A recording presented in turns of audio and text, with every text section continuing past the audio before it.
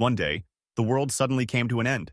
A pandemic, war, economic decline, and food shortages had signaled impending doom. However, it wasn't humanity that delivered the final blow. It was the arrival of monsters, game-like entities that shattered civilization. What followed was predictable. Just like in novels, metahumans, individuals with supernatural abilities, emerged and system windows began appearing before people's eyes. But there was a stark difference between fiction and reality. The supernatural beings weren't powerful enough to stop the apocalypse. 3 days later, in the ruins of a once thriving city, an apartment building stood amidst the debris.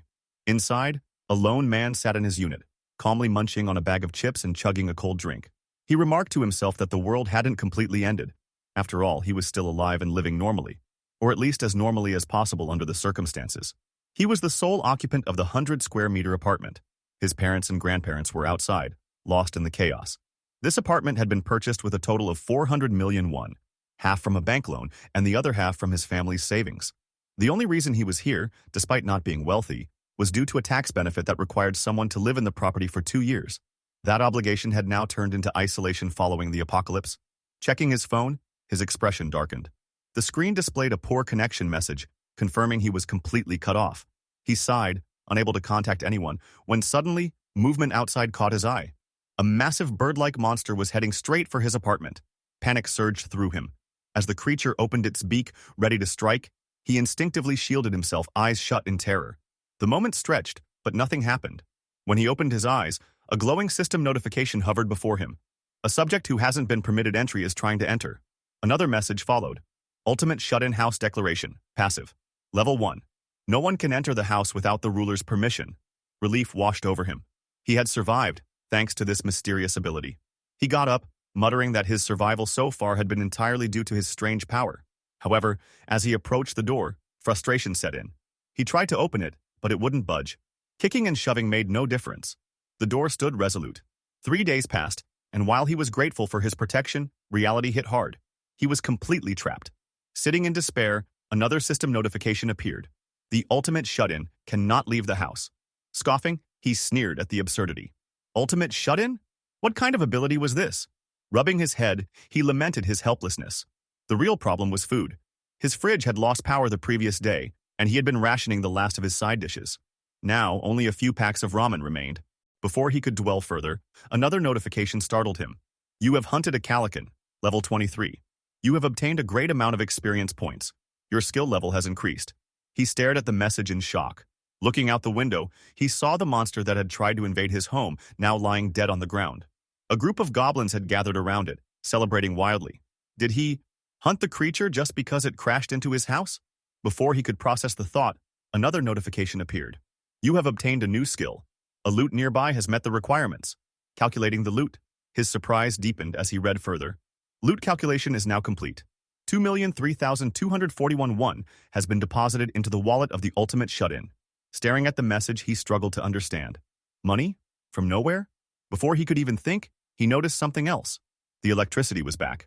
Another notification explained. Ultimate shut-in house declaration. Passive. Level 3. No one can enter the house without the ruler's permission. Dignity preservation. Passive. Level 1. In order to preserve your dignity, half of your house's functions will be restored. His eyes widened in realization. The money in his wallet had triggered the house's partial restoration. Excitement surged through him. Rushing to his fridge, he confirmed it was running again. Turning on the faucet, water flowed freely. Checking his induction stove, he found it working as if the world hadn't ended. Joy turned to greed as he reached for his phone, wondering if the connection had been restored. However, the screen still displayed the same poor connection message. Frustrated, he scratched his head, cursing the one thing that refused to work. Then, something caught his eye. A USB drive lay on the table. Moving quickly, he plugged it into his computer. Photos began appearing on the screen. His childhood, his parents, his family. A picture of his mother cradling him as a newborn. Another of her holding his tiny hand as he walked to school. A snapshot of his father and mother standing proudly beside him. His most recent birthday where they had all been together. His chest tightened. Determination burned in his eyes. He had to bring his family here, no matter what. Rising from his seat, he walked toward the balcony, reaffirming his resolve. At that moment, a final notification popped up. Store level 1. You can buy items listed in the store at original prices. Blinking, he saw another prompt. You have 2,001,001 in your wallet. Would you like to list your first item? Staring at the message, he could only wonder. Just what kind of power had he awakened? The system notification appeared before the main character, informing him that store level 1 had been unlocked. He could now purchase listed items at their original prices. Curious, he placed a hand on his chin, wondering what this store was. Without hesitation, he clicked on the system notifications store icon. Immediately, the system displayed his wallet, showing an astronomical balance of 2,002,003,241. A prompt appeared, instructing him to list his first item with the option clearly presented. He walked over to his balcony window and attempted to leave the room. However, a chime from the system interrupted him, coldly stating that the ultimate shut-in could not leave the house. He sighed, realizing that, as expected, his skill level had increased slightly, yet he remained trapped. One thing was certain: hunting monsters would raise his level, granting him new skills. With each level up, he stood a chance of acquiring an ability that might allow him to escape. But the real question lingered. How could he kill monsters while being confined indoors? Recalling the previous incident where a monster had charged at his house and died upon impact, he acknowledged that such luck wouldn't strike twice. However, an idea sparked in his mind. Perhaps he could target goblins. Without delay, he moved to his fridge, retrieved a water bottle, and without aiming, hurled it outside. The bottle soared swiftly through the air. As he had suspected, it worked. Items could be thrown out of the house. Encouraged, he decided to test something heavier. He reached for a dumbbell but grew frustrated. Meanwhile, outside, the goblins had finished eating the remains of a monster and were preparing to leave. Cursing under his breath, he realized this was his only chance. Raising his right arm, he propelled a dumbbell with all his strength. The weight hurtled toward the goblins but missed, striking a bird monster's corpse instead. The goblins immediately turned, now on high alert. Seeing their reaction, he knew he was in trouble. Glancing around his room, he realized he had only one dumbbell left. Folding his hands, he contemplated his next move. He lacked any objects heavy enough to eliminate the goblins and wasn't strong enough to throw large appliances like TVs or computers. Suddenly, a loud guttural noise echoed. The goblins, furious, glared at his building. Their leader barked an unintelligible command, pointing in his direction menacingly. His heart pounded as fear gripped him. His body reacted before his mind did. He had wet himself. The goblins roared in unison, charging toward the building. But then, a realization dawned on him. This situation wasn't as bad as it seemed. At this distance, he still had a chance. Acting quickly, he opened the store window in the system. His balance remained untouched, and the list item option was still available. Without hesitation, he selected the dumbbell for listing. The system promptly scanned the object, confirming its status as a classic non-slip 3-kilogram dumbbell, priced at $16,991, the exact amount he had originally paid for it online. Seeing this, he deduced that the system's market prices mirrored those from before the world had ended. Then, an idea struck him. He could buy the dumbbell back. Selecting the purchase option, he confirmed his choice. Instantly, light shimmered, and two identical dumbbells materialized before him. A triumphant grin spread across his face. It had worked exactly as he had hoped. Without wasting time, he hurled one of the dumbbells out of the window. It plummeted and struck a goblin square on the head. Blood splattered upon impact. A system notification appeared, confirming that he had slain a level 7 goblin, earning experience points and a deposit of 3,345 into his shut-in wallet. Clenching his fist, he savored the victory. But the second dumbbell missed its mark. The goblins dodged, and he cursed in frustration. Thinking quickly, he purchased 3 more dumbbells. As they materialized, he grabbed them all, launching each one at the remaining goblins. Another goblin fell, and the system rewarded him with more experience points and currency. Then, another notification appeared. His skill level had increased. He had acquired a new skill. Storage level 1, an alternate dimension for storing items. Excitement surged through him. He ordered the system to open storage. Picking up a dumbbell, he confirmed its placement within the alternate dimension. The system acknowledged the action, presenting an option to summon items. He tested it, and in a flash of light, the dumbbell reappeared in his grasp. Realization dawned on him. He could summon items at will. A sinister smirk curled on his lips. With a single command, the storage interface opened once more. Concentrating, he summoned an overwhelming number of dumbbells, each glowing with ethereal energy. The objects materialized above the goblins before plummeting like meteors. A massive crash echoed through the streets as the weight of his attack crushed every last goblin beneath a relentless storm of dumbbells. The system chimed, confirming the extermination of all targets. The system window displayed a message. 54,661 won had been deposited into the ultimate shut-in wallet. Another system notification appeared, asking if the main character would like to list additional items, accompanied by a list item icon. His eyes sparkled with joy. Overwhelmed with happiness, he confirmed, yes, he had listed 10 items when the shop first opened. Various items were displayed in the store: a dumbbell, ramen, water, rice, eggs, milk, seaweed, canola oil, and a half-used bottle of tomato ketchup. Each item had its designated price beside it. He proudly stated, "I sold the dumbbell I used to defeat the goblins, along with various groceries and daily necessities." Suddenly, he noticed something odd in his ultimate shut-in wallet. He had lost one. Confused, he questioned whether the dignity preservation function required money to maintain. Then, realization struck. Electricity, gas, and water bills? His eyes darted toward the fridge. "This is troublesome," he muttered. Frustration built up as he cursed, "Damn those goblin bastards!" After he had eliminated them with dumbbells, they abandoned their home. Since then, he had only managed to kill 2 more. He gritted his teeth, finding prey was getting harder. He scanned the surroundings from his window. The corpse of the monster Killian had almost entirely disappeared, leaving only the head. "There isn't a single creature here," he sighed. He needed another way to hunt. Gazing at the sky, he wished for a dumb calican to fly by. Just as the thought crossed his mind, his eyes widened. Another calican appeared. Excited, he bolted inside. "The gods haven't abandoned me yet," he declared. Rushing to set up a trap, he tied a hand mirror to a drying rack, placing it on the balcony to reflect sunlight. The light caught the calican's attention, luring it in. The bird monster lunged toward him, but the ultimate shut-in system kept it at bay. It flapped furiously, trying to break through the invisible barrier. Watching its futile attempts, he smirked. "It's a done deal. I'll definitely level up if I kill this thing." Suddenly, the calican flapped its wings with immense force, generating a gust of wind. Shielding himself, he closed his eyes. When he opened one cautiously, the bird had vanished. His heart pounded. Then, he spotted it, perched just above his flat, ready to strike. Sweat trickled down his temple as the calican pecked at the blue shield protecting his apartment. System notifications flooded the screen. An unauthorized entity was attempting to enter. Panic set in. Is that thing really about to break through? He had to act fast. Opening the system store, he reviewed his listed items. The loot calculation only worked if the corpse remained nearby. He recalled how some goblins had taken fallen allies away, preventing loot registration. His eyes flickered toward an item in the store. Canola oil. His mind raced. Could this work? Without hesitation, he purchased 10 bottles. Instantly, they materialized before him. Grabbing them, he rushed to the kitchen, poured the oil into a pot, and set it to heat. He wrapped a stick with paper, secured it with tape, and dipped it into the hot oil. Then, an idea struck. He listed the boiling oil in the store. A system notification confirmed. Boiling hot canola oil has been listed. Lighting the makeshift torch, he approached the balcony. The calican still loomed above. Taking a deep breath, he summoned the boiling oil directly above the monster. A cascade of scalding liquid drenched the bird. It screeched in agony. Without wasting a second, he thrust the burning torch at it. Flames erupted. The calican writhed, plummeting to the ground. Watching from above, he grimaced at its agonizing cries. Moments later, its body stilled. A system notification appeared. You have successfully defeated a level 27 calican. Massive XP gained.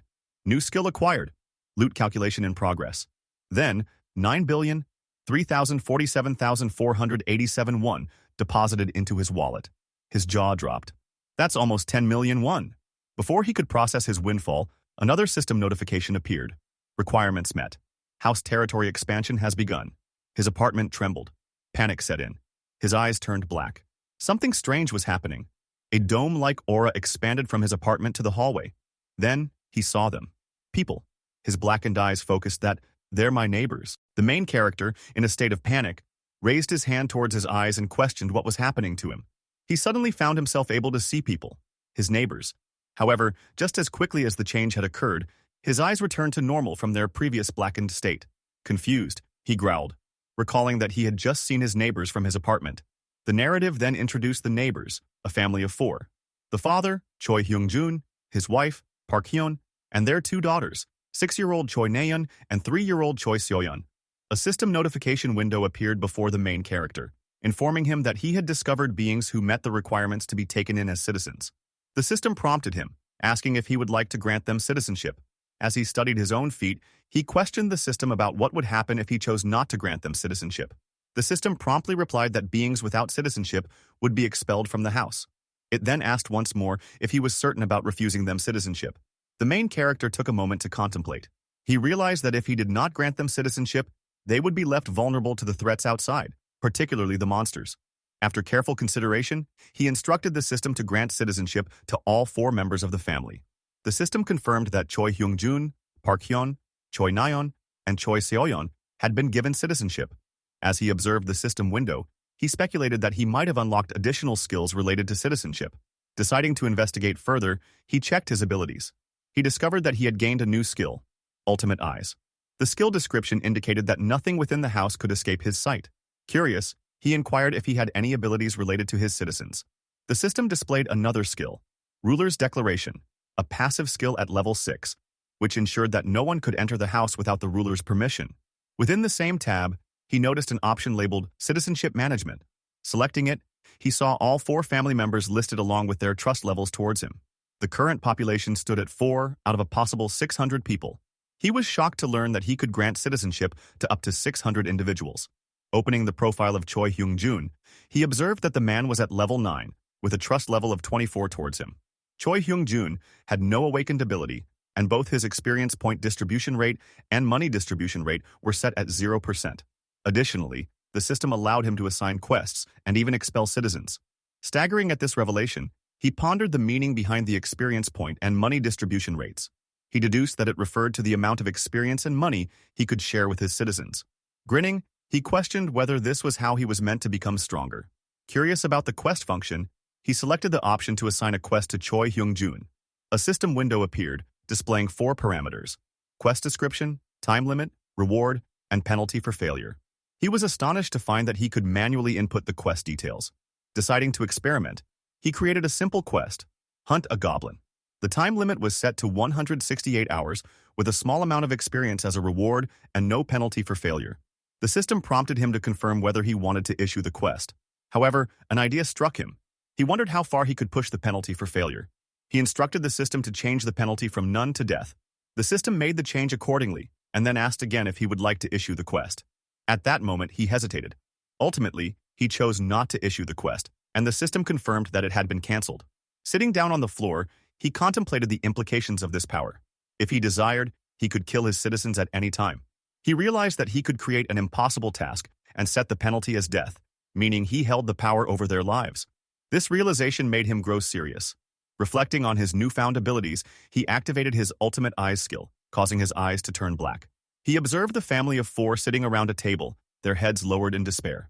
The wife, Park Hyun, looked at her husband, Choi Hyung-jun, and asked what they should do next. Choi Hyung-jun, deeply troubled, placed his hand on his head and stated that he had no choice but to leave the house to find water. He instructed his wife to stay with the children and wait for his return. She protested, saying it was too dangerous. He acknowledged the risk but insisted they had no other option. She then questioned whether any place would still have water. Choi Hyung-jun, looking down, mentioned that he planned to check a nearby convenience store, reasoning that a store of its size might still have supplies. At that moment, their daughter, Nayeon, voiced her thirst. Park Hyun tried to console her, while Choi Hyung-jun, steeling himself, placed his hand over his wife's and reassured her. He asked if she trusted him, promising to return with something. Though unwilling to let him go, she knew she had no choice. Meanwhile, the main character deactivated his Ultimate Eyes and realized that the family's situation was far worse than he had initially thought. They had no water. He accessed the system store and examined his item list, wishing there was a way to store more supplies. He then opened his skill window and observed 3 skills under Ultimate Shut-In: Store, Dignity Preservation, and Storage. Each required 3 points to level up. Excited, he clenched his fists as the system asked if he would like to upgrade the Ultimate Shut-In Storage skill. He agreed, and a bright blue light shimmered from the system window. The store was now at level 2, increasing the number of items that could be listed by 20 and applying a 10% discount on all items. Contemplating further, he decided to invest his remaining 2 points into Store and Dignity Preservation. With Store now at level 3, he gained the ability to restore old items to their original condition. Pleased with this function, he felt that increasing the store's level had been worthwhile. Opening the store again, the system displayed that items could now be purchased at their original price. Without hesitation, he bought water and Jeju tangerines. Determined, he resolved to enhance his other skills as well. The system prompted him about upgrading the Dignity Preservation skill, and he agreed. He realized that by providing electricity and water to his neighbors, he could request many things in return. The system notified him that Dignity Preservation was now at level 2, unlocking the ability to register vassals. Perplexed, he asked aloud what a vassal was. Meanwhile, Choi Hyung-jun prepared to leave the house in search of food and water. His wife clung to their 2 daughters, her eyes filled with worry. He reassured her that he would return soon and asked them to protect the house in his absence. His daughter, Nayeon, tearfully questioned if he was truly going outside, fearing the monsters. A flashback revealed a past moment when the two sisters had been playing before a horde of goblins appeared, forcing them and their parents to flee. As their mother consoled them, Choi Hyung-jun thought to himself that this could very well be the last time he saw his family. However, before he could leave, someone knocked on the apartment door. The family tensed. Choi Hyung-jun, gripping a golf stick, prepared to defend them. A voice called out, asking for the door to be opened. Silence followed, and then the voice repeated its plea. Choi Hyung-jun hesitated, wondering if it was a human or a monster. The door opened, and light flooded into the dim room. Shielding his family, he shouted for the intruder not to harm them. But the voice that responded was calm. "Excuse me?" Turning slightly, with suspicion, he asked for the stranger's identity. The main character finally introduced himself. "I am Kim Jae-hyun. I live next door." He continued speaking, mentioning that he had brought some water and tangerines, and asked if they could talk for a little while after they had eaten and drunk. Choi Hyung-jun looked at him in surprise. Overwhelmed, he stood up upon seeing his family. Turning towards the main character, he bowed respectfully and expressed his gratitude for the water and food. He stated that he had no reason to refuse such kindness, and considered the possibility that this person might be able to help them. Leading the way into his house, Choi Hyung-jun invited the main character inside. Inside, the two sisters observed the main character with suspicion, causing him to feel uneasy. He wondered if he had shocked them too much. Noticing the blackout curtains in the room, he thought to himself that it was a wise decision by the family, as it significantly reduced the chances of being attacked by monsters. Taking a slice of tangerine, he placed it in his mouth while contemplating. As he glanced towards the dark room, he decided that they needed some light. Issuing a simple order, a blue light appeared in his pupil, illuminating the previously dark room. Choi Hyung-jun, shocked, exclaimed that the lights had returned. The main character instructed Choi Hyung-jun to first give his children some water. Choi Hyung-jun accepted the water bottle with gratitude, thanking him. Calling out to his daughters, Nayeon and Seoyeon, he handed them each a bottle of water. As the sisters drank, they suddenly choked. Their mother, Park Hee-won, immediately turned to one of them and asked if she was all right. Observing the daughters, the main character suddenly asked them if they liked tangerines. Offering one to the younger sister, she accepted it and thanked him. Park Hee-won told her daughter, Seoyeon, to wait as she would peel it for her. Park Hee-won fed a slice directly into her mouth. The moment she tasted it, her eyes glittered with happiness as she savored the fruit. Her mother asked if she liked it, to which she eagerly responded with a yes. Seeing this, the older sister chimed in, expressing her desire to have some as well. Their mother then fed Nayeon a slice, and she too was delighted by the taste. A system notification appeared before the main character, indicating that the family's trust had increased. Citizen Choi Seoyeon's trust had reached 50, unlocking loyalty. Choi Nayeon's loyalty had surpassed 30, fulfilling the requirements to be registered as a vassal. A system window then displayed Choi Nayeon's profile, showing that she was level 2 with a trust level of 57, no awakened ability, and both experience and money distribution rates at 0%. Two options were provided: give quest and expel. The main character questioned whether she had truly met the criteria to be registered as a vassal, but he thought she was too young. Unlike citizens, he could only register 10 vassals, and he needed them to be at least at Choi Hyung-jun's level to effectively carry out orders. Looking at Choi Hyung-jun, a description appeared above him, revealing that his trust level was 31 and his level was 9. The main character realized that he needed to increase Choi Hyung-jun's trust further. At that moment, Choi Hyung-jun called out to the main character, who immediately became alert and asked what was wrong. Choi Hyung-jun expressed his gratitude, stating that he did not know how to repay such kindness. The main character suggested that they talk in the corridor. Choi Hyung-jun hesitated for a moment before agreeing. The scene shifted to the corridor, where the two engaged in conversation. The main character asked if Choi Hyung-jun had received the citizenship he had granted him. Surprised, Choi Hyung-jun responded with a question, asking if the notification window he had seen was related. He mentioned that his entire family had received it about 30 minutes ago. The main character inquired whether anything unusual had happened during that time. Choi Hyung-jun recalled that they had been unable to move their bodies for a short while. The main character remembered that individuals would be temporarily frozen until they fully received their citizenship. With a serious expression, the main character assured Choi Hyung-jun that he would help him return to the life he had before everything changed. Shocked by this statement, Choi Hyung-jun listened as the main character continued, promising that he could ensure monsters would not invade their home. Still sweating and bewildered, Choi Hyung-jun asked if such a thing was truly possible. The main character confidently confirmed that it was. Closing his eyes in thought, Choi Hyung-jun reopened them and acknowledged that such help would not be free. He asked what he needed to do in return. The main character warned that it could cost him his life and asked if he was still willing to proceed. A heavy silence followed as Choi Hyung-jun contemplated the risk. However, with determination in his eyes, he clenched his fists and declared that he would do it.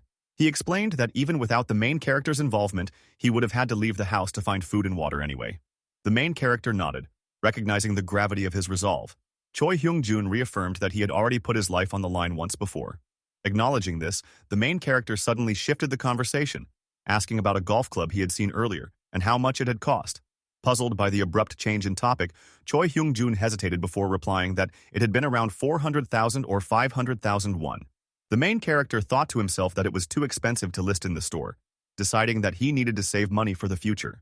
Confused, Choi Hyung-jun asked why the main character had suddenly brought up the golf club. The main character casually waved his hand and dismissed the question, suggesting they set that aside for the moment. He then inquired if Choi Hyung-jun remembered the day the monsters appeared. Choi Hyung-jun confirmed that it had happened on a weekend. Recalling the goblin attack on his family, he described the experience as truly horrifying. Placing a hand on his chin, the main character noted that those who had stayed home that day seemed to have survived. He reflected that, although a single goblin was not particularly strong and had a lower level than an adult male, their real danger came from always moving in groups. However, he considered that humans had the same advantage when united. Realizing that he needed to grow his army quickly, the main character addressed Choi Hyung-jun. When Choi Hyung-jun responded, asking what was the matter, the main character declared that from then on, he wanted him to help search for survivors together. The scene shifted to the exterior of the main character's building, where the sun was setting. Inside, he lay on his couch when a system window appeared, notifying him that Choi Hyung-jun's trust had increased. He observed the system window and noted that the trust level had risen again. Within the system management interface, the trust levels of all 4 family members were displayed. As he gazed at the window, he reminisced, contemplating the possibility of eventually reuniting with his family members by gradually bringing people in. With a solemn expression, he questioned the situation, his eyes filled with sadness. At that moment, a loud scream echoed through the air, startling him. He quickly moved to his balcony to investigate. What he saw below left him both shocked and surprised. People were engaged in battle with goblins. Assessing the situation, he considered the difficulty of assisting those on the ground. The focus then shifted to the battle below, where the goblins roared ferociously. One individual wielding a baseball hurled it with immense force at a goblin, sending it flying backward. The impact was so severe that the goblin's head burst, causing blood to splatter. Observing from his balcony, the main character muttered in disbelief. Meanwhile, an archer down below skillfully fired 2 arrows simultaneously, taking down 2 goblins at once. Another man, standing on higher ground, leaped down and crushed a goblin's head with his baseball bat. Witnessing their kind being slain, the remaining goblins panicked and fled for their lives. The victorious group stood over the corpses of the goblins. At that moment, the female archer sensed something unusual and turned to identify the source. Instinctively, she drew her bow and aimed in the direction of the disturbance. However, to her surprise, what she found was merely a packet of ramen. Looking up, she noticed the main character waving from the rooftop. He continued waving vigorously in an attempt to get their attention. The archer, perplexed, wondered what he was trying to do. Frustrated, he called out to them, flailing both arms. Just then, a knock came at his door. Choi Hyung-jun had arrived. Upon realizing who it was, the main character looked through the peephole and saw Choi Hyung-jun standing outside, holding a box. He opened the door and invited him in. But as Choi Hyung-jun attempted to step inside, a blue shield blocked his entry. A system notification appeared, indicating that Choi Hyung-jun was unqualified to enter. Confused, Choi Hyung-jun read the notification aloud, questioning its meaning. The main character, looking at the system window, realized the issue. Reflecting on the situation, he speculated whether no one could enter his home unless registered as his vassal. Choi Hyung-jun then handed the box to the main character, explaining that he had brought all items that could be used as weapons. Expressing gratitude, the main character opened the box to find knives and a toolkit inside. He then commanded the system to open the store, purchasing 5 bottles of water and 5 packets of ramen. Suddenly, the purchased items materialized out of nowhere. Choi Hyung-jun, witnessing this, was taken aback. The main character placed the supplies into the box and handed it back to Choi Hyung-jun, requesting that he take them to the first floor and leave them at the entrance. Choi Hyung-jun hesitated, questioning the safety of such a task. The main character reassured him, explaining that goblins were only active in broad daylight. He then contemplated the necessity of recruiting the people who had been fighting the goblins. In his mind, he envisioned himself possessing ample food, while others bowed before him in desperation. He believed that once people realized he had food, they would have no choice but to seek him out. Returning to reality, he informed Choi Hyung-jun that he had a plan, urging him to proceed. Choi Hyung-jun, still uncertain, asked if he should simply leave the supplies and return. The main character nodded affirmatively. With a bow, Choi Hyung-jun agreed and departed. As Choi Hyung-jun left, the main character considered repaying him for his efforts. He accessed the system window and created a quest specifically for Choi Hyung-jun. The quest required him to deliver the supplies to the first floor within 24 hours, with a reward of a small amount of experience points and no penalty for failure. Seeing the quest, Choi Hyung-jun was slightly surprised. The main character explained that completing the quest would grant experience points. Choi Hyung-jun, intrigued, likened it to leveling up in a game. The main character confirmed his assumption, informing him that he was currently at level 9 and would receive valuable rewards upon leveling up. Encouraged, Choi Hyung-jun determinedly agreed to the task. Approaching the stairwell, Choi Hyung-jun glanced at the sign and began descending. He traveled from the 20th floor down to the first, eventually emerging from the building while panting heavily. Reassuring himself, he placed the box down but soon noticed shadowy figures approaching. Startled, he feared they were goblins and decided he needed to escape. However, as he turned to flee, he slipped, falling alongside the box of supplies. Wincing in pain, tears welled in his eyes. He urged his body to move, pleading with himself to get up. As the shadows loomed closer, he instinctively shielded himself with his arms. Just then, a voice called out, asking if he was all right. To his surprise, the approaching figures were not goblins, but the same people who had been fighting them earlier. The scene shifted to the main character. A system window appeared, displaying a message indicating that a subject without permitted entry was attempting to enter. The main character looked at the system window in confusion, questioning what was happening. He pondered whether it could be the people he had seen outside, engaged in battle. Activating his ultimate skill, he summoned his ultimate eyes ability. A black aura surrounded him, and his eyes turned dark. Determined to understand the situation, he used his ability to observe what was happening. Through his ultimate eyes, he saw Choi Hyung-jun among the people fighting against the goblins. Meanwhile, a female archer informed one of her companions that the apartment building before them was the one from which someone had thrown a ramen packet. A man dressed in black questioned whether this meant the building contained food. Another man, clad in a tracksuit, affirmed the possibility, pointing out that their rations were running low. The scene shifted back to the main character, who dispelled his ultimate eyes ability. He realized that these were the same people he had previously seen battling the goblins. At that moment, another system notification appeared before him, stating that individuals meeting the requirements for citizenship were approaching. It inquired whether he would like to propose citizenship to them. Contemplating the prompt, the main character recalled that in expanding his territory, he had the ability to forcefully grant citizenship to those within it, but outsiders were given a choice. He scratched his head, considering that if they had a choice, they could also reject his offer. Frustrated, he wondered what his next course of action should be. Just then, a knock sounded at his door. The main character turned to his video doorbell, which revealed someone ringing it. Muttering that he should check, he approached the doorbell monitor and saw that the visitor was none other than Choi Hyung-jun. Pressing the button to speak, the main character waited as Choi Hyung-jun greeted him from the other side, asking if he was there. The main character responded, acknowledging his presence and asking him to wait a moment. Another system window appeared, notifying him that citizen Choi Hyung-jun was in the middle of a quest. It asked whether he would like to modify the quest. The main character affirmed, and the system granted him the ability to edit the quest parameters. He altered the quest to require treating 6 guests to a meal. The system window updated, reflecting the changes. Observing Choi Hyung-jun reading the modified quest through the video doorbell, the main character confirmed that it was a new quest. He then instructed Choi Hyung-jun to inform the newcomers that they would receive food first. Choi Hyung-jun agreed and turned toward the group, explaining that they would be offered a meal. Since the main character's territorial expansion had reached the corridor, the newcomers could not yet enter. After relaying the situation, Choi Hyung-jun reassured the main character via the video doorbell that they would proceed accordingly. Pleased, the main character thanked him.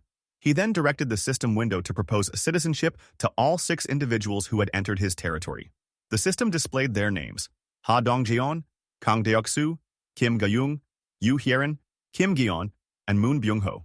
With citizenship granted, the 6 individuals were now permitted entry.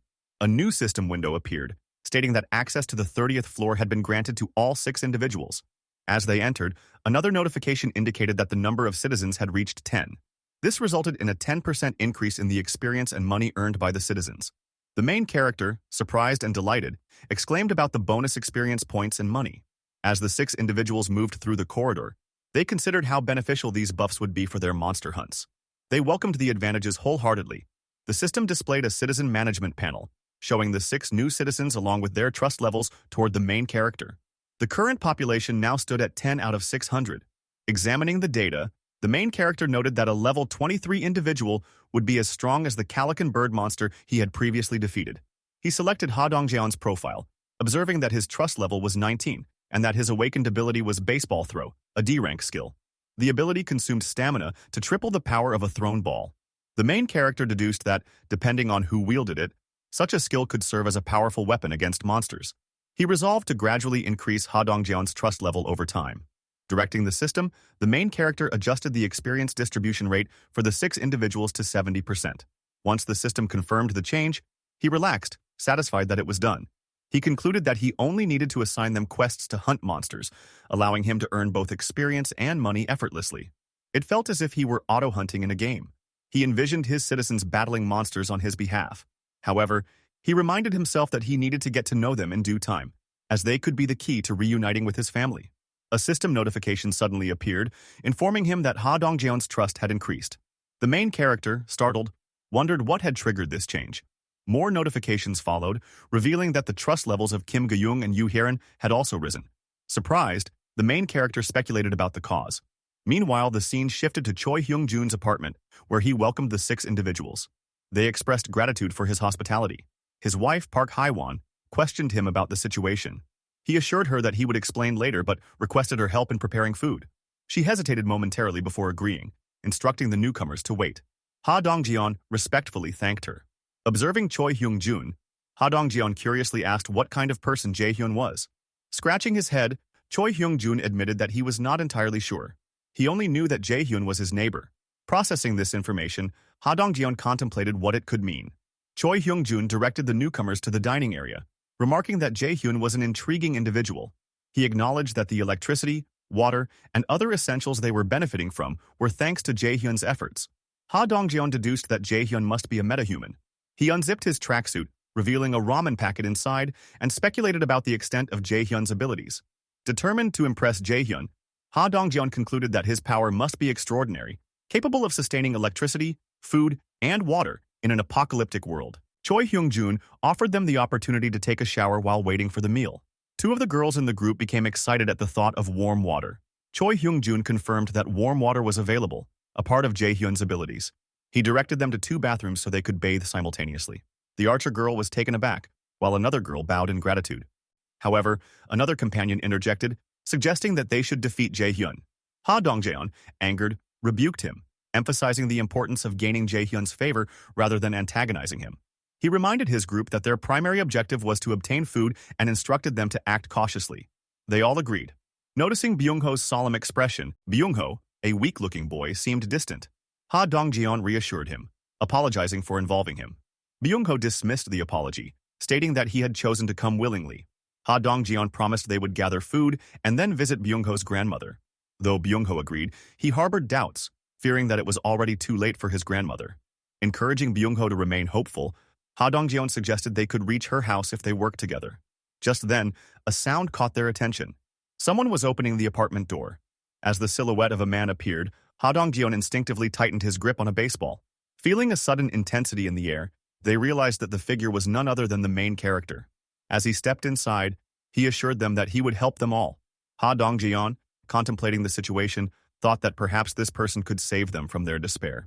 The group of 6 sat at the dining table with the main character, Jae-hyun. Park Hae-won, the wife of Choi Hyung-jun, apologized, mentioning that the space was a bit cramped. However, Dongjeon reassured her that it was fine since they had arrived unannounced. Just then, Choi Hyung-jun emerged from the back, carrying several bowls of rice. With a warm smile, he announced that the food was ready. He began serving bowls of rice to everyone, and as they received their portions, their reactions varied. Some were shocked, while others were delighted. Park Hae-won hesitantly admitted that she wasn't sure if the meal would suit their taste. The dishes were laid out before them: eggs, vegetables, egg rolls, and rice. Yu Hyeon, the archer, picked up a piece of egg roll and took a bite. The moment she tasted it, she let out a delighted exclamation, declaring it to be absolutely amazing. Park Hae-won credited Jae-hyun for the ingredients, explaining that without them, she would have only been able to serve rice and tangerines. A system window appeared before Jae-hyun, displaying Park Hae-won's trust level at 50 and her current level at 5. He found it surprising that her trust had reached 50 even before Choi Hyung-jun's. As everyone at the table prepared to eat, they expressed their gratitude for the meal.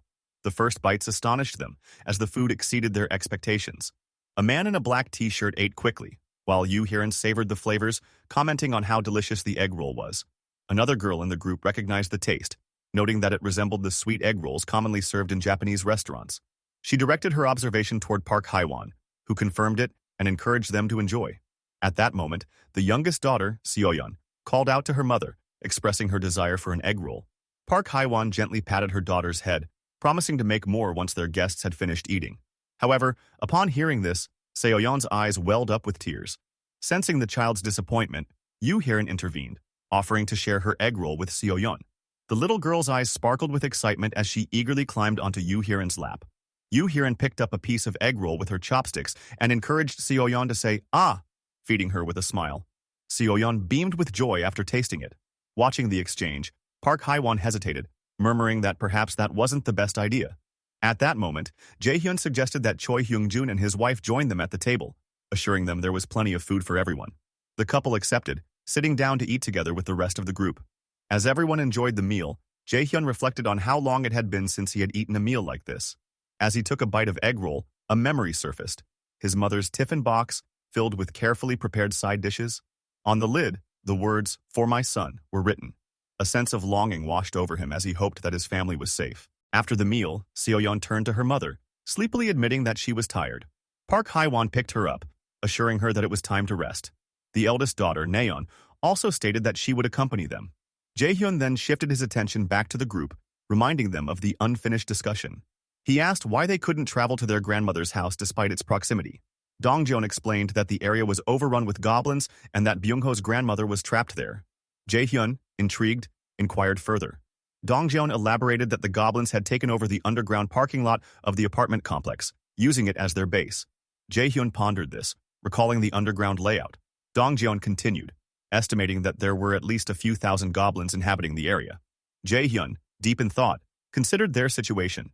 The apartment's ultimate shutting ability only worked up to the 30th floor, meaning the goblins could infiltrate via the underground parking lot.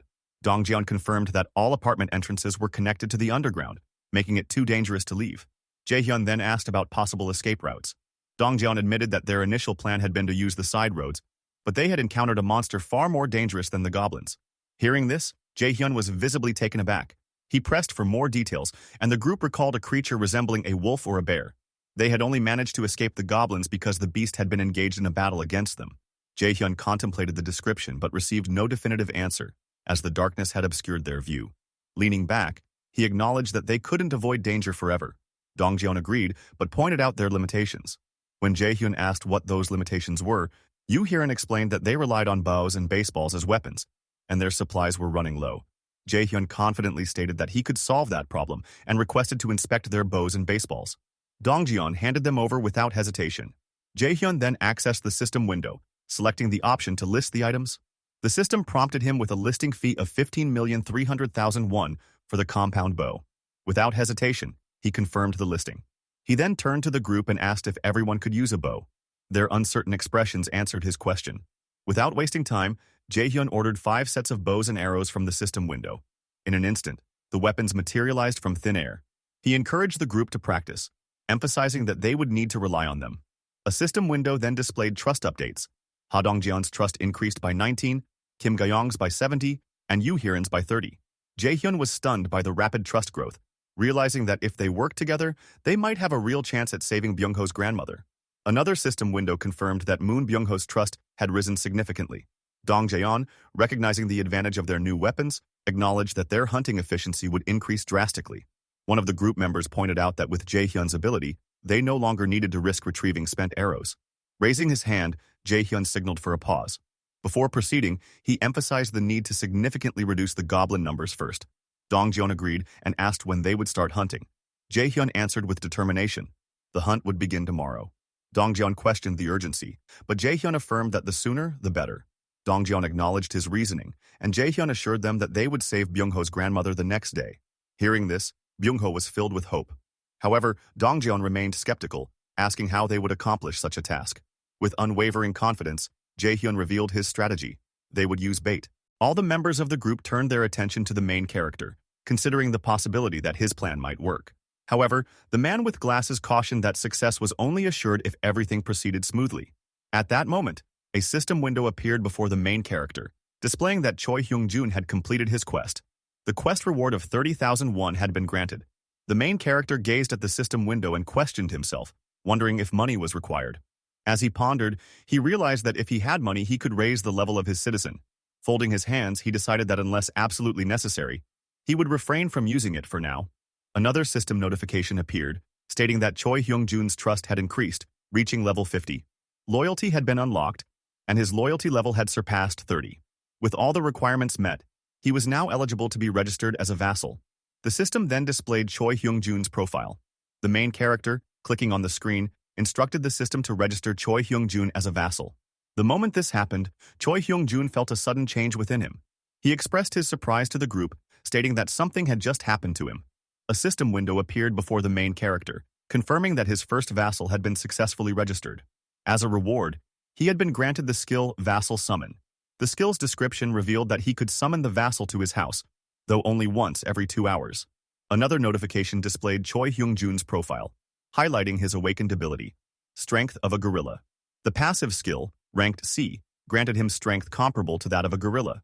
A subsequent notification indicated that the first vassal's experience points and gold earnings from hunting would be doubled. Additionally, the Ultimate Eye skill enabled the main character to summon his vassal within 5 meters of his house. Noticing a plus button on the system window, the main character clicked it. A notification popped up, asking if he wanted to spend 1 million won to increase his vassal's level. Stunned by the astronomical figure, he trembled in shock. Park Haewon, noticing his reaction, asked if something was wrong. The main character quickly dismissed her concern, saying it was nothing. Turning to Choi Hyung-jun, he inquired about how he felt. Choi Hyung-jun, overwhelmed with newfound strength, confirmed that his power was surging and asked if the main character was responsible for this transformation. The main character affirmed it. Choi Hyung-jun marveled at his rejuvenation, stating that he felt 10 years younger. As he observed his growing strength, the main character smiled slightly and handed him a bow, requesting that he join the mission. Choi Hyung-jun, taken aback, hesitated before responding, "Pardon?" The main character considered that citizens gained an additional 10% experience, whereas vassals received twice the amount. The experience points Choi Hyung-jun would earn would be staggering. Holding the bow, Choi Hyung-jun expressed sadness, but ultimately accepted the mission, stating he would do it. The main character, giving him an encouraging smile, assured him, "I'll be counting on you." The party then arrived on the first floor to begin their mission. A man in a black t-shirt questioned Dongjeon about the necessity of checking the first floor, pointing out the broken windows and general disrepair. Dongjeon insisted that they check regardless, reminding him of the main character's orders. As a rescue team, their goal was to save any survivors in the building and transport them to the 30th floor. Dongjeon reflected that the core of the mission was to lure large numbers of goblins into the apartment building and eliminate them. Addressing the party, he emphasized the need to find as many survivors as possible. The black t-shirt wearing man acknowledged the plan, and Dongjeon gave the signal to begin their search from Unit 101, warning everyone to stay alert. Upon entering Unit 101, the team grew serious as they were met with a horrifying sight. Dead bodies scattered across the room. Dongjeon clenched his teeth and swiftly instructed the party to leave. They proceeded to another unit, only to find more corpses. Resting his hand on his forehead in frustration, Dongjeon lamented that there was nothing on the first floor and ordered the team to proceed to the second floor. Ascending the stairs, they encountered another gruesome scene, bloodied corpses lining the hallway. The sight made them hesitate, but Dongjeon quickly urged them to move on to the third floor. To their surprise, the third floor corridor was clean. Dongjeon began banging on an apartment door, calling out for any survivors. Yu Hiram and the others followed suit, knocking on doors and asking if anyone was inside, but no one responded. The realization that everyone might already be dead left them disheartened. Gritting his teeth, Dongjeon led them to the fourth floor. On the fourth floor, the team repeated their calls for survivors. This time, a shabby-looking man cautiously opened his door, suspiciously asking if they were really a rescue team. Dongjeon confirmed it. The man, clearly dehydrated, requested water. Dongjeon searched his bag and handed him a bottle. Slightly opening the door further, the man was still in disbelief that a rescue team had actually come. Dongjeon explained that they were fellow residents of the apartment, now working to rescue survivors. He assured the man that a safer place awaited him and urged him to come along. Shocked, the man hesitated before abruptly shutting the door in Dongjeon's face. However, moments later, he reopened it and welcomed them inside. Introducing himself as Hong Jung-soo, he apologized for his paranoia and extended his hand for a handshake. Dongjeon shook his hand and introduced himself in return, expressing his hope that they could get along. Turning to Gayung and Hiran, Dong Jian instructed them to escort the rescued survivors to the 30th floor and return. They acknowledged his command. Hong Jung-soo, surprised, questioned whether they weren't leaving the apartment entirely. Just then, his son appeared, exclaiming that he had faith in being rescued and suggesting that a helicopter was likely waiting for them. Yu Hyerin clarified that there was no helicopter, but going up would provide them with a warm meal and a shower. At the mention of a shower, Hong Jung-soo's daughter excitedly emerged, eager at the prospect. Behind her, Hong Jung-soo's face fell into disappointment, seemingly regretting their situation. Yu Hyerin reassured her that a warm shower awaited. Overcome with joy, Hong Jung-soo's daughter rushed to the team, urging her father to stop hesitating and move quickly. Hong Jung-soo, now convinced, conceded, expressing disbelief that they were truly safe. At that moment, a system notification appeared before the main character, indicating that the number of citizens had reached 40. Consequently, the experience points and gold earnings from his citizens had increased by 90%. The main character stared at the system window, processing everything that had happened. He now had 40 citizens. Thinking through his next steps, he decided that the children and the elderly would stay at Choi Hung-jun's house first. The scene shifted to show many elderly and children gathered inside the house. Continuing his thoughts, he determined that the rest of the people would live in the corridors. Just then, Dong Yeon approached him and reported that there were exactly 40 people. They were all they could find. The main character questioned Dong Yeon, asking if that was truly everyone. Dong Yeon confirmed, stating that they had searched thoroughly from the first floor to the 29th floor. It seemed that quite a few people had never left their homes from the start. The main character acknowledged Dong Yeon's efforts and praised him for his great work. Closing his eyes, he reflected on the situation. Choi Hyung-jun's house was nearly full, and for now, that would be enough. After a brief moment, he activated his ultimate eyes. His eyes turned black, and a dark mist formed around him. Through this ability, he observed Byung-ho carrying chairs, Choi Hyung-jun, and the man with glasses working on the wiring, and Yu Hyerin and Byung-ho handling wires. He then deactivated his skill and turned to Dong Yeon, stating that they would now proceed to the second stage of the Goblin Hunt mission. The scene shifted to Dong Yeon, who gathered everyone's attention as he began his briefing. He explained their mission, to lure out the goblins hiding underground. The group would split into two teams. The first team would draw out the goblins on the first basement level and eliminate them, then move on to the second basement level to finish off the rest. The man with glasses voiced his concerns, questioning what they would do if there were far more goblins than expected. Would they risk being trapped and isolated on the first floor? He also pointed out the dangers of transporting the goblin corpses. Before he could continue, Yu Hyerin confidently declared that she would kill all of them by herself.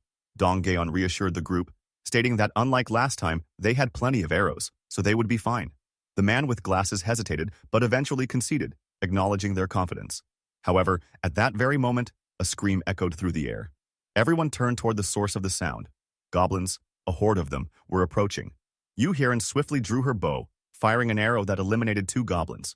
The remaining one was struck down by the man in the black t-shirt, who swung his baseball bat with deadly precision, finishing off the goblin. With the immediate threat neutralized, the man with glasses turned to the black t-shirt wearing man and questioned why he had brought a bow if he intended to use a bat. The man suddenly realized his contradiction, responding with an embarrassed, "Oh, that's right." Before the conversation could continue, Yu Hyerin pointed toward the goblin corpses, exclaiming that they were disappearing.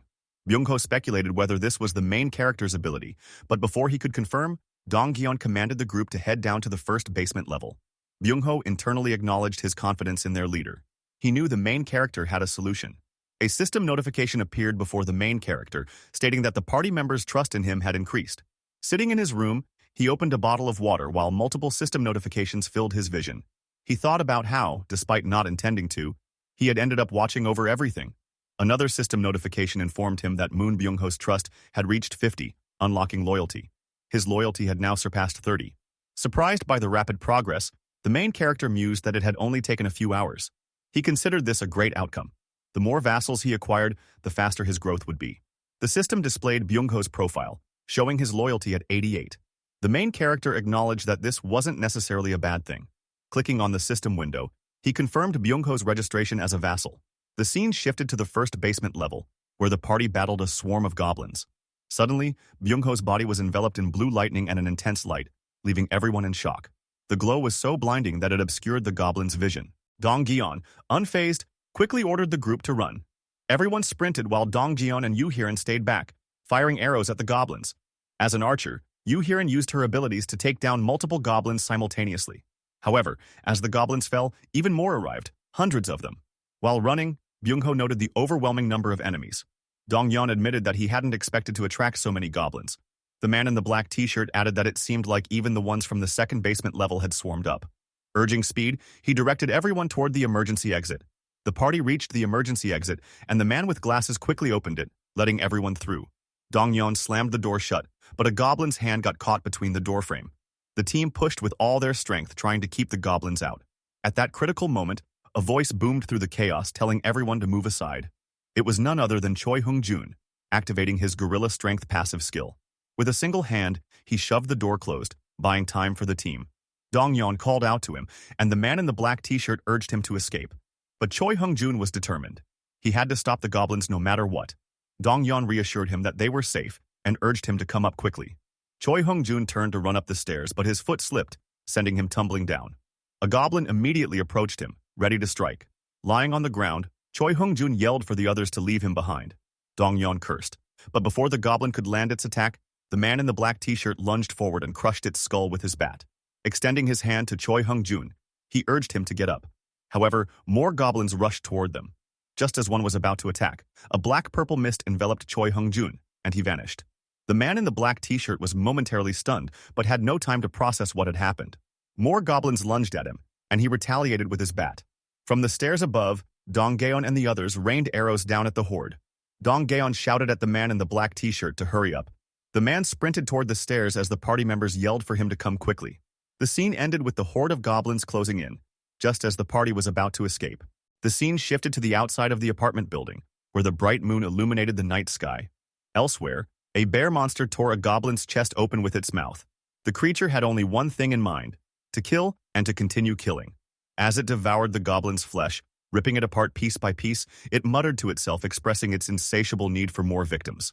The bear monster then turned its gaze backward. Its eyes locked onto a particular apartment building, the one where the main character resided. Within one of the rooms, a light was on. Fixating on the apartment, the bear monster growled, declaring its intention to kill everyone inside. The scene then shifted to Choi Hyung-jun, who was falling through a black-purple mist. He landed abruptly in front of the main character. The main character remained silent as Choi Hyung-jun gasped, admitting that he had barely escaped with his life. Adjusting his glasses, he glanced at the main character and questioned him. The main character extended a hand to help Choi Hyung-jun up. As he did so, he reflected on the situation. Through the ultimate eye skill, he had been continuously observing events unfold. In case of danger, he had hoped that the vassal summon skill would work, and it had, successfully teleporting Choi Hyung-jun to safety, rescuing him from the goblin threat. However, Choi Hyung-jun was panting in pain. Upon closer inspection, an injury was visible on the back of his leg. Confused, he questioned how he had arrived at his current location. The main character, noticing his state, asked if he was all right. Choi Hyung-jun reassured him, claiming that he was fine and that such a wound would heal quickly. Despite Choi Hyung-jun's words, the main character thought otherwise. He decided that it would be best to list some medical supplies in the system window. Turning to Choi Hyung-jun, he asked him to wait for a moment before entering his apartment. There, he retrieved a first aid box. As he held the box, memories from his childhood resurfaced. Recollections of his mother treating wounds with medicine while he, as a child, had cried in front of her. Looking at the first aid kit, he realized the necessity of medical supplies in situations like this. He took out various items: medicine, thermometers, tape, carefully considering their importance. However, he soon remembered a limitation. The system store only allowed him to list 40 items. He could not list all of these supplies separately. At that moment, an idea struck him. Instead of listing each item individually, he placed everything back into the first aid box and listed the entire kit as a single item in the system store. After doing so, the first aid kit was priced at $77,331, and the system window displayed an option for reclaiming it. The scene shifted once again. The main character handed the first aid kit to Choi Hyung-jun and instructed him to show his injury. Choi Hyung-jun rolled up his pants to reveal the wound on his calf. Although he insisted that he was fine, the main character insisted on disinfecting the wound first. Choi Hyung-jun agreed. As the main character treated the wound, Choi Hyung-jun flinched in pain. A system window appeared, notifying the main character that Choi Hyung-jun's trust in him had increased, along with his loyalty. After completing the treatment, Choi Hyung-jun expressed his gratitude. While packing away the first aid kit, the main character pondered the well-being of the rest of the party. He stood up and told Choi Hyung-jun to rest for a while, as he had something to attend to. Choi Hyung-jun acknowledged his words. Closing his eyes, the main character focused his thoughts.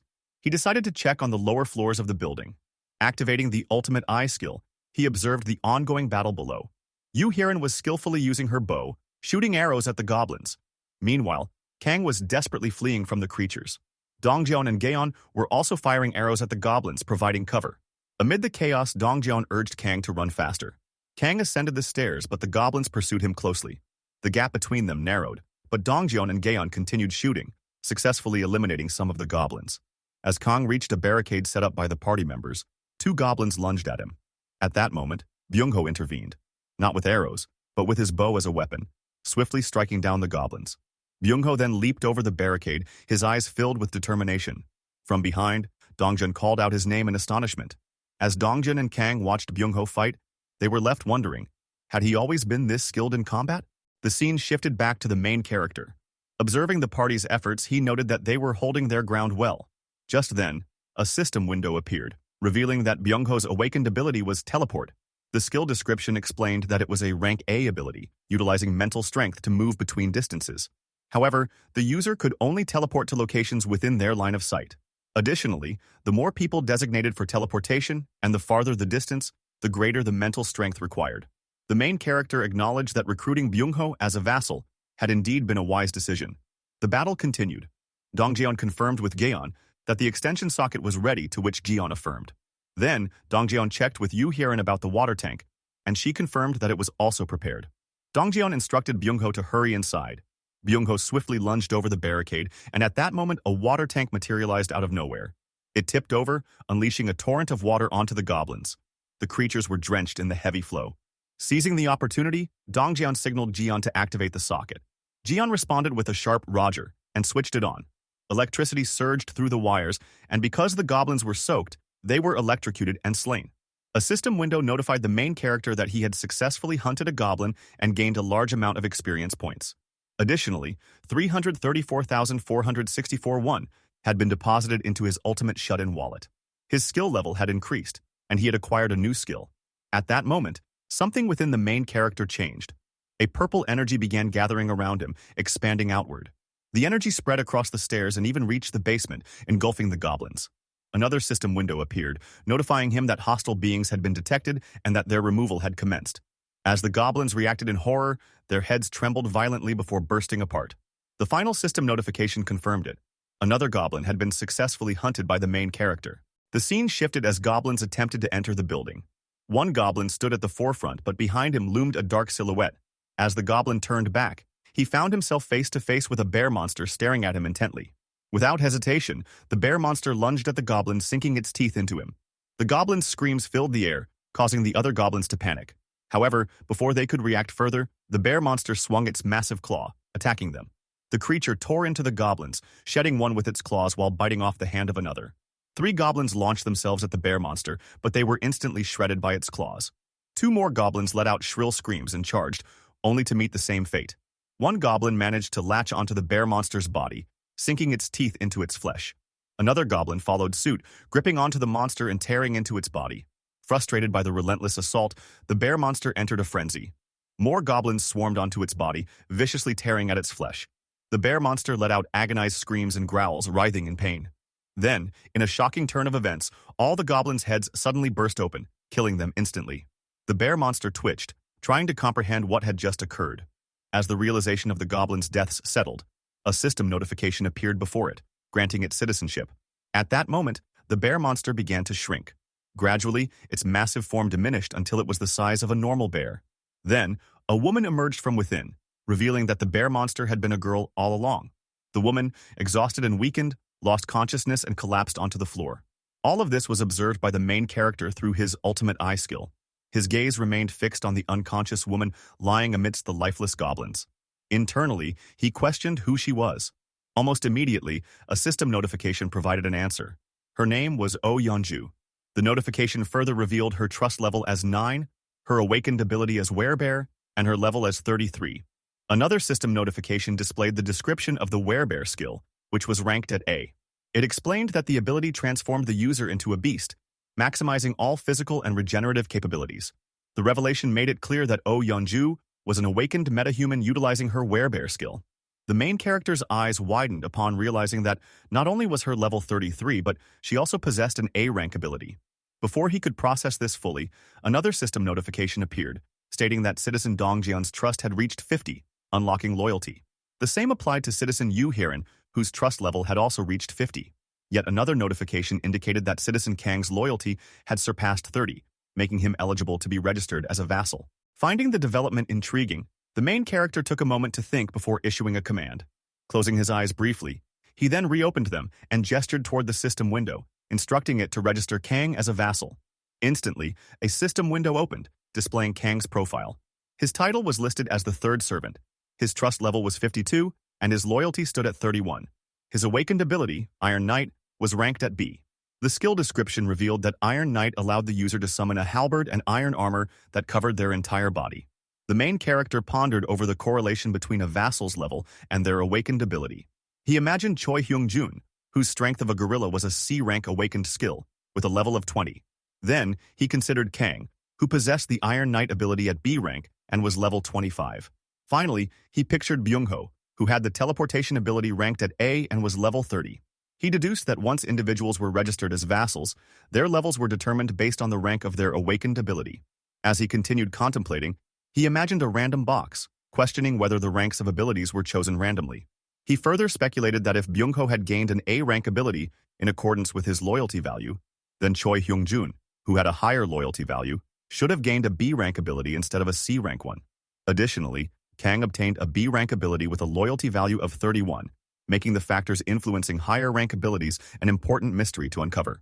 Realizing the significance of this information, the main character acknowledged that he could only register 10 vassals for the time being. Thus, it was crucial to register individuals capable of obtaining higher rank abilities. However, he also recognized that not knowing what might happen if a metahuman were registered as a vassal posed a problem. At that moment, another system window appeared, stating that metahumans could now freely move between stairs, elevators, and corridors. The main character then walked toward an elevator. Placing his hand on it, he activated his ultimate eye skill. Through it, he observed Oh Yeonju lying unconscious in the basement. Soon, the elevator ascended to the 30th floor. The main character turned his head and addressed Choi Hyung-jun, calling his name. Choi Hyung-jun promptly responded. The main character then instructed him to bring the unconscious woman from the basement to the 30th floor. The elevator doors opened, and the scene shifted. At another location, the party members surveyed the aftermath of the battle, noting that all the goblins were dead, their heads completely gone. Kang, shocked, questioned what had just happened. He remarked that a swarm of goblins had suddenly charged at them, to which Kong added that it felt as if someone had caused it. As Kang and Kong gathered wire, Dongjeon silently contemplated the powerful ability that had annihilated the goblins in an instant.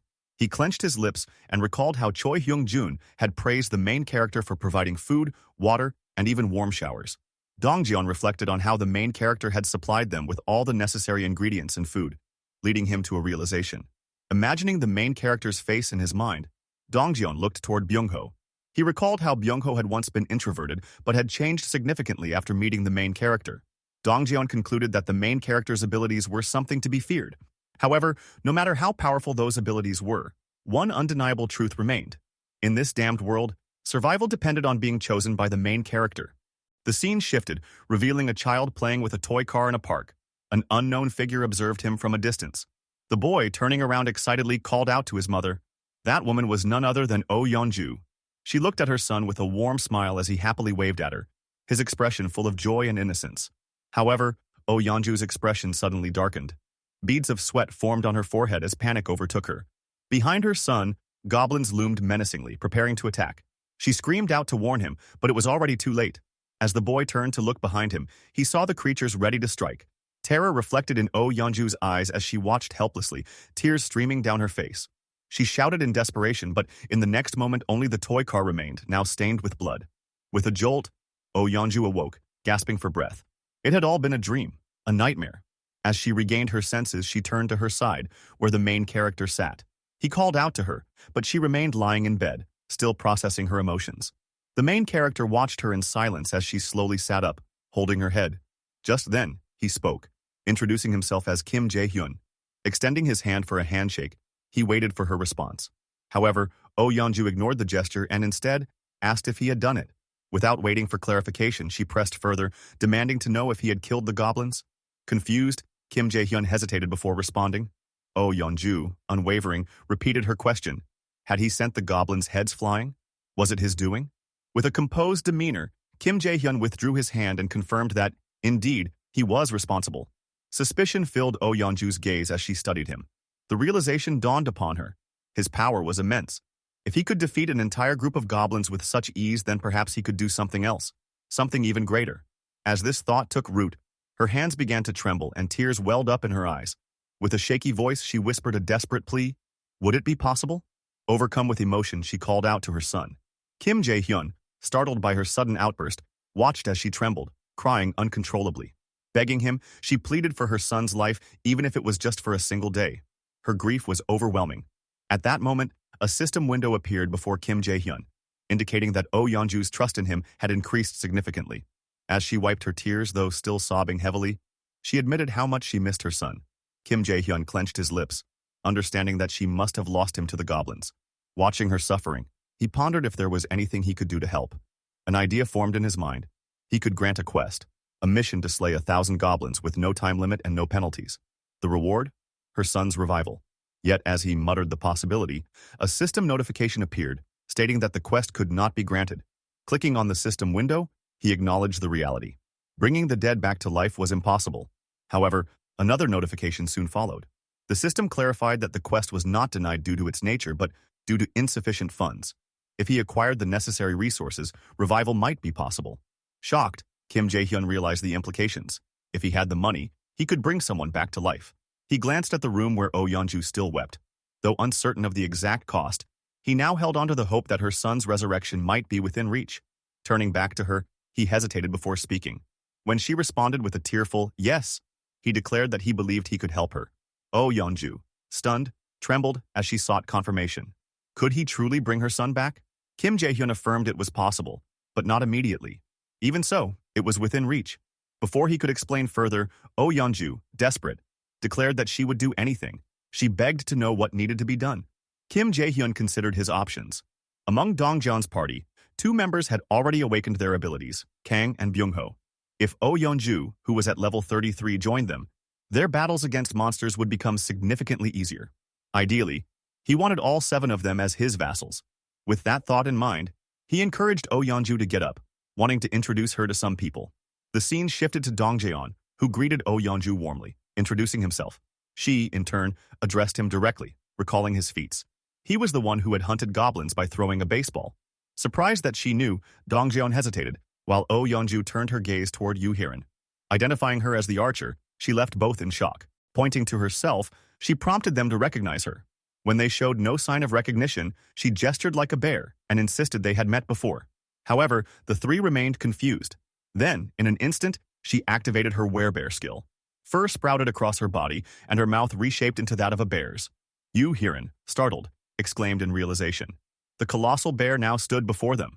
Recognizing her, Yoo Hiran shouted that she was the beast from the side path. Oh Yeonju, now in her transformed state, clarified that she was indeed a bear. She revealed that she had helped them multiple times, though they hadn't realized it. Dongjeon, after a moment of recollection, admitted that their encounter had not been mere coincidence. Oh Yeonju confirmed it. Those who opposed goblins were her allies. At that moment, Kim Jae-hyun approached, pleased that everyone was already familiar with each other. His expression turned serious as he addressed the group. He announced that the plan to rescue Byung-ho's grandmother would be executed the following morning. With the goblin numbers significantly reduced, their chances of success had improved.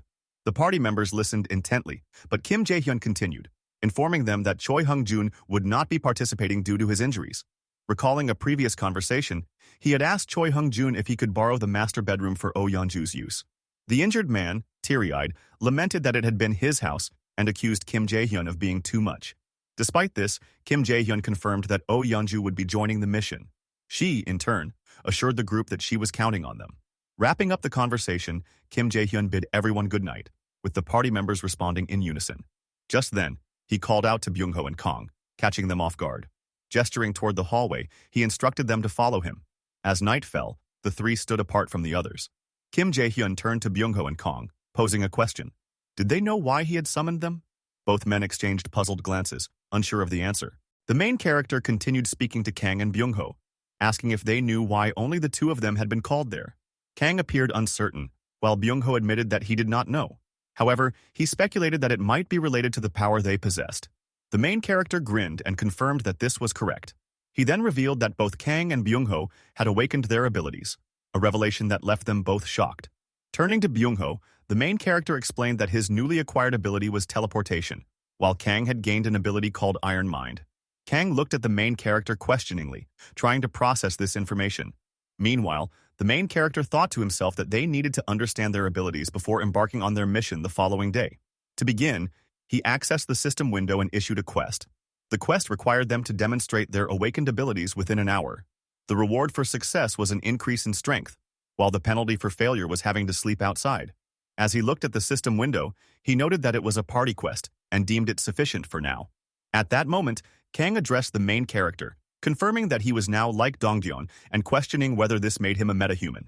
The main character affirmed this, and Kang, now visibly excited, exhaled sharply through his nose and declared, "Sick!" He then eagerly inquired about his ability, Iron Knight. The main character explained that Kang would be able to summon iron armor and a halberd. Eager to test his newfound power, Kang attempted to summon his ability. However, nothing happened, leaving him frustrated. A brief silence fell between Kang and the main character. Meanwhile, Byung-ho tried using his ability and excitedly announced that it had worked. He immediately thought about how he could use this power to save his grandmother. Just then, a system notification appeared in front of the main character, informing him that Byung-ho's trust and loyalty had increased. Byung-ho bowed deeply and thanked the main character, but the latter stopped him, prompting Byung-ho to ask why. The main character warned that it would be too difficult for him to reach his grandmother at that moment. Confused, Byung-ho asked for an explanation. The main character pointed out that there was no guarantee Byung-ho could fully control his ability yet, noting that his recent teleportation might have been a fluke. Hearing this, Byung-ho was visibly saddened. The main character then suggested that it would be best for Byung-ho to first determine the range of his teleportation ability and any potential penalties associated with its use. Understanding the logic, Byung-ho agreed. Just then, a shimmering light appeared behind them. Byung-ho turned toward it, and the main character also stared at the phenomenon. To their surprise, they saw that Kang had successfully transformed into an Iron Knight, complete with armor and a halberd. Wide-eyed, Kang exclaimed that it had worked. A system notification appeared, confirming that Kang's trust and loyalty had also increased. While Kang celebrated in the background, dancing in excitement, the main character turned to Byung-ho and pointed to a nearby building, asking him to try teleporting there. Byung-ho looked at the building thoughtfully before responding that he would give it a shot. The main character acknowledged this and issued a quest for Byung-ho to teleport to the rooftop of building number 113 within 3 minutes. The reward was an increase in teleport proficiency, while the failure penalty was having to sleep outside in the hall. As Kang encouraged him, Byung-ho focused and activated his ability. A light surrounded him, and in an instant, he vanished. Moments later, Byung-ho reappeared on the rooftop of building number 113. He turned toward Kang and the main character from across the gap, shouting triumphantly that he had succeeded while waving his hand. A system notification confirmed that Byung-ho had completed the quest. Seeing this, the main character, now less worried, sighed in relief. As Byung-ho continued waving, he suddenly lost consciousness and collapsed. Shocked, the main character and Kang stood frozen in disbelief. Reacting swiftly, the main character used his ability to summon Vasil, retrieving Byung-ho from the rooftop. Byung-ho reappeared in front of them, but he remained unconscious. The scene shifted to a quiet room where Byung-ho lay on a bed. The main character sat beside him, contemplating that Byung-ho had likely overexerted himself, draining his stamina. Kang, now more composed, asked if Byung-ho was all right. Checking the system window, the main character reassured Kang that Byung-ho was merely sleeping and that his health condition was good. He further explained that Byung-ho likely passed out because he was not yet accustomed to his ability. Kang sighed in relief, grateful for this explanation. Changing the topic, the main character turned to Kang and asked if he exercised. The unexpected question startled Kang, who hesitated before responding. The main character then issued a quest for Kang to exercise while wearing his armor. The task required 100 push-ups and 100 squats within 10 minutes. The reward was an increase in strength, while the failure penalty was having to sleep outdoors. Determined, Kang began his workout. After some time, he completed the quest and loudly declared that he was done. A system notification confirmed that he had successfully completed the task. Exhausted, panting heavily, the main character observed him, wondering if Kang's exceptional stamina was due to his affinity for sports. Just then, a system window appeared in front of the main character, indicating that an evaluation was in progress. Puzzled, he questioned what was being assessed. Meanwhile, Kang asked if everything was finally over. Smiling, the main character reassured him, thanking him for his hard work and telling him to rest. The system notification then confirmed that the evaluation was complete, stating that Kang's strength had slightly increased. Another notification appeared, revealing that the main character's own strength had also increased slightly. Shocked, he noticed a purple aura surrounding him and realized with excitement that his strength had truly increased. With determination in his eyes, he thought to himself that this development changed everything. The scene shifted to the next day in one of Busan's alleys. Dongjian and his party members were running, chased by a horde of goblins. Urging his team to move faster, Dongjian led them in retreat. Meanwhile, Kang, now filled with anger, activated his Iron Knight ability. Clad in iron armor and wielding a halberd, he confronted the goblins and swiftly cut down several of them. However, some goblins managed to slip past him. Frustrated, Kang cursed at the escaping goblins, but suddenly they were struck down by arrows. Turning in shock, Kang saw that the archer was none other than Byung-ho. Byung-ho instructed Kang not to focus on the ones that got past him. Understanding, Kang acknowledged the command. Just then, the remaining goblins attempted to flee but stopped in their tracks, staring at a massive silhouette looming above them. It was Oh Yeonju, who had transformed into a powerful beast. The goblins, now terrified, uttered gibberish in fear. The party fought fiercely, with Oh Yeonju defeating several goblins. Seizing the opportunity, Dongjian called out to Byung-ho, telling him that now was his chance. Realizing what Dongjian meant, Byung-ho teleported away to reach his grandmother. He thanked Dongjian before disappearing. The scene shifted once more, displaying multiple system notifications. As the main character read through them, he casually ate ramen while using his Ultimate Eyes ability. The system confirmed that evaluations were complete and that 132,966 won had been deposited into the Ultimate Shut-In's vault. Surprised, he muttered, "Money? That's a different reward than before." He speculated that the reward might have been influenced by the quest's increased difficulty. A final system notification declared that Byung-ho had exhausted all quest attempts for the day. As the main character finished his meal, the system announced that a jackpot had been struck. Seeing this, he deactivated his Ultimate Eyes ability, stunned by the revelation. After seeing the system notification, the main character realized that a jackpot had been struck.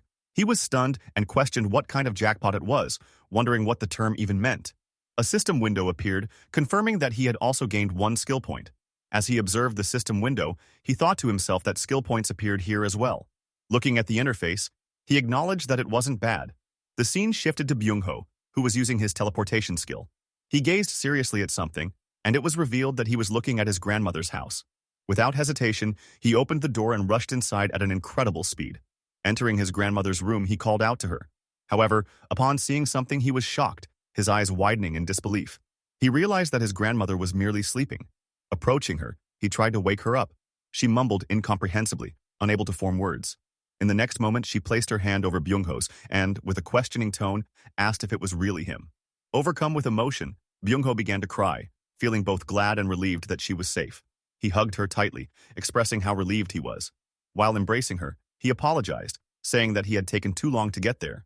As he held on to his grandmother, he silently began thanking the main character, repeatedly expressing his gratitude. The scene shifted again as the main character received a system notification.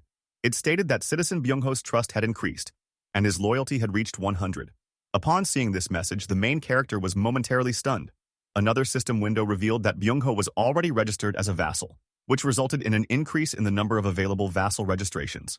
Shocked, the main character noted the new tab labeled Vassal Management in the system window. He then saw 3 vassals listed under his name, Choi Hung-jun, Byung-ho, and Kang. With his hand near his mouth in astonishment, he muttered that leveling up could be achieved in this way as well. He hadn't imagined such a possibility. Clicking on Byung-ho's profile, he decided to check the cost of leveling him up. A system notification appeared, informing him that he lacked the necessary funds. The message displayed the requirement. 100 million won was needed for Byung-ho's level up, and the process could only be attempted again once the money was acquired. Reading this, the main character was taken aback. He apologized to Byung-ho, admitting that he couldn't level him up yet, while slamming his hand against the table. Determined, he resolved to at least assign Byung-ho daily quests. Just then, he heard a sound. Slightly turning, he thought to himself that the noise had come from the elevator and wondered who it could be. Activating his Ultimate Eye skill, he saw a man and a woman standing in the hallway. The man was carrying a cardboard box. The pair knocked on Choi Hung-jun's door, calling out to ask if anyone was inside. Choi Hung-jun's wife Park heard them and turned around. As she opened the door, she inquired about their identities. The young woman introduced herself as Kim Dabin and introduced the man carrying the box as her brother, Kim Minho.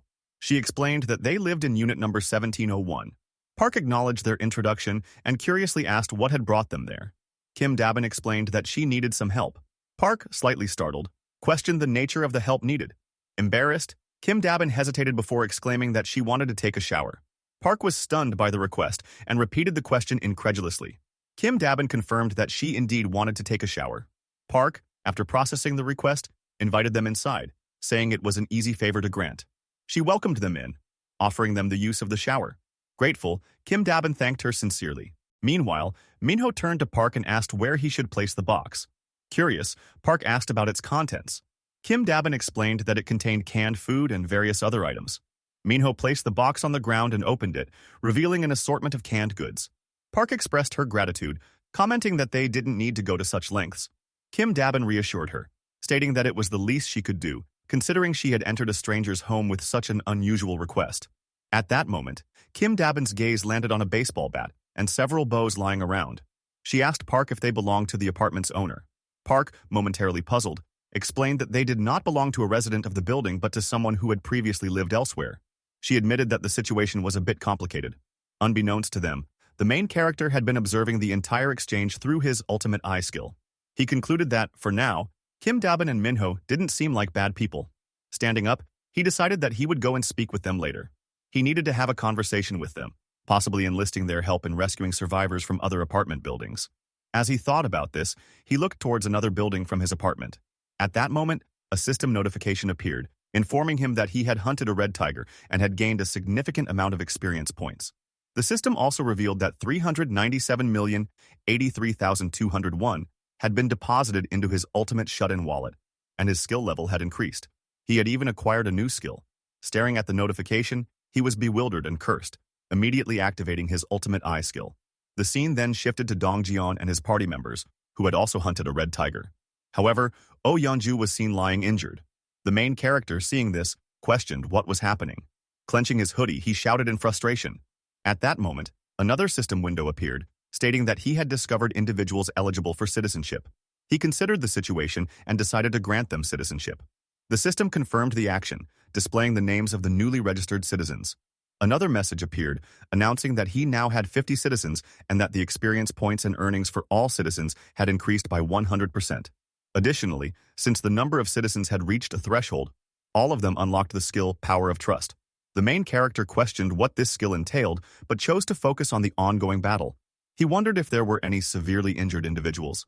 The scene shifted back to Byung-ho, who was running while carrying his grandmother, followed by the other party members. Kong was seen carrying the injured Oh Yeonju on his back. The main character cursed, realizing the severity of the situation, thinking that of all people it had to be Oh Yeonju who got injured. Meanwhile, two party members, Gyeon and Gayung, fought off goblins to clear a path for the fleeing group. Gayung complimented Gyeon on his precise shot, to which Gyeon, surprised by his own accuracy, admitted that he didn't understand what was happening either. As Yoo Hyeon and Dongjeon ran, Yoo Hyeon mentioned that her body felt unusually light. Dongjeon agreed, stating that he wasn't even out of breath. A system window then revealed that Power of Trust was a passive skill that increased all stats by an amount equal to the trust value. The main character, realizing this, acknowledged that since Dongjeon and his party had trust values of at least 50, their physical capabilities had naturally skyrocketed. Meanwhile, Byung-ho suspected that this sudden strength must be due to the main character's power. A system notification informed the main character that Gayung and Yoo Hyeon's loyalty had surpassed 30, making them eligible to be registered as vassals. Without hesitation, he registered both of them. As a result, both women felt a surge of power within them, realizing they had awakened new abilities. A system window appeared before the protagonist, displaying a message stating that Gayung had awakened the ability Poison Mist and had earned the title of Fourth Servant. Meanwhile, Yoo Hyeon held the title of Fifth Servant, and her awakened ability was Piercing. At that moment, the scene shifted. Yoo Hyeon raised her bow and fired an arrow at a goblin. The arrow struck its target, tearing through the goblin's head. However, instead of stopping, the arrow changed direction, piercing another goblin, then another, and continued on, eliminating multiple goblins in succession. Shocked, Yoo Hyeon questioned aloud what was happening and what was wrong with her arrow. The scene then transitioned to the protagonist, who was reading a message from the system window. The message revealed that Piercing was an C-rank awakened ability that consumed mental strength to fire a penetrating arrow. Acknowledging this, the protagonist instructed the system to issue a quest for Yoo Hyeon. The quest required her to use Piercing skill to hunt 10 goblins within a 10-minute time limit. The reward was an increase in Piercing proficiency, while the failure penalty was fatigue. As he contemplated the nature of abilities, the protagonist reflected that piercing seemed somewhat intricate. However, the ability that concerned him more was Poisonous Mist, a B-rank skill that consumed mental strength to generate a lethal toxin. While effective, he realized that if used incorrectly, it could pose a significant risk to other party members. Deep in thought, he placed a hand on his chin, deciding to keep that in mind and revisit it later. Just then, another system notification appeared, announcing that Yu Heron had successfully completed her quest. Furthermore, she had reached the maximum number of quests she could complete for the day, and her quest results were now under evaluation. Observing the system window, the protagonist mused that it seemed like a failure this time. However, shifting his focus, he decided to survey the citizens on the lower floors of the apartment building. Using his ultimate eye skill, the scene changed once again. He spotted a man inside an apartment standing in his bathroom, collecting water. Recognizing the foresight in this action, the protagonist acknowledged that the man had good instincts, gathering drinking water in advance. The perspective then shifted to another apartment, where a man and a woman were seen with supplies, a packet of ramen noodles, rice, and a stove. The protagonist deduced that this was why they hadn't felt the need to join Dongjeon's party. They were already capable of securing food and water on their own. However, at that moment, in another apartment, his attention was drawn to a woman lying down. Recognizing the urgency of the situation, he rushed forward. The system window soon provided her details. Her name is Kim De-jung. Her trust level was 18, and her awakened ability was Heal. Heal, a B-rank skill, consumed mental strength to restore injuries. Understanding the significance of this revelation, the protagonist realized why he had instinctively rushed to her side. With urgency, he declared, "A healer has appeared." The main character arrived in front of apartment number 2902. He slightly opened the door, but upon attempting to do so, he realized that it was locked from the inside. He pondered over what to do next, but at that moment he suddenly remembered something. He had recently acquired a new skill and decided to check it out. Opening the system window, he saw the Ultimate Shut-in's Invisible Hand skill at level 1. This skill allowed him to summon an invisible hand and control it. Feeling pleased, he banged on the door before imagining breaking the lock. Instead of forming a hand, he used the skill to create a tool that could cut the lock. He then used this tool successfully to cut through the lock. Once done, he fully opened the door and rushed inside. Upon entering, he saw a girl lying unconscious on the ground. He hurried to her side and gently shook her while calling out to her, urging her to wake up. However, seeing no response, he cursed under his breath, realizing that her condition was worse than he had initially thought. Observing her symptoms, he recognized signs of dehydration and immediately started scanning the area, wondering if there was anything nearby that could help her. At that moment, he noticed a water bottle containing water. This puzzled him. If she had access to water, why was she dehydrated? However, he quickly set aside his confusion, deciding that saving her was the priority. Opening his system window, he formulated an idea and questioned whether it could be done. A system window appeared, showing that he had granted a quest for the unconscious girl to take a single breath, with the reward being dehydration recovery. Due to the simplicity of the quest, it was instantly completed by citizen Kim De-jung. The main character had unknowingly spent 1 million won on the quest, but he paid no attention to this detail. Instead, he focused on the girl, noting that the quest had worked. Soon after, she opened her eyes slightly, prompting him to ask if she was okay. The girl, still disoriented, questioned his identity. In response, he introduced himself as Kim Jae-hyun, explaining that he lived in the unit above hers. However, the girl seemed confused and asked how he had entered her apartment. He admitted that she had appeared to be in bad shape, so he had forcefully opened the door to help her. Upon hearing this, horror filled the girl's eyes and she suddenly started crying, covering her face with both hands. The main character, baffled by her reaction, wondered why she was crying. He called out her name, Kim De-jung, and apologized before earnestly requesting her help. He explained that one of his teammates had been severely injured. Kim De-jung straightened herself slightly but remained seated. As she processed his words, she questioned herself, wondering if she was truly capable of helping someone. The very idea seemed impossible to her, and she started trembling. Her hands visibly shook as she continued to doubt herself. She internally questioned how the main character knew she was a nurse. Looking at him, she assessed the situation. Since he was asking for her help, she didn't believe he posed any immediate danger. Deciding to play along for now, she asked where she needed to go. At that moment, the main character opened the system window and asked her to wait a minute. He then assigned her a quest, which she received. The quest required her to use the Heal skill to treat the injury of Oh Yeonju. The time limit was 1 hour, and the reward was improved healing proficiency. The failure penalty was none. After seeing the quest details, the main character handed her something and told her to rest for a bit while he went to bring the injured person. Kim Da-jung, in disbelief, stared at what he had given her. As he turned to leave, He reassured her to wait for a moment before pulling out tangerines. Seeing this, she was utterly shocked and stopped him, asking him to wait. When he turned back to her and asked what was wrong, she questioned what the floating window was and how the tangerines had appeared from that blue window. The main character simply told her he would explain later. Before leaving, he advised her to rest since she was still weak. As he walked away, Kim Da-jung remained seated, looking at him in disbelief before turning her gaze back to the tangerines. Picking one up, she muttered to herself, wondering if she was dreaming. Meanwhile, the main character entered his apartment and closed the door behind him. A system notification appeared, informing him that Kim Da-young's trust in him had increased. Observing this, he thought to himself that she likely hadn't trusted him at first. It made sense. After all, no one would trust a stranger who suddenly broke into their house. Looking out from his balcony, he estimated that his party members should be arriving soon. However, at that very moment, he noticed something shocking. The scene shifted to reveal a red tiger chasing after his party members, who were desperately running away. The main character was taken aback as he processed what he was seeing. It was a red tiger. As his party members continued to flee, the red tiger lunged at them, preparing to strike. First, I would like to clarify that this is Kim Da-young, and she has the piercing skill.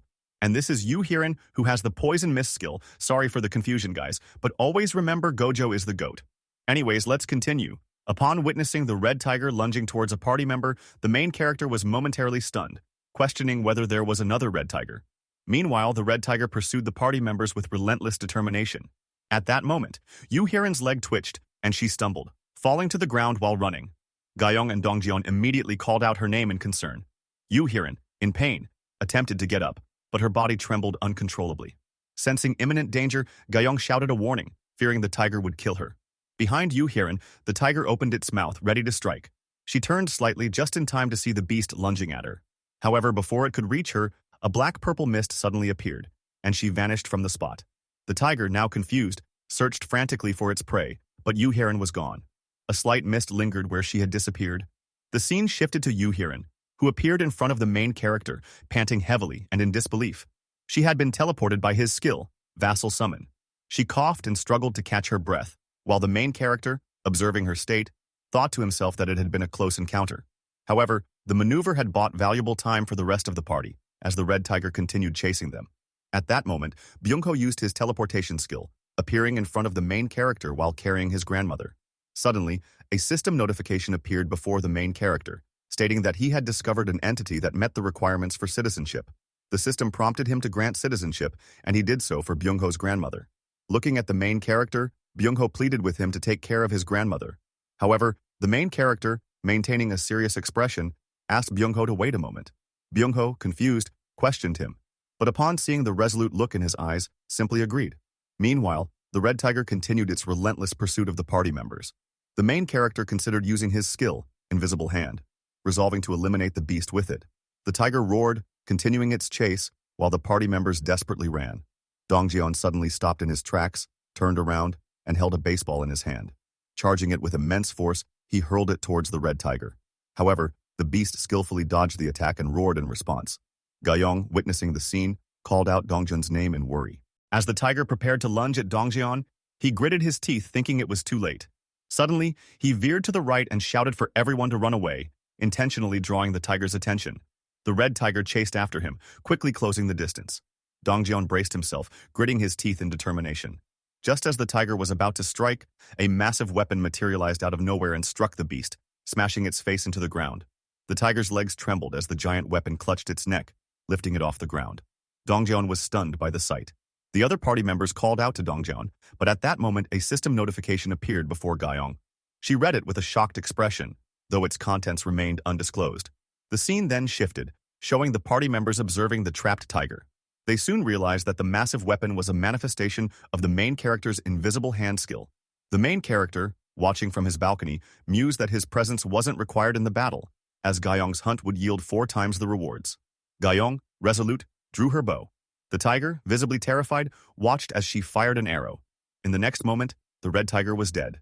A system notification confirmed that the main character had hunted a level 28 red tiger, granting him a substantial amount of experience points and depositing 632,117,776 won into his wallet, labeled as the ultimate shut-in. Another notification stated that Byung-ho's trust had increased, as had Ga-young's trust and loyalty. Yoo Hyun's trust and loyalty also improved, while Dong-jeon's loyalty surpassed 30. fulfilling all the conditions to be registered as a vassal. The main character, delighted, exclaimed, "Awesome!" and promptly registered Dongjeon as a vassal. The scene shifted once more, showing Dajung using her healing skill on Yeonju. The wound on Yeonju's stomach gradually disappeared, and her face was revealed. The main character reflected on their luck, grateful they had found Dajung, a healer with such an ability. Turning to Dongjeon, the main character inquired about the red tiger, asking why another one had appeared despite the first being slain. Dongjeon explained that Byungho's grandmother had been living in the red tiger's territory. Although they had managed to kill one tiger, it appeared there had been another. The main character, pondering this revelation, realized that something had felt off earlier. He deduced that the absence of goblins in the area was due to the red tiger's presence. If goblins had occupied that territory, Byungho's grandmother wouldn't have been safe. In hindsight, they were incredibly lucky she had been in the tiger's domain. Another system notification appeared, stating that Gyeong had completed her quest and that the results were being evaluated. A total of 73,312 won had been deducted for the quest expenses. Meanwhile, Dajung announced that she had finished healing Yeonju. The main character praised her efforts, to which she replied modestly and asked if she could return home. However, before she could leave, Choi Hyung-jun interjected, asking the main character if they would always be gathering at his house. Though he attempted to laugh it off, his question was serious. The main character looked at Choi Hyung-jun and the other party members, who remained speechless, before reassuring them that there was no need to worry. He stated that he merely needed to explain the next course of action. The main character then informed them that apartment unit 2901 was vacant, complete with electricity and essential utilities, and offered it to them for residence. Choi Hyung-jun, still puzzled, looked at him in question. The main character then called out to Dabin, who responded affirmatively. He informed her that units 2101 and 2102 were also unoccupied and that he would ensure they had electricity. He requested that she relay this information to the other survivors, instructing them to use those units for showers and sanitation. Dabin agreed. The main character further explained that if they wished, 2 individuals could share a unit, while the rest would be accommodated in another. Shocked by the offer, Dabin asked if he was serious. The main character confirmed but mentioned he had a favor to ask. Dabin, curious, urged him to proceed. He then asked her to serve as a messenger between himself and the survivors. Dabin, puzzled, questioned what he meant. The main character clarified, instructing her to inform the survivors that the team that killed 100 goblins the fastest would be granted an empty house with unlimited electricity, water, gas, and food. Furthermore, if a team accepted 10 survivors, those survivors would also receive the same benefits. However, he cautioned that the delivery of perks might take longer depending on their housing floor. Imagining himself as a chess player, orchestrating the movements of the survivors like pieces on a board, the main character concluded that only those who proved their worth would receive what they needed. At that moment, he issued a quest to hunt 100 goblins within a time limit of 168 hours.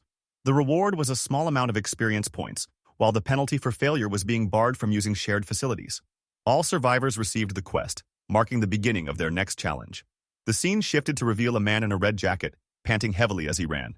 Chased by a goblin, he was sweating profusely and muttering under his breath, cursing his predicament. Determined, he kept telling himself that he only needed to run a little further. Just as he pushed forward, a goblin's hand nearly grabbed onto him. In a desperate maneuver, he slid across the ground and shouted, signaling to his comrades, "Now do it!" At that moment, 3 men came into view. 2 of them were twins, both wearing hoodies, while the third had striking red hair. One of the hooded twins commended the red-jacketed man's efforts, saying he had done well.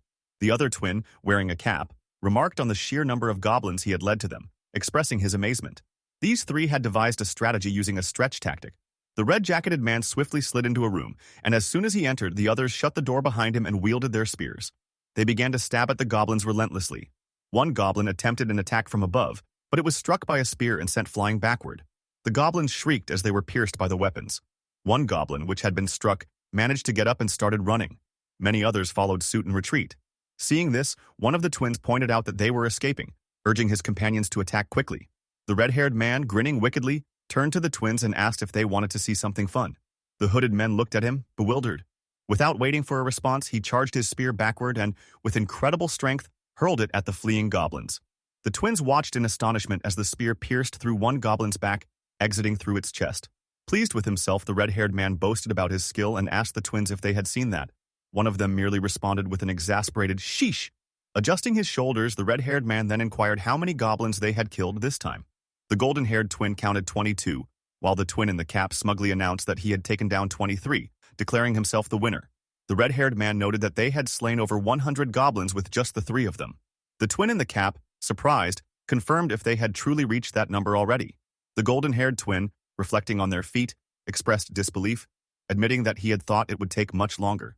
Just then, the red-jacketed man, now identified as Seungmin, angrily confronted the red-haired man, Seungyeob.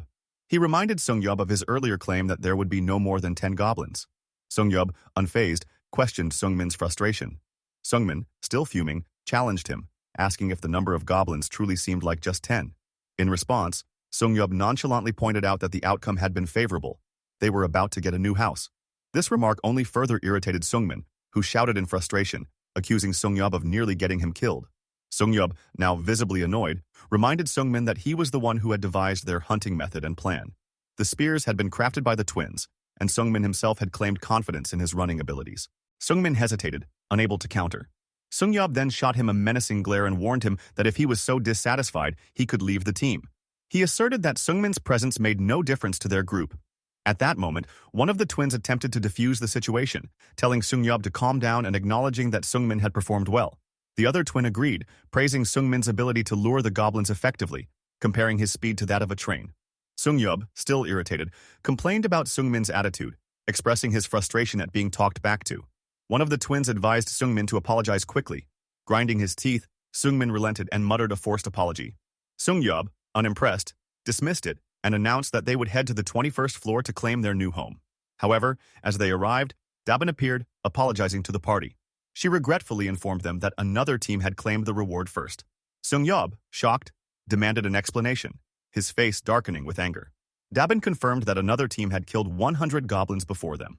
Disbelieving, Seungyeob accused her of joking and insisted that they be given their rightful home. Dabin, maintaining her stance, assured him that she was not joking. At that moment, the victorious team arrived. Dabin pointed towards them, revealing that the ones who had completed the quest first were her brother Minho and 2 elderly individuals. Dabin questioned her brother about their agreement. Minho explained that, in exchange for giving up the house, his home and Mr. Jiho's home would receive electricity, food, and other necessities. Additionally, Mr. Jiho's daughters would be exempted from quests. Dabin, surprised, asked if Mr. Jiho's daughters were underage, reasoning that they should already be exempt. The middle-aged couple clarified that their daughters were actually adults, though they appeared younger. The mother even joked that she herself looked younger than she was. Dabin, uncertain, simply accepted the explanation. The elderly mother then remarked that their daughters were likely skilled with a bow, much like herself, but her husband worried too much about them. Minho added that the daughters had also been promised bows and arrows. Dabin, puzzled, asked if they planned to continue hunting goblins. Minho confirmed this, explaining that the main character had requested nearby goblins be eradicated, as they kept appearing regardless of how many were slain. At this, Seungyeob interjected angrily, accusing the administrators of granting special privileges. He argued that their actions were unfair. Minho acknowledged that it might seem that way, but he relayed that the main character had decided to send the 2nd and 3rd teams to the 30th floor as compensation for their efforts. Dabin confirmed this, informing Seungyeob that things had turned out well for him and his team. She told them to head to the 30th floor, where the main character was waiting. Seungyeob, his face darkening, remained silent.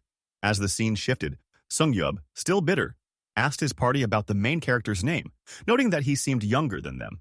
He found it amusing how respectfully Dabin spoke of him. One of the twins agreed, questioning whether she viewed him as a god. The other twin scoffed, dismissing the idea and referring to him as a cult leader at best. The conversation continued as the other twin sneered, suggesting that the main character had been taught the wrong things. However, Seungmin, appearing frustrated, pointed out that they were benefiting from the main character's abilities and questioned if they had the right to make such remarks. His words made the twins start sweating.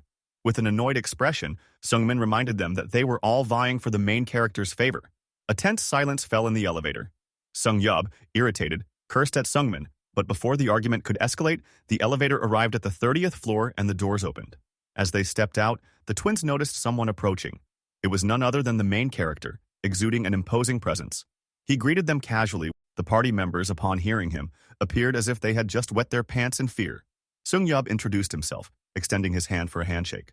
The main character grasped it firmly and, while shaking it, praised their hunting technique, noting their effective use of barriers. Seungyeob, now frightened, hesitantly asked how he knew about their strategy. The main character did not answer directly but instead announced that he would provide electricity, water, and gas to Units 1301 and 1502. Seungyeob, still skeptical, questioned if that was truly possible. The main character confirmed it with certainty, explaining that they had qualified by hunting 100 goblins.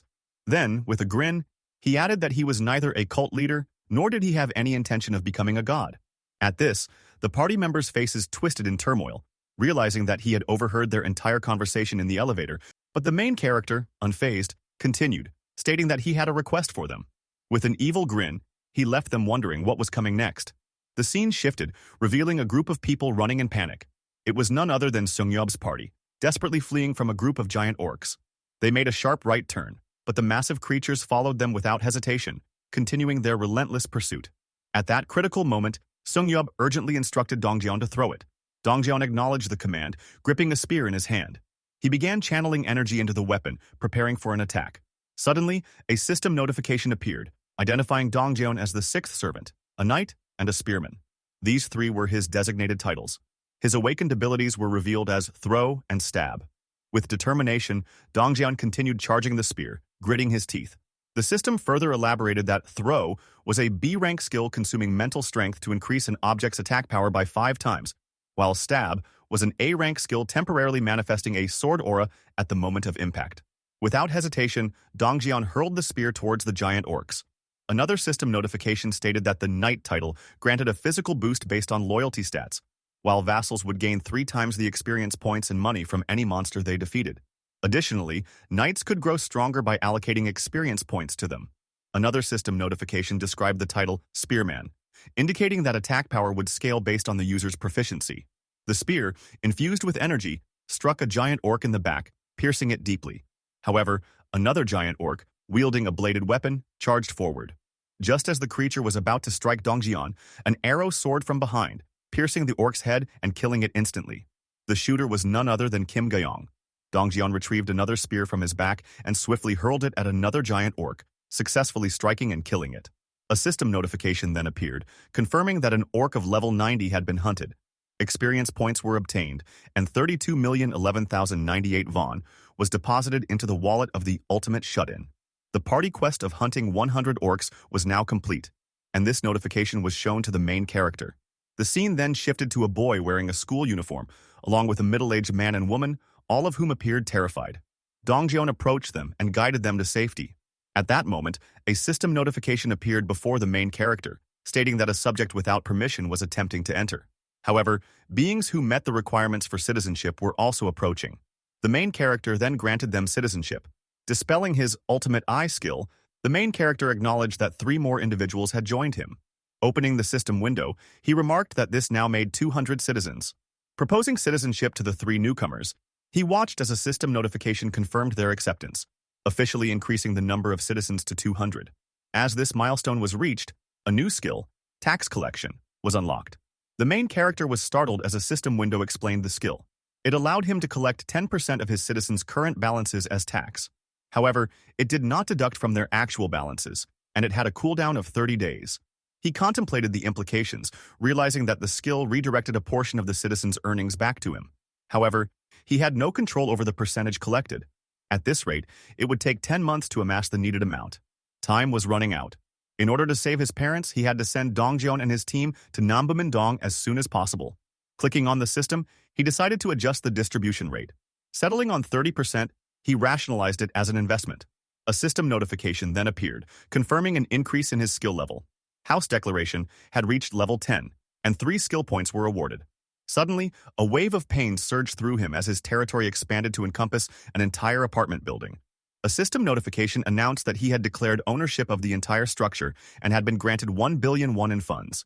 Additionally, a new function, construction, had been unlocked.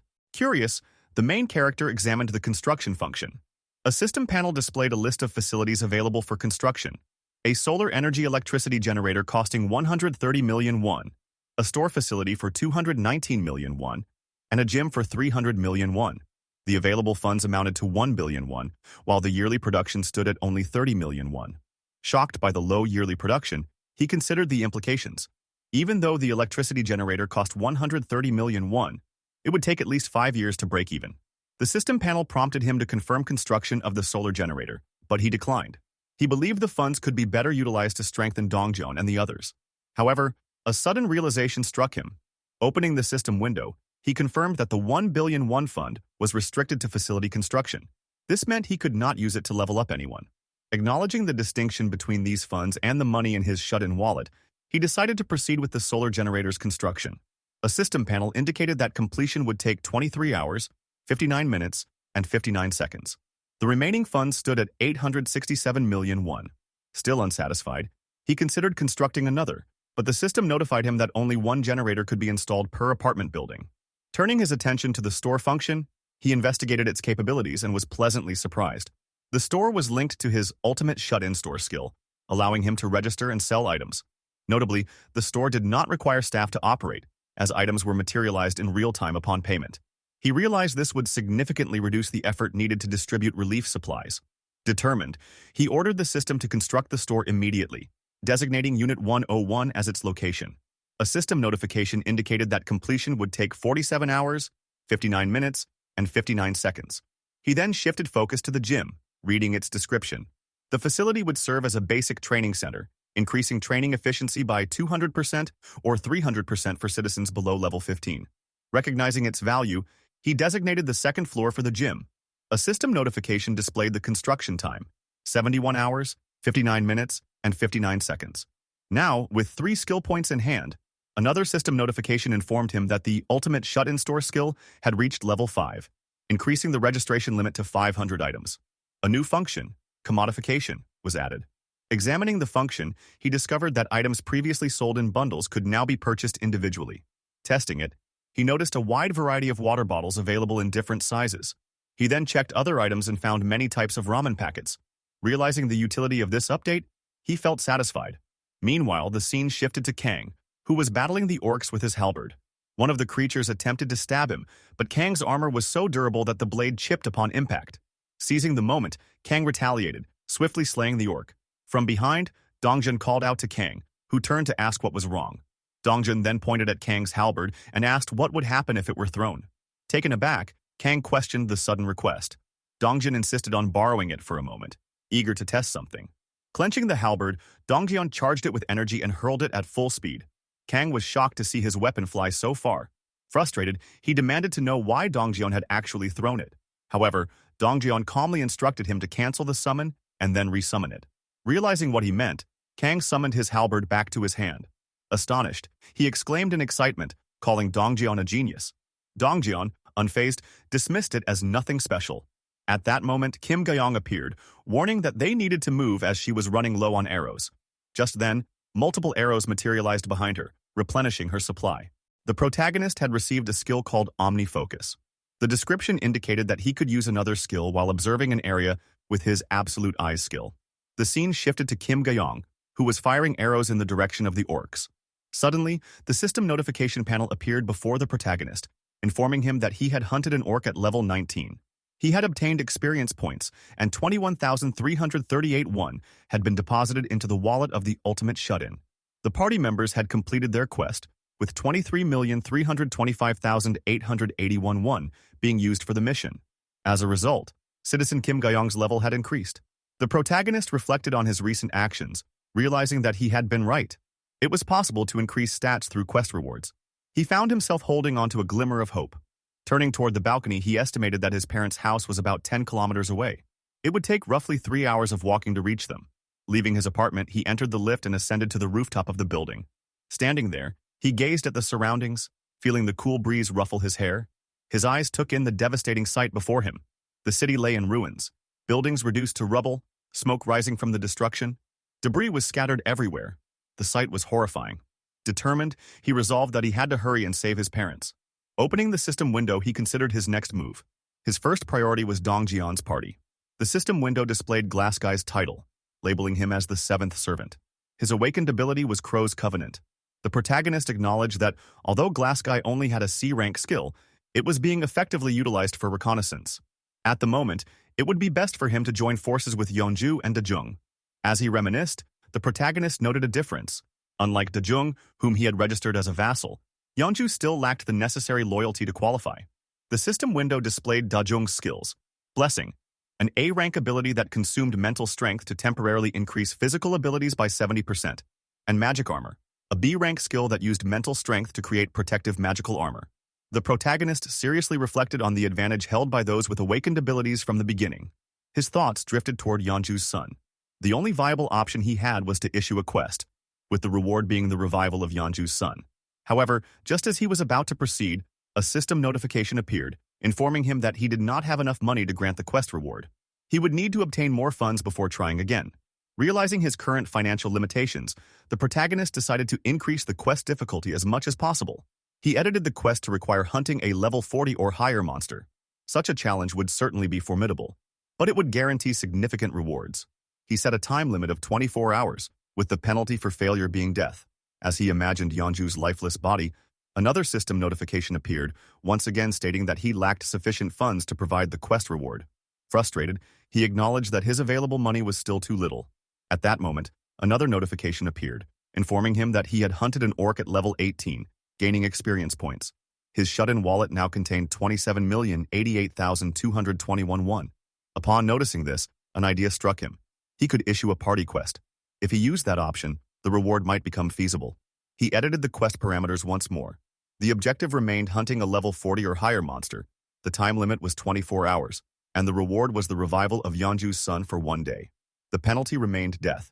With that, he granted the quest. Understanding that he first needed to secure Yeonju's full loyalty, the protagonist was soon interrupted by a loud banging on his door. A desperate voice pleaded for him to open it. Walking over, he slightly opened the door, revealing none other than Yeonju. She had rushed to him, her face streaked with tears. She explained between sobs that she had just received the system notification about the quest. The protagonist confirmed its validity, stating that while there was a time limit, the goal was possible. Overcome with emotion, Yeonju collapsed, placing both hands over her mouth. Tears streamed down her face as she expressed her gratitude. To her, even 1 day with her son was enough. She simply wanted to see him again. At that moment, a system notification appeared, indicating that Yeonju's loyalty had surpassed 30. She had now met all the requirements to be registered as a vassal. The scene shifted to the protagonist in his room. He looked up, switching on the light without touching it. Turning back toward the tap, he focused on it, watching as water droplets began to form and then steadily stream down. He had been using his dignity preservation skill. He sighed in satisfaction, acknowledging that he had gotten used to using the skill to a certain extent. Imagining himself as a mage, he felt a newfound sense of control. He could now properly manipulate electricity, water, and gas. A system notification appeared, reporting that the store's revenue for the day was being calculated. A total of 320,981 won had been deposited into his shut-in wallet. Clicking on the system window, he calculated that at a 20% profit margin, the store's sales for the day had exceeded 1.5 million won. Activating his absolute eye skill, he observed the store on the first floor. People were gathered there, purchasing items and engaging in routine activities. The scene shifted to two individuals, one of whom was wearing a winter cap. The cap-wearing man questioned how much more they needed to save. His companion, holding a bow, responded that the bow cost 150,000 won, and with their daily earnings of 10,000 won, it would take about 15 days to afford it. Scoffing, the cap-wearing man pointed out that they also needed to consider their expenses for ramen and water over the next 2 weeks. Frustrated, his companion retorted that if he was so smart, he should calculate everything himself. Observing this interaction, the protagonist reflected on how much the atmosphere had changed simply because he had shared the money from quest rewards. The appearance of the mysterious store on the first floor had dramatically altered their circumstances. The small earnings from hunting goblins had now fueled a desire among everyone to hunt more. But with the goblin population within the apartment complex dwindling, they would soon have to venture outside. The protagonist considered their progress. Level-ups were proceeding smoothly, and the number of new citizens had increased. The system window displayed a current population of 789 out of 11,000, with bonus experience points and reward money both at 100%. Things would accelerate rapidly from this point onward. Another system notification appeared, confirming that he had hunted an orc and earned more experience points and money. Meanwhile, Yeonju, in her werebear form, was relentlessly hunting goblins, slashing and tearing through them with raw ferocity. Blood splattered across the battlefield, her glowing red eyes reflecting the carnage. As she reverted to her human form, she sighed, surveying the corpses around her. At that moment, Dajung called out to her, asking if she was all right and whether she was injured. Yeonju assured her that she was fine, dismissing any minor wounds as insignificant. Dajung urged her not to push herself too hard, pointing out that she was finishing off the monsters before anyone else had a chance to act. Yeonju apologized if it seemed like she was hoarding kills. Kim Gayong interjected, questioning why she was apologizing. She insisted that Yeonju's strength made them feel safer and their task much easier. Yeonju merely scoffed, sadness lingering in her gaze. The protagonist, watching everything unfold through his absolute eye skill, noted that pairing Yeonju and Dajung together had been a wise decision. We see the profile description of Yeonju, where her awakened ability is Warrior Bear, Ancient Lifeblood, and Primal Frenzy. We see the description of the awakened skills Warrior. Damages are increased by 50%, and when injuries are inflicted, Ancient Lifeblood and A-rank skill will greatly increase regeneration, and the primary Frenzy skill, S-rank skill the user uses. The user eyes will turn red upon seeing blood, and physical abilities will be increased by 300%. Just as he was reflecting on their abilities, a monstrous scream echoed from the distance. Turning toward the train tracks, the three warriors saw the silhouette of a giant leg. A massive green orc, clad in leather armor and wielding a menacing weapon, approached. Dajung, Gyeong, and Yeonju stood frozen in terror as they faced the captain of the orcs, who held a massive spear, resting it on his shoulder. At that moment, Yeonju called out, her voice breaking the tense silence. As she began transforming into a bear, she urgently called Dajung's name to use her magic armor skill on her. Fully transformed, Yeonju now stood in her bear form, facing the formidable orc captain. Without hesitation, she strode toward him, while behind her, Dajung and Gyeong called out her name in alarm. A confrontation was inevitable. The battle between Yeonju and the orc captain was about to begin. The orc captain swung his spear, preparing for an attack. Yeonju lunged at him, but he skillfully dodged each of her strikes. The skirmish continued, each side countering the other's moves. From behind, Gyeong readied her bow, her eyes filled with determination. She released an arrow at an incredible speed, nearly striking the orc captain. However, at the last moment, he deflected it with his spear. The distraction provided Yeonju with an opportunity. In a frenzy, she launched a powerful assault, pinning the orc captain to the ground. As she opened her mouth, her massive teeth became visible, striking fear into her opponent. Moments later, blood dripped from Yeonju's mouth.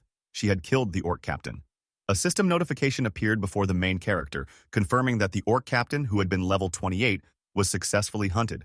Experience points were gained, and a sum of 73,263,099 won was deposited into the wallet of the ultimate shut-in. The system further announced that Yeonju had slain the leader of Jeonpo Station, thus fulfilling a requirement. As a result, an outpost base was now available for construction. The system provided a description of the outpost base, explaining that it was a safe zone that could be built outside a designated house. Once activated, the area would receive the same protective effects temporarily. However, the base would only function if a citizen with the title of knight or higher was present. Additionally, if an unpermitted individual remained in the zone for more than a day, the zone would be destroyed. Constructing the outpost base required an investment of 1.3 billion won. Upon reading this information, the main character was stunned. The cost was immense. However, with the recent defeat of the orcs, there was now an abundance of funds available. He contemplated whether the investment would be worthwhile. A system notification then appeared, stating that constructing the facility would take 7 days and would require 3 citizens holding the title of knight or higher. The main character was given the option to proceed with construction, yes or no. As he considered his decision, he hesitated. If he chose to build the outpost base, Yeonju, Dajung, and Dongyeon would be required to remain there for an entire week. Time was the greatest cost. He reflected on the situation. Most of the monsters around Jeonpo Station had already been eliminated by Dongjeon's party and the other citizens. There was no urgent need for an outpost base in that location. His gaze shifted to the system window as he prepared to select the no option. However, he hesitated once more. The base was still a valuable asset. If he could establish it near his parents' home, it would provide them with greater security. Images of his family filled his mind, his father, mother, and himself. As long as they were within his territory, he could ensure their safety. Looking out from the balcony, he pondered the challenges of relocating his grandparents. The journey would not be easy. Closing his eyes, he silently wished for their safety. Determined, he resolved to send Dongjeon's party to his parents' place the following day. The scene shifted to Jeonpo Station, where Gyeon observed the battlefield. His gaze was fixed on Yeonju, who was tearing the orc captain apart. In disbelief, he muttered to himself, astounded that a human could rip an orc apart with their bare hands. Then, realization struck. Yeonju was no ordinary human. Given her immense strength even before receiving the protagonist's blessing, her current abilities were unsurprising. Yet Gyeon wondered how the main character had managed to bring her to their side. Yeonju had once been obsessed with goblins. Had she gained a new ability? At that moment, the main character issued a party quest. The objective was simple: return within an hour. The reward was a small amount of experience points, and there was no penalty for failure. Dongjeon's party soon arrived, and Dongjeon announced that they were leaving. Jeon acknowledged the order and whistled. summoning a crow. The bird immediately responded, landing on Gion's outstretched hand. Petting the crow, he spoke softly to it, addressing it as Blackie. Dongjeon approached Gion and instructed him to conduct reconnaissance. Gion agreed without hesitation. Leaning toward the crow, he whispered a command, instructing it to be careful. In response, the crow took flight, soaring high above the city. Through his skill, Gion connected his vision to the crow's, allowing him to see from the bird's perspective. After scanning the surroundings, he reported to Dongjeon that no threats were detected and that they could proceed. Dongjeon thanked him and turned to the rest of the party, signaling them to move. As they navigated Jeonpo Station, Gion suddenly sensed something unusual. Turning around, kneeling, he examined the ground, feeling an ominous sensation. However, after scanning the area again, he found nothing. Unbeknownst to them, a pair of eyes observed the group from the shadows. The eyes belonged to a mouse, which remained hidden, silently watching. Without making a sound, the mouse leaped onto the platform, fixating its gaze on the stairway. It watched intently, biding its time in complete silence. The scene shifted to the main character, who was speaking to the party members, explaining the reason why he had sought their help. As he bowed respectfully before them, all the party members watched him in silence. They exchanged glances with each other as he continued speaking. He acknowledged that he was well aware of the slim chances of his family members being alive. At that moment, Dongjong questioned him, asking if his family members were also in that apartment complex. The main character responded that there was no way to be certain. Just then, Byung-ho interrupted loudly, declaring that they would help. The other party members turned to look at Byung-ho as he continued, insisting that they should be allowed to help. Dong-jeong, looking at Byung-ho, agreed, stating that it was all thanks to the main character that they had survived up to that point. Turning to the main character, Dong-jeong asked him to simply tell them what needed to be done. The main character expressed his gratitude to all the party members, thanking them repeatedly. He then explained that since all the orcs in Jeonpo Station had been eliminated, they could follow the subway railway to Seomyeon Station. He continued, mentioning that Jagalchi Station was the nearest station to his parents' house, and that they would need to exit through exit number 2 upon arrival. Once outside, he would guide them to where his parents should be. He reassured them that he was not asking everyone to leave immediately, acknowledging that this was something he personally wanted. He described it as a selfish request, but asked them to focus on taking over Seomyeon Station first. Dong-jeong affirmed his support, and the main character once again bowed respectfully, expressing his heartfelt gratitude. He then advised them to rest as much as possible before executing the plan the next day. At that moment, Yeonju spoke up, requesting a moment. The party members turned to her questioningly. She addressed the main character, stating that she had a question. Continuing, she inquired whether he was unable to bring his family members to their location using his ability. Hearing this, the main character was rendered speechless. He recalled that he had indeed tried. He had once hoped that having a target teleported as a quest reward would be possible. This was why he had been so excited upon seeing Byung-ho's awakened ability of teleportation. He had believed there was a chance Byung-ho could bring all of his family members there in an instant if things went well. However, a system notification had appeared, stating that such a reward was not possible. The result had been a complete failure. He speculated that this was due to his influence not reaching Byung-ho's grandmother's location. Scratching his head, he thought that if this were truly the case, there was nothing he could do. Even his parents were on the verge of death, all because they were outside his range of influence, his territory. Frustrated, he cursed internally. Finally, he responded to Yeonju, admitting that he was not all-powerful and that there were limitations to his abilities. However, he assured her that she need not worry. He vowed to keep the promise he had made to her, the revival of Yeonju's son. At that moment, a system notification appeared, stating that Yeonju's trust had increased. She smiled and thanked the main character for his honesty. All the party members bowed respectfully to him, and he, smiling, thanked them in return for their time, advising them to rest for the day. As the party members began to leave, Dongjong turned back to the main character, bidding him a good rest as well. However, just then, a system notification appeared, informing the main character that an individual who had not been granted entry was attempting to enter. The notification further stated that a being who met the requirements for citizenship was approaching and asked whether he would like to propose citizenship to them. Activating his ultimate eye skill, the main character instructed the system to propose citizenship. A notification confirmed that citizenship had been proposed, and Seo Yejin had accepted the offer. Her profile appeared, revealing that she was at level 31 and possessed an awakened ability called the Queen of Rats. The main character pondered whether she was truly an awakened individual. The scene then shifted to a squeaking mouse. The main character was taken aback upon realizing that Seo Yejin was, in fact, a rat. An hour earlier, the mouse had been observing Dongjong's party members, wondering who they were. It was astonished that humans were capable of slaughtering orcs. Contemplating the situation, the rat considered the possibility that all of them were awakened, but found it difficult to believe. Deciding to follow them for now, the rat reasoned that uncovering the truth could prove useful. As it continued trailing Dongjong's party, it arrived in front of an apartment building. Just then, the rat heard the laughter of children and a child calling out to their mother. Witnessing the children playing, the rat was utterly shocked. It questioned why there were children in the playground and why so many people were gathered only inside the building. Looking up at the apartment, the rat was bewildered. Determined to uncover more information, it rushed toward the building at an astonishing speed and climbed the lobby stairs. However, the moment it attempted to enter, it hit its head against an invisible barrier and was denied entry. A red bump formed on its head, and a system notification appeared, stating that entry was forbidden. Confused, the rat pondered the nature of the restriction. Suddenly, another notification appeared, asking whether it would like to obtain citizenship with the options yes or no. Without hesitation, the rat chose yes, but nothing changed. Frustrated, it wondered whether becoming a citizen was impossible in its current form. Just then, a system notification confirmed that citizenship had been granted. The rat was overjoyed, exclaiming that it had worked. Entering the apartment building, it was immediately met with alarm as people noticed it.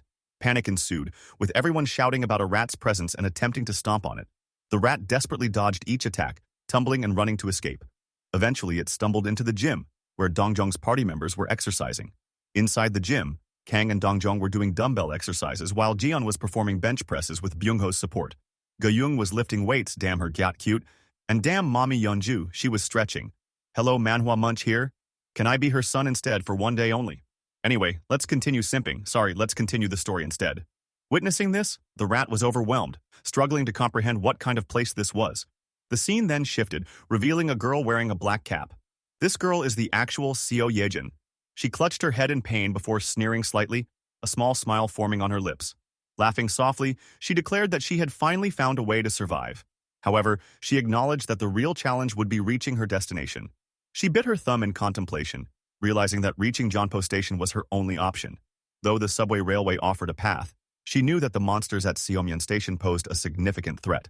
Still, she saw an opportunity precisely because of their presence. Determined, she resolved to move forward, confident that there was no place she couldn't infiltrate. Behind her, a swarm of rats gathered, ready to follow her lead. The scene shifted as the main character received a system notification stating that he had hunted a tamed rat and obtained a small amount of experience points. This indicated that someone had killed the rat that had entered his apartment building.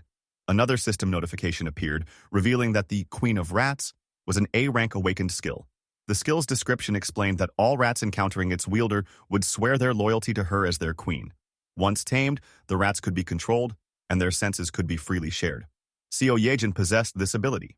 The main character contemplated the nature of her ability, realizing that it granted her control over rats. While activating his ultimate eye skill, he mused that an A-rank awakener had come to him voluntarily. Determined, he resolved to make her his vassal at any cost. Using his skill, he scanned his entire territory but was unable to locate her. Puzzled, he acknowledged that she was not in the vicinity and concluded that he needed to lure her to him first. At that moment, he granted a quest titled, Visit the Apartment Unit. The quest had a time limit of 48 hours, with a reward of a cola and a chocolate bar. However, it carried no failure penalty. As he was about to finalize the quest, he recalled a conversation with Yeonju, where she had inquired if he could bring his family members to his territory using his ability. Reflecting on this, he admitted to himself that he had attempted multiple times, but each effort had ended in failure. He theorized that if his family was outside his influence, a target granted citizenship should technically fall within his domain. He confirmed this assumption since he received money and experience points regardless of his citizens' locations, whether inside or outside his territory. With this realization, he edited the quest, reducing the time limit to 10 seconds while keeping the rewards unchanged. After implementing the modification, he considered it a success. He marveled at his ability to exploit the failure penalty in such a manner. The failure penalty, in this case, was a forced summon. And given that Seo Yejin was far outside his territory, she would inevitably fail the quest within the allotted time. This meant that she would be summoned directly to him. He acknowledged that he was essentially using the failure penalty as a cheat code. He resolved to test the system, believing that if he could summon citizens from outside using this method, he could potentially bring his family to safety. He hypothesized that if an outpost base was activated, it should temporarily function as an extension of his main territory. He considered the idea of sending Dongjong's party there to establish an outpost base, grant his family citizenship, and then use the system's quest function to summon them. Recognizing that the outpost base functioned as a safe zone outside his main influence, he understood that it required citizens holding the title of knight or higher. Since Dongjian's party met this requirement, the base could be set up where his parents resided. His plan was to grant them citizenship and then summon them using an impossible-to-complete quest, thereby ensuring their arrival at his location. While the plan seemed solid, he questioned how much money it would cost to create a quest with a failure penalty leading to summoning. Clicking on the system window, he decided to test it and granted the quest. As the system countdown began, 10, 9, 8, and so on, he anxiously hoped that the cost wouldn't be too excessive. Moments later, a system notification appeared, indicating that citizen Seo Yejin had failed the quest and that the amount spent was precisely 31,067,494 won. Sighing in relief, he acknowledged that the quest had cost 30 million won. Just then, Seo Yejin was summoned before him, appearing terrified and confused. As she looked around, bewildered, she questioned her whereabouts. The main character glanced to his left, confirming that his plan had worked. While he observed her, Seo Yejin was alarmed upon seeing an unfamiliar person before her. In an attempt to calm her, he greeted her with a simple, hello. Panicked, she demanded to know who he was and asserted that he should already know who she was. He responded, identifying himself as the person who had granted her citizenship. Confused, she hesitated before realizing where she was. Before she could fully articulate her thoughts, he clarified that they were at the top level of the apartment complex she had previously observed through her rats. Casually, he retrieved a can of Coca-Cola and some chocolates from his system window and presented them to her. Bro is flexing food at this point. Apologizing for the sudden summoning, he acknowledged that she must be surprised. Introducing himself formally, he stated his name, Kim Jae-hyun. He handed her the cola and chocolates, which she accepted. Seo Yejin then questioned whether he had just brought her there and mentioned a strange quest that had appeared before her. He confirmed that he was the one who had issued the quest. At that moment, Seo Yejin clasped her hands together in hope, and, despite acknowledging the shamelessness of her request, pleaded for the acceptance of the people she was taking care of. Confused, the main character asked her to clarify. She explained that she had intended to bring everyone with her, but the distance made it impossible. She had therefore taken a gamble. When asked how many people she was referring to, she answered that there were 35. He considered this information and realized he had not anticipated her having others with her. Apologizing, he stated that bringing all of them would be difficult. Seo Yejin, with sadness in her eyes, questioned his response. He elaborated that it would be impossible for him to transport all of them with his current ability. Desperate, Seo Yejin grabbed his jacket and pleaded, explaining that her mother and younger sibling were still there. She begged him to help, insisting she would do anything to save them. Seeing her desperation, he paused to think and requested a moment to consider the situation. He then recalled that he had granted Seo Yejin citizenship without her physical presence, implying that his territory recognized the rat as part of her. This revelation suggested that his plan could work. A system window appeared, displaying Seo Yejin's details. Her trust level was at 37, and her awakened ability was Queen of Rats. Observing this, he noted that her trust level was already high, perhaps due to her dire circumstances leaving her no choice but to trust him. Addressing her directly, he questioned whether she was truly willing to do anything. Seo Yejin nodded without hesitation, confirming her resolve. He then informed her that he had a way to help but required her complete trust. Raising his hand slightly, he emphasized that if she placed her full trust in him, he would ensure her family's safety. Swallowing hard, she considered his words before urgently shouting her agreement, expressing her willingness to do whatever it took. At that moment, a system notification appeared, indicating that Seo Yejin's trust had significantly increased. Her trust level reached 50, unlocking loyalty. Since her loyalty had surpassed 30, she had met the requirements to become a vassal. The main character promptly registered Seo Yejin as his vassal through the system window. As he did, a blue aura began swirling around her. Seo Yejin, surprised, looked around in shock. The system displayed her new title, 10th Servant, Knight, and Tamer. Her Tamer title enhanced tamed creatures' stats based on her loyalty value and accelerated their growth according to her trust level.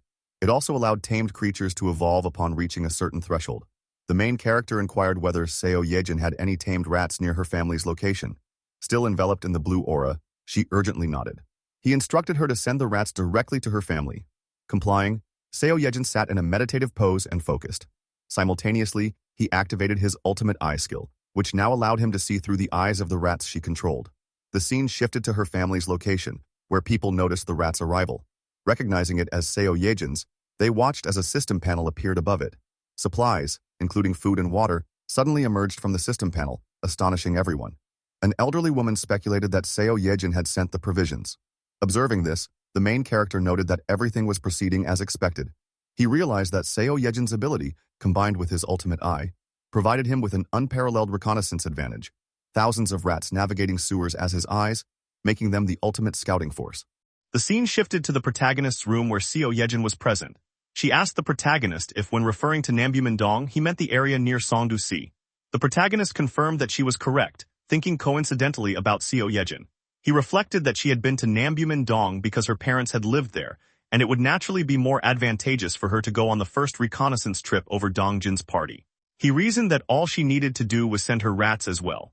As Seo Yejin sat in front of him, the protagonist continued to think that by using that alone, he could confirm whether his family was still alive, and it would be far easier for him to send rescue supplies. At that moment, Seo Yejin smiled and told the protagonist to just leave it to her.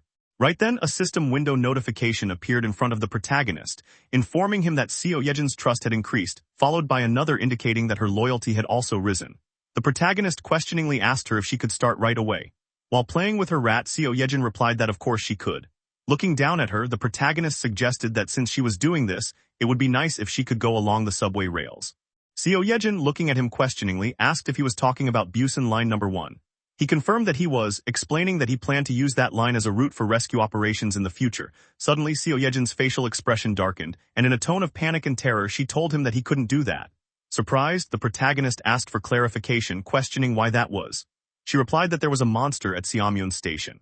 The protagonist, looking at her with curiosity, repeated the word monster, and began thinking that there was indeed a monster at Seamyeon Station.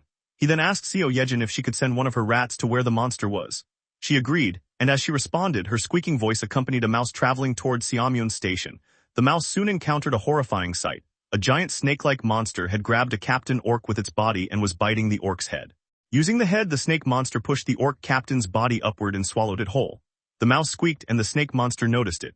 Quickly, the mouse hid behind a pillar while the snake monster stared in its direction.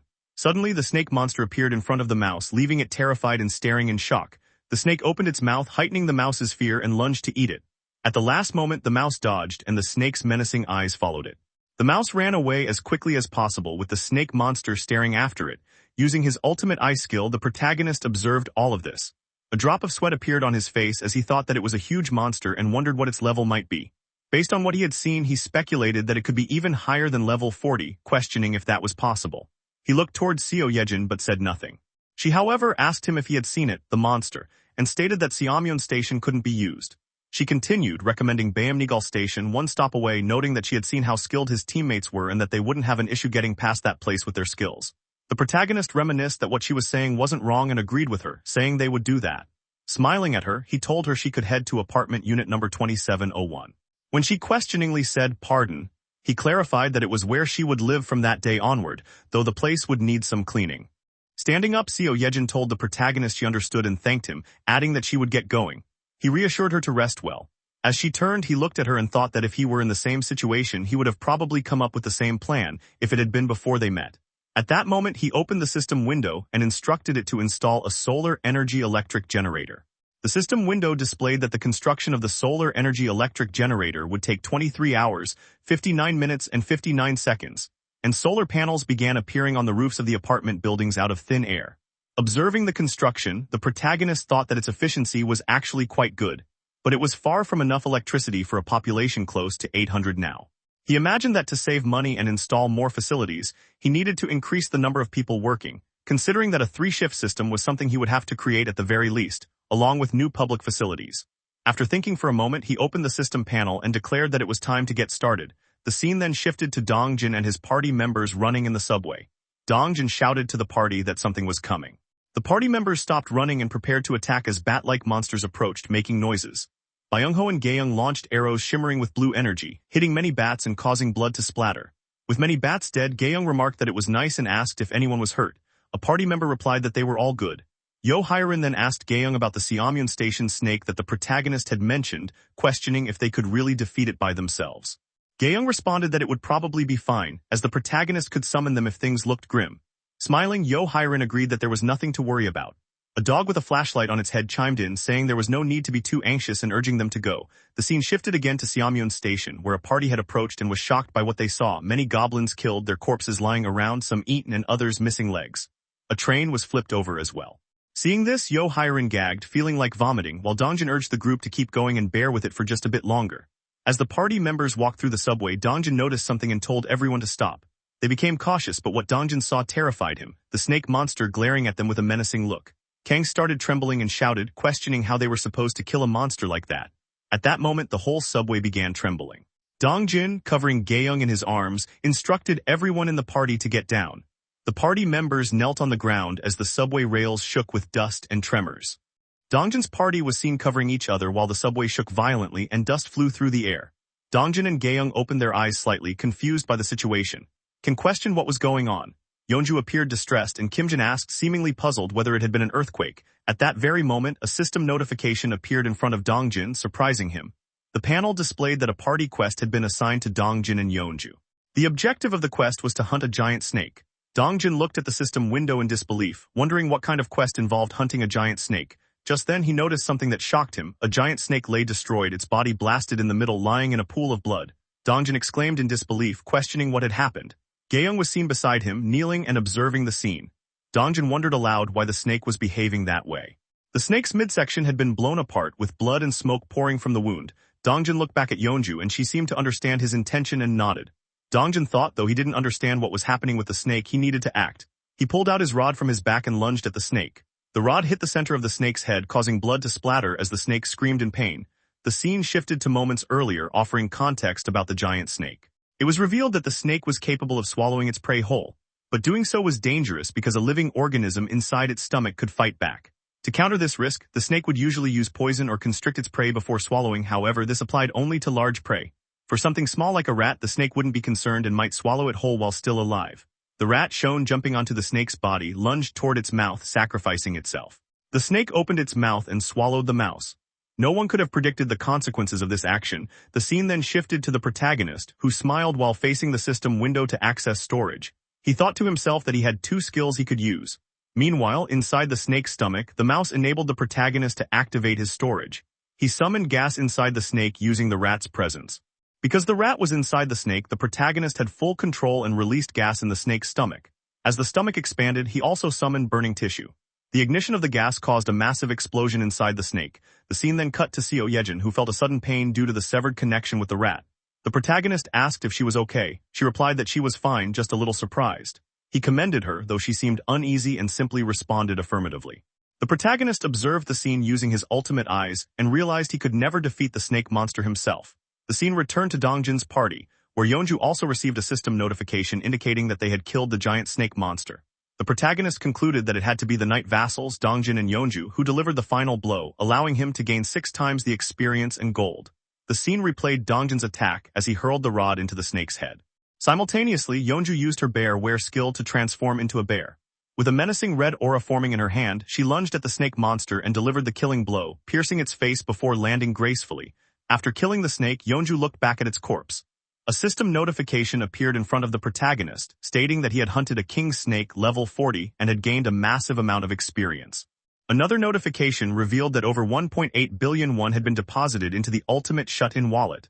A further panel confirmed that Dongjin and Yeonju had defeated the boss monster of Seamyeon Station, unlocking the ability to build an outpost base there. The protagonist's skill level increased, and his house declaration skill reached level 15. He gained 3 skill points.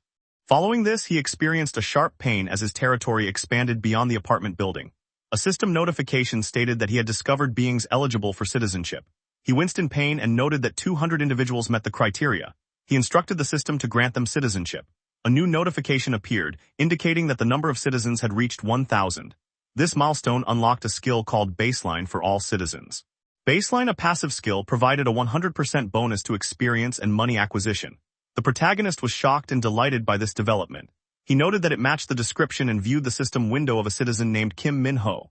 He realized that even if he set his distribution to 0%, he could still receive 100% of the experience and gold. At that moment, Seo Yejin approached him from behind and addressed him. He turned to face her. She asked if he could bring the people she was previously with to the current location. He paused, resting a hand on his chin, then agreed, saying it was the least he could do. Seo Yejin responded with joy and gratitude. The protagonist then asked if she could control the rat again. Seo Yejin, determined, assured him that she could. He instructed her to guide the others by having them follow the rat she controlled. She acknowledged the request. The scene shifted to the dead body of the snake monster, where the rat controlled by Seo Yejin was leading the party members. They carefully followed the rat. Dongjin was shocked upon seeing many dead orcs lying around. Yeonju greeted him and Dongjin, confused, asked if she had killed all the orcs. Yeonju clarified that it wasn't her, they were already dead when she arrived. Realizing someone else had killed the orcs, the party looked on, stunned and terrified. Dongjin speculated whether this had originally been the orcs' territory. The subway was littered with bodies and splattered with blood, yet the party continued to follow the rat. Looking around, Dongjin remarked that though the boss monster was gone, they couldn't lower their guard. Gaeyoung added that there might still be hidden monsters lurking. At that moment, the rat gestured urgently, urging them to hurry. Ken commented to Kang that the rat was remarkably smart. Byung-ho asked if the rat was also part of the protagonist's abilities. The protagonist observed all this through his ultimate eye skill, thinking that for now there was no major threat. He then noticed he had 3 remaining skill points. Looking at the system window, he considered where to invest them. Since his activity range had expanded, he decided the first investment should be in the ultimate eye skill, which synergized well with Seo Yejin's ability. He invested a skill point and as before experienced pain as his eyes twitched and he held his head. After enduring the pain, he gained the ability to see the levels of monsters. A system notification appeared describing a goblin, level 8, 103 cm in height, living in groups, possessing basic intelligence, able to use tools, and having excellent eyesight, capable of seeing in the dark. The protagonist observed this and thought it was perfect. It was exactly the ability he needed. He planned to find monsters of appropriate levels and assign quests to others, saving resurrection costs. He then focused on his next skill upgrade, dignity preservation. Knowing he would meet many people, he understood that earning their trust and loyalty was crucial. He upgraded the dignity preservation skill and immediately afterward his eyes widened in shock. He turned suddenly, hearing a loud sound. He wondered to himself, was that a gunshot? The protagonist was seen looking back in horror after hearing a gunshot. He panicked, thinking that this wasn't the right place. At that very moment, the scene shifted to reveal many goblins dressed like humans, wielding revolvers in their hands and firing them. The protagonist was baffled, wondering what the hell was going on and questioning why goblins were using guns. A horde of goblins appeared, armed with blades, swords, and revolvers. Standing before them was their leader, who was also wielding a revolver and firing shots. Dongjin's party watched the scene unfold, and it became clear that the goblins were targeting them. Dongjin then shouted for everyone to run, prompting all party members to flee as bullets rained down on them. The group quickly entered a nearby non-functioning train and observed the goblins from within. Gaeyoung expressed her disbelief, asking how those creatures had managed to acquire guns. Dongjin, sweating, admitted that they couldn't face the goblins head-on. However, a sudden smile formed on Dongjin's face as he spoke again. Byung-ho appeared behind a goblin using his teleportation skill, and Dongjin's voice echoed with confidence, stating that they had Byung-ho. Byung-ho, eyes full of determination, stabbed a goblin from behind. The goblin's revolver flew into the air as it screamed in agony. Byung-ho continued to slash through multiple goblins, beheading several in a single swoop. At that moment, more goblins aimed their guns at Byung-ho. Suddenly, one of those goblins was struck by an arrow, causing its revolver to fly away as blood splattered from its hand. Gaeyoung, having fired the arrow, demanded to know how the goblins dared. In front of her stood Kang, clad in armor, and Yeonju, mid-transformation with her werebear ability. Fully ready, Kang and Yeonju shouted and charged into the goblins, killing them one by one. Kang swung his halberd, beheading goblins, while Yeonju tore through them with her jaws. All of this was observed by Yo Hyerin and Jin, who were shocked at the devastating power of the trio's assault. The protagonist also watched the scene through his ultimate eye skill. He noticed a revolver and a bullet, and immediately registered them as items. A system notification panel appeared in front of him, revealing that the revolver was an S&W Mu, priced at 476,321, and a set of 100.38 caliber bullets cost 158,401. Looking at the system panel, the protagonist thought about the gun. He reflected on the significance of acquiring such a weapon. He then contemplated the implications of displaying a firearm in the store. Though it had many advantages, he believed it would make people more proactive about hunting monsters. He imagined civilians in his domain using guns to fight off goblins. He further considered that even regular people below level 10 might occasionally take down orcs. This would lead to a massive increase in experience points and monetary rewards for the citizens. The protagonist envisioned the joyful expressions on the faces of his people. However, his thoughts grew grim as he realized that trusting every citizen was not a viable option. He admitted to himself that he had been accepting people randomly without any proper standards. He had believed that he could control any situation, regardless of who entered his domain. Although more people meant more benefits, the introduction of guns changed the dynamics entirely. He feared that with so many people, there was a chance someone with malicious intent could be among them. He imagined citizens becoming envious, jealous, and turning against one another. He thought that something terrible was bound to happen eventually, and in the worst-case scenario, someone could be killed. The protagonist concluded that only trusted individuals should be granted access to firearms. He continued looking at the system panel and thought that those with high loyalty were the only ones who should be considered. He already knew exactly who should receive the revolver first. The scene shifted, showing the goblins lying dead in pools of their own blood. Above Byung-ho, a revolver and a box of bullets suddenly materialized and fell before him.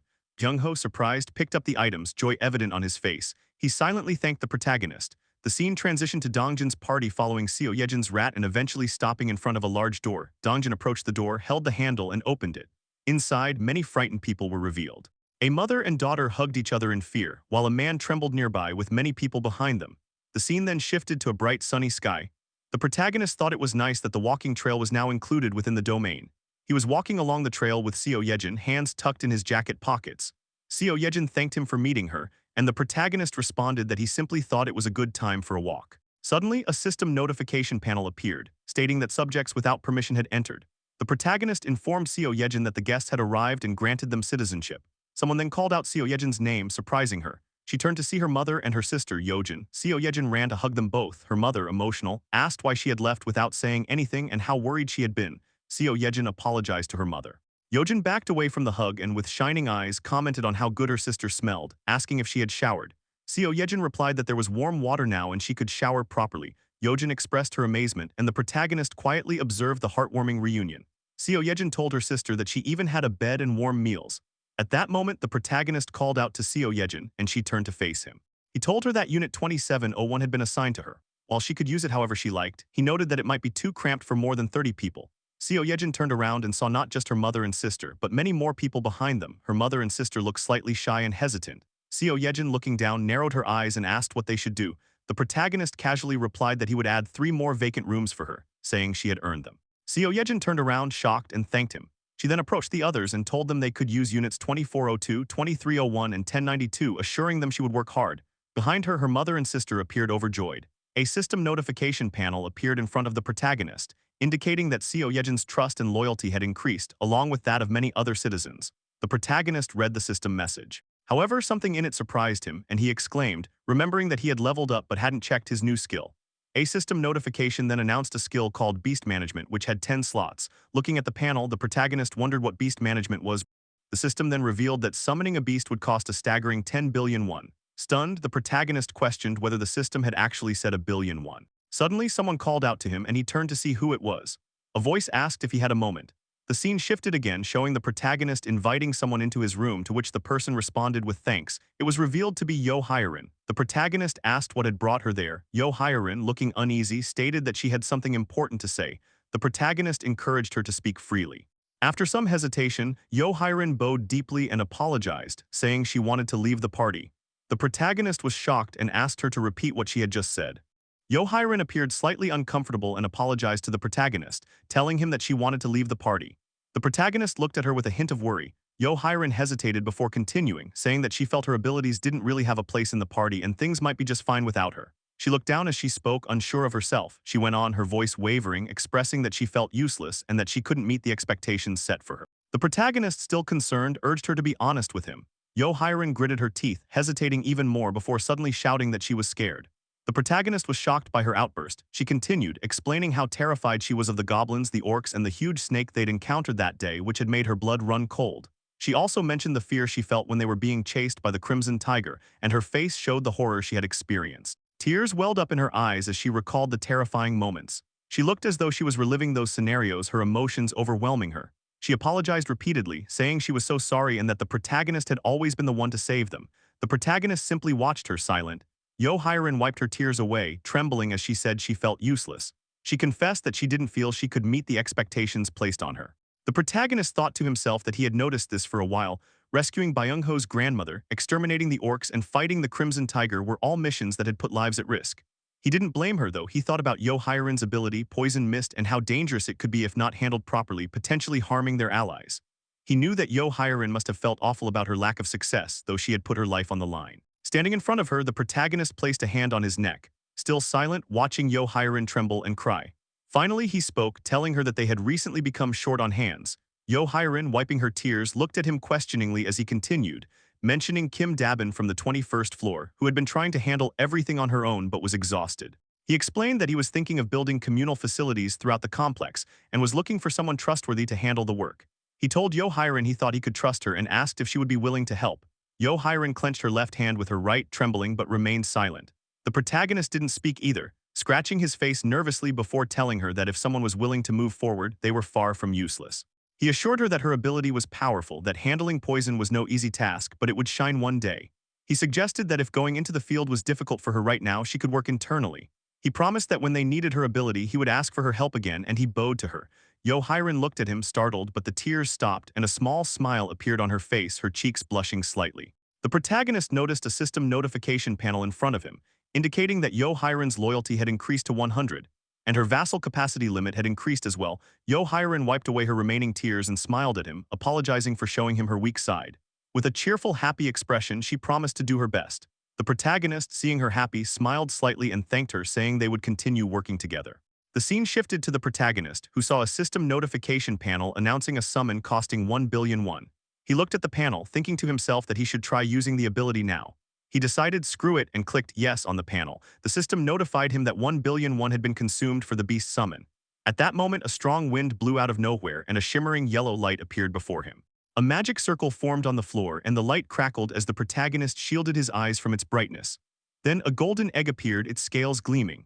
As the egg began to crack, the protagonist watched in awe as bright yellow light poured from the cracks, blinding him for a moment. Suddenly, a creature emerged from the egg, with round eyes, a small tail, and feathers.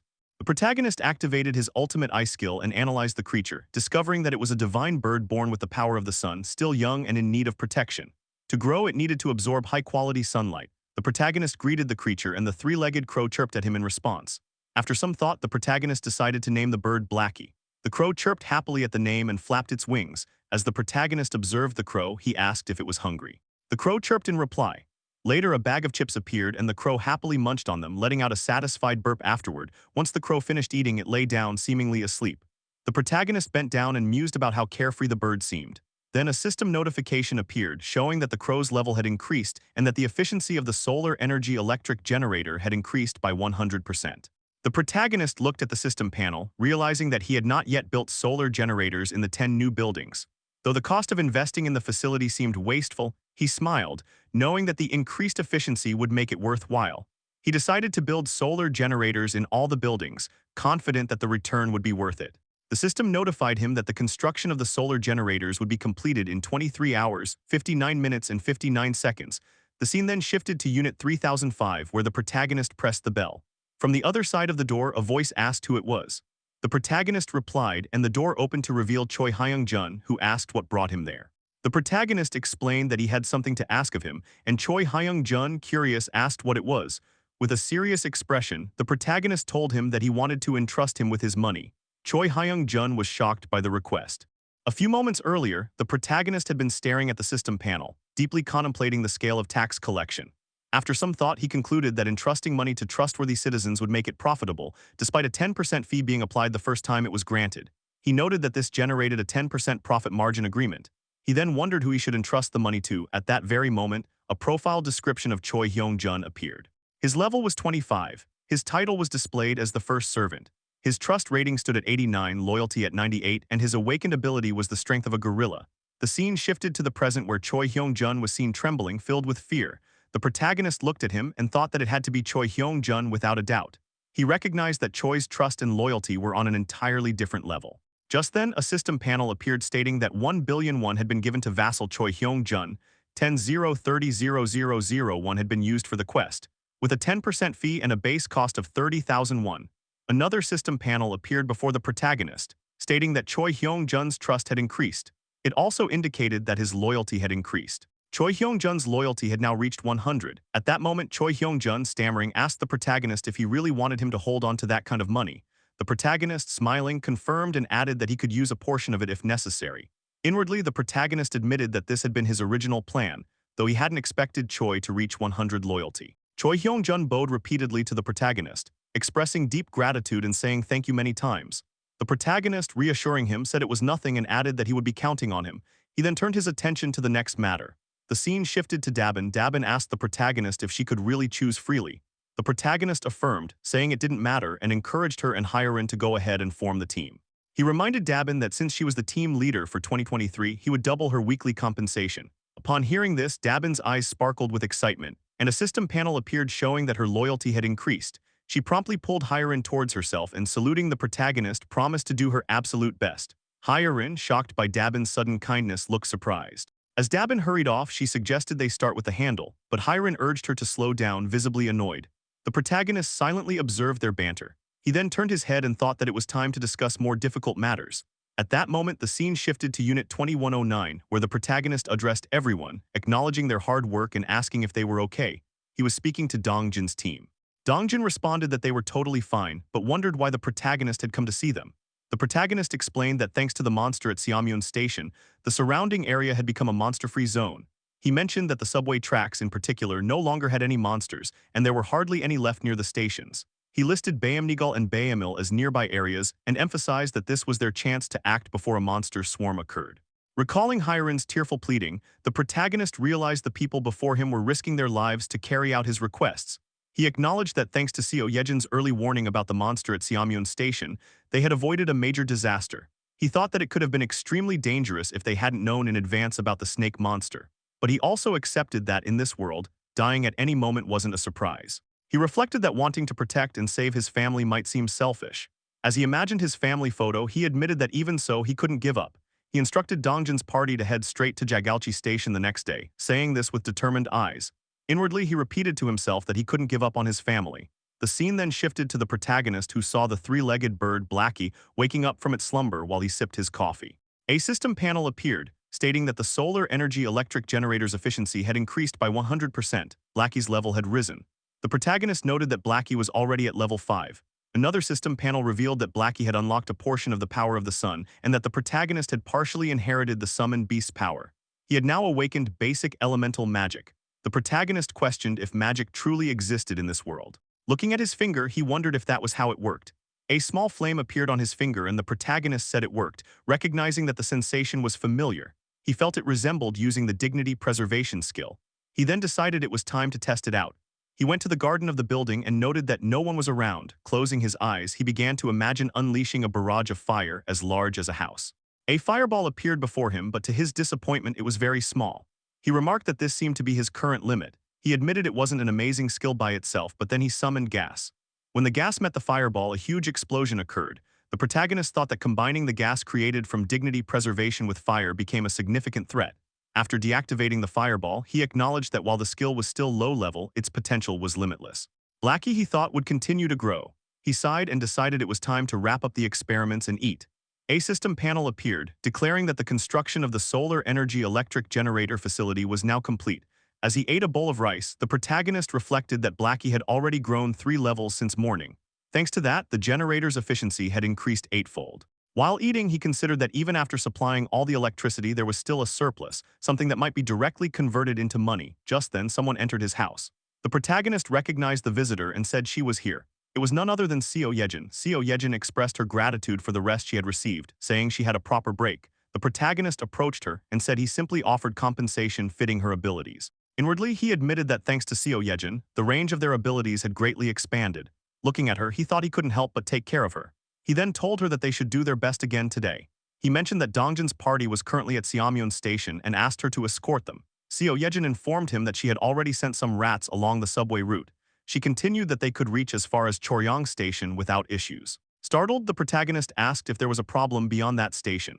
Seo Yejin confirmed, saying the issue was at Busan Station. She suggested it was better for him to see it himself. She activated her ability and connected with her rat, and the protagonist activated his ultimate eye skill to connect as well. He saw debris everywhere and water flooding the station. Using his ultimate eye, the protagonist remarked that at that rate they couldn't get through. Seo Yejin explained that due to the track conditions, she had tried sending rats above ground instead. But what the protagonist saw next shocked him. He saw the entire city devastated and destroyed. He was stunned, thinking there wasn't a single intact building. Everything had collapsed, and he wondered what could have happened. He then saw a large footprint on the road. Realizing the cause, he gritted his teeth and cursed, now understanding why no buildings remained standing and every road was destroyed. Just as he was about to say something, the building shook violently. The protagonist and Seo Yejin quickly became alert. The entire building trembled and Seo Yejin covered her head. The protagonist thought with a growl that if it continued at this rate, the building would collapse. The entire apartment building was trembling and shaking. The protagonist asked Seo Yejin if she was okay. Seo Yejin, while panicking, replied that she was fine but quickly added that the more important question was what had just happened. The protagonist was equally panicked and began thinking. He questioned internally about the tremors just now.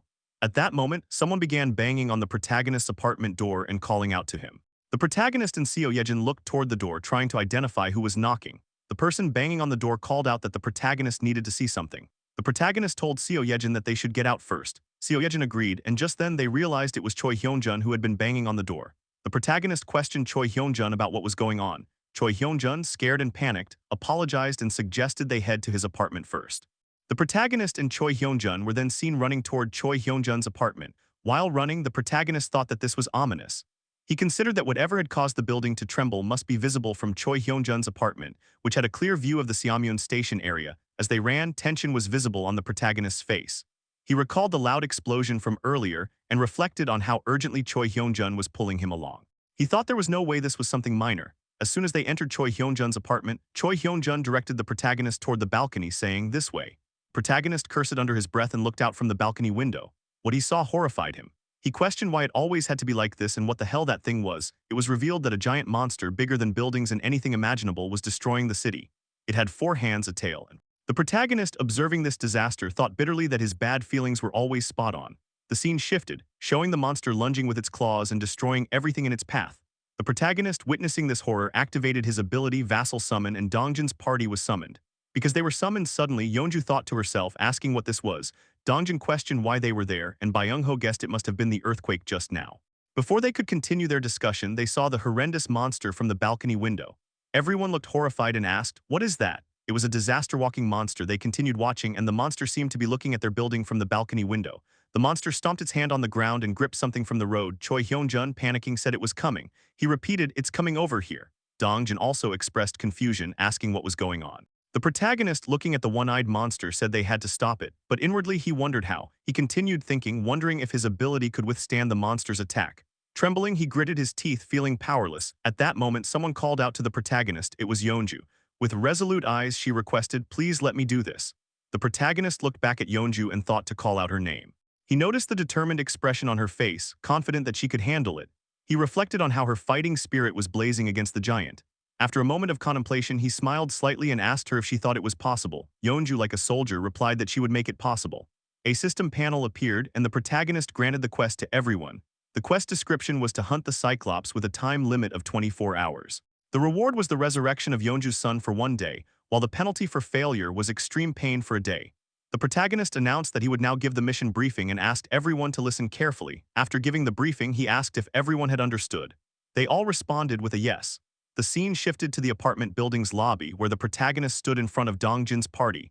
He divided the members into 3 teams. Team 1 consisted of Yeonju, Dongjin, Kang, and Dajung. The second team included Jin, Gaeyoung, and Byung-ho. The third team was made up of the protagonist and Seo Yejin. After forming the teams, the protagonist declared that he would handle things there and asked everyone else to quickly move to their assigned positions. The other teams dashed to their posts as the protagonist said he was counting on them. All the protagonist's vassals wore determined expressions. At that moment, someone called out to the protagonist. He turned to see Hyerin. Hyerin informed him that, as instructed, those who had completed military service were sent to the front gate, and the rest of the residents had been guided to the underground parking lot. The protagonist smiled at Hyerin and thanked her, suggesting that she should also head to the underground lot. Hyerin expressed her desire to help, even if it was just a little. Though trembling, she insisted on wanting to assist. The protagonist noticed her shaking hands and asked if she would be okay. Hyerin admitted she was scared but said she would try to be brave. Her face showed her honesty. The protagonist smiled and responded positively, suggesting they head to the front gate together. The scene shifted again. The protagonist was counting 96, 97, 98, 99, and 100, and one more. He stood in front of his residence and thought that out of over 1,200 people, only 101 had completed military service. Those 101 stood in front of him. He found the number ridiculously small. Just then, Seomin raised his hand to speak. He asked what they should do. The protagonist first asked him where Baek Seunjob and the twins were. Seomin hesitated and didn't answer. From Seomin's silence, the protagonist inferred the truth. They had run away. Baek Seunjob and hundreds of others had pretended not to notice anything and escaped to the underground parking lot. It was shown that Baek Seunjob and the twins were indeed there. The protagonist gritted his teeth and called them cowards inwardly. He thought that the people gathered in front of him weren't fools blindly risking their lives. They understood that they would all die if they didn't fight. They had come to protect their precious families and themselves. He recalled that someone once said courage isn't about not feeling fear. It's about not yielding and taking action despite fear. To survive in a world consumed by fear, he believed people with great courage were needed.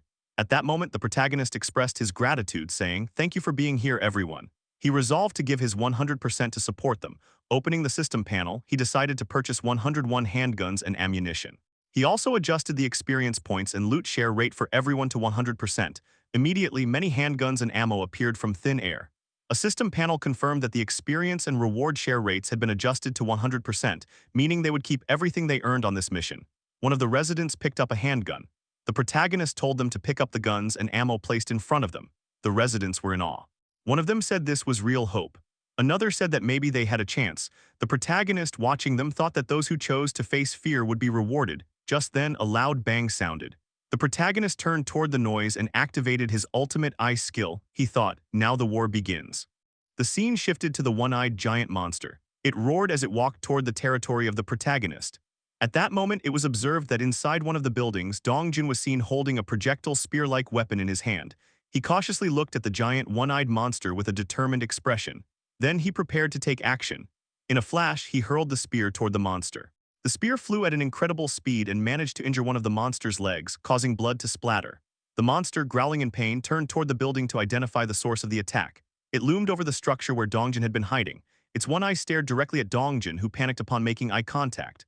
Upon spotting him, the monster charged its punch, ready to strike. Just then, it was noticed that Yeonju in her bare form was running toward the monster's leg. She launched a swift attack with her claws, managing to slash the same injured leg. This caused the monster to stumble, losing its balance. It looked down at Yeonju, then lifted the injured leg and slammed it to the ground where she stood. Yeonju was sent flying from the impact, growling and screaming. She crashed into the wall of a building and lay there unconscious.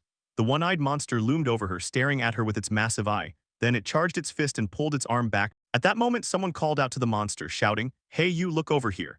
The monster turned its head toward the sound and saw someone yelling through a microphone, "You dumb monster, look here." It turned out to be Kang, who held a microphone in one hand and a halberd in the other. Kang continued taunting the monster, calling it a lardess and demanding its attention.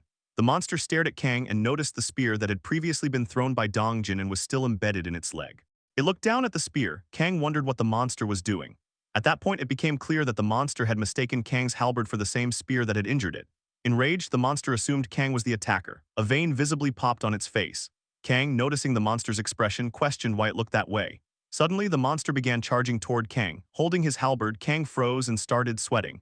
The monster gained speed, destroying the road as it sprinted. Realizing the monster was chasing him, Kang panicked and ran in the opposite direction. The protagonist, watching all this with his ultimate eye skill, recognized that the monster was heading their way. He turned to the residents and warned them to get ready. He announced that the monster would arrive soon. Meanwhile, Kang, exhausted from running, continued fleeing as the monster pursued him. Finally, in a last effort, Kang jumped and entered the protagonist's territory, shouting a signal to Gaeyong and Jin. Jin's bird soared through the sky, approaching the one-eyed monster. It scratched the monster's only eye with its claws. Meanwhile, Gaeyong, perched on a building with determination in her eyes, observed the monster groaning in pain. She charged her bow. Gaeyong swiftly released her arrow. The monster attempted to defend itself by raising its hand, but the arrow pierced through and continued, striking its eye. Despite the hit, it wasn't enough. Byung-ho then appeared midair, having used his teleportation skill. As the monster groaned in pain with its mouth wide open, Byung-ho released several of Seo Yejin's rats into the creature's mouth. He then called out to the protagonist. The protagonist thought that everything had gone according to plan so far. At that moment, he summoned gas inside the monster's body. The monster's eye widened as gas began puffing from its mouth. As the excessive gas escaped, the protagonist extended his hand and decided it was time to end things. He inwardly monologued and used his basic attribute magic, fire. A powerful blast erupted inside the monster. The blast proved to be deadly. Smoke surrounded the now burned monster. It knelt and leaned over the barrier that protected the protagonist's territory. The residents wondered what had happened as they watched the giant lean toward them. The protagonist instructed everyone to hold their positions. He believed everything was unfolding perfectly and hoped the final blow would be dealt by his vassals. Ideally, he wanted Dongjin or Yeonju to finish it, though they had not yet arrived. He considered that even Seo Yejin, who held the knight title, could be suitable. Suddenly, Choi Hyunjun called out to the protagonist and, trembling, urged him to look behind. The protagonist replied that it was fine, believing the monster would fall over the defensive wall. However, the horror on Choi Hyunjun's face suggested otherwise. The protagonist turned and was shocked and terrified by what he saw. The one-eyed monster was still alive, staring directly at him from behind the defensive wall. It was as if the ground had vanished beneath the protagonist's feet. He muttered in disbelief that there was no way the creature could have withstood the fire and gas attack. But it remained very much alive, looming above the wall. At that moment, the monster raised its hand and with immense force delivered a powerful smack to the defensive wall's barrier. After hitting the defensive wall barrier of the protagonist, a system notification appeared indicating that a subject without entry permission was attempting to enter. The protagonist looked at the one-eyed Cyclops and grew worried, noticing the creature staring directly at him. He believed that the Cyclops' attack had been successfully blocked. At that moment, Choi Hyun-jun instructed the residents to open fire. Following his command, the residents began shooting at the Cyclops, aiming at its face. The Cyclops, struck by numerous bullets, growled in pain, covering his face and howling. Observing the situation, the protagonist reflected that although they managed to stop at this time, there was no guarantee they could endure further attacks of similar strength. He knew that a single breach could result in catastrophe. Thinking quickly, the protagonist raised his hand and summoned an invisible hand, enlarging it through gigantification, a feature unlocked by investing saved-up skill points. He had prepared this for emergencies. Meanwhile, the Cyclops, now enraged from the earlier attack, raised its hand again, attempting to strike the defensive wall. The residents in panic exclaimed that it was coming again. The Cyclops mustered all its force and punched the defensive wall once more. A system panel appeared again, noting the same entry violation. However, the Cyclops failed to break the barrier. The residents rejoiced and resumed firing, proclaiming that the defensive wall was withstanding the giant's assault. The Cyclops, once again hit by a barrage of bullets, growled in pain from the accumulating minor injuries. The protagonist observed that while the attacks weren't futile, even the mouse bombs and citizen pistol fire were gradually dealing damage. Determined, he thought that if they kept this up, they might be able to bring the Cyclops down. Still, he realized they needed a decisive blow. Just then, a large spear came hurling at an incredible speed, piercing the Cyclops and causing a severe injury. The creature screamed in pain, and it became clear that the spear had been thrown by Dongjin. The protagonist acknowledged their arrival as Dajung Yeonju and Dongjin appeared to aid in the battle. After taking the hit, the Cyclops grew furious and screamed. The protagonist expressed his trust in the newcomers and summoned standard supply spears. Multiple spears materialized around Dongjin, who grabbed one and with determination hurled it at the Cyclops. He then threw all the spears at once and they closed in on the Cyclops. The Cyclops attempted to defend itself using its forearms while Dongjin continued the relentless attack. Amidst this, Gaeyang charged her bow and declared that they would also provide cover. From atop a building, Yeonju shot arrows at the Cyclops one after another. A system panel then appeared before the protagonist, indicating that the level of the three-legged crow had increased. The solar generator's efficiency had doubled, and it had reached maximum efficiency. Surprised, the protagonist read further as the system notified that the three-legged crow had partially unlocked the power of the sun and that a part of its power had been inherited. Basic fire magic had evolved into intermediate fire magic. Another panel stated that the crow had detected an enemy intrusion and requested a power release, prompting the protagonist with a choice to permit it. Puzzled by the term power release, the protagonist thought of Blackie, the three-legged crow. He assumed that the Cyclops was being referred to as the intruder and questioned what such a small creature like Blackie could possibly do. Contemplating whether to proceed, he noticed the cost of the power release, 300 million won. However, it was too late. Blackie had already initiated the power release. Energy from all the rooftop solar generators converged on the protagonist's apartment where Blackie resided. The protagonist watched as all the energy was channeled into his apartment. A sudden blast of energy erupted from the apartment. Turning to look, the protagonist saw a black crow with massive feathers and a giant beak, Blackie in a phoenix-like form, roaring menacingly in the sky. Blackie opened its mouth, gathering energy, and the Cyclops, noticing the massive creature, turned in alarm, but it was already too late. Blackie unleashed a beam of energy, striking the Cyclops and piercing through it. Blood poured from the Cyclops' mouth as it screamed. Dongjin witnessed the attack just before someone zoomed past him at incredible speed. It was Yeonju, now in her bare form, lunging to deliver the finishing blow. The Cyclops looked at her approaching figure. With a menacing expression, Yeonju struck and killed the Cyclops instantly.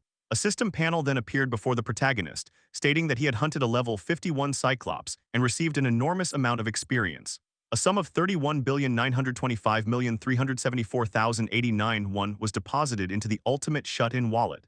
Another system panel revealed an increase in the protagonist's skill level. He groaned in pain as his territory expanded, now encompassing various buildings, roads, and facilities. A congratulatory panel announced the declaration of dominion over the apartment complex, along with a 10 billion won construction grant. The protagonist collapsed to his knees, gasping for breath. Blackie, now back in his small and cute form, appeared before him, striking a smug JoJo pose. Annoyed, the protagonist scolded Blackie for using 300 million won without permission.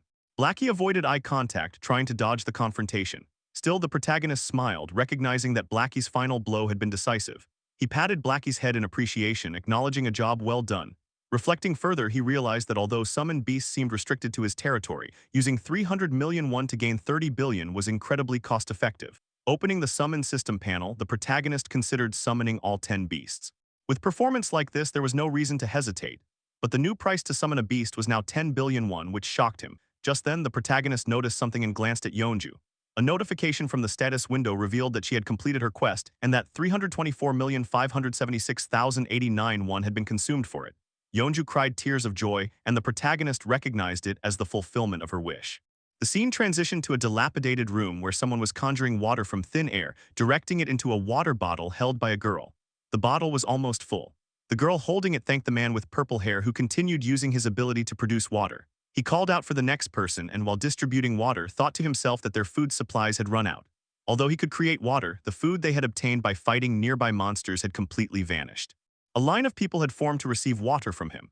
As he continued filling bottles, he internally admitted that this was their limit. In the end, they would have to leave. Biting his lip in frustration, he stood silently. Suddenly, the entire place shook, throwing everyone into disarray. The purple-haired man stumbled and questioned if it was an earthquake. Panic spread among the people. At that moment, someone called out his name, Junhyuk. It was revealed that the purple-haired man's name was indeed Junhyuk. A silver-haired boy came running in panic, urging Junhyuk to come upstairs immediately. Junhyuk was shocked by the urgency in his voice. The silver-haired boy shouted that something terrible had happened. A monster. Junhyuk and the boy rushed up the stairs to the rooftop of a destroyed building, where Junhyuk laid eyes on a horrifying sight, a one-eyed cyclops roaring loudly. Junhyuk cursed and instructed the silver-haired boy to tell everyone to stay hidden underground and not to move. The silver-haired boy trembled with fear and asked what they should do now. Scratching his hair, Junhyuk muttered in despair, questioning what they could possibly do against such a creature. He emphasized that it was evident they couldn't do anything. While they conversed, a beam attack suddenly appeared behind the cyclops. In the next moment, the cyclops was devastated by a single attack. Junhyuk said all they could do was pray that the creature didn't come their way. That was the best they could hope for. As the explosion from the attack echoed around them, both were left baffled and shocked in the middle of their conversation. Junhyuk gasped in disbelief. Internally, he acknowledged that the moment he saw it, he knew it was an awakened one on a level far beyond his own. Calling out to the silver-haired boy, Junhyuk thought to himself with certainty. He told the boy to gather some people. The silver-haired boy, clearly alarmed, asked if Junhyuk was thinking of going over there. His face was full of panic. Junhyuk inwardly admitted he didn't know what that was, but to survive in this godforsaken world, he had to stay close to that awakened person. He confirmed to the silver-haired boy that he was indeed going. The scene shifted, showing Junhyuk and the silver-haired boy traveling through a ruined city with a group of people. The boy asked Junhyuk if he was sure about this, questioning what would happen if the people they were going to meet turned out to be dangerous. Junhyuk replied that they didn't have a choice, they had no home. Someone in the group added that staying behind would have meant death, and another supported Junhyuk's judgment, saying they had to leave the rest to fate. Soon, Junhyuk and the group arrived at the location where the Cyclops had been slain. Junhyuk remarked that he thought it was around there. They stood in front of the protagonist's complex.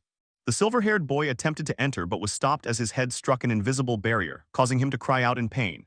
Junhyuk noted that a system panel had appeared, stating that access was restricted. Another system panel appeared in front of both Junhyuk and the silver-haired boy, asking if they wished to obtain citizenship with the options yes or no.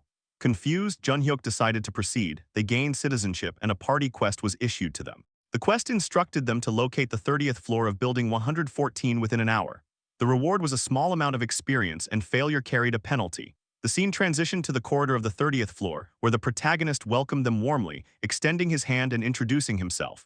Junhyuk thought to himself that this was the man who had brought that giant monster to its knees. Junhyuk saw the protagonist as a completely different being. He felt his instincts scream at him to grab the offered hand. He shook the protagonist's hand and introduced himself, saying he was pleased to meet him. The protagonist casually responded with a simple greeting. Internally, Junhyuk resolved not to let this opportunity slip by. The scene shifted again to the protagonist's apartment room. Yeonju sat there, surrounded by a warm, bright light and many delicious food items, egg rolls, fried eggs, meat, and vegetables.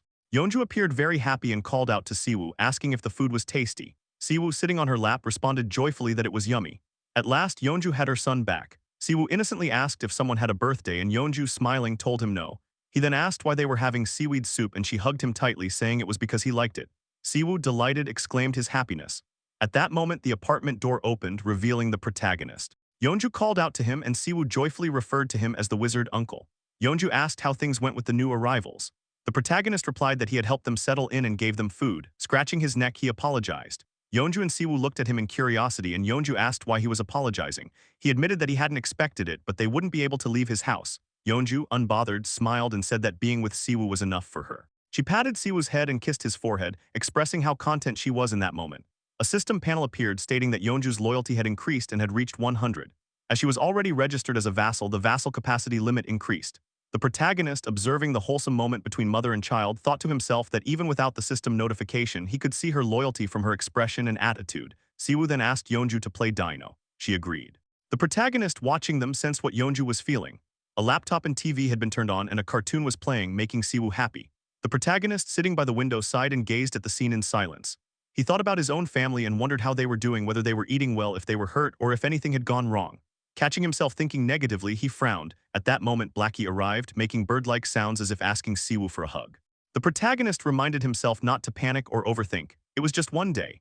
He knew how much Yeonju had worked to bring her son back, even for just one day. Yeonju, Siwoo, and Blackie embraced warmly. The protagonist looked at them and thought about a mouse from Seo Yejin headed to his parents' house. Once it arrived, it should deliver the necessary supplies. For today, he decided they should simply witness the shining moment of Yeonju, the fulfillment of her one and only dream. The protagonist told Yeonju that she could sleep with Siwoo in the bed in the main bedroom. Upon hearing this, Yeonju appeared slightly startled. She responded, saying it was fine and that they could sleep outside. However, the protagonist insisted with a smile, asking her to rest comfortably with Siwoo. He emphasized it by saying it was an order. When Yeonju heard that, she replied that if he was putting it that way, then all right. She then thanked him for his consideration and bowed down to him. She also gently lowered Siwoo's head in a bow, and Siwoo expressed his thanks as well. Yeonju then took Siwoo's hand, and as they walked toward the bedroom, Siwoo called the protagonist wizard uncle and said goodbye. The protagonist simply looked at Siwoo and gave a relaxing smile. As night arrived, Yeonju and Siwoo were seen sleeping in the main bedroom. Yeonju was singing lullabies to her son. The door to the bedroom remained slightly open. From the sofa, the protagonist could hear the soft lullaby. Lying there, he began to reminisce. In that moment, Yeonju's gentle lullaby quietly echoed through the door. The protagonist thought that he was too old for lullabies, but for some reason, as he listened, his eyes began to droop. He imagined his mother singing lullabies to him when he was a small child and pictured himself resting his head on her lap. Gradually, he drifted off to sleep to the sound of the lullaby. The scene shifted to the next day, which passed uneventfully as the protagonist narrated. They ate the food Yeonju had made, spent time with Siwoo, and watched the comics he liked. However, because Siwoo kept chasing after Blackie, who was trying to bask in the sun, Blackie became annoyed. They all took a nap together and played with the toys the protagonist had bought from the store. In this peaceful routine, time flowed by. As the sun began to set, Siwoo was seen hugging his mother, Yeonju. The protagonist, visibly saddened, observed the moment, with Blackie perched on his shoulder, also sobbing. The protagonist reflected that it was only one day, that was all the time he could give to them, to Siwoo and Yeonju. While hugging her mother, Siwoo called out to her, but Yeonju held him tightly, not letting go. Siwoo then asked her if she was crying. Yeonju, with tears dripping down her face, denied it. Siwoo, with genuine curiosity, lifted his small hand and gently stroked her face, wiping away her tears. He softly said, "You are crying." With a worried expression, he added, "Mom, don't cry." Despite his words, Yeonju continued crying, calling out to her son, and in her emotional state, she confessed while hugging him tightly, "I'm scared. I'm terrified of a world without you." At that moment, Siwoo wrapped his small arms around her and reassured her by saying, "I'm right here." After hearing those words, Yeonju clutched him even tighter as she broke down in tears. The protagonist narrated that upon hearing Siwoo's warm voice like sunlight, Yeonju finally let her emotions overflow. Siwoo then backed away slightly from the tight hug and called out to his mom. He said, I'll always stay right by your side. You know that, right?" After those words, Yeonju completely broke down, looking at her son with an expression that words couldn't capture. Her tears rained down her face, knowing what was about to happen. She called out to her son one last time, her vision blurred by tears. She said, "No, not yet. There is still so much I couldn't do for you." Siwoo looked at his mother while his body began to fade away. Tears welled up on his face as he smiled at her and said, "I love you more," while fading like petals with tears of happiness on his face. Yeonju watched her son fade away, and the protagonist monologued about yet another inevitable farewell. Yet, trembling, Yeonju clenched her lips and whispered to her son, "I love you too, my dear Siwoo." The tears on her face, once filled with sadness, now turned into tears of happiness as she bid farewell to her son. The protagonist noted that she smiled through the tears. Siwoo gave one last goodbye with a smile, and in the next moment he completely faded away like petals, calling out to his mom for the last time. After Siwoo had disappeared, Yeonju, now trembling, knelt down and cried with deep emotion. The protagonist, standing behind her with a saddened expression, witnessed it all. He narrated that Yeonju remained there until the very last trace of Siwoo's warmth had vanished. He then reflected, "Hope. Hope is a flower that only blooms in the depths of despair. So those who can grasp hope must always be surrounded by despair. It's so cruel." At that moment, the protagonist reached out his hand to Yeonju and told her not to be too discouraged, assuring her that this wouldn't be the last time. Once again, he instilled hope in Yeonju's heart. Sniffling, she looked up at the protagonist and trembling asked, "Is that true?" Her tear-streaked face searched for comfort. The protagonist replied that if given the chance, he would always make it happen. Yeonju then took his hand. As she listened to what seemed like a devilish temptation from the protagonist, a system panel appeared in front of him stating, "Citizen Yeonju's trust level has increased. Citizen Yeonju's trust has reached 100. You have acquired ancient vitality. Hello." Manhwa Munch here. While recapping this part, I literally cried. This part was so emotionally well written I can't even express with mere words, because I have been recapping this story from the start. This moment left me with a bittersweet feeling that Yeonju can see her son again, but it's the time to say goodbye now. To all my viewers, I genuinely want you all to comment heart on this video please for this particular moment. Anyways, let's continue with the recap. The scene shifted to Seunjob, who appeared visibly furious as he shouted, "Damn it!" His voice echoed with frustration as he continued ranting, declaring that his supply spear, his orc spear, and everything he had were all gone. His anger flared even more as he stamped his foot, exclaiming that it had all been stolen. In front of him stood the two twins, watching the furious Seunjob. One of them responded when Seunjob turned to question them, asking about their belongings. The twins simply replied that everything was gone and mentioned waking up to find everything missing. The other twin with golden hair explained that after investigating, he discovered several others had experienced the same situation. Then he posed a question, hinting at a shared pattern. They all had one thing in common. When Seunjob asked what that was, the golden-haired twin revealed that none of them had responded to the call for veterans to fight the giant monster at the front gate. He added bitterly that what made it worse was that those who did go and returned seemed completely fine. The other twin lamented that he should have gone back then. Seunjob's anger boiled over at this, and he glared at the twin menacingly before grabbing him and demanding in a threatening tone if he was now trying to say that all of this was Seunjob's fault.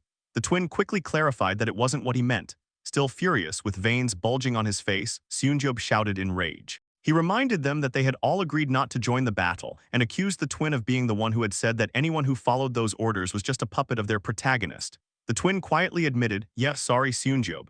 Seunjob let go of the twin, still visibly seething. He then voiced his concern that they could get kicked out. He recalled a past incident where, according to rumors, a citizen had attempted to assault a minor and was immediately expelled.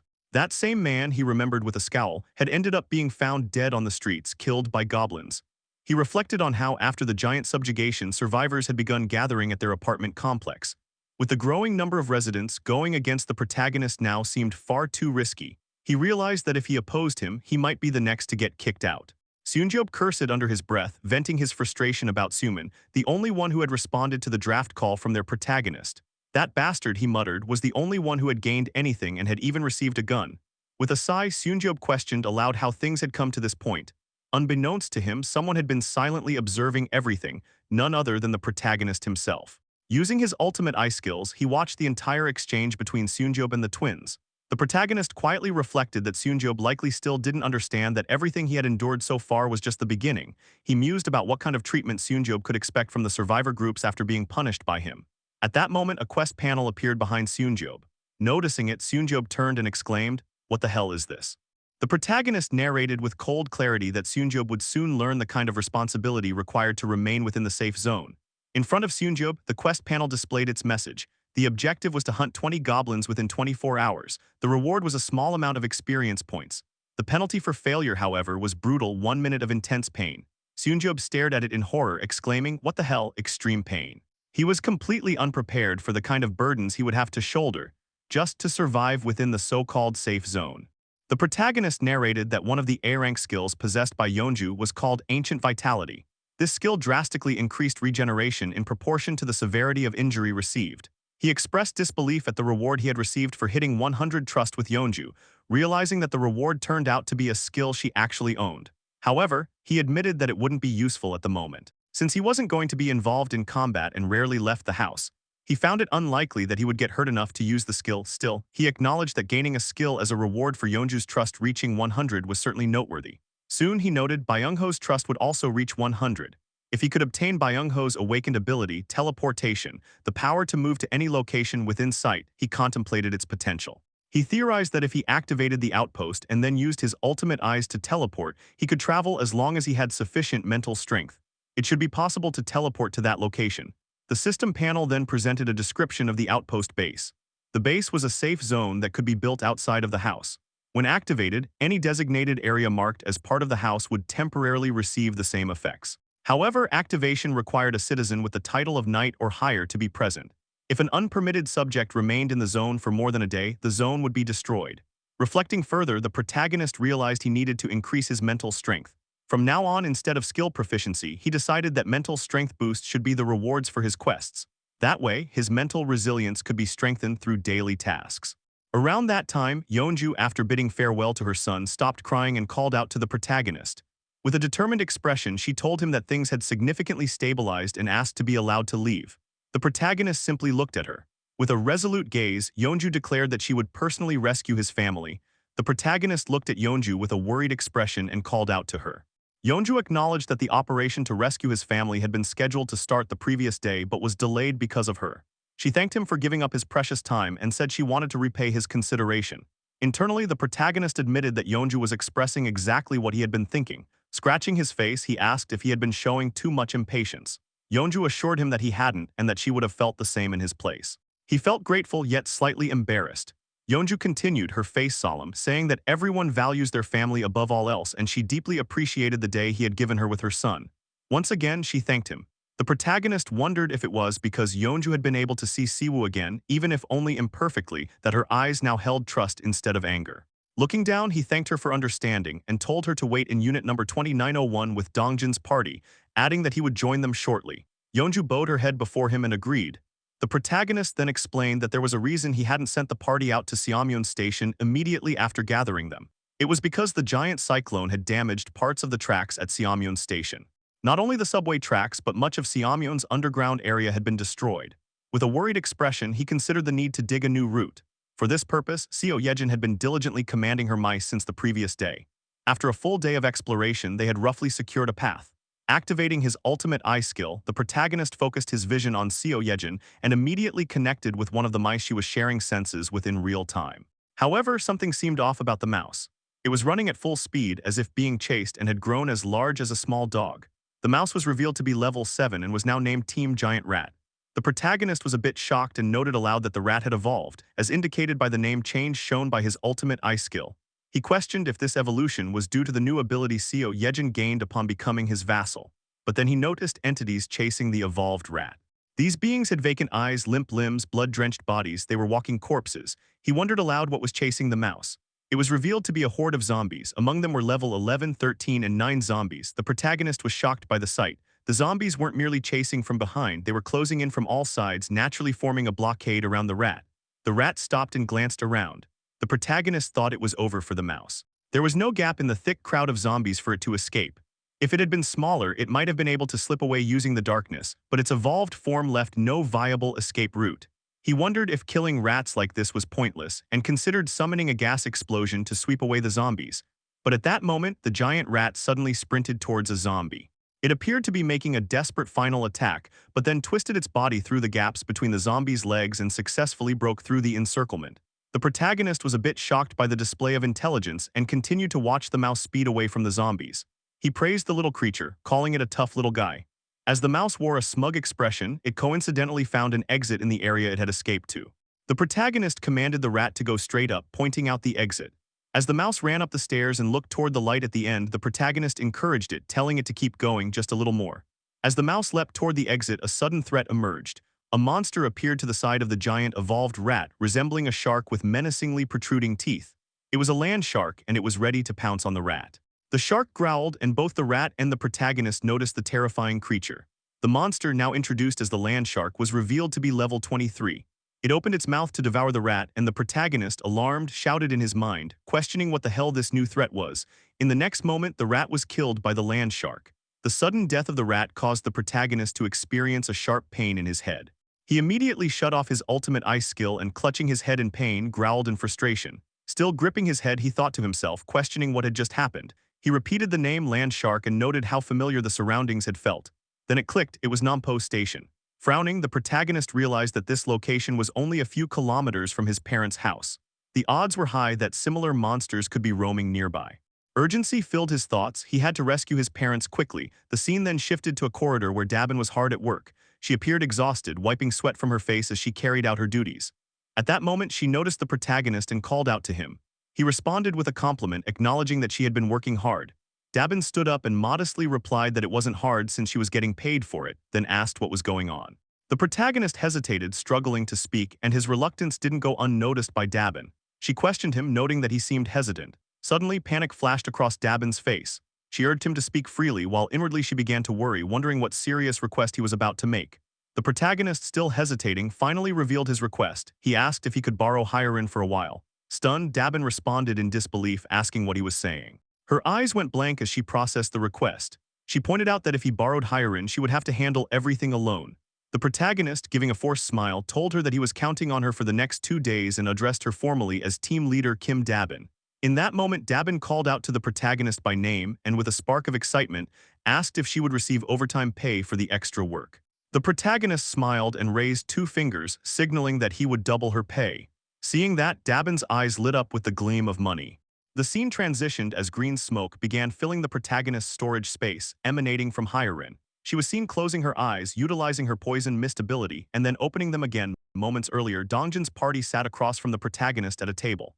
The protagonist addressed the group, stating that it was time to officially begin the operation briefing. Beside him, Seo Yejin sat holding a piece of paper. He continued, reminding everyone that the appearance of the giant Cyclops had made passage through Seamyeon Station difficult. However, he insisted that abandoning the subway line entirely would be a shame.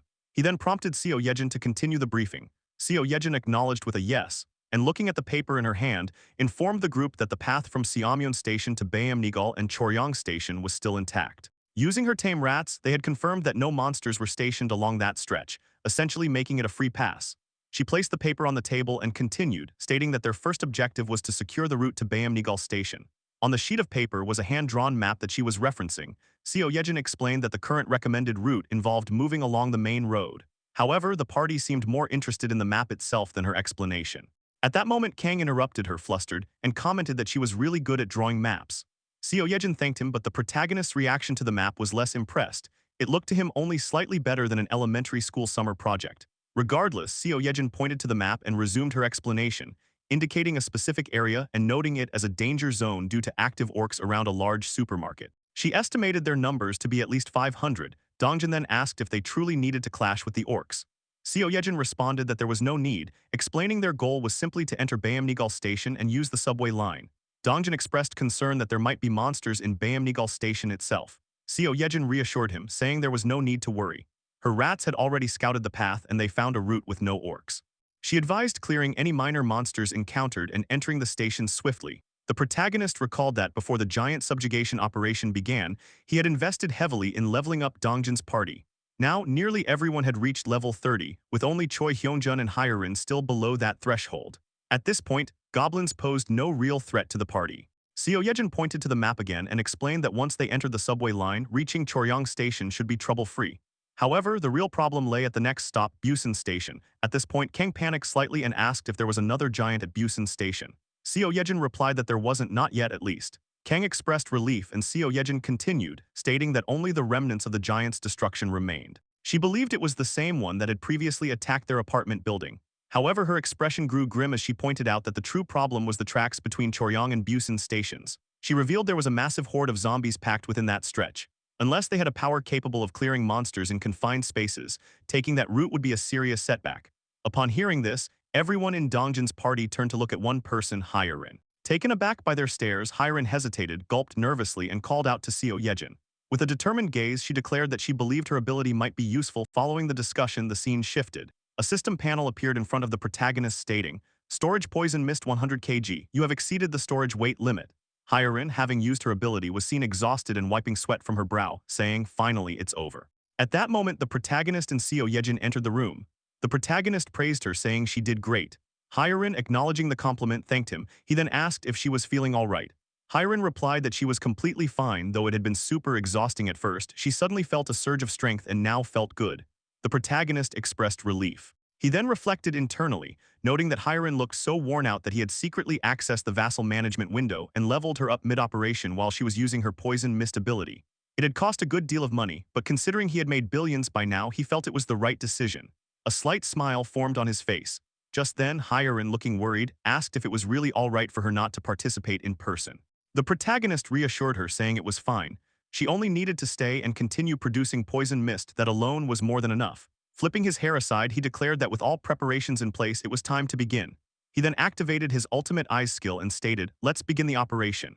The scene shifted to the underground subway, where a horde of zombies growled and made eerie, guttural noises. From afar, they noticed a rat, Seo Yejin's level 3 tamed rat, sprinting toward them at high speed. As the zombies caught sight of the rat, they began rushing toward it, still growling and making strange sounds. At that exact moment, the protagonist, who was using his ultimate ice skill, opened the storage space above the rat that was darting toward the zombie horde. As the storage opened, poison mist started to engulf the entire area. The rat continued moving through the swarm, effectively spreading the poison mist. The rat then escaped the horde, leaving behind a trail of poisonous mist. The protagonist explained that Hyarin's poison mist had a paralysis effect. Once inhaled, it would first slow movement, hinder motor control, and eventually paralyze the diaphragm and intercostal muscles, leading to suffocation. Zombies began falling to their knees, some collapsing completely. They dropped one by one. The protagonist remarked that since zombies were already dead, suffocating wasn't much of an issue. That was why they had a plan B ready. Right then, the protagonist commanded Seo Yejin to proceed. She responded with an okay, and a horde of rats emerged from the shadows, their eyes gleaming as they charged at the paralyzed zombies. One rat approached a zombie, which continued to groan upon seeing the rat. As the rat opened its mouth to attack, its reflection appeared in the zombie's eye. In the next instant, the rats pounced on the fallen zombies, mercilessly tearing them apart. Zombie blood splattered everywhere. A system panel popped up, notifying the protagonist that a level 11 zombie had been hunted, awarding him 120,000 experience points and depositing 85,000 into the ultimate shut-in wallet. Then came another notification. A level 12 zombie had been hunted, granting 212,112 experience points and more money deposited into the wallet. Dozens of rats were now slaughtering the paralyzed zombies who had fallen due to the poison mist. Suddenly, Seo Yejin called out to the protagonist in panic. As he looked at her and asked what was wrong, she replied that something was off with the rats. The rats now looked zombified, their eyes glowing a fierce red. Some of the rats had even evolved into tamed giant zombie rats and were now at level 9, looking ferocious.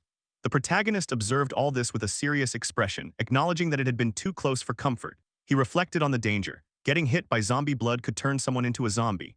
This was especially risky for frontline fighters like Yeonju, who fought with claws and teeth and were more susceptible to infection.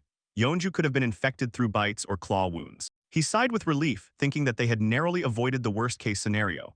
In his mind, he pictured Yeonju slaying a zombie, only to be splashed with its blood and turning into a zombie herself.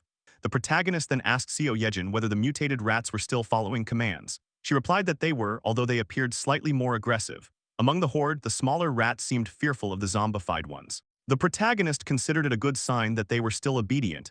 He reflected that everything was progressing smoothly. If they could safely reach Jagalchi Station, he might finally reunite with his family.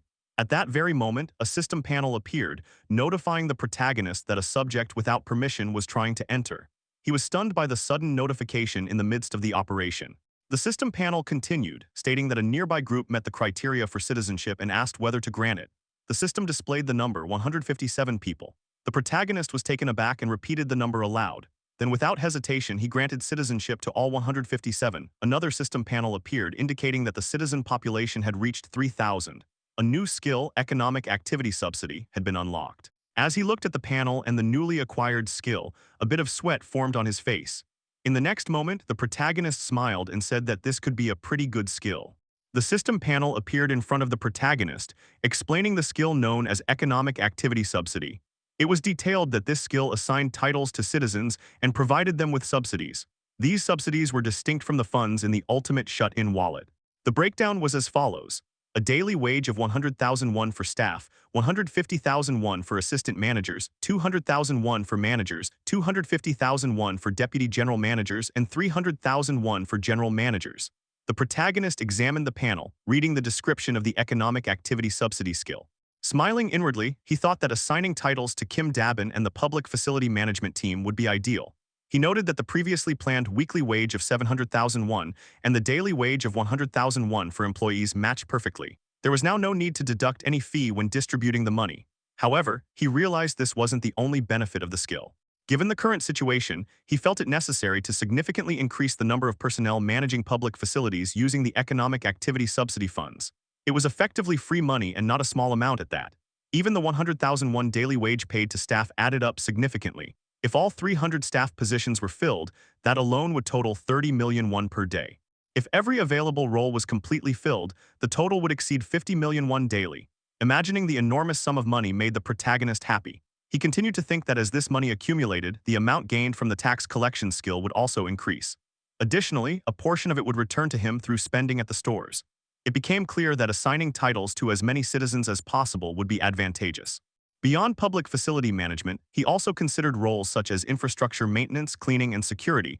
As he reflected, he thought that was all he could come up with for the time being. Security roles, he decided, should primarily go to those who had previously gathered at the main gate. With that, he resolved to begin the process. The overall picture started to take shape. He then appointed Kim Dabin as one of the general managers. Her title was now displayed as General Manager Kim Dabin, yet the protagonist continued to ponder. He questioned who the people were that Kim Dabin had accepted as her team members. Trying to recall, he thought of names like Choi Hyunjun and Hyerin but couldn't immediately remember the others. While he was attempting to recall the remaining names to assign to the vacant roles, a system notification appeared beside him. Looking to the side, he read that Citizen Kim Dabin's loyalty had reached 100. As a result, she had been registered as a vassal and his vassal capacity had increased. The protagonist acknowledged that, as expected, reaching 100 loyalty meant the individual instantly became his vassal. This also meant that upon hitting 100 loyalty, a special ability would be awakened. He questioned this to himself. He then focused on the system panel to check Kim Dabin's newly awakened ability now that she had become his vassal. Just as he was about to inspect her skill, a loud snore disrupted his thoughts. He turned his head toward the source of the sound and saw Hyerin sprawled out on the sofa fast asleep. She was clearly exhausted from overusing her poison mist ability. She snored deeply, lost in a deep sleep. The protagonist quietly observed her. At that moment, Seo Yejin approached and asked whether she should wake Hyerin, pointing at the sleeping girl. The protagonist responded, saying no. He believed that Hyerin had already done her part. Although she had pretended to be fine, she had clearly endured a lot. He felt she had pushed herself to the brink of exhaustion and deserved a proper rest. He told Seo Yejin to let her sleep. Using his invisible hand skill, he created a large, unseen hand to gently lift Hyerin and move her to the bed in the bedroom. Once there, he wrapped a blanket over her. She looked adorable while sleeping and remained deeply asleep throughout the entire process, not waking even once. Her loud snores continued undisturbed. At that moment, Seo Yejin commented that Hyerin must be extremely tired. The protagonist agreed. He then turned to Seo Yejin and asked if she was okay. Seo Yejin smiled and assured him she hadn't done anything that would make her tired. She said she was completely fine.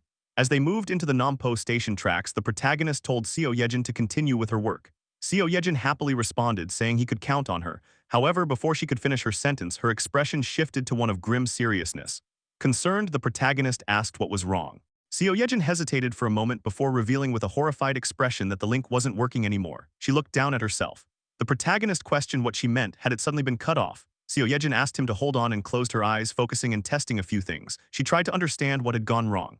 It had been working fine earlier. Seo Yejin explained that if one moved while the link was active, it could be pushed slightly beyond its typical range. That meant if she first established the link and then moved, she could extend the range a bit. However, the area where the link could actually be initiated was restricted to a zone near the central station. Gritting his teeth, the protagonist contemplated what to do in such a critical moment. His expression turned grim as he thought about his plan to use Seo Yejin's rat to check on his parents after passing Jagalchi station. Clenching his fist, he muttered in frustration. With the plan now in shambles, he called out to Seo Yejin, acknowledging the inconvenience but asking if she could try re-establishing the link from central station.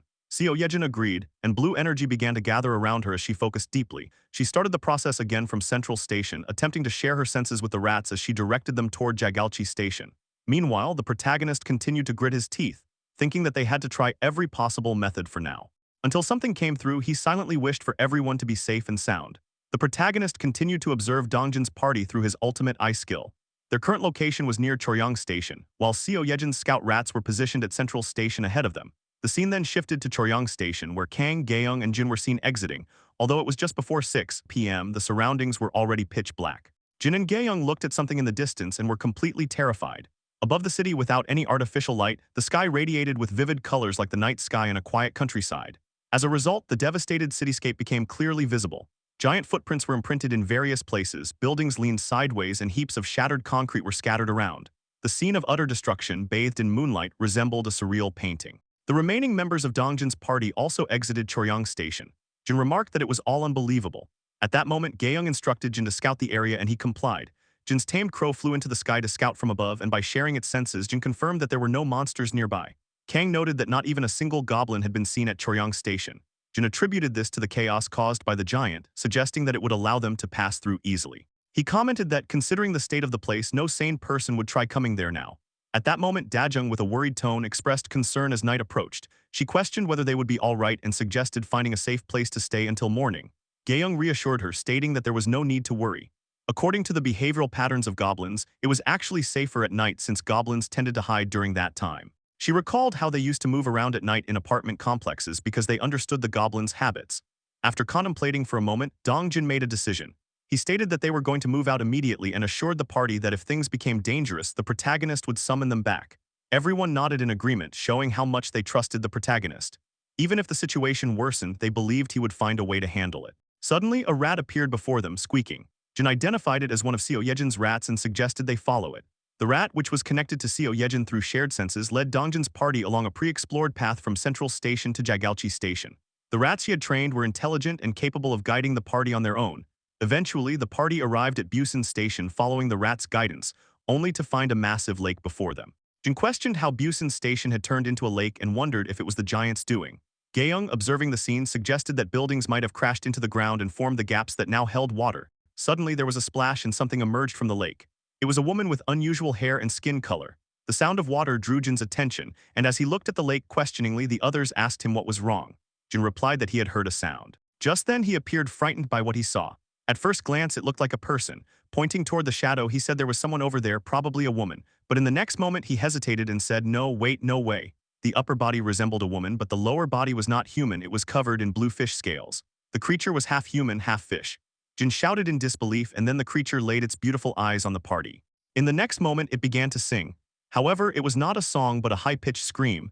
Everyone in the party immediately covered their ears. Dajung shouted to everyone, instructing them to cover their ears, identifying the creature as a siren. The creature continued its eerie scream. After the siren began to scream, everyone was seen covering their ears in pain, visibly disturbed as they questioned what the hell was happening. The deafening noise forced all of them to raise their hands to block out the sound. Kang was shown gritting his teeth, enduring the terrible experience. Meanwhile, Yeonju, also covering her ears, expressed her struggle by asking through clenched teeth what was happening. She then revealed in alarm that her body was moving on its own. Simultaneously, both Kang and Yeonju were engulfed by a purple glowing light. In the next second, their bodies stiffened as they were pulled and dragged into the lake. They screamed as they were forcefully submerged. Bubbles formed around them as they sank deeper into the water. Yeonju was seen looking at Kang, who was also drowning. Terror overtook her expression as she gasped for air while Kang continued to sink slowly. Realizing the danger, Yeonju started swimming with urgency. She thought to herself that Kang would be in danger at this rate. As she swam faster, numerous fish-like creature hands emerged, grabbing her waist and legs. She struggled to escape the lake as horrifying underwater creatures pulled her back while she tried desperately to swim to the surface. Back on land, the remaining party members were also covering their ears.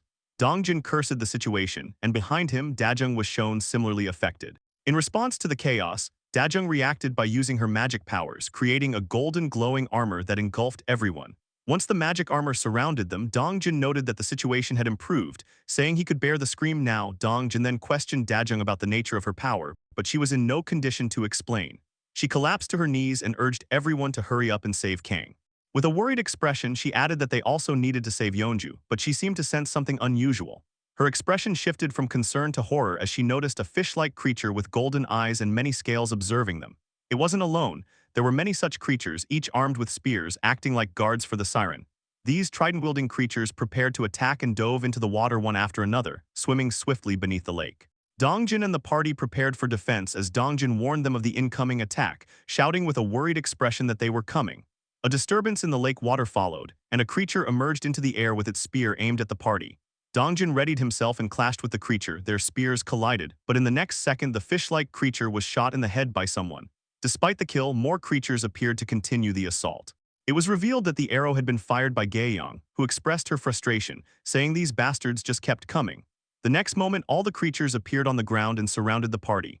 As they fought back, Dongjin thought with a horrified expression that they couldn't afford such delays and needed to hurry to save Yeonju and Kang. Amid the chaos, two fish-like creatures were suddenly thrown back by a powerful burst from the lake. All the creatures turned to look. It was Yeonju in her bare form, carrying Kang in her arms as she launched herself from the lake to the ground. She was huffing, her eyes glowing red with fierce resolve, clearly having dealt with the underwater monsters. At that moment, Kang awoke and coughed up a large amount of water. After nearly drowning, he admitted he thought he was going to die. The party was visibly relieved upon seeing Kang and Yeonju safe, calling out their names. Kang gave a thumbs up to Yeonju and thanked her, saying she had saved him. Yeonju, still in her bare form, smiled and said it was alright since he had helped her many times before. Just then, one of the fish-like creatures growled, triggering a renewed attack by all the others. Kang noted with exasperation that the bastards weren't giving them a break. He transformed into his armored state, halberd in hand.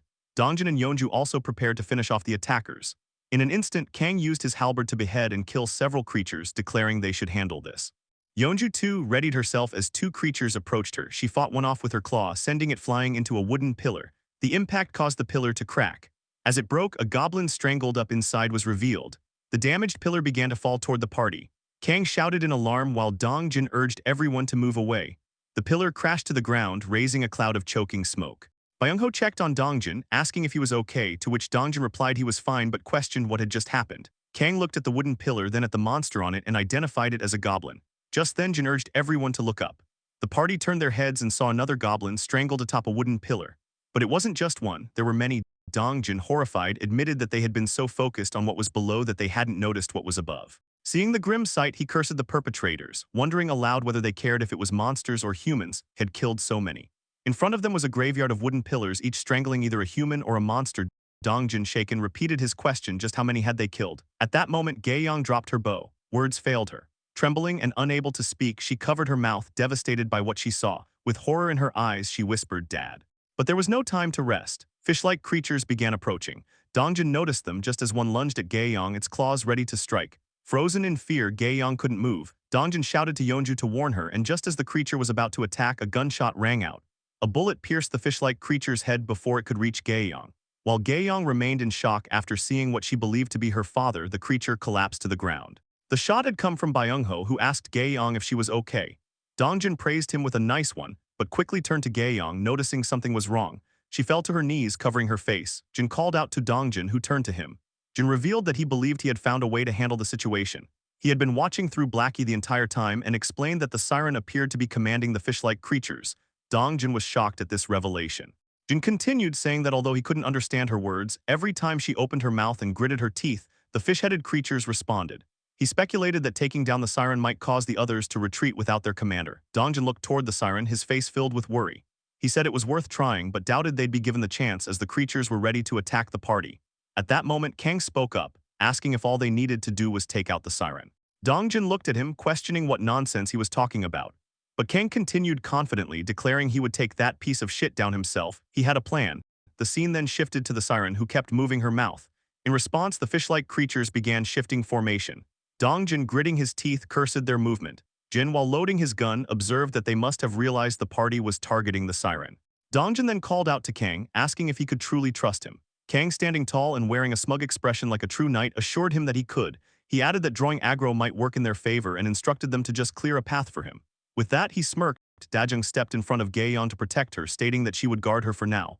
Meanwhile, Kang began slashing through the fish-like creatures with his halberd. He turned to Dongjin and said it was time to move. Dongjin, along with the rest of the party, Jin and Byung-ho included, began moving, clearing the way for Kang.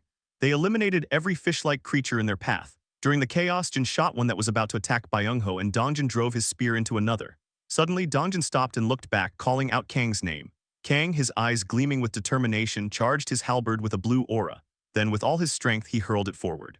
The halberd was seen traveling through the air between the party members, and it was clear that the siren had noticed its rapid approach. It was mere inches away from her. The reflection of the halberd was visible in her eyes, but at the very last moment she managed to dodge. Despite this, the halberd grazed her hair as it flew past, leaving her in a state of shock. The weapon continued to fly at an incredibly high speed, ultimately missing its intended target, the siren. Observers noticed a dramatic shift in Dongjin Byung-ho Jin's expression. However, amidst the tension, Kang appeared to have a plan. His eyes began to glow. At that moment, the siren erupted into laughter, pouring her heart into it. Her laughter carried a mocking tone as the party questioned Kang, asking if he hadn't told them to trust him. The fish-like creatures that were her minions joined in, laughing at the party as well. Just then, Kang's smile widened into a smirk as he turned to Dongjin and asked if he had forgotten something. Dongjin, clearly agitated, snapped back, demanding to know what Kang was talking about all of a sudden. But almost immediately, Dongjin seemed to understand. Kang then posed a rhetorical question, asking if they knew the best way to deal with a fish. Right at that moment, Kang used his ability to control the trajectory of the halberd, which was still flying above the lake. The sharp end of the halberd picked up speed as it zeroed in on the siren, ultimately piercing her through the back. Blood gushed from the wound. Kang then finished his sentence. The best way to deal with a fish was to get a hook through them. After being struck, the siren groaned in pain. A system panel appeared stating that a level 33 siren had been hunted. Experience points were gained, and 350,376,203 was deposited into the ultimate shut-in wallet. The siren's lifeless body fell, and Kang caught the returning halberd in his hand like Thor wielding his hammer. The fish-like creatures were thrown into confusion and began to retreat. Byung-ho sighed in relief and thanked the goddess, saying it was one less thing to worry about. In the background, Kang's nose had grown large and pointy with pride as he asked the others how that was, boasting about being a total genius. Jin responded with a thumbs up. At that moment, Dongjin ran towards Gaeyang and urgently asked if she was okay. Dajung then turned to Dongjin and questioned what she should do. Dongjin looked at Gaeyong, who was now down on her knees. Gaeyong, trembling, called out to Dongjin and revealed that her dad was hanging up there. Upon hearing this, Dongjin's expression darkened with fear. He questioned in disbelief, asking what she meant and saying, "No way." He quickly turned around, frantic to see for himself, while internally rationalizing that it couldn't be. Why would his father-in-law be up there? He told himself it must be a mistake, yet disbelief filled his thoughts. As Dongjin processed all this, Gaeyong, crying, called out to him again and asked what she should do. The scene revealed a man who had been strangled and tied to a wooden pillar. A badge on his chest bore the name Kim Dia-kun, Gaeyong's father. Seeing this, Dongjin also fell to his knees, and together they looked upon the lifeless body of Gaeyong's father, hanging from the wooden pillar. The scene abruptly shifted as the protagonist granted a quest change, targeting Gaeyong with the reward being the resurrection of her father. However, when he attempted to issue the quest, a warning appeared from the system, stating that beings who die outside the ultimate shut-in's territory could not be resurrected. Frustrated, the protagonist desperately clicked on the system panel, but it turned red. Despite the rejection, he didn't give up, sweat rolling down his face. He continued clicking, hoping the quest would still go through, but the system refused to accept it. Seo Yejin called out to him in worry, but he lowered his gaze, dejected, realizing he couldn't do anything for Gaeyong. A heavy silence fell upon him as he reflected inwardly. He admitted to himself that he had trusted Dongjin's party. If it had truly been a life-threatening situation, he would have summoned them without hesitation. But summoning them without an outpost base would have meant starting over from scratch, a risk too great. He convinced himself they had no choice. Yet seeing his reflection, he couldn't help but feel disappointed in himself. He questioned if he really had no choice. Scenes of Dongjin's party members being dragged underwater by weapon-wielding merfolk flashed before him. He wondered if that wasn't life-threatening, then what was? He acknowledged that deep down, he already knew the truth, that worrying about one's family and wanting to see them again soon wasn't a desire unique to him. Everyone had families, everyone worried. He had just chosen to ignore it because he was focused solely on saving his own. He admitted that everyone had given in to him and he had always known it. Trembling, he issued a new quest. His hands shook as he granted it on the system panel. This time it was a party quest, to make a grave for Gaeyong's father. The time limit was 1 hour. The reward was a small amount of experience points and there was no penalty for failure. Upon seeing the quest, Gaeyong cried even harder, devastated by the fact that she had to make her own father's grave. Dongjin knelt beside her, trying to comfort her. Meanwhile, the protagonist slammed his hand against his forehead, helpless and unable to change the situation. A grave eventually formed for Gaeyong's father, and Dongjin's party stood silently in front of it mourning. Dongjin then asked Gaeyong if she was sure about this. She replied that her father would have liked it there. He had been a workaholic with a lot of pride and often sang about wanting to be buried along the railroad tracks even in death. Gaeyong placed her father's name badge on the grave and reflected that she used to think it was an absurd wish, but life had come full circle. Though sorrowful, she found solace in having fulfilled her father's last wish. Tears streamed down her face as she accepted the situation and his death. She stated that his wish had come true. The protagonist narrated that with every word Gaeyong spoke, his heart ached. He feared that one day it could become his story too. He resolved that their grief should never become his and vowed never to make them grieve again. For that, he realized stronger allies were needed. Determination overtook his expression as he considered who currently held the most potential. The scene shifted, showing a splash of water cutting through goblins. It was Junhyuk, using his water abilities in battle. A system panel appeared, stating that Citizen Junhyuk's loyalty had exceeded 30 and that he had met the requirements for vassal registration. Junhyuk's fierce figure stood in the midst of battle as the system confirmed his registration as a vassal. At that moment, a party member behind him called out, and Junhyuk looks behind, and the woman noted that Junhyuk's body is glowing. Confused, he looked at himself, feeling a new surge of power rise within. A system panel described Junhyuk's stats. He was level 40, titled the 12th Servant, and held dual roles as a knight and a mage. His trust level was 59, loyalty 31. His awakened abilities included create water, water bomb, and control water. Descriptions followed. Mage class skills gained a 100% power boost. Water bomb ranked A summoned highly compressed water and detonated it with power scaling based on mental strength consumed. Water control ranked S consumed mental strength to manipulate summoned water freely. At that moment, the protagonist granted Junhyuk a quest to try using water bomb and control water. The time limit was 10 minutes. The reward was enhanced mental strength while the failure penalty was mental fatigue. Junhyuk read the quest and called out the protagonist's name. Someone behind him asked if he was okay and what had just happened. Junhyuk told them to wait a moment. Then with a grin he said he understood now there were plenty of targets to test his new abilities. Junhyuk activated his powers. Water conjured itself in his hands, swirling to form a massive water ball. The goblins, seeing this, were terrified. He shouted water bomb and launched the attack. The massive water ball dashed forward, burst upon impact, and sent goblins flying. Water droplets from the explosion fell gently and a crater formed on the road. All goblins lay dead looking at his hands. Junhyuk then activated water control. The cascading droplets from the sky froze midair as he manipulated them. His party members watched in awe at the beauty of the scene. One of them asked if he had done that. Junhyuk stood amongst the suspended droplets and burst into laughter, overwhelmed by his newfound power. He dropped to his knees, praising the protagonist, vowing never to forget the favor. From behind, party members watched in confusion. One questioned what was wrong with him. Another suggested maybe it had something to do with that light. A system panel appeared before the protagonist, indicating that Junhyuk's trust level had significantly increased. It was noted that Citizen Junhyuk had completed the quest, and a fee of 70,251 won had been deducted. The protagonist reflected on Junhyuk's awakening and the fact that he had both A-rank and S-rank abilities. He was recognized as the second S-rank after Yeonju. The protagonist admitted that he hadn't expected this, especially since Junhyuk's first kill had only been a B-rank. He hadn't anticipated things would progress this smoothly and wondered if it was due to Junhyuk's already high level. However, it didn't seem like it was just luck. Regardless, the outcome was favorable. Contemplating his next move, the protagonist questioned how he should utilize Junhyuk. He imagined a chessboard, mentally placing all his vassals on it, pondering different strategic arrangements.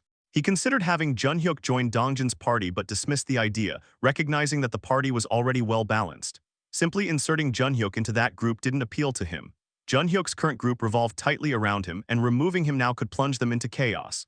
He concluded it would be best to let Junhyuk continue with his current team for the time being. At that moment, a system panel informed the protagonist that he had hunted a level 6 goblin. He had gained 7,151 experience points, which were deposited into the ultimate shut-in wallet, along with an additional 6,920 points from killing multiple goblins. He noted that it was quite late, yet even beyond Junhyuk's party, other citizens were still diligently hunting. Suddenly, the protagonist felt something from within. A system panel notified him that his skill level had increased. The House Declaration skill had reached level 20. He gained 3 skill points and learned a new skill, leaving him shocked. His eyes widened as another system panel appeared, declaring that his territory was expanding. A surge of pain overcame him, causing him to scream loudly. Seo Yejin, who was in the room, observed everything with concern. The protagonist continued shouting in agony, and since Seo Yejin was witnessing this for the first time, she called out to him, worried. As his territory expanded to cover a vast area, he lamented the pain, crying out that it hurt. We see his vision got blurry, but he was still in great pain. He thought to himself that the pain was unlike anything he had ever experienced. It felt as though large needles were stabbing him all over his body. Seo Yejin, panicked and worried, shouted at him to breathe. The protagonist writhed in agony while Seo Yejin repeatedly called his name in a state of panic. Unsure of what to do at that moment, the protagonist opened his eyes slightly, confused, and wondered if he had collapsed. He then noticed a large face looming in front of him. It was Seo Yejin, who seemed about to kiss him, blushing all the while. Internally, the protagonist reacted with a firm hell no and questioned her, asking what she was doing. Startled by his sudden awakening, Seo Yejin apologized profusely, blushing, and explained that she thought he was unresponsive and had been attempting a form of CPR. The protagonist stood up and reassured her, saying he was all right and there was no need to worry. In the background, Blackie was seen bawling his eyes out due to the protagonist's collapse. The protagonist gently patted Blackie, saying he was fine, which calmed the creature. Holding his head, the protagonist activated his ultimate eye skill and assessed the massive expansion of his territory. It now included the original deployment area, the entire west and north zones, and all the roads within a 1-kilometer radius centered around the apartment complex. No wonder it had hurt so much. The area had reached its largest scale yet. While he processed all of this, Seo Yejin remained beside him, still blushing from the earlier incident. The protagonist checked the system window, thinking to himself that he was tired and wanted to sleep for 5 more minutes, but recognized it wasn't the time. He had received 3 skill points upon reaching level 20 and had already decided which skill to upgrade. He focused on the ultimate eye skill, identifying it as the most crucial for the current operation. He selected it for the upgrade, and a system panel confirmed that the ultimate shut-in's ultimate eye skill had reached level 4. A 3-eyed symbol appeared, and a new notification informed him that the multivision function had been added. His eyes sparkled with a purple light as if they could see everything. Internally, he acknowledged that he could feel his field of vision expanding. It was like being in a security room surrounded by CCTV monitors. However, maintaining this suddenly broadened view felt mentally draining, and he noted that 3 simulation views remained his current limit.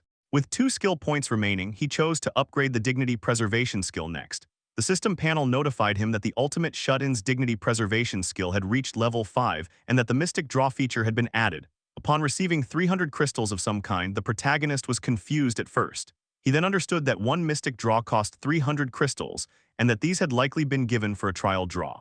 Seeing no reason to decline, he initiated the Mystic Draw. a large magical circle appeared on his apartment floor, emitting a blinding golden light that dazzled both Seo Yejin and Blackie. The golden light rose into the air and eventually transformed into a ring. A system panel appeared describing it as the Ring of Communication, a ring that delivered the voice of the ultimate shut-in to his vassals. The protagonist put on the ring, questioning its purpose. A ring that conveyed one's voice, he thought it wasn't bad at all. In fact, it would be perfect for Dabin. He remembered that Kim Dabin was registered as one of his vassals.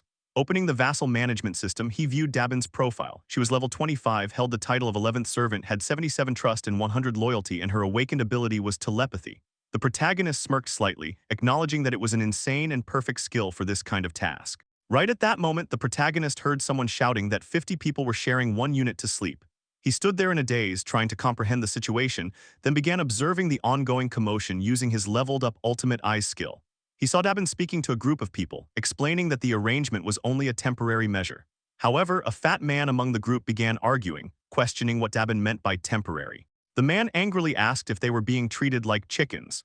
Continuing his protest, the fat man pointed out that they had seen plenty of vacant homes earlier and claimed they had already checked around. He demanded to know what Dabin was talking about and insisted that everyone should at least be able to sleep together comfortably. The voices of the citizens rose in agreement. Some pleaded that the children should be allowed to sleep comfortably. Others requested access to just a few empty rooms, stating they would only use them to sleep. Dabin, clearly overwhelmed, tried to calm the agitated crowd, saying that it was against their policy. Witnessing this, the protagonist grew increasingly angry. While Dabin attempted to console the raging crowd, apologizing and reaffirming that the policy did not permit the request, a notification appeared for the protagonist. He had gained a new skill upon leveling up. The skill was called Ultimate Shut-In Door, Level 1. And its description stated that he could now connect doors within his declared territory, effectively allowing him to teleport using doors. The protagonist noted internally that the new skill had appeared when he hit level 20 and was surprised to be using it so soon. Meanwhile, the fat man continued to argue with Dabin, accusing them of trespassing into others' homes even in such an emergency. He insisted they should be helping each other and questioned Dabin's entitled behavior. At that moment, a voice echoed, claiming to be the one who supposedly trespassed. The fat man was startled to hear it. The protagonist had appeared in the corridor using his ultimate shut-in door ability. Dabin called out to him. The protagonist stepped forward and declared that if anyone didn't like the policies he had established, then they were welcome to leave his house. His sharp gaze fixed on the fat man, and with authority he told him to get out. The fat man, enraged, asked what the protagonist had just said and questioned how a mere kid could speak that way. But before he could finish, the protagonist pointed at him and commanded, "Evict Sung Yoon Sik." In the next moment, the fat man disappeared as though he had never been there, forcefully ejected from the protagonist's domain. The crowd erupted into commotion, but the protagonist, with a terrifying expression, stated that things had quieted down now. He then asked if anyone else had any complaints. The crowd fell silent. Continuing his declaration, the protagonist informed them that from that moment onward, electricity, water, and gas would be shut off for their entire unit. One woman from the crowd protested, saying he couldn't be serious. The protagonist retorted by asking her what she thought was really happening. He pointed out that their arrival coincided with the group's defeat of the giant Cyclops, a total of 157 people. He accused them of coming there because they saw the group as capable and sought protection. He explained that hundreds of people with the same idea showed up every day wanting protection. He asked if they understood what he was saying, then laid out the consequences of giving in to their demands. First, empty rooms would run out quickly, making it impossible to accept new arrivals. Second, existing residents would begin to feel resentment. And third, once they gave in, there would be no end to the demands. He made it clear that the basic rights and welfare they expected did not exist there. He urged them to look around, reminding them that the South Korean government had already collapsed and that he was not its representative. Internally, the protagonist acknowledged that some might view him as a tyrant abusing his power.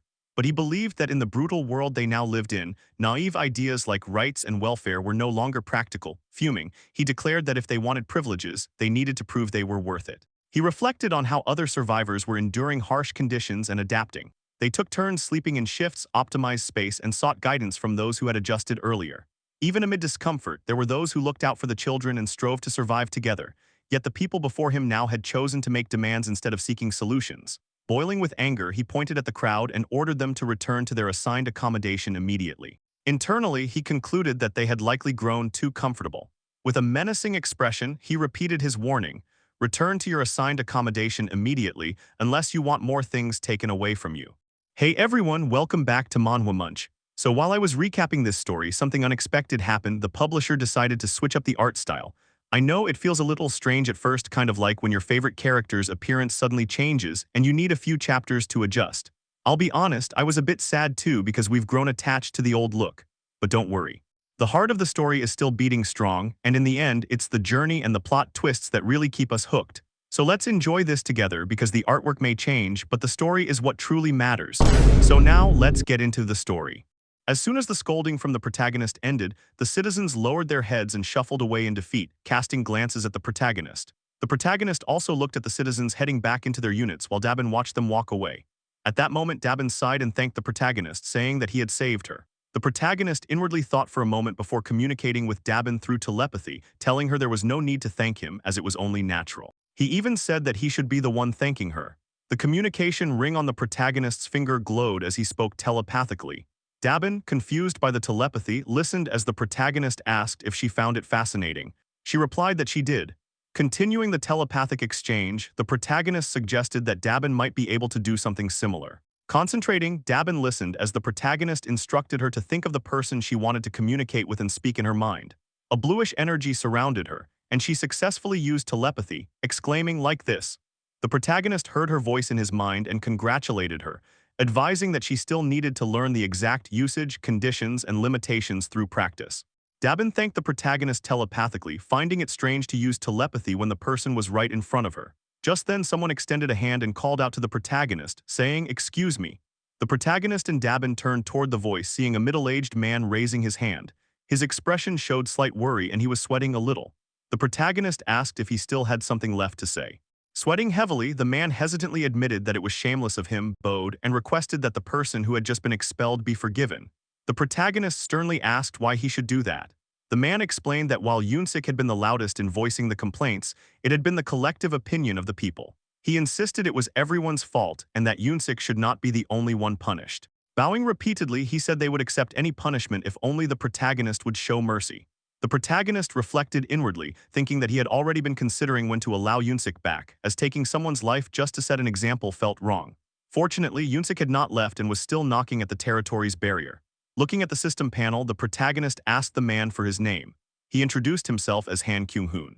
The protagonist agreed to restore Yunsik's citizenship and resume electricity and water supply to his unit, but excluded gas. Hearing this, Han Kyung-hoon asked in surprise if he was serious. The protagonist explained that it was out of respect for his sincerity, but it was a one-time exception and he should inform the others. Han Kyung-hoon bowed deeply, expressing heartfelt thanks. Moments later, a system panel appeared, confirming that Yunsik's citizenship had been restored and that Han Kyung-hoon's trust level had greatly increased. The protagonist considered restoring gas for the children's sake but decided against it, thinking they should still experience the discomfort of cold showers and floors as punishment. At that moment, Dabin called out to the protagonist via telepathy. She smiled warmly and told him he seemed to have a really warm heart. Surprised, the protagonist asked aloud, "Me?" Dabin replied, "Yes." The protagonist coughed shyly, looked aside, and thanked her for her kind thoughts. She teased, asking if he was flustered. With an awkward smile, the protagonist changed the topic, saying that regarding the shared facilities currently placed in Building 3, he was considering assigning one to each of the 25 buildings. Dabin was shocked, starting to sweat. The protagonist asked how many team members she had. Despite the looming workload making her tear up inside, she replied that including Hyerin and Choi Hyunjun, there were 15 people. Smiling awkwardly, the protagonist asked if she could expand to 100 members and run operations with them, suggesting that 4 people per building should be enough for proper management. Dabin's eyes sparkled at the thought, realizing she wouldn't be overworked, and she confirmed excitedly, 100 members. The protagonist reaffirmed the plan, adding that everyone would be paid 100,000 won per day, ensuring stable operations. The elevator reached the 21st floor and opened as the two continued their conversation. Dabin remarked that her influence in discussions would also become stronger. While they spoke, someone stepped forward and a voice echoed, "Hello." The protagonist and Dabin turned to look behind them upon hearing the voice. They saw a man wearing glasses with a slight mustache and beard. The protagonist questioned this man, asking if he was new there and if he had come for something. The man confirmed, replying that it was true. It became clear that he was not alone, as behind him stood 2 women. The man then asked the protagonist if they happened to need a medical team. His face was now visible, and he introduced himself as Dr. Lee Sung-min, Associate Professor of Nephrology at Busan Park Hospital. Moments later, the scene shifted to the protagonist speaking with Dabin. Dabin told the protagonist that she had sent the doctor back for now, but asked what they should do. The protagonist replied that skilled personnel must be treated accordingly. He then suggested giving them a room and turning that area into a hospital. Dabin agreed, saying it was a great idea. The protagonist continued, stating that if they searched, they should find a good number of nurses as well, and that he would leave the setup and operations of the medical team to Dabin. She saluted and assured him to leave it to her. At that moment, the protagonist opened his apartment door and began walking towards Seo Yejin. Seeing him, she asked if everything had gone well. He replied that there had been no issues. Then he activated his ultimate eyes skill and inwardly questioned whether Dongjin's party had left. Observing through the skill, he confirmed they were en route to Jagalchi Station without any problems. The protagonist opened his system panel, thinking that he should finish what he had started earlier. Looking at it, he decided to invest his final skill points and opened his storage, upgrading it to ultimate storage. A system panel appeared, indicating that the ultimate shut-in's ultimate storage skill had reached level 2, with its capacity increased to 200 kilograms and a preservation function added. Another panel described the preservation function as a passive skill, explaining that items stored would maintain their exact physical state from the time they were stored. Reading this, the protagonist thought that the capacity had doubled, allowing him to use it more flexibly. Then another thought struck him: if used correctly, this could be significant. He opened the store and purchased an S&W revolver with 100 rounds of bullets.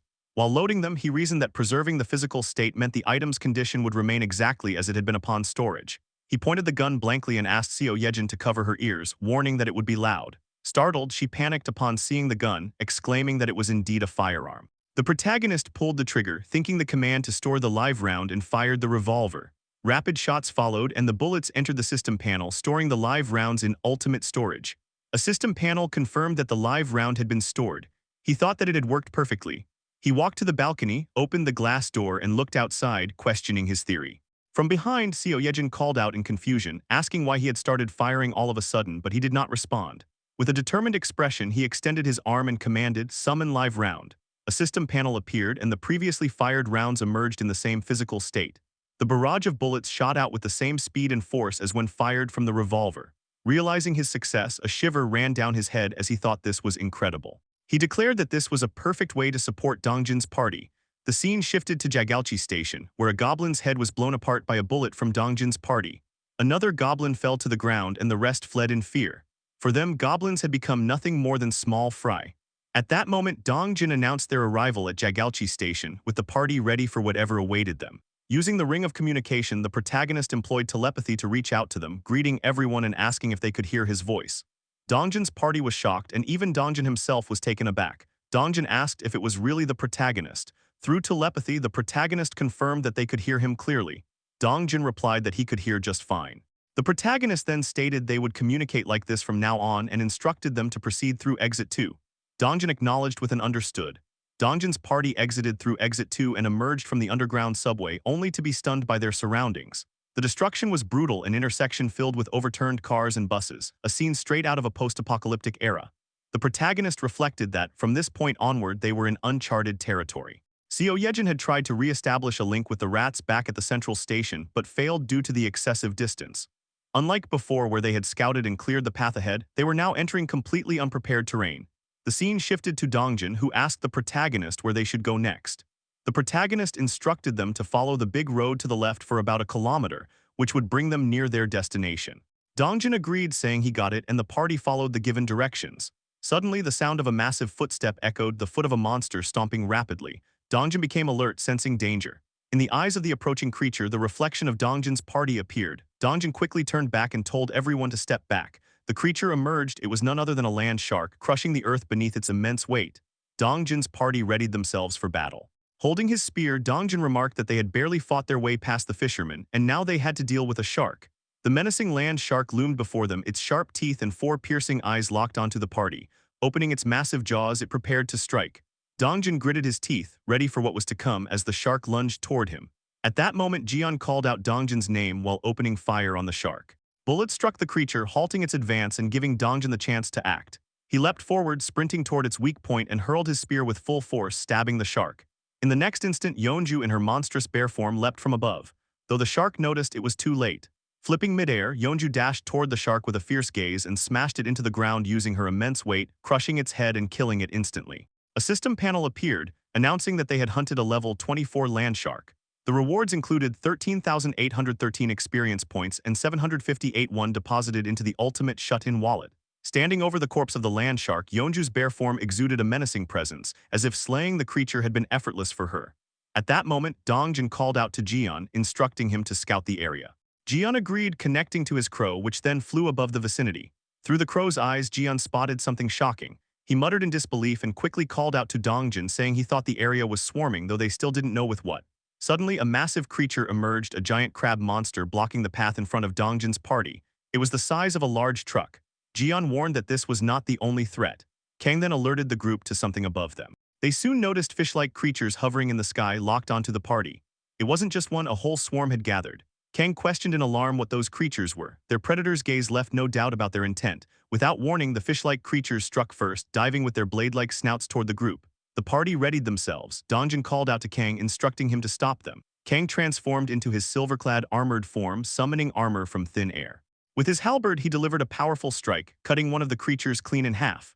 A system panel announced that a sky blue marlin level 16 had been hunted, granting experience points and depositing 785,231 into the ultimate shut-in wallet. The battle raged on. Jian and Byung-ho fired their revolvers while Gaeyang supported them with skill-infused arrows.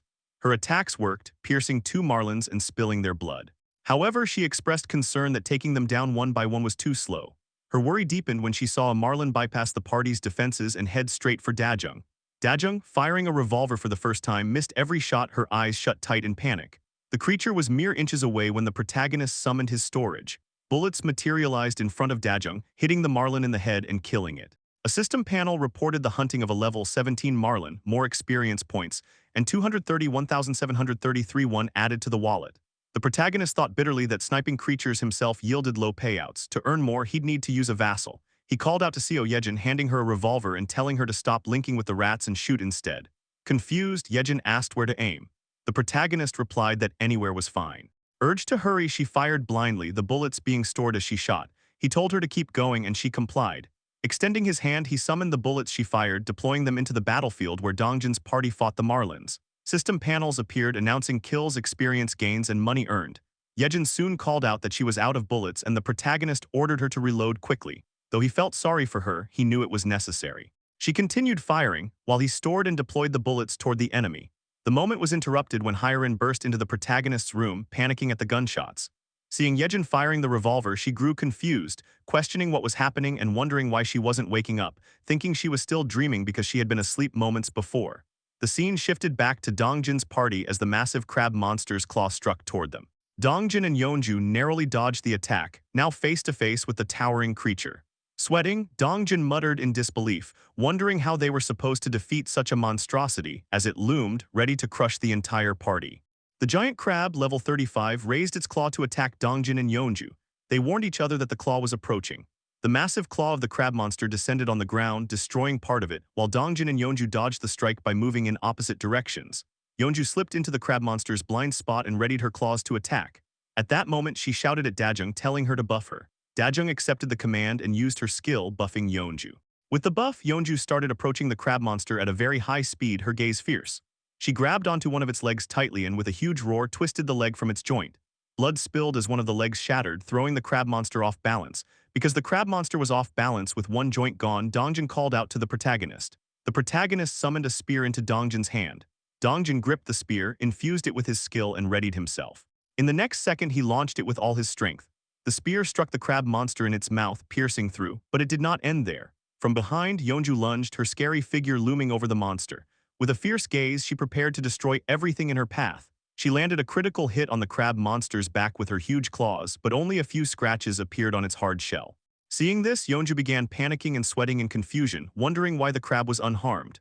At that moment, Byung-ho commanded everyone to get back and shouted at his team members. He appeared above the crab monster, having teleported with a revolver in hand.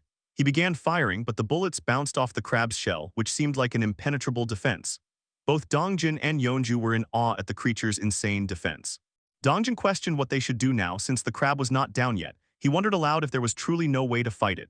The protagonist observed everything, realizing that the shell was no ordinary defense. It looked like they needed a certain level of impact, like the force of a hammer's strike, to break it.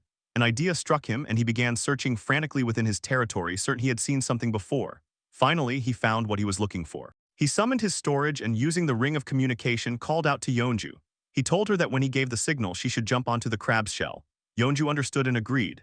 The protagonist extended his hand, recalling something that could break the shell. He summoned a barbell which materialized outside the apartment building. Closing his eyes, he thought of Minyu, apologizing silently and promising to buy him a new one later since the barbell belonged to him. For now, he decided to maximize the barbell's kinetic energy through gravity. He let it fall, gaining energy as it descended. Before it could hit the ground, he summoned his storage and captured it, preserving its state at the peak of its kinetic energy thanks to his upgraded storage. With a determined expression, the protagonist extended his hand and summoned the barbell into the battlefield between Dongjin, Yeonju, and the crab monster. Through a system panel, the barbell reappeared with the same stored kinetic energy and descended above the crab monster. The protagonist called out to Yeonju to act now. The barbell struck the crab monster at a very high speed, shattering its once impenetrable shell. At that moment, Yeonju dashed toward the crab at the weakened spot where the barbell landed. She reared back her claw in midair and with a fierce roar and saliva dripping from her mouth, twisted her body and pierced through the crab monster, tearing out from the other side. Green liquid and blood splattered everywhere as Yeonju unleashed her full strength. A system panel appeared declaring, "You have successfully hunted giant crab level 35. Experience points acquired. 931,732,266. One has been deposited into the wallet of the ultimate shut-in." The scene shifted as the protagonist narrated that after the defeat of the giant crab, the road leading back to his parents' house felt like walking through a seafood market. He explained that there were all kinds of fish and strange monsters they had to defeat along the way. Dongjin's party was shown defeating the bizarre monsters one by one. The protagonist continued his narration, stating that there were several moments where, without his support, the situation could have turned deadly. He clenched his teeth as he thought to himself, admitting that he had a vague feeling all along about Dongjin's party. He reflected that this place was overwhelming for them even with their current strength. Despite being a party composed entirely of awakened ones, armed even with guns, after moving only 1 kilometer, everyone was already exhausted. He admitted to himself that it was time to face the truth. After a long pause, he continued thinking that the probability of his family still being alive was close to 0. His body started to tremble, his legs shaking uncontrollably as he thought further. The closer he got to his parents' house, the heavier his fear grew. But he resolved that even if there was only a 1% chance, he could not let go of that thread of hope. While narrating, the party arrived at a place where a massive tree stood in the middle of the road out of nowhere. The protagonist noted that the streets were in ruins but still familiar. Just beyond that alley lay his parents' house. At that moment, he noticed the tree in the middle of the road and grew confused. Using the ring of communication, he instructed the party to stop, and they immediately did so. He thought to himself that this was the city he was born and raised in, a city he knew perfectly well. He recalled that there had never been trees along this boulevard, and even if there had been, the city would never have left one standing like that. He concluded that the tree was a monster, and it was revealed to be a tree giant level 38. The protagonist reflected that the tree must have appeared after the world collapsed just as he thought.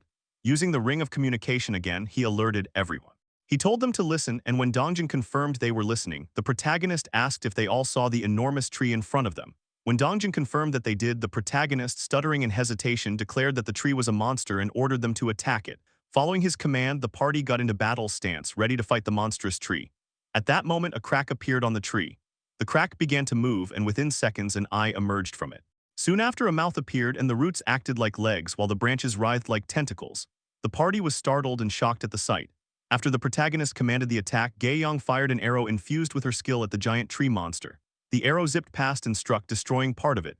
However, the trunk of the tree then shifted, acting like hands, and the monster rose from its spot as though Gaeyong's attack had done nothing. Its single eye glared menacingly at the party. Without wasting time, Dongjin hurled his spear toward the monster, but the roots lashed out like tentacles, blocking the strike. The tree then stomped the ground with its massive root leg, as if announcing its arrival, leaving the party staring at the monstrosity. Dongjin appeared confused after his attack failed, but Byung-ho quickly teleported behind the tree and opened fire with his revolver, bullets striking the trunk. In the next moment, Yeonju sped toward the monster with killing intent. The giant tree sensed her approach and whipped its tentacles to attack, but Yeonju swiftly dodged each strike as she closed the distance. She delivered a critical blow, creating a massive hole in the trunk, yet immediately more root tentacles emerged from the ground, showing her attack had been ineffective. While Yeonju was still in midair, the tentacles coiled around her, gripping her tightly. The party cried out her name in worry as she struggled against the crushing hold. The giant tree then raised another tentacle high above, preparing to strike down on her. The tentacle descended at deadly speed, aiming to pierce her. Panic filled Yeonju's face as she realized she was about to be struck. At that moment, Byung-ho teleported behind her, shielding her with his own body. He shouted for Yeonju to get away as the tentacle closed in mere inches away from impaling him. But then the tentacle suddenly stopped just before making contact, leaving Byung-ho in confusion. Dongjin snapped at him, urging him to act now. Responding, Byung-ho used his teleportation ability again, instantly moving from behind the tree back to the party while taking Yeonju with him, narrowly avoiding the fatal blow. The protagonist observed the unfolding scene in uncertainty, wondering what was happening. For a brief moment, the wooden monster stopped its attack. At that instant, he gained a faint realization and questioned whether it could really be what he was thinking. In the next moment, communicating through the ring of communication, he instructed the party, telling Dongjin to have Yeonju fall back and revert into her human form while the rest continued the assault. Dongjin, however, was puzzled and questioned whether only Yeonju needed to rest. The protagonist confirmed this, and though Dongjin appeared hesitant, he still complied, acknowledging the command with an understood. Turning to his party, he told them to follow the protagonist's orders and instructed Yeonju to fall back and protect. Gaeyong and Dajung Kang's group then moved forward. Kang replied with an all right, though doubt lingered within him as he wondered whether he would truly be able to do this. Dongjin reassured him, reminding him of his solid defense, saying he would manage. Kang, with a blank face, accepted and responded with all right then. At that very moment, the tree stirred once more, turning back and moving, which left Kang and the party confused. Kang cursed at the giant tree monster, demanding to know what was happening. Dongjin, equally baffled, asked the protagonist what had just occurred. The wooden monster, however, simply returned to its spot. The tree reverted to its normal state, standing in the same place from where it had first emerged to attack. It was then that realization struck the protagonist. He questioned aloud whether it meant the monster did not attack humans. Reflecting on the events, he recalled that ever since Yeonju had transformed into her beast form, the monster's attacks had been solely directed at her, attempting to trap and kill her. This led him to deduce that it was Yeonju's beast form that had provoked the creature. Yeonju too was uncertain, but in that moment she pointed out that the monster was getting up again. The giant tree monster began to rise once more. The reason soon became clear as a land shark appeared nearby. The shark opened its jaws and lunged at the giant tree monster.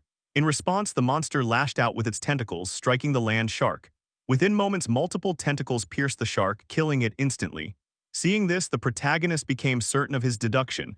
The giant tree monster did not attack humans. Without hesitation, he communicated once again through the ring, instructing the party to ignore the wooden monster and advance since it posed no hostility. The party acknowledged with an understood. As the monster reverted to its dormant form, the group cautiously and slowly moved past it. Just then, they noticed something unusual. Dongjin was struck with shock, trying to speak but unable to find the words. Finally, he called out to the protagonist, whose expression had turned into one of horror.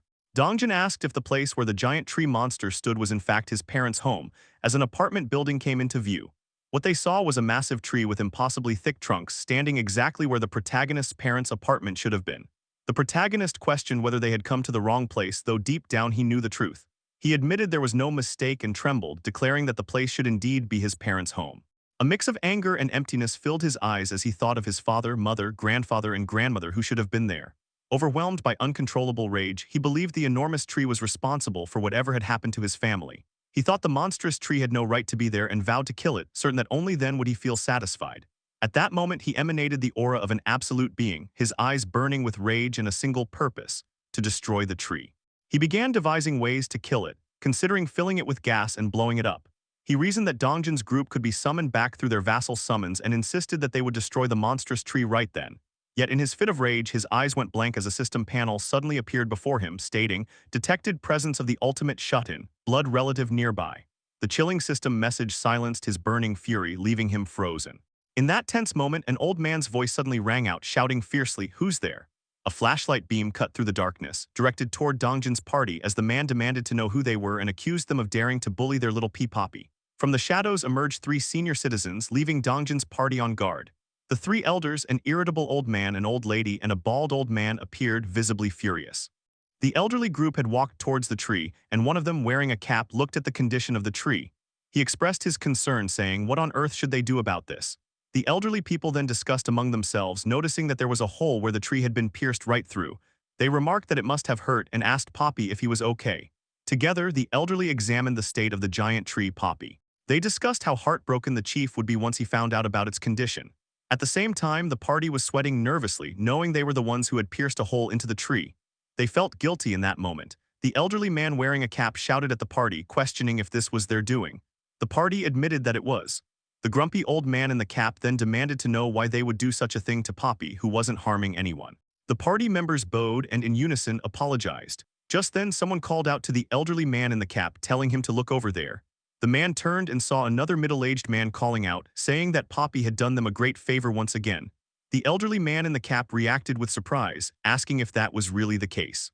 He then walked over to see a group of middle-aged men cutting apart the land shark that Poppy had previously defeated, slicing it into pieces with large knives. Seeing this, the man in the cap muttered that his blood pressure had just shot up. Another elderly person complained that the meat didn't taste very good. The man in the cap scolded him, asking if this was really the time to complain about taste and told him not to eat if he didn't like it. The other replied that wasn't what he meant. Meanwhile, the party observed this argument, amazed that these people were casually tearing apart a land shark monster. Their protagonist, watching everything, began to understand. He reflected internally, realizing that suddenly everything became clear. He thought about the existence of a tree monster that didn't attack people and the enormous tree that had only grown at his home. He remembered how their house had always been filled with plants, with flowers changing with the seasons in the yard and many kinds of trees bearing fruit on the rooftop throughout the year. After his grandfather retired, a small farm had been built on the rooftop, and sometimes the vegetables from it appeared on their dining table. He considered that if the tree that didn't harm people and the gigantic tree rooted in their house's spot were manifestations of someone's awakened ability, and if that person's ability was similar in level to his, then he could only think of one person.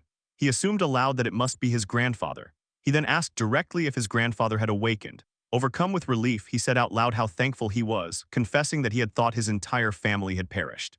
After all, high-level monsters around level 20 roamed the ground freely, and flocks of monsters at high-level 10s wandered the skies. He had often wondered how humans could survive in such a place. At that moment, he laughed. Seo Yejin noticed this and asked what was wrong.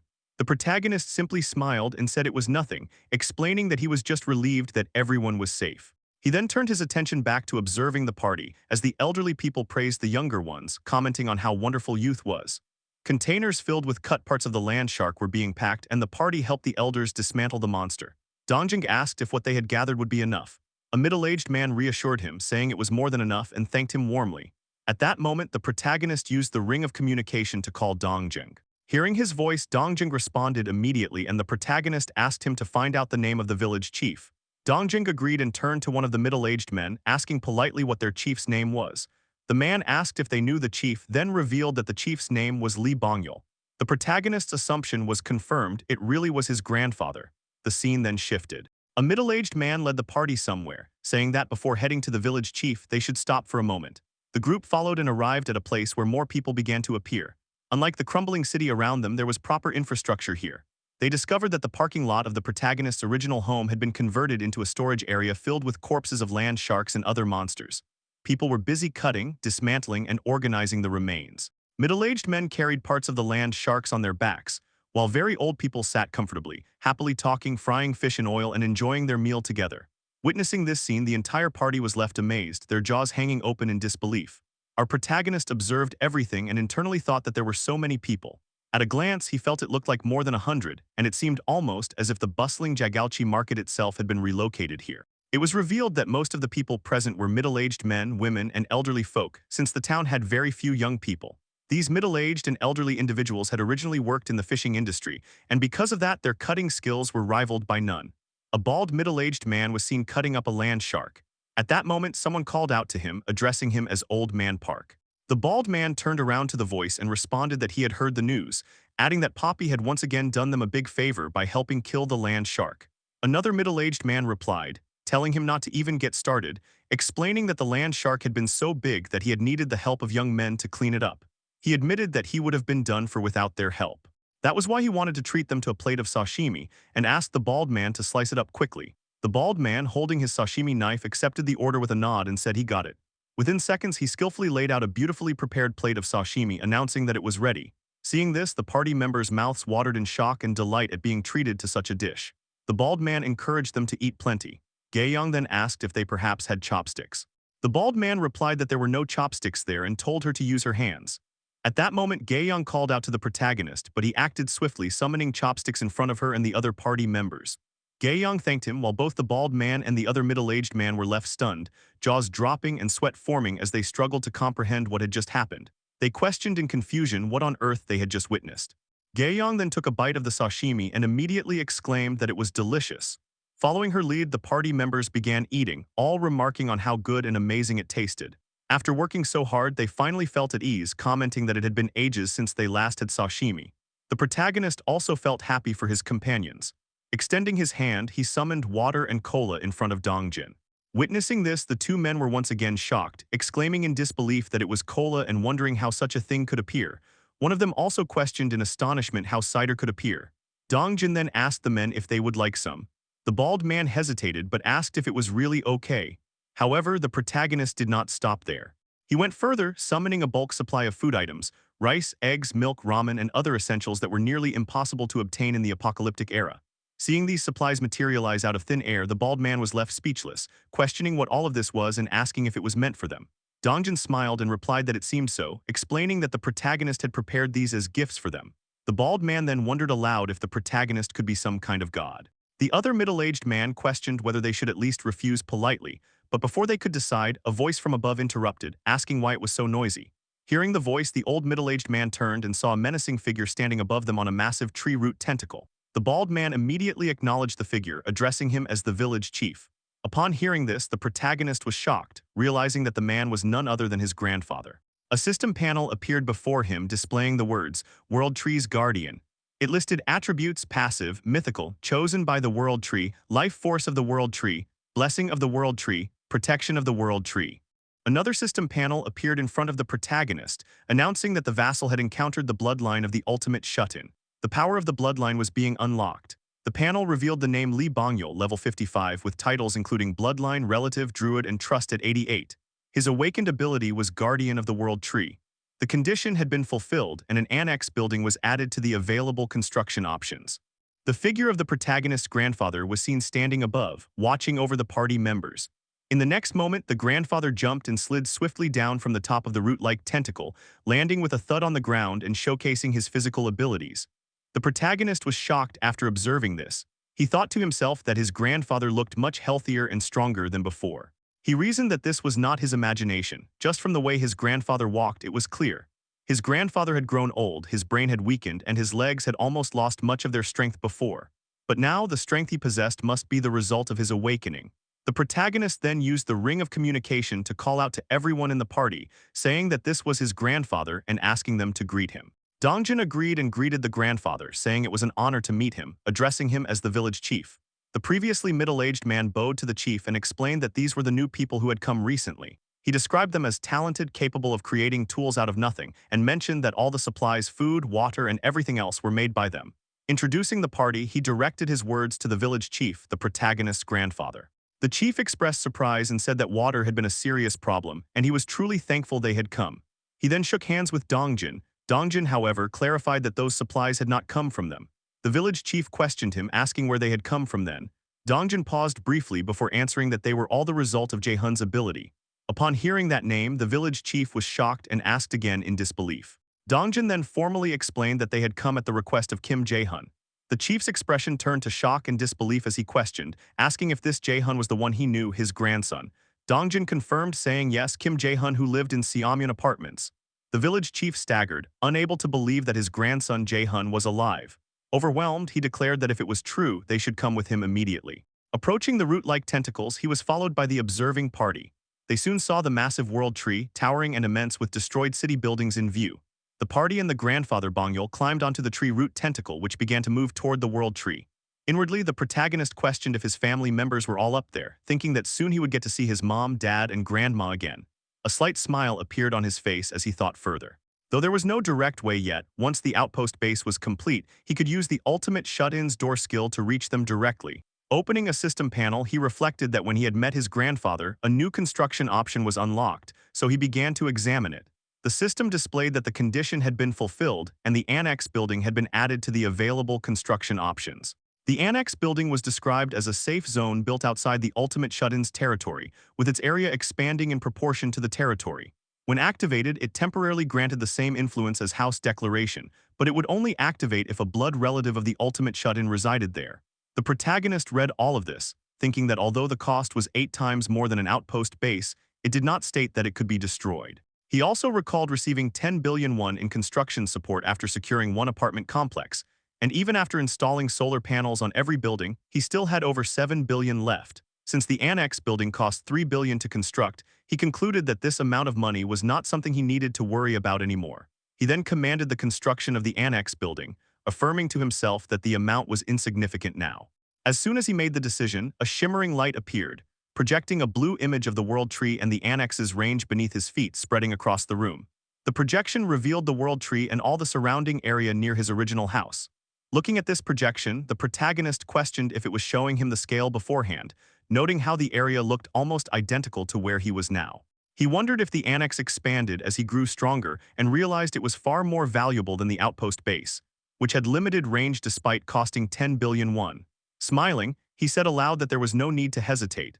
A system panel then appeared before him, stating that the facility required the presence of one blood relative of the ultimate shut-in for 7 days of construction and asking if he wished to build it.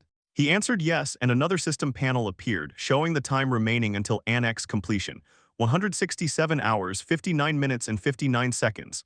Looking at the system window, the protagonist thought that now he just needed to ask his grandfather to stay within range until the construction was complete. At that very moment, the protagonist noticed something unusual. Another system panel appeared before him, declaring that the vassals had encountered the kin of the ultimate shut-in. The message continued, stating that the power of the bloodline was being unlocked. Soon after the kin's identity was revealed, the name was Kim In-shim. The details listed her as level 21, with the title including bloodline and relative, her trust level at 99, and awakened ability recorded as none. Through his absolute eyes skill, the protagonist realized that In-shim was none other than his grandmother. The party, along with Grandpa Bongyul, had entered the world tree, which contained a room at its center. There, the protagonist saw his grandmother lying unconscious on a bed. Grandpa Bongyul took hold of her hand and spoke gently, urging her to listen to what was being said. In the next instant, he activated an ability, causing a green light of life energy to cover him and flow into his wife In-shim. He explained that the people who appeared had claimed Jaehyun had sent them, which meant their grandson was alive. The protagonist, overwhelmed, began to sweat as he processed everything. Unable to contain himself, he called out to the party, asking them to inquire what had happened. Yeonju stepped forward and relayed the question, asking Grandpa Bongyul on Jaehyun's behalf. Startled, Grandpa Bongyul turned frantically and questioned how Jaehyun could possibly know. Yeonju clarified that Jaehyun was sharing sight through them. Grandpa Bongyul almost responded but stopped, glancing at his long unconscious wife. With a consoling tone, he told Jaehyun it was all right, assuring him that Grandma was only emotionally overwhelmed and nothing more. Through Yeonju, the protagonist asked since when his grandmother had been unable to wake. Closing his eyes, Grandpa Bongyul recalled the grim past, explaining that ever since the apocalyptic day when monsters appeared and the world began to collapse, his wife had been asleep. The protagonist reflected inwardly that this was the first time he had seen his grandfather look like that, and it made his heart ache. Though he tried to hide it, tears welled up and soon he was crying uncontrollably. He was relieved, however, to see both his grandparents alive together, even though his grandmother had been in a coma for nearly a month. On the outside, she looked peacefully asleep, a condition maintained thanks to his grandfather's awakened ability. He thought to himself that if only he could assign quests to blood relatives, he would spend whatever it took to heal her. Unfortunately, the system forbade giving quests to kin. Just then, Dajung attempted to heal In-shim with her power, but admitted sorrowfully that even with her ability it was too difficult. Grandpa Bongyul reassured her, saying it was fine and nothing could be done. The protagonist observed in silence but questioned inwardly why it was so quiet. 7 people had arrived, yet no one came out to check. Expecting his parents, he began to worry, dreading the opposite possibility. Using the ring of communication, he asked Yeonju to inquire about his parents. Yeonju relayed the question, asking Grandpa Bongyul about Jaehyun's parents. Without turning around, Grandpa Bongyul asked if Jaehyun was truly watching through them. He then chose to speak as if addressing him directly. He explained that on that day, Jaehyun's mother had gone to work and his father had gone out to earn money. He added that Jaehyun's father would never leave his mother alone, so they must have hidden themselves somewhere. The protagonist listened but felt his hope slipping away. Inwardly, he acknowledged that even his grandfather did not truly believe they had survived, and he himself knew it too.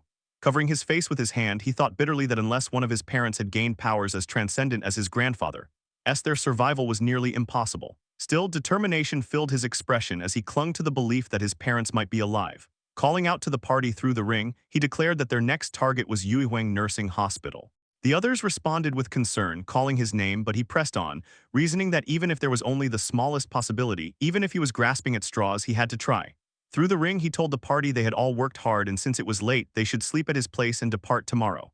Before he could finish speaking, a new system panel appeared, announcing the presence of a blood relative of the ultimate shut-in nearby. Shocked, the protagonist froze. He repeated his words to the party, but they came out hollow as his eyes remained fixed on the system message. Sweating, he called out to Seo Yejin, instructing her to command the rats. Seo Yejin asked what orders she should give, and the protagonist answered firmly. They were to search the area and find any survivors nearby.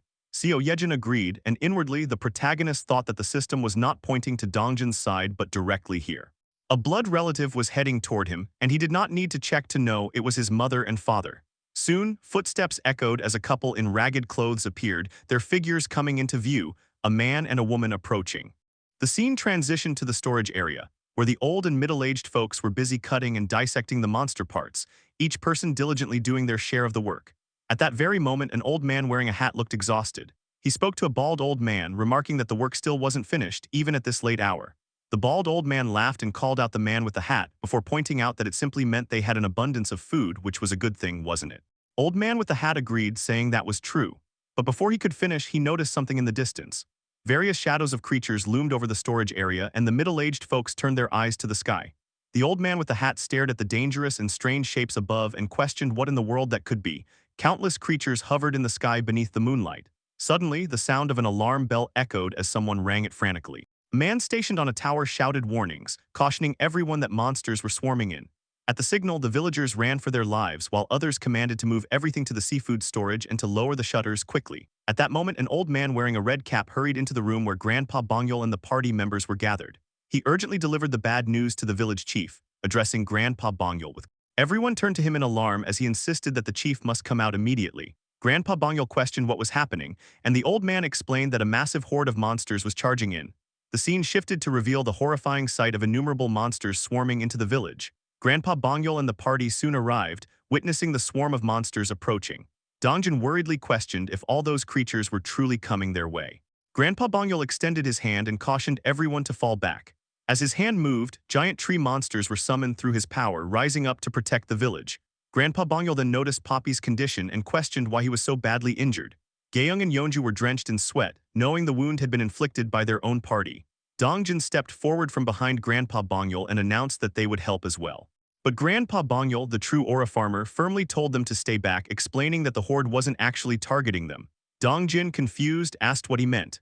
Grandpa Bongyol clarified that, from his perspective, the monsters seemed to be fleeing from something rather than directly attacking. Still, he acknowledged that they wouldn't pass through without causing damage. With that, he activated his powers, summoning glowing, root-like tentacles of the world tree from beneath the ground, ready to meet the threat. The horde of monsters advanced, facing the towering tree monsters summoned by Grandpa Bongyol, while the party watched the creatures that hovered in the skies above. Strangely, the airborne monsters simply passed by without attacking, which left Dongjin sweating and realizing the truth.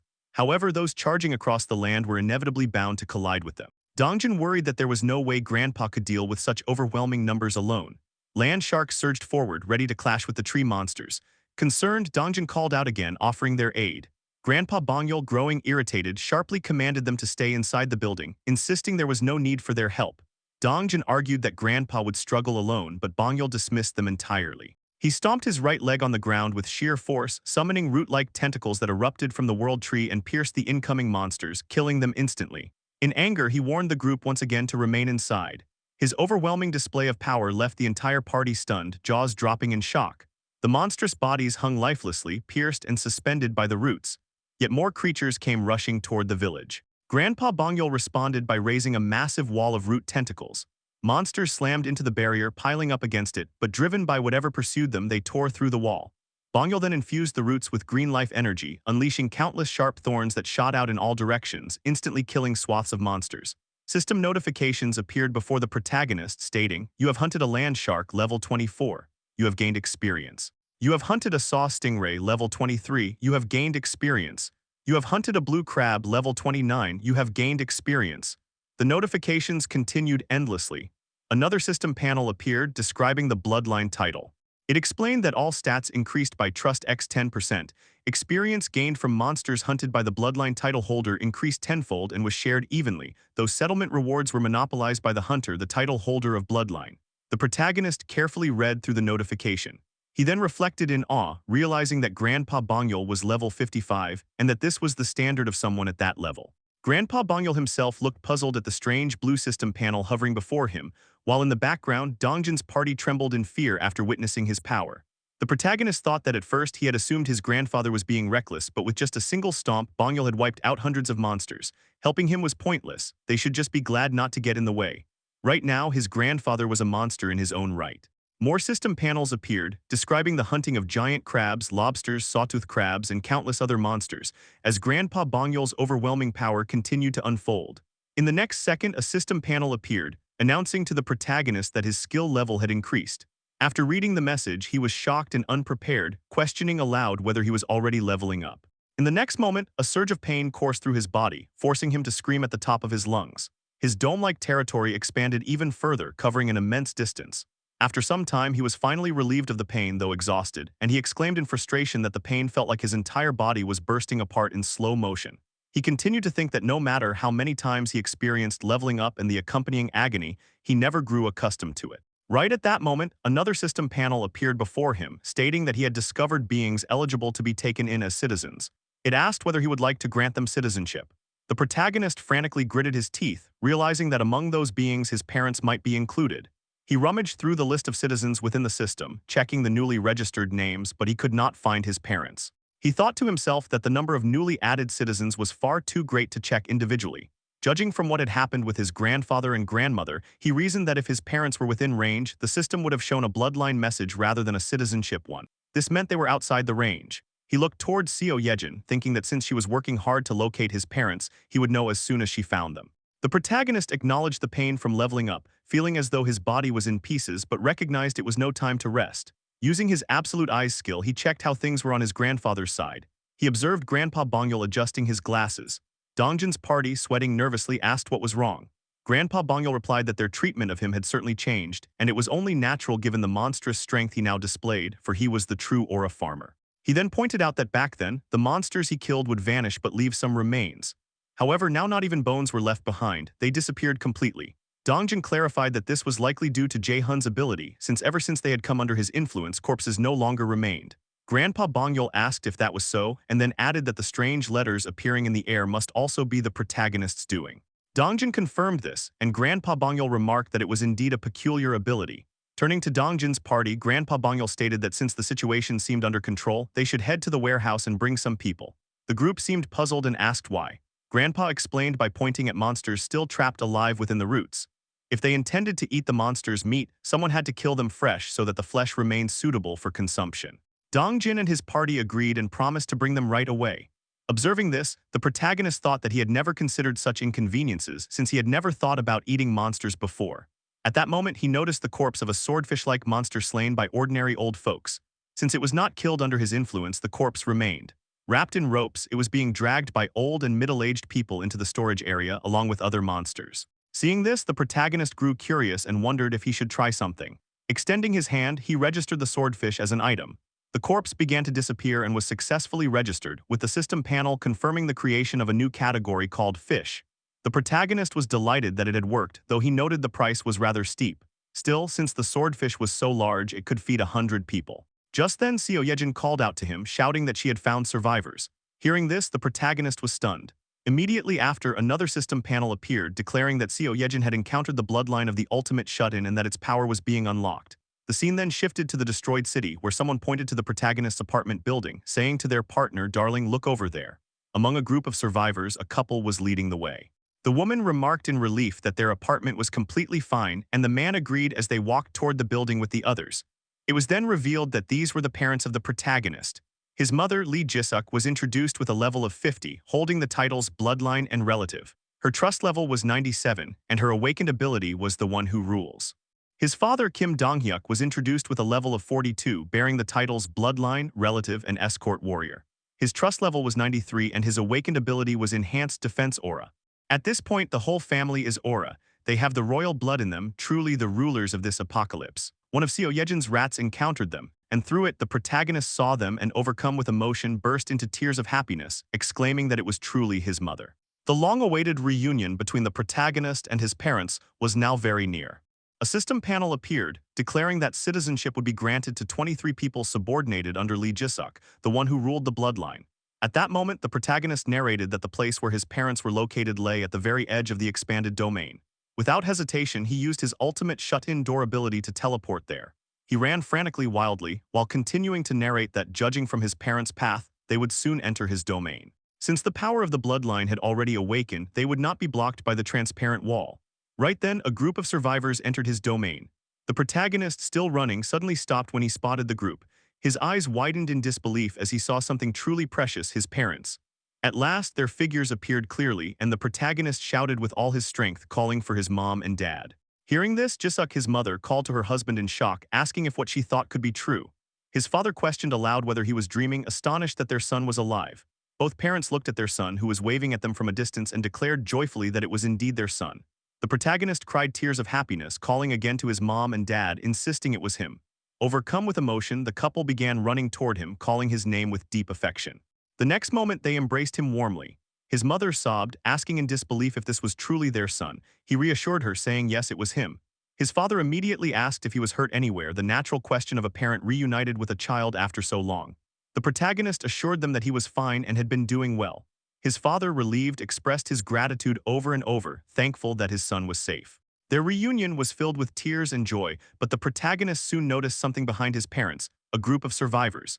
He recognized many as nurses from the hospital where his mother had worked. He realized that all 23 of them were awakened, or rather granted abilities by his mother. At that moment, he also noticed 2 dogs unable to enter his territory. A woman holding their leashes questioned in confusion what was happening to the animals. The protagonist thought to himself that she likely possessed a beast-controlling skill. Animals like dogs and cats could not be granted citizenship, which was why they had been unable to enter until now. Granting them permission, he watched as the dogs finally crossed into his domain. The protagonist then reflected on his mother's skill, which resembled his own vassal registration system. A system panel explained her ability, the contract of subordination. It allowed her to form contracts with up to 100 subordinates and awaken their abilities, an overwhelmingly powerful gift. He realized that when she formed such a contract, their abilities awakened as a result. Considering how crucial awakening was for survival in the early stages, his mother's ability was unbelievably powerful. His parents continued to express their gratitude to the heavens, his mother thanking God, Buddha, and anyone else she could name, endlessly repeating her thanks. Observing them, the protagonist thought that his father's ability too must have been granted through his mother's contract. His father's awakened ability was revealed, enhanced defensive aura, an S-rank skill that consumed mental strength to cloak the body in a protective aura while tripling physical abilities. The protagonist marveled at the absurd power of this skill. He reasoned that its strength lay in the word triple. Unlike simple percentage increases, a tripling effect multiplied other buffs to staggering levels. He explained that if 2 abilities increased stats by 200% and 300%, stacking them would yield 500%. But if combined with a tripling skill, the 300% would be multiplied, resulting in 900%. His father therefore already benefited from the buffs of citizenship, 93%, and the bloodline effect, which added another 930%. This brought him to 1123% efficiency. When tripled by his aura, the total reached an astonishing 3369% efficiency. The protagonist could only think that it was insane, a level of enhancement capable of surpassing several stages at once. He then observed the rest of the survivors, deducing that most of the 23 awakeners under his parents were ranked around B to C still, compared to non-awakeners. They were on a completely different level, which explained how they had survived thus far. But now he thought it was enough of that. Extending his hand, he resolved to bring everyone back with him, knowing they must be exhausted from the journey. He spoke aloud, promising to provide each of them with supplies equivalent to 5 households. If they needed rice, ramen, or anything else, he would provide it. He urged them to take warm showers and rest in heated rooms. Shock spread through the group, including his parents, who were baffled by his words. In this apocalyptic age, the mention of rice, ramen, and hot showers seemed impossible. His mother began crying again, telling her husband in despair that their son must be pretending, acting fine when he was not. His father grew worried as well, wondering if their son had lost touch with reality due to the shock, unable to distinguish between the apocalypse and the past. Hearing this, the protagonist quickly denied it, sighing as he prepared to show them the truth. He asked his mother if she had noticed the lights in their apartment. She admitted she had, recalling how unusual it had seemed to see so many lights on, and explained that was why they had come there. The protagonist exuded an aura of an absolute being as he raised his hand. He proudly declared and announced that in a world where electricity and water had been cut off, everyone should wonder how the lights had come on. In the next second, he snapped his fingers and told everyone to take a good look. Instantly, all the lights in the surrounding destroyed buildings turned on. The lifeless buildings once again emitted bright lights, and the survivors, along with his parents, gazed at the sight.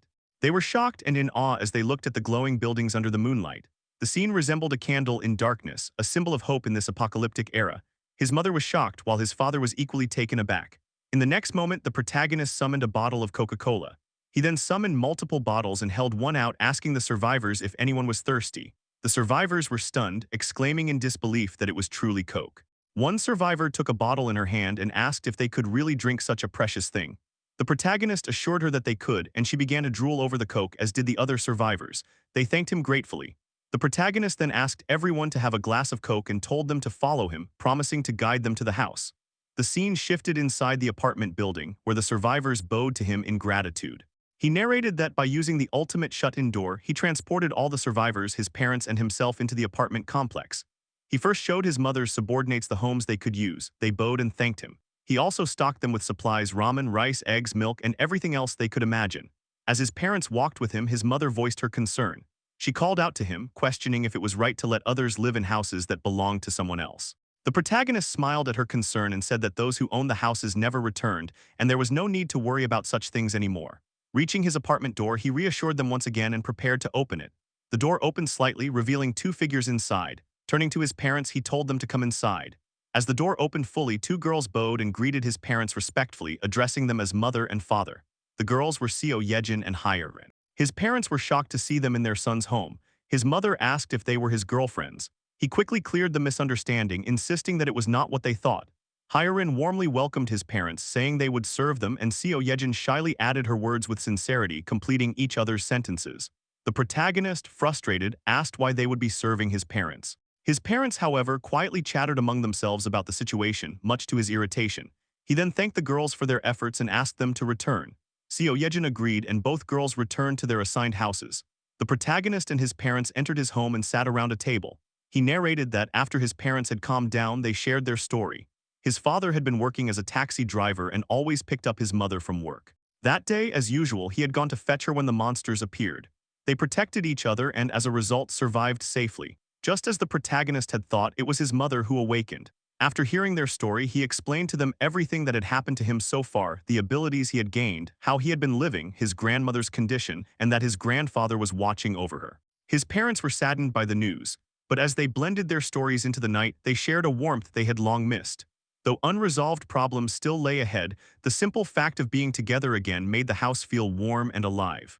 As the night blended for the protagonist and his parents after a long-awaited reunion, elsewhere in Nagasaki Prefecture, Japan, dark clouds gathered with heavy rain and thunderous storms flashing across the sky.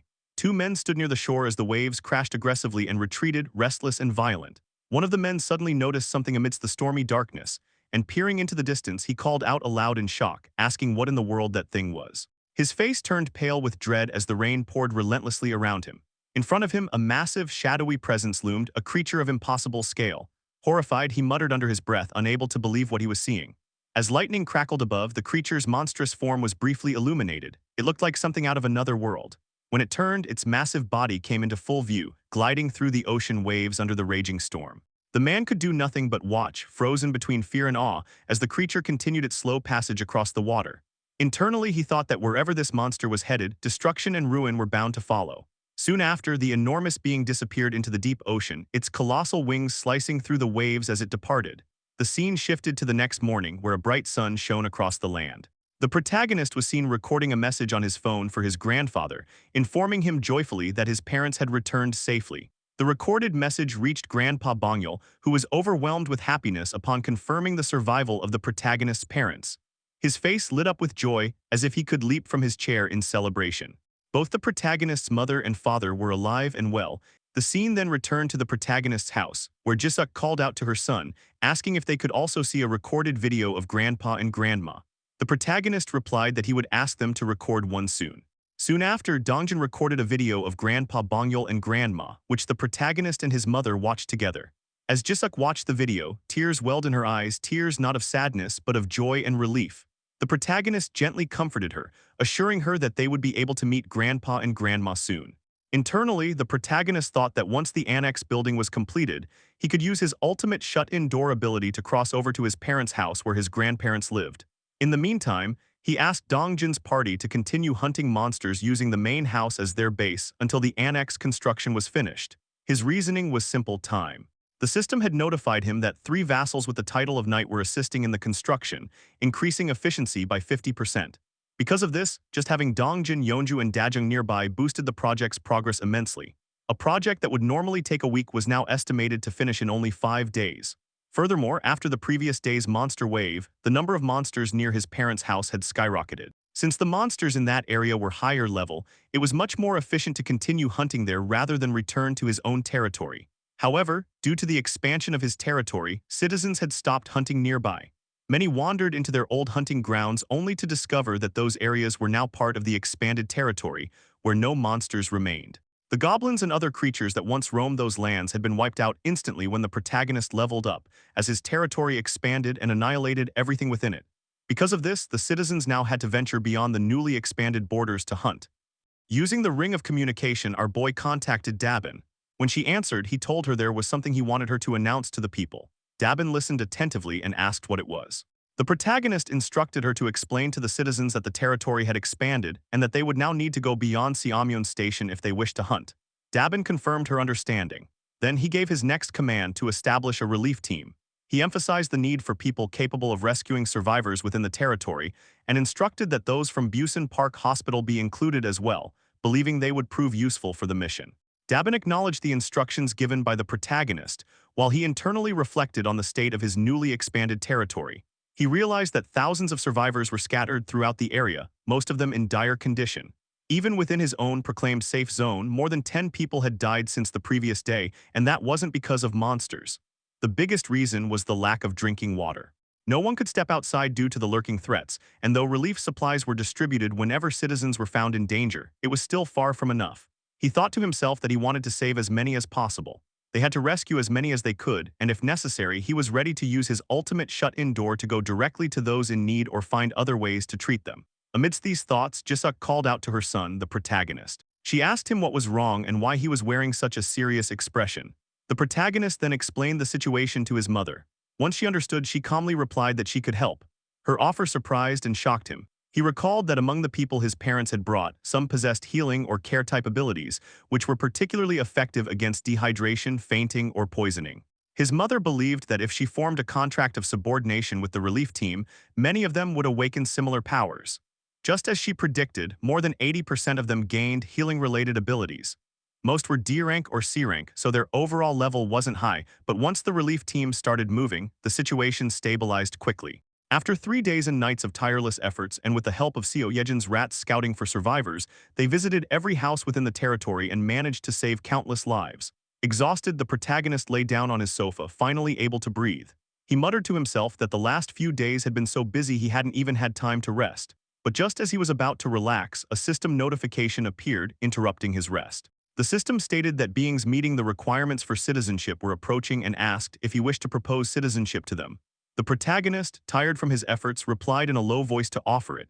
He thought about how ever since the expansion of his territory, new citizens kept arriving. The population had already reached nearly 10,000 people. As he sat there, heavy rain poured outside his house. He got up from the sofa, walked to the balcony, and gazed at the downpour, wondering aloud what was with all that heavy rain. Just then, Dabin contacted him telepathically. When he responded, she informed him that the relief team had suggested rescuing people outside their territory. The protagonist questioned her in concern, asking if she meant outside the territory, as that was too dangerous.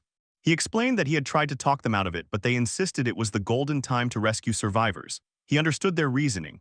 When his territory had just expanded, only a few people were on the brink of death, mostly from hunger or thirst, but now every survivor outside was at their limit. This was the best chance to save as many as possible because once he leveled up and expanded his domain further, they might only find corpses instead of living survivors. He understood the relief team's intentions, but the outside world was no longer what it once was. It wasn't just goblins anymore, even sea monsters that should have remained in the ocean were invading the land. It had become an environment where ordinary people couldn't even imagine stepping outside. Despite that, he acknowledged that the people still trying to rescue others were incredible. Many of them were former firefighters. He admired them for their bravery. Using the ring of communication, he told Dabin to wait for now and said he would assign a hunting team as their escort. Dabin understood and followed the command. Soon after, the protagonist received a system notification saying that a giant crab of level 33 had been hunted. He noticed this and realized there was no settlement gold reward this time. It means the person who hunted the giant crab is one of my bloodline, my father. He questioned aloud if his father had really gone out hunting despite the heavy rain. Realizing how much his father's physical abilities had grown, he thought perhaps his father had grown fond of hunting. Still, he wasn't too worried about him since he was strong. However, what happened next left him stunned. A flood of system notifications appeared one after another stating that a hammerhead shark had been slain, a saw stingray had been killed, and a blue crab had been hunted. The notifications kept coming, and the protagonist was shocked by the speed of the kills. He thought to himself that such rapid hunting couldn't be his father's doing and wondered who else it could be. Activating his ultimate eyes skill, he looked toward his grandfather's side, and what he saw shocked him even more. His grandfather was using the root tentacles of the world tree to hammer, pierce, and slaughter every monster that came near. The true powerhouse behind the ongoing massacre wasn't his father, it was his grandfather. The protagonist quickly contacted Dongjin, asking what was happening. Dongjin replied that it was a monster wave. The protagonist was puzzled, questioning how another wave could already be happening. He realized that at this rate, even inland areas would soon be overrun by marine monsters, and their numbers were far greater than before. Frustrated, he wondered why these things kept happening and questioned his luck. Meanwhile, Grandpa Bongyol observed that something felt off about this particular wave. He remarked that the monsters seemed to be running in terror, as if they were desperately fleeing from something. Watching through his ultimate eyes, the protagonist questioned what could be causing the monsters to feel fear. Suddenly, thunder crackled through the stormy night, lightning illuminating the rain-soaked battlefield. In that flash of light, the silhouette of a monstrous being appeared, the same one seen earlier at Nagasaki Prefecture in Japan. It loomed ominously over Dongjin's party and Grandpa Bongyol. Everyone froze in shock at the terrifying sight. The protagonist screamed as smoke rose from the creature's mouth. Its eyes glowed with death, and its massive blade-like teeth shimmered through the darkness. The protagonist could only question in horror what the heck that monstrous being was. In the next second, a massive creature appeared beneath the dark clouds, accompanied by thunder and lightning. The ground trembled as the creature roared, its voice echoing through the storm. It was revealed to be a white dragon level 63, its body covered with shimmering scales that reflected the lightning flashes. The dragon's roar shook the heavens, commanding attention and dread alike. Dongjin's party and Grandpa Bongyol stood frozen, gazing up at the colossal being before them. Grandpa Bongyol was utterly shocked by the sheer scale of the monster, while Dongjin's party stood horrified and speechless. Smoke rose from the ground as the dragon exhaled, its glinting eyes scanning the area with a deadly gleam. Their protagonist, witnessing the scene, questioned in disbelief if the being before them was truly a dragon. He felt both terrified and awestruck. Thinking quickly, he considered using his vassal summoning ability to save Dongjin's party by bringing them instantly to his side. But another thought struck him. Grandfather, the guardian of the world tree, could not leave its side. Doing so would put him in great danger, forcing him to face this white dragon alone. He realized that as the guardian of the world tree, Grandpa Bongyol had to remain within a certain range of it, unable to flee without consequence. The protagonist clenched his fists, refusing to let that happen, yet he also couldn't command Dongjin's party to fight such a monstrous opponent. It would be sending them straight to their deaths. However, a small glimmer of hope appeared. The system panel displayed that the time remaining for the annex building's completion was still 38 hours, 21 minutes, and 19 seconds. Gritting his teeth, the protagonist thought that once the annex was complete, the territory's expansion might just allow him to cut off the dragon's head. Even with the construction boosted by 50% efficiency due to his 3 vassals, there were still 38 hours to go. That meant they needed to survive for more than a day facing this monstrosity, an impossible task by any measure. As he looked upon the white dragon, he noted its sharp fangs, deadly eyes filled with killing intent, and gleaming white horns. Panic set in as he desperately searched for another way. At that moment, he noticed something. The dragon began to move, each heavy step shaking the earth as it approached Grandpa Bongyol and Dongjin's party. The sheer size difference between them was immense. If it wanted to, the dragon could crush them all like insects. Grandpa Bongyol's expression hardened, not with fear but with determination. He resolved to protect everyone, even in the face of this monstrous creature. He instructed Dongjin's party that even he would struggle to take the dragon on alone. He ordered them to take everyone and escape while he held the beast back, but Dongjin's party refused to abandon him. They declared they would fight together. Yeonju transformed into her bare form, Kang donned his silver armor and wielded his halberd, while Byung-ho, Jian, and Dajung raised their guns. Dongjin readied his spear and Gaeyang notched her bow, prepared to strike the dragon. Seeing their resolve, Grandpa Bongyol looked back at them with a faint smile and a bead of sweat on his face. He finally agreed, saying, "Fine then." The air tensed as the dragon advanced toward them, but the unyielding Grandpa Bongyol ordered everyone to strike first. In an instant, he summoned massive root-like tentacles from the world tree to attack the white dragon. Dongjin's party followed, their spirits fired up as they prepared for the inevitable battle. Just then, before the fight could begin, the protagonist's voice rang out through the ring of communication, commanding everyone to stop immediately. Hearing this, Dongjin questioned him in confusion, but the protagonist insisted, telling them to trust him just for a moment. He called out to Byung-ho, asking him to relay the message to Grandpa Bongyol and tell him not to act. Without hesitation, Byung-ho used his ability to teleport in front of Grandpa Bongyol, stopping him just before he attacked. Grandpa Bongyol, startled, demanded to know what Byung-ho was doing and if he realized how vital it was to strike first. Byung-ho apologized and explained that it was the protagonist's message urging restraint. Grandpa Bongyol froze in disbelief. His mind reeled as he processed the command. Meanwhile, from the protagonist's perspective, he had just discovered something crucial. As he analyzed the dragon's status window, he read, White Dragon Level 63, a deep-sea monster that dwells in the ocean depths. Having just laid its egg, it is in an extremely weakened state. The white dragon's egg can only hatch beneath the roots of the world tree. The realization hit him, the dragon might not be here to fight at all. Perhaps it had come seeking the world tree to hatch its egg. Just then a voice echoed in Bongyol's minds. The dragon spoke, saying, Do not fear. It leaned closer toward Grandpa Bongyol and Dongjin's party, continuing, Guardian of the world tree. Grandpa Bongyol stiffened, hearing the voice resonate inside his head. The dragon's tone remained calm as it observed the tree, remarking, So, this is the world tree. I didn't expect it to be this small. I must be careful. Still wary, Grandpa hesitantly asked what it wanted. The dragon's eyes glowed faintly as it said, Guardian of the world tree. Make a contract with me. Grandpa Bongyol, both puzzled and hesitant, asked what kind of contract. The dragon's voice replied within his mind, Yes. If you form a contract with me until the world tree helps me regain my power, I will and I shall protect it. Suddenly, a searing pain erupted on the back of Grandpa's right hand. He clutched it tightly as glowing markings began to form, burning like molten blue light. The dragon's voice echoed again, When you are in danger, use it to call me. I will come. Then the dragon produced something from within, a shimmering, radiant egg. It handed the egg gently to Grandpa Bongyol, who received it with utmost care and reverence. The dragon's voice softened as it said, And please take care of my child. With a final glance filled with hesitation, the dragon departed away from the group. And then the white dragon spread its majestic wings and took flight, soaring into the dawn sky as light pierced through the clouds, leaving everyone in awe of the moment that had just unfolded. As the morning arrived following the departure of the white dragon, Kang was seen shivering, as if he had faced death itself upon seeing the majestic creature. Trembling, he admitted that if they had attacked, they would have been dead by now. Byung-ho, however, remained calm and remarked with devotion that they survived because they obeyed the protagonist's command to do nothing. Meanwhile, Grandpa Bongyol gazed curiously at the egg that the white dragon had entrusted to him, thinking about the contract that the creature had formed with him. At that very moment, a flood of system panels appeared, announcing that Citizen Kang's loyalty had reached 100. Since Kang was already registered as a vassal, the maximum vassal limit had increased. Similar notifications followed, revealing that Gaeyong's loyalty had also reached 100, and the same applied to Dongjin. Because all three were already registered vassals, the overall capacity to register new vassals had expanded.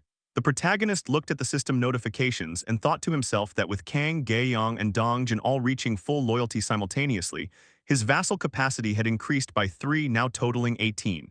He realized that at this rate, he could eventually command over 100 vassals. He reflected on how convenient it would have been if he could register the people his mother had turned into awakened using her ability. But after attempting, he found it impossible.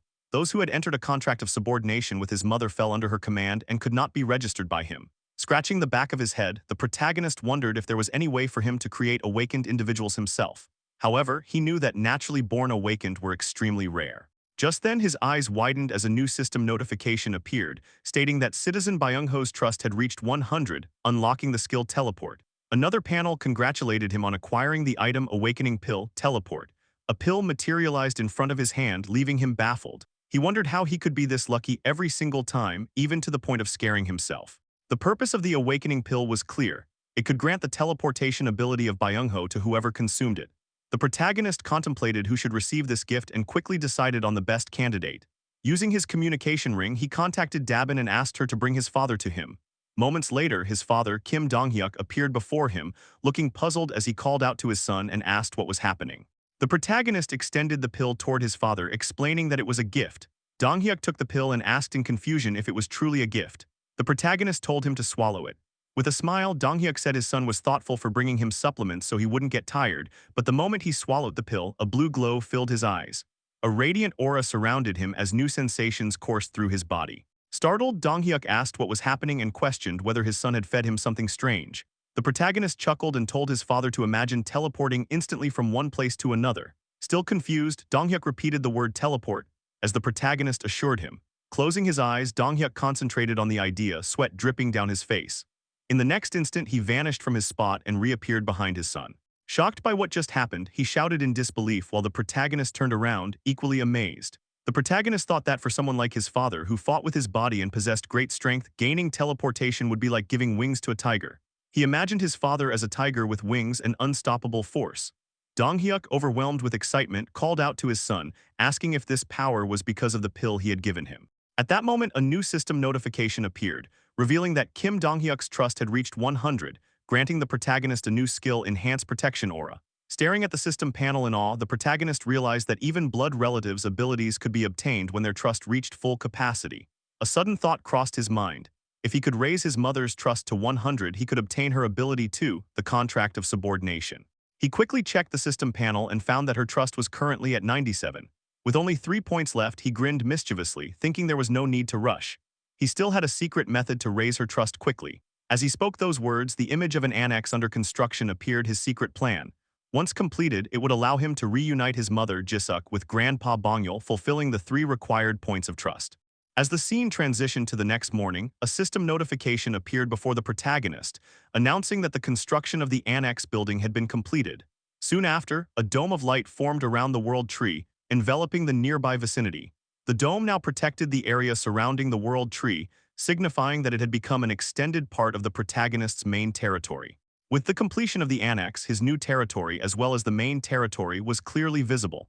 Another system notification soon appeared, stating that hostile entities had been detected. The system declared its intent to eliminate them, and instantly all nearby monsters around the world tree were slain as their heads burst apart. Because of this massacre, the protagonist's main territory expanded even further. A flood of notifications followed, informing him that he had hunted a land shark, a sky swordfish, a giant lobster, and a sawtooth crab. Finally, a message confirmed that his skill level had increased, verifying the main territory's expansion. The protagonist winced in pain, enduring the familiar agony that accompanied his level-ups. Due to the annex's construction, all surrounding monsters had been defeated, allowing him to level up and extend his main territory even more. Exhausted from the intense surge of pain, he sat down on his couch, reflecting that leveling up first thing in the morning, right after the annex was completed, had cleared every monster from the newly added area. Although the experience points gained were minimal, every kill counted as his, and he noted that the total accumulation was still significant. Blackie looked at him with concern, but the protagonist reassured his companion that he was fine. Just then, another system message appeared, indicating that beings meeting the requirements to become citizens had been discovered. As always, the protagonist granted them citizenship. Soon after, another message announced that the citizen count had reached 10,000. Since a certain threshold had been met, the citizens could now acquire professions. A new facility, the Profession Research Lab, was unlocked for construction. Though the notifications were important, the protagonist felt something even more urgent required his attention.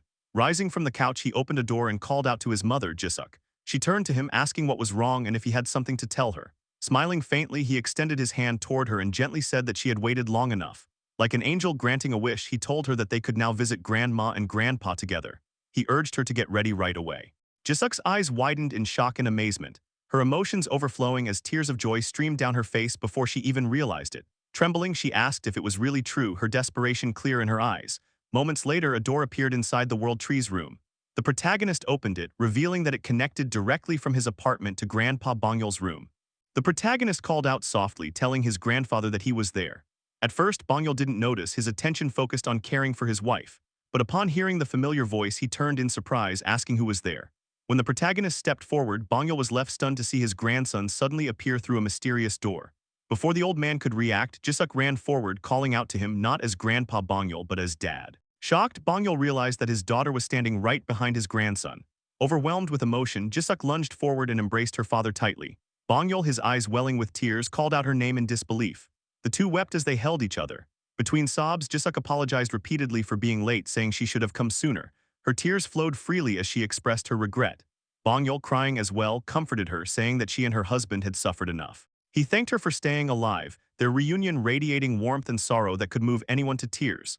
At that moment, a system notification appeared before the protagonist, declaring that Jisuk's trust level had reached 100, granting him a new skill, the contract of subordination. Watching the touching scene, the protagonist thought about his father, who couldn't join them yet because he was still out rescuing survivors with the relief team. He felt content, knowing that bringing his mother to meet her parents was enough for now. A faint smile formed on his face as he watched the heartfelt reunion before him. Later, Grandpa Bongyul was seen watering various plants on the rooftop. The protagonist joined him and remarked that the world tree had completely grown around and enveloped the house. Bongyul admitted that he too had been shocked when he first saw it. The protagonist then asked about the state of water and electricity, pointing out that they shouldn't be functioning normally. Bongyul explained that electricity was running on backup generator power, and water came from what little remained in the tanks, though both were nearly depleted and the gas had long run out. Standing up, the protagonist confidently told his grandfather that he might be able to fix that. Bongyul, puzzled and skeptical in this apocalyptic world, watched curiously as his grandson looked toward the water tank above. With a calm smile, the protagonist asked if his grandfather wanted to see how it was done. Within seconds, the nearly empty tank refilled itself with water. Shocked, Bongyul climbed the ladder to confirm it and was astounded to find it full again. The protagonist explained that he had done it himself, restoring both electricity and gas as well. From now on, he assured his grandparents could live normally again, free from monster attacks. Amazed, Bongyul asked if all of that had been his grandson's ability. The protagonist nodded, confirming it. Impressed, Bongyul praised him warmly, saying it was truly an incredible power. Meanwhile, the protagonist thought that he wanted to explain his ability and the citizen registration system properly to his grandfather. However, he found it a bit complicated for now, knowing that old folks usually had a hard time understanding such things. He decided to take it slow. Waving goodbye, he told Grandpa Bongyul that he would go downstairs first. Descending from the ladder of the water tank, Grandpa Bongyul reminded him to be careful. The protagonist, who was climbing down the terraced ladder, agreed. Once he reached the ground of the terrace, he decided to use his ultimate eyes skill. Thinking to himself he should test this new ability that he had recently acquired. Using his ultimate eyes, he observed the space where his mother and grandma were. Then he activated his teleporting ability, the one unlocked when Byung-ho's trust had reached 100. In the next second, he teleported behind Jisuk in a blink. He was amazed that the ability worked and thought that it could even be used in this way too. He was really amazed. He realized he could teleport through the sight of his ultimate eyes. This discovery excited him as it added great versatility. Within his territory, he could use his ultimate eyes to teleport anywhere, though he noted the drawback that the farther the distance, the more mental strength it consumed. Despite that, he found it to be an extremely powerful and useful ability. Noticing his sudden arrival, his mother, Jisuk, looked back and questioned if he had not been on the rooftop just moments ago. The protagonist explained that Grandpa was still working up there and then asked about how Grandma was doing. Jisuk replied that she seemed to be just asleep, her complexion thankfully looking better. The protagonist sighed in relief, but right at that moment, a system panel appeared before him. The notification stated that a beast summon required 10 billion won, and an option was given to activate it. Taken aback, the protagonist noticed that the 10 billion summon button was active. He smiled happily, thinking that after witnessing the full power of his first summon, the three-legged crow, there was no reason to hesitate for another. Without hesitation, he activated his next summon. Another system notification appeared, confirming that 10 billion won would be consumed to summon the beast. A magic circle appeared on the ground beneath them, glowing with green energy. Jisuk, seeing this for the first time, was startled and asked worriedly what was happening. The protagonist calmly explained that it was his ability and told her not to be alarmed, asking her to close her eyes for a moment. The glow from the magic circle intensified by the second, and both he and his mother closed their eyes.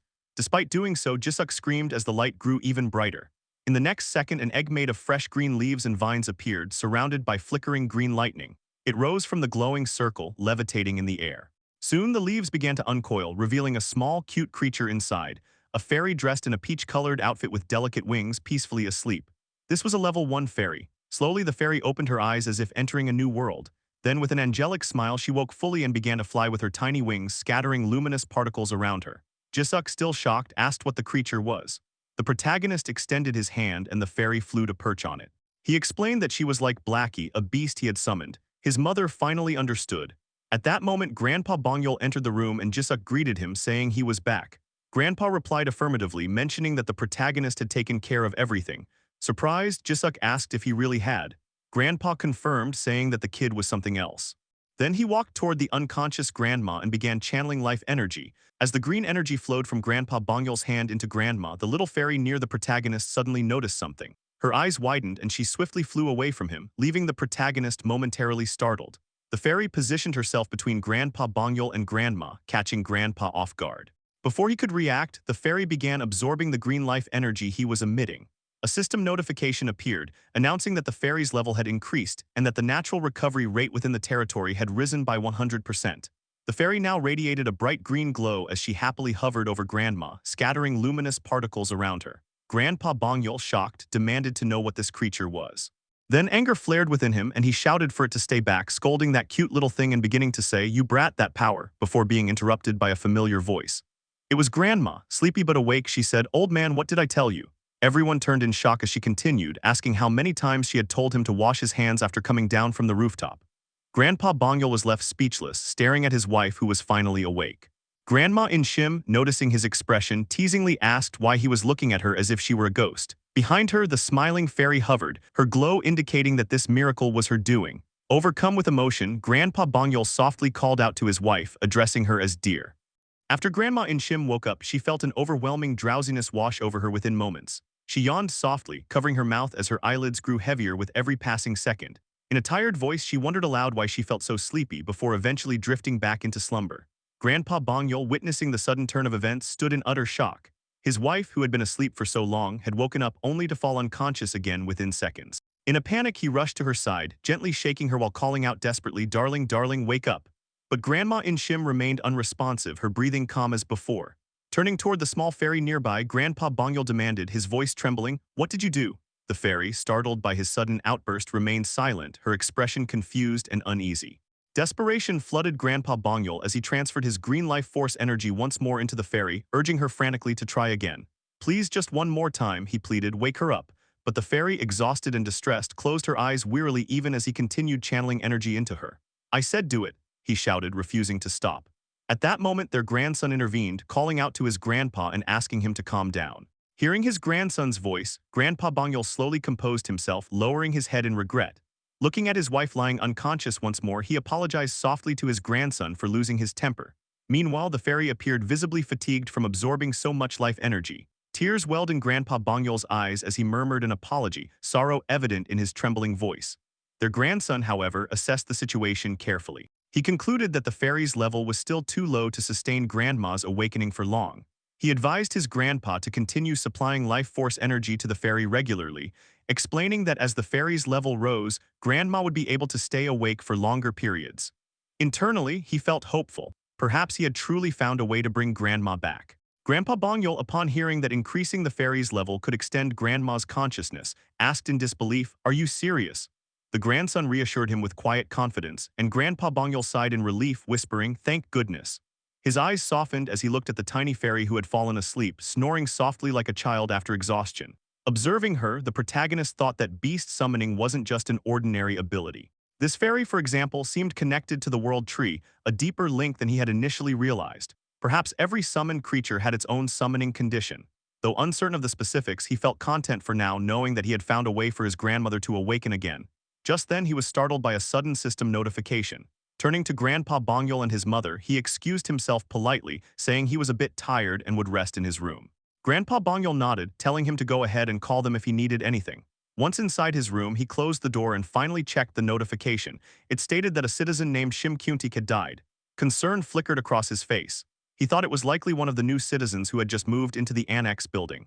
With rescue teams working tirelessly across apartment complexes, treating the injured, many more deaths were inevitable. Clenching his teeth, he reflected bitterly on the apocalyptic state of the world. People were dying everywhere, whether from monsters, hunger, or entrapment within their homes. Survival depended purely on where one happened to be when it all began. He realized it wasn't just their nation's suffering, the catastrophe was global. People perished in countless ways, some surviving only by luck or by obtaining powerful abilities, while others died helplessly without any at all. In the heavy silence that followed, he thought about the saying, "With great power comes great responsibility." Maybe that was how it went. He didn't know why monsters had appeared or why only his family had received such extraordinary powers, but he had long since accepted that the world never provided answers. He would have to find them himself once again. Clenching his fists with determination, he vowed to save his country, or at least as much of it as he could. That was the answer he had resolved upon. Later, the system revealed that he could currently grant citizenship to 220,000 people, though he had only managed to reach 10,000 so far.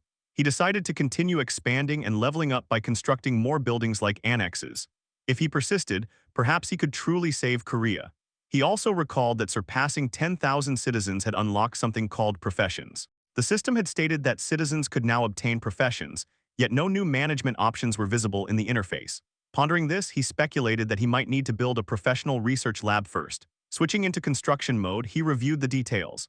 The lab would cost 2.5 billion won and was described as a facility where citizen professions could be researched, allowing individuals to freely acquire them upon completion. The currently available profession was hunter, obtained through hunting prey. Reading through the information, he realized this was a new type of construction. Though the lab required a large piece of land, he already had the perfect place in mind, the flattened ground left behind by the giant Cyclops. With renewed determination, he prepared to build it, setting his plans in motion once again. But then a new system notification appeared, stating that the facility required 30 citizens for 7 days to complete its construction. The project was identified as the Professional Research Lab, and each participating citizen would receive a daily wage of 20,000 won. Following this, the system asked whether to proceed with the construction. The protagonist envisioned the layout of the Professional Research Lab and noted the available option to confirm the project. After some thought, he decided to have Dabin gather 30 laborers for the task. Moments later, he reflected internally, acknowledging that ruling the world began with self-discipline. He reminded himself of the principle to cultivate one's character, maintain order within the household, govern the state wisely, and ultimately bring peace to all under heaven. He reasoned that one must first set oneself right before saving a nation, and thus his immediate priority was to locate the families of his loyal vassals. As this thought formed, he pictured Dongjin's party in his mind, remembering how they had risked their lives for him countless times. It was now his turn to take action for their sake. Activating his ultimate eye skill once more, he focused on Dongjin's party and observed their current situation. He noted that Dongjin's group had advanced close to Jagalchi Station on their mission to find Gaeyong's mother, who was located in Dishendong. During the annex building's construction, the team had steadily made progress toward that area. Using the ultimate door shut-in ability again, the protagonist connected his apartment door to a nearby one positioned at the edge of his newly expanded annex territory. However, he realized that due to the constant monster waves, the creature density had increased to such an extent that even advancing by 1 kilometer had become nearly impossible. Accepting this limitation, he decided that this was as far as he could proceed for now and stood at the border of his domain. He then used the ring of communication to contact Dongjin's party, asking everyone to retreat momentarily. Almost instantly, Byung-ho appeared near him through teleportation and expressed surprise at the sudden meeting. He questioned how the protagonist had managed to arrive there so unexpectedly. The protagonist acknowledged that it had been quite some time since they had last met in person. Byung-ho then asked if the protagonist was the cause of the sudden mass monster deaths in the area. The protagonist responded affirmatively and inquired about the rest of the group. Byung-ho explained that the others were on their way and would arrive shortly. After some time, every member of the party assembled. Dongjin then sought clarification, confirming that the newly developed area surrounding the World Tree was indeed part of the protagonist's expanding territory. The protagonist affirmed this, and Dongjin noted that if the safe zone had expanded this far, their operations would become significantly easier. However, the protagonist added that there was more to it. While Dongjin appeared puzzled, the protagonist reflected internally that his true motive for stationing Dongjin's party in this region had not been solely to expedite the annex construction. With the ongoing monster waves, traveling to Dishendong had become perilous, and even the subway tunnels, once considered their best alternative, were now completely obstructed by dense monster clusters. Now that the annex building was complete, the situation had shifted. With a faint smile, the protagonist concluded that they would be able to reach Dishendong, where Gaeyong's family resided, by the end of the day. This revelation left Gaeyong astonished, her disbelief evident at the thought of achieving such progress even with the new safe zone. Before she could voice her doubts fully, the protagonist reassured everyone that there was no need to worry, as they now had a viable method. He then mentioned that he had one additional proposal to present to the group. Meanwhile, his mother entered his room carrying a plate of freshly cut fruits, only to discover that he was no longer there. The protagonist explained that once the annex building was completed, the territory extended directly to the front of Jagalchi Station, granting immediate access to the subway. He noted that with Seo Yejin's rats deployed, the poison gas strategy could once again be implemented. The professional research laboratory had also finalized its staffing with Kim Dabin, marking the completion of all necessary preparations. The only step remaining was a crucial command given to Seo Yejin, after which she began scouting the tracks from Jagalchi Station to Dishendong Station. Her rats sped along the path, surveying and uncovering the route ahead, though numerous gigantic monsters obstructed the way. Observing this, the protagonist reflected that sending Dongjin's party directly would have ended in disaster, as the situation underground was far worse than he had anticipated. Although he had expected few monsters underground due to the monster wave pushing them to the surface, he soon considered that this actually worked in his favor. The confined space was ideal for executing the poison mist plan. Moving through the subway station, the rats released poison mist, which the massive monsters inhaled. The protagonist anticipated that Yohairen's poison mist ability would devour everything, and moments later, system notifications confirmed his prediction. Creatures such as the ironclad eel and the darkness octopus were defeated, granting experience and depositing money into the ultimate shut-in wallet. Satisfied, he recognized this outcome as a gold mine, especially since Yohairen's poison mist increased settlement money. He recalled that the ability inherited from his mother empowered the subordination contract, granting Yahello the knight title and further boosting settlement rewards. Her updated status revealed level 34 with titles including Fifth Servant, Knight and Poison Mage, Trust at 94, Loyalty at 100, and the awakened abilities Poison Mist and Poison Dust. Turning his attention to Seo Yejin, he noted that she too had transformed. Her new status showed level 37 with titles 10th Servant, Baron and Tamer, Trust at 72 and Loyalty at 76. Her awakened abilities included Queen of Rats, Evolution and Enchantment. He understood that her previous knight title had evolved into Baron, maintaining the same multipliers for experience and settlement money. All of her abilities increased by loyalty multiplied by 2%, and monsters defeated by her rats yielded triple experience and rewards. Additionally, her new ability, Enhancement, had strengthened her rats, enveloping them in a shimmering glow. The protagonist concluded that these enhanced rats moved significantly faster and rarely perished.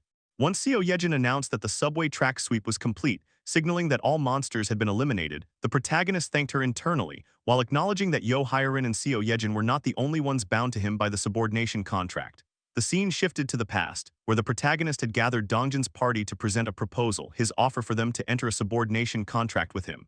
Moments later, the contract was completed with all members. With preparations finished, the party was ready to ascend and search for Gaeyong's family. Each member's stats had improved through the contract. Dongjin and Dajung received Baron titles like Seo Yejin, while Yeonju received an even higher rank. Her status revealed level 45, with the titles Ninth Servant, Viscount and Warrior, Trust and Loyalty both at 100, and awakened abilities including Werebear, Ancient Lifeblood and Primal Frenzy. The protagonist described the Viscount title as similar to Baron but superior due to its ability to raise limits.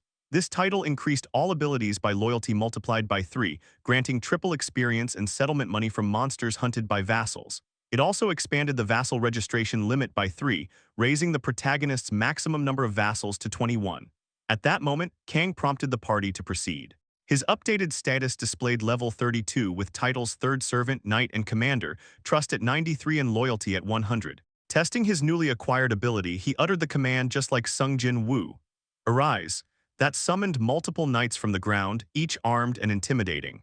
His awakened ability, Steel Knight Order, allowed him to summon not only his silver armor but also armored golems.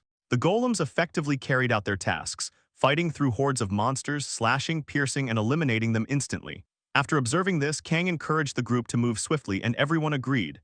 The party advanced at full speed while the night golems continued to hold back the remaining monsters. Soon after, they reached their destination.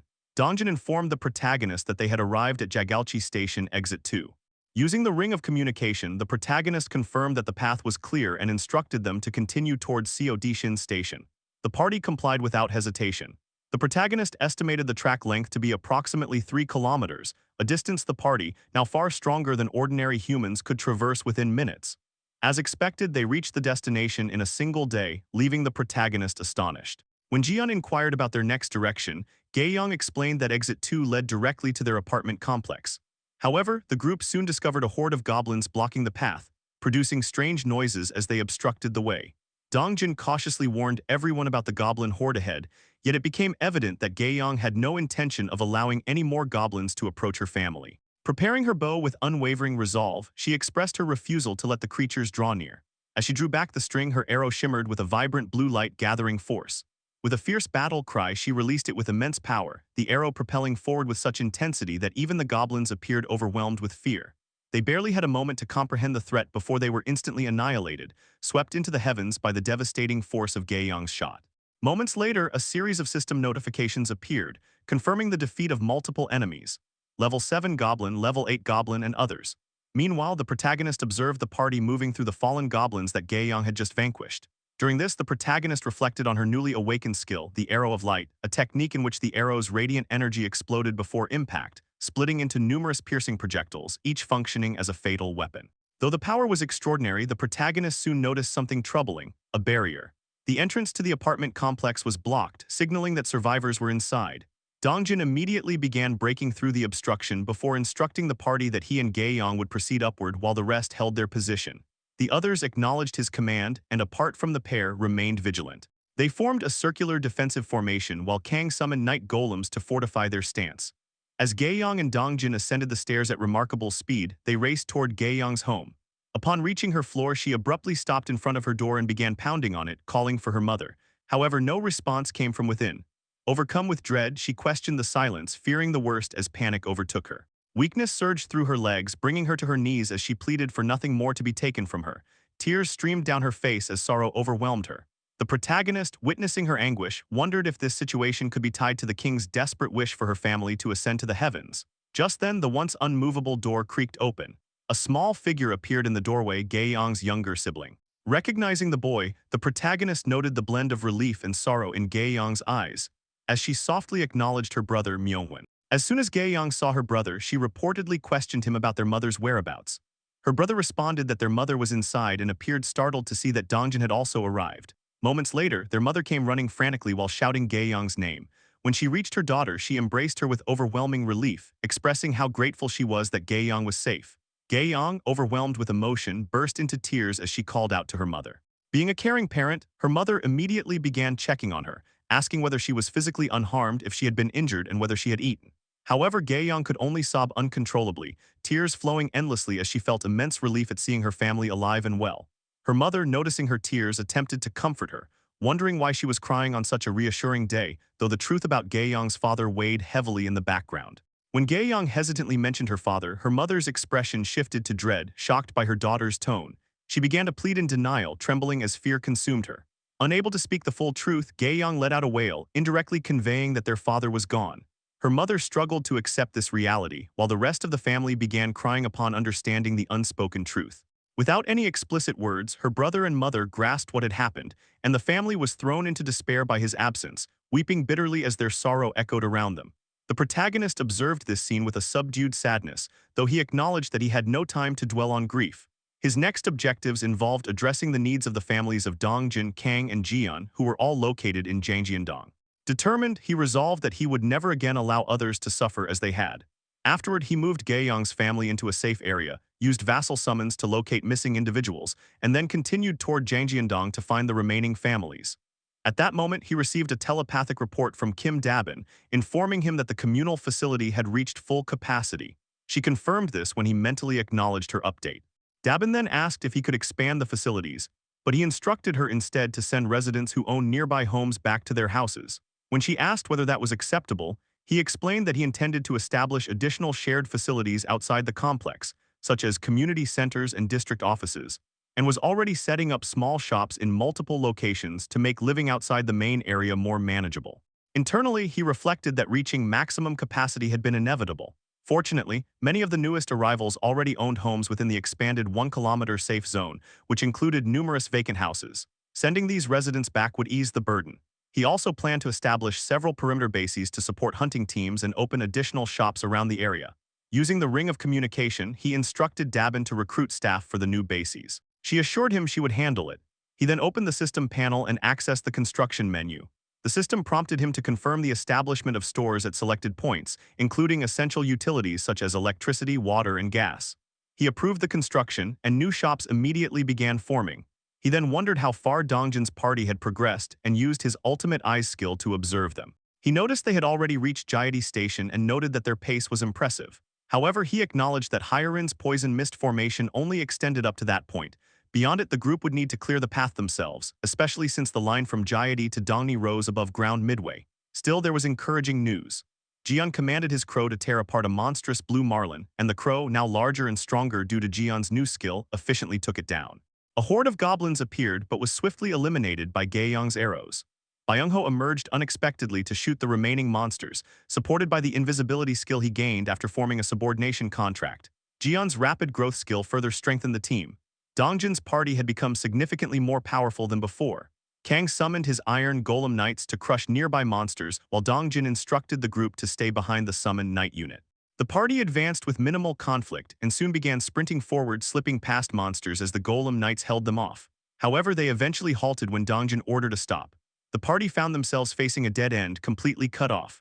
Dongjin decided they had no choice but to descend below. The protagonist noted that most buildings in the area were only 3 stories tall, and with the party's average level in the mid-30s, the drop would not pose a problem. The greater concern was determining what had destroyed the bridge blocking their way. He questioned what kind of being possessed the strength to crush a concrete bridge. Imagining ferocious monsters, he continued assessing the situation. There were no large footprints nearby, indicating it was not a cyclops, yet something capable of such destruction was clearly nearby. He concluded that they would need to remain cautious and alert moving forward. The protagonist, using the ring of communication, instructed the party to proceed cautiously, and they understood his command. As he reflected on the situation, he considered how Dongjin's party had likely traveled down toward Dongni Station. To reach their destination in Jangjiandong, they would need to pass through several subway stations, beginning from Myeongryun, Oncheonjang, and Busan University, leaving a remaining distance of approximately 4 kilometers to Jangjian. He also recalled that they had mentioned living in the same apartment complexes, which suggested that their arrival should be smooth and without difficulty. He silently hoped that everyone would reach safely. At that moment, he heard a ringing sound that caught him off guard, leaving him momentarily confused. It resembled a doorbell chime, yet there was no doorbell in his current location. Activating his multivision, he checked the interior of the apartment complex and discovered a group of men standing together in front of his own apartment unit. He wondered in puzzlement if the ringing sound was coming from his residence. He then considered whether incidents like this began happening after he had delegated various tasks to Kim Dabin. While many citizens had approached him for different reasons, Dabin usually handled those encounters, so occurrences like this had become rare. He informed Seo Yejin that he would briefly check his apartment, and after she acknowledged him, he teleported directly to his home using his teleportation skill. Curious about the situation, he prepared himself to see who had gathered and what issues awaited him. Upon arrival, he saw a man repeatedly knocking on his door, asking if anyone was inside. Another member of the group questioned whether they had the correct apartment. Their leader expressed confusion, stating that it should indeed be the right place. Before the group could deliberate further, their expressions shifted to shock as the protagonist opened the door in front of them. Their mouths hung open as he appeared, prompting him to ask what the matter was. The leader hesitated, but at that moment the protagonist noticed that the trust levels of 3 individuals had risen significantly the moment they saw him. The group's leader then nervously asked if he was Jaehun, to which the protagonist confirmed his identity. The leader explained that they needed a favor before hastily revealing their request. They wanted him to lend them firearms. The protagonist was taken aback, questioning why firearms were necessary. The leader insisted that the weapons were not intended for use inside the safe area. With visible hesitation, sweat forming on his face, and a resolute expression settling in, the man finally disclosed their intention. They were planning to go outside. The man leading the group once again expressed that they wished to go outside, prompting our boy to wonder if their intention was to hunt monsters. The leader clarified that it was not for hunting, but for rescuing their families, speaking with earnest sincerity. Observing them closely, the protagonist listened as they pleaded for help. In that moment, the protagonist reflected that these individuals were just like him, people lying awake at night, consumed with worry about their loved ones, and weighing every possible option until desperation pushed them toward action. Moved by this realization, the protagonist stated that he could not assist them with everything, and the leader lowered his gaze in disappointment. Before the mood could sink further, the protagonist activated his item summoning ability, causing multiple pistols to materialize and rain down from thin air. The group watched in stunned disbelief. He explained that if they were determined to rescue their families, they would need weapons. The group bowed deeply in gratitude, and the leader voiced their thanks, admitting they did not know how to repay such generosity. The protagonist then revealed that he had a proposal. When the leader reacted in surprise, he clarified that they would need to enter a contract with him. He elaborated on the contract of subordination, an absurdly powerful ability allowing him to choose 100 awakened followers with no conditions.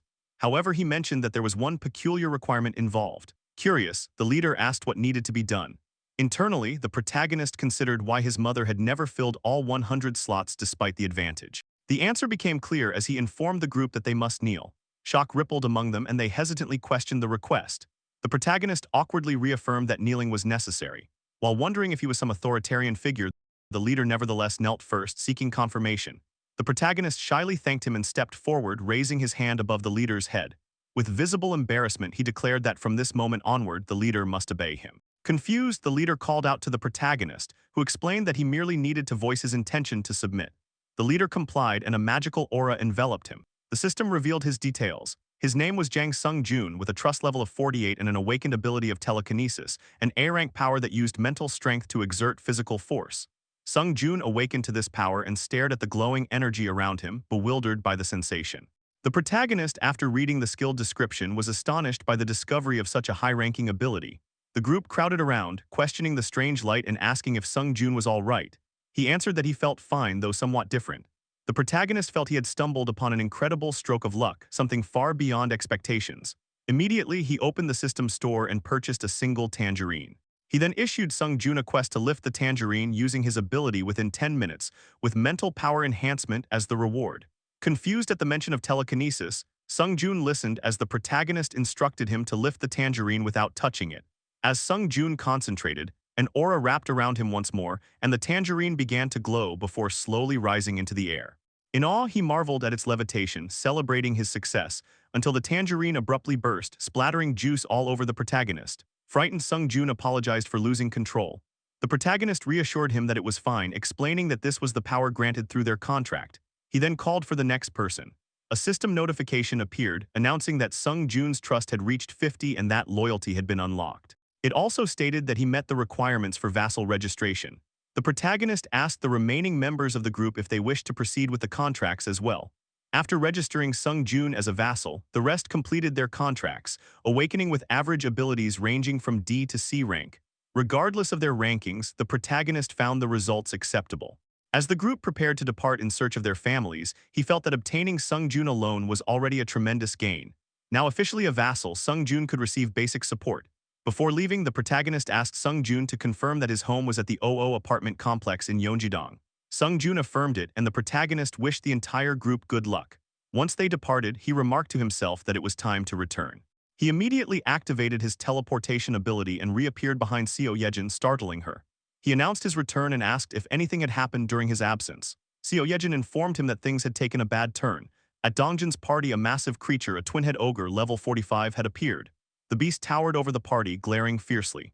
The protagonist recognized its enormous size and realized it was the same monster that had destroyed the bridge. The ogre launched an attack, forcing the party members to dodge. Jeon's crow struck swiftly, injuring one of the creature's eyes.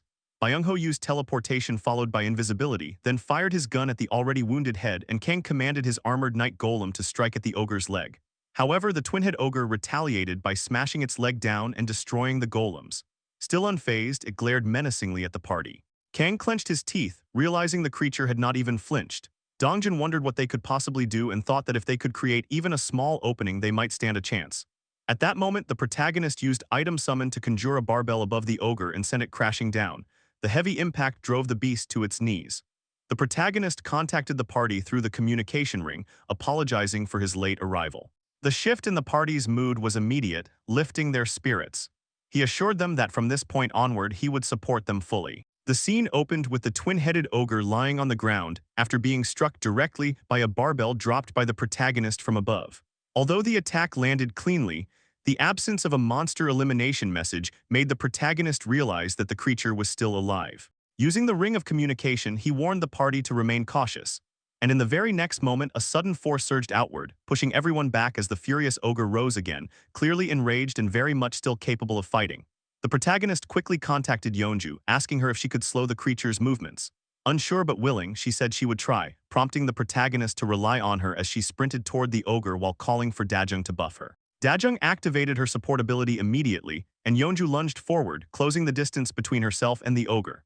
At the same time, the protagonist activated his item summon, causing multiple system panels to appear simultaneously as a barrage of bullets shot toward the monster, inflicting continuous pain. With the bullets distracting it, Yeonju reached the ogre and swiftly struck its left leg, causing the creature to collapse to the ground. The protagonist then turned to Gaeyong, who was already aiming her bow at the weakened monster. As she drew her arrow, the protagonist believed that just one arrow of light would finish the fight, until the ogre suddenly grabbed a nearby dilapidated car and prepared to hurl it. The protagonist alerted everyone, though the party was already aware of the incoming threat. The ogre hurled the car toward them, but Gaeyong countered by releasing her arrow of light, destroying the vehicle midair. The attack, however, was only the beginning, as the enraged creature began throwing multiple vehicles at the party.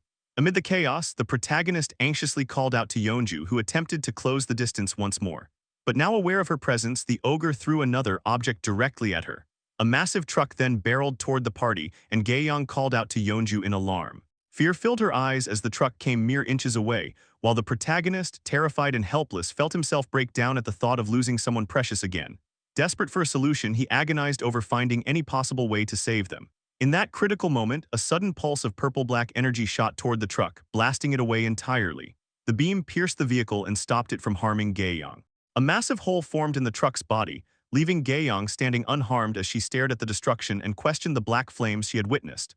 The whole party turned around in shock when they saw Dongjin emanating black flames, his fierce figure emerging with overwhelming intensity. Dongjin urged everyone to move aside, declaring his intent to kill the monster. Pure rage and immense power radiated from him, leaving the protagonist collapsing to the ground in disbelief. Confused about what was happening, he barely registered Seo Yejin's concerned question from the room. He assured her he was fine, claiming his leg had simply given out, though his mind was consumed with confusion over what he had just witnessed. He was certain that the ability Dongjin used was not part of Dongjin's awakened skills, raising questions about the true nature and origin of the black flames. Meanwhile, Dongjin summoned his spear, immediately drawing the ogre's attention. As the creature roared and hurled more cars, Dongjin gripped his weapon tightly, black flames swirling around both him and the spear. When another car approached, he dismissed it as ineffective, threw his spear, and cleaved the vehicle in half before the weapon continued toward the monster.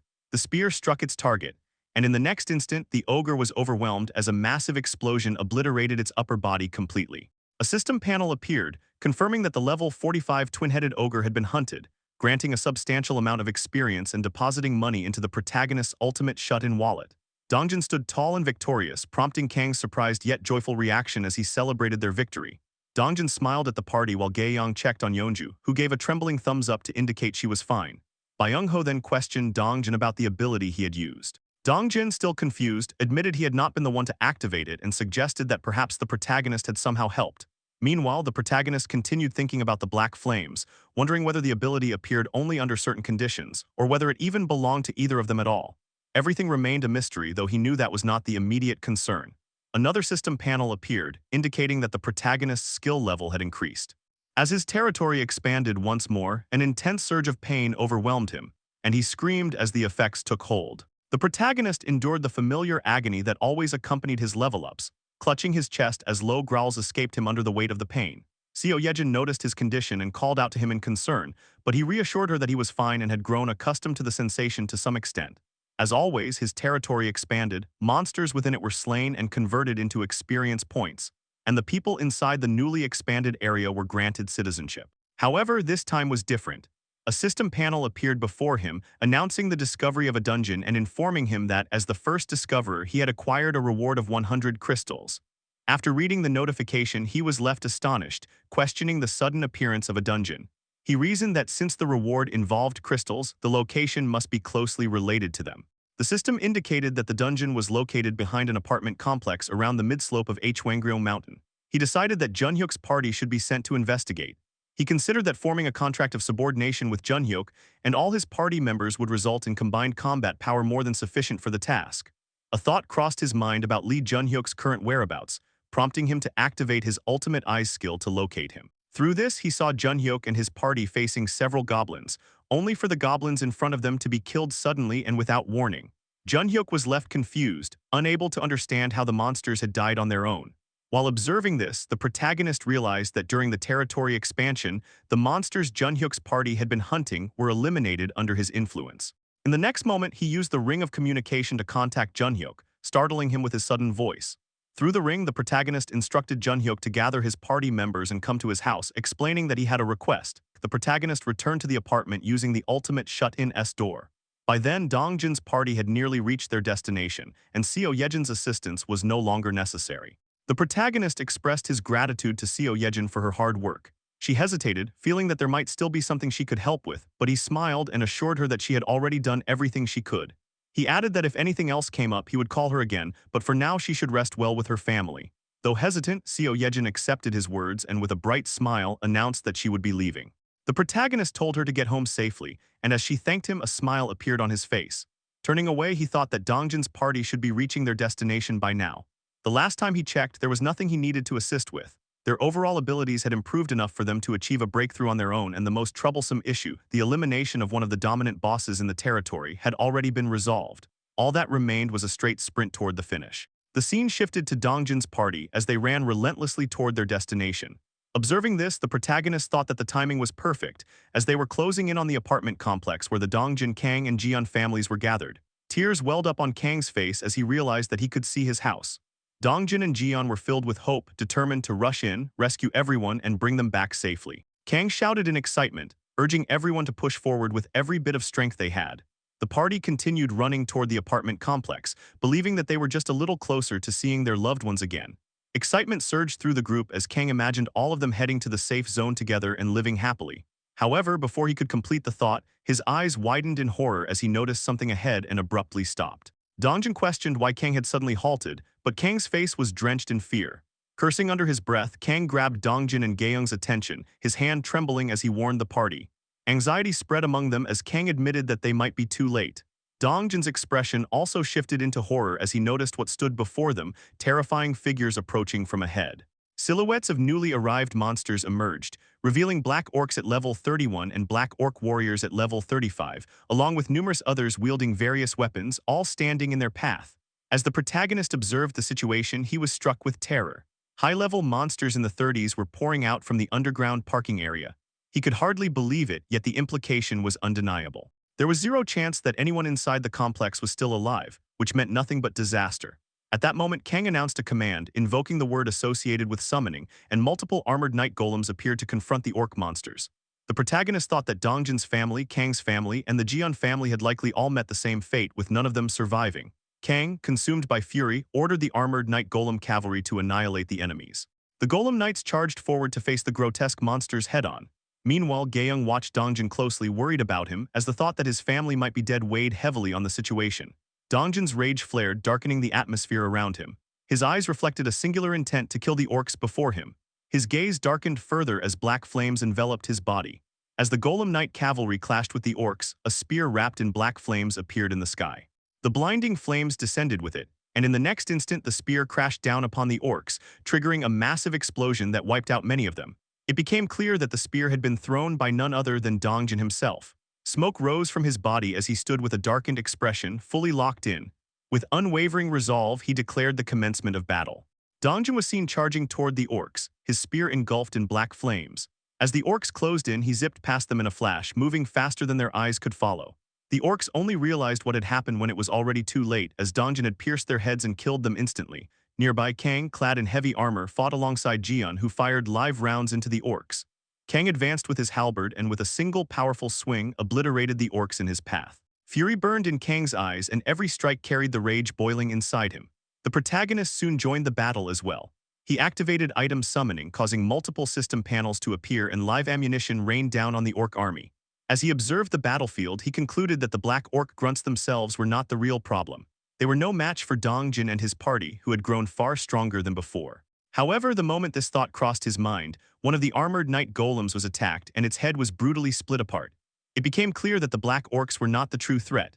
The real danger lay in the black orcs of the warrior rank. These warrior-ranked orcs were fundamentally different, far stronger, and completely incomparable to the regular black orcs. As the protagonist recognized this, a menacing black orc warrior revealed itself. Using the ring of communication, the protagonist informed everyone that he would provide support and warned them to be cautious of the armored orcs while adjusting their formation.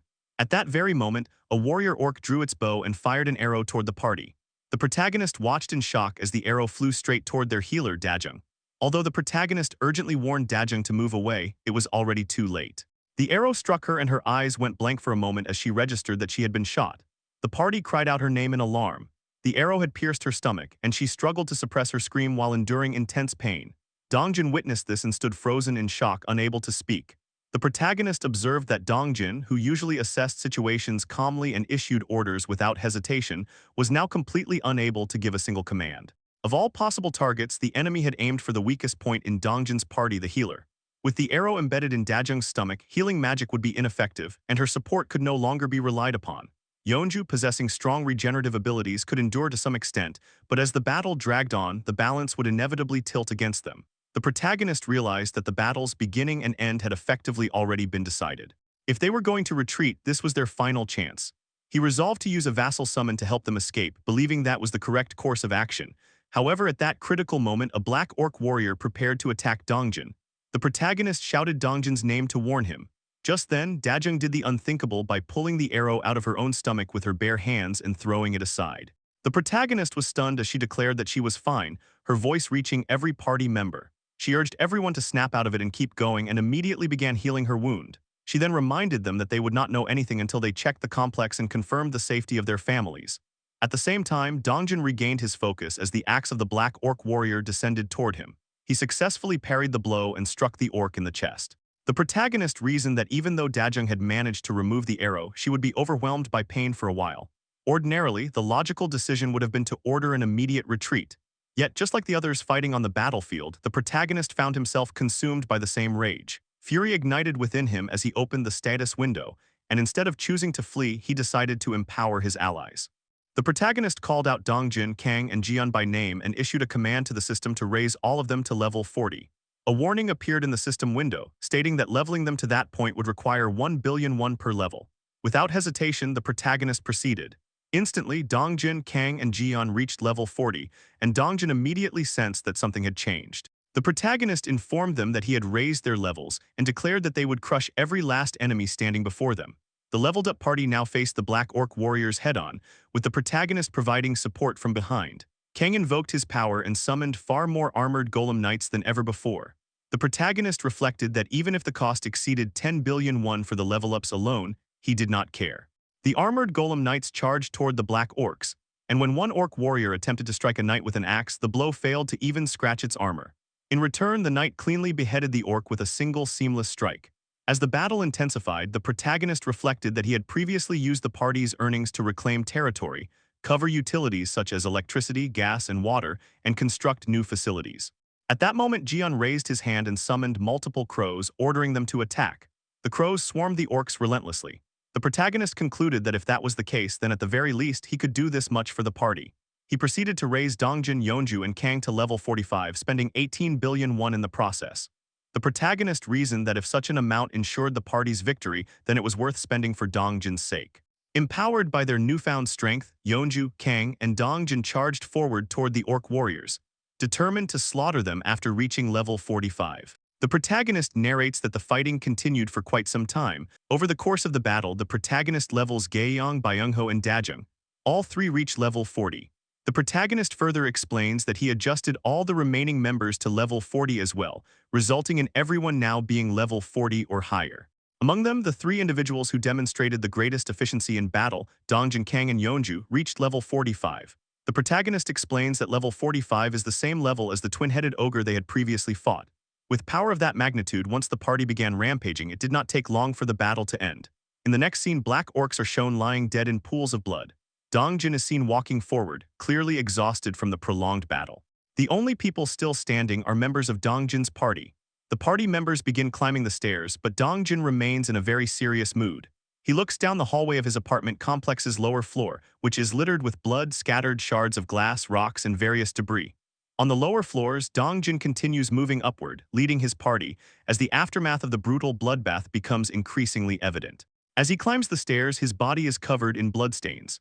At that moment, small droplets of water begin to fall from the sky and the clouds grow dark, as if the world itself is mourning and signaling that something tragic has occurred. Dongjin walks through the corridors of his apartment complex and eventually stops in front of his own apartment. He extends his hand toward the doorknob, but just then, Gaeyong catches his arm and calls out to him. Despite this, Dongjin remains trapped in a sad and grim state of mind. Kang also understands the situation, realizing that Dongjin's parents are most likely no longer alive. In the next instant, Dongjin opens the door and is confronted with bloodstains covering the floor. He enters his apartment and notices massive footprints, bloodstains smeared across the bookshelves, and signs of violent destruction throughout the room. As Dongjin moves further inside, the scene remains soaked in blood. His expression stays completely blank despite what he sees. Kang, Jian, and the others are visibly devastated by the sight.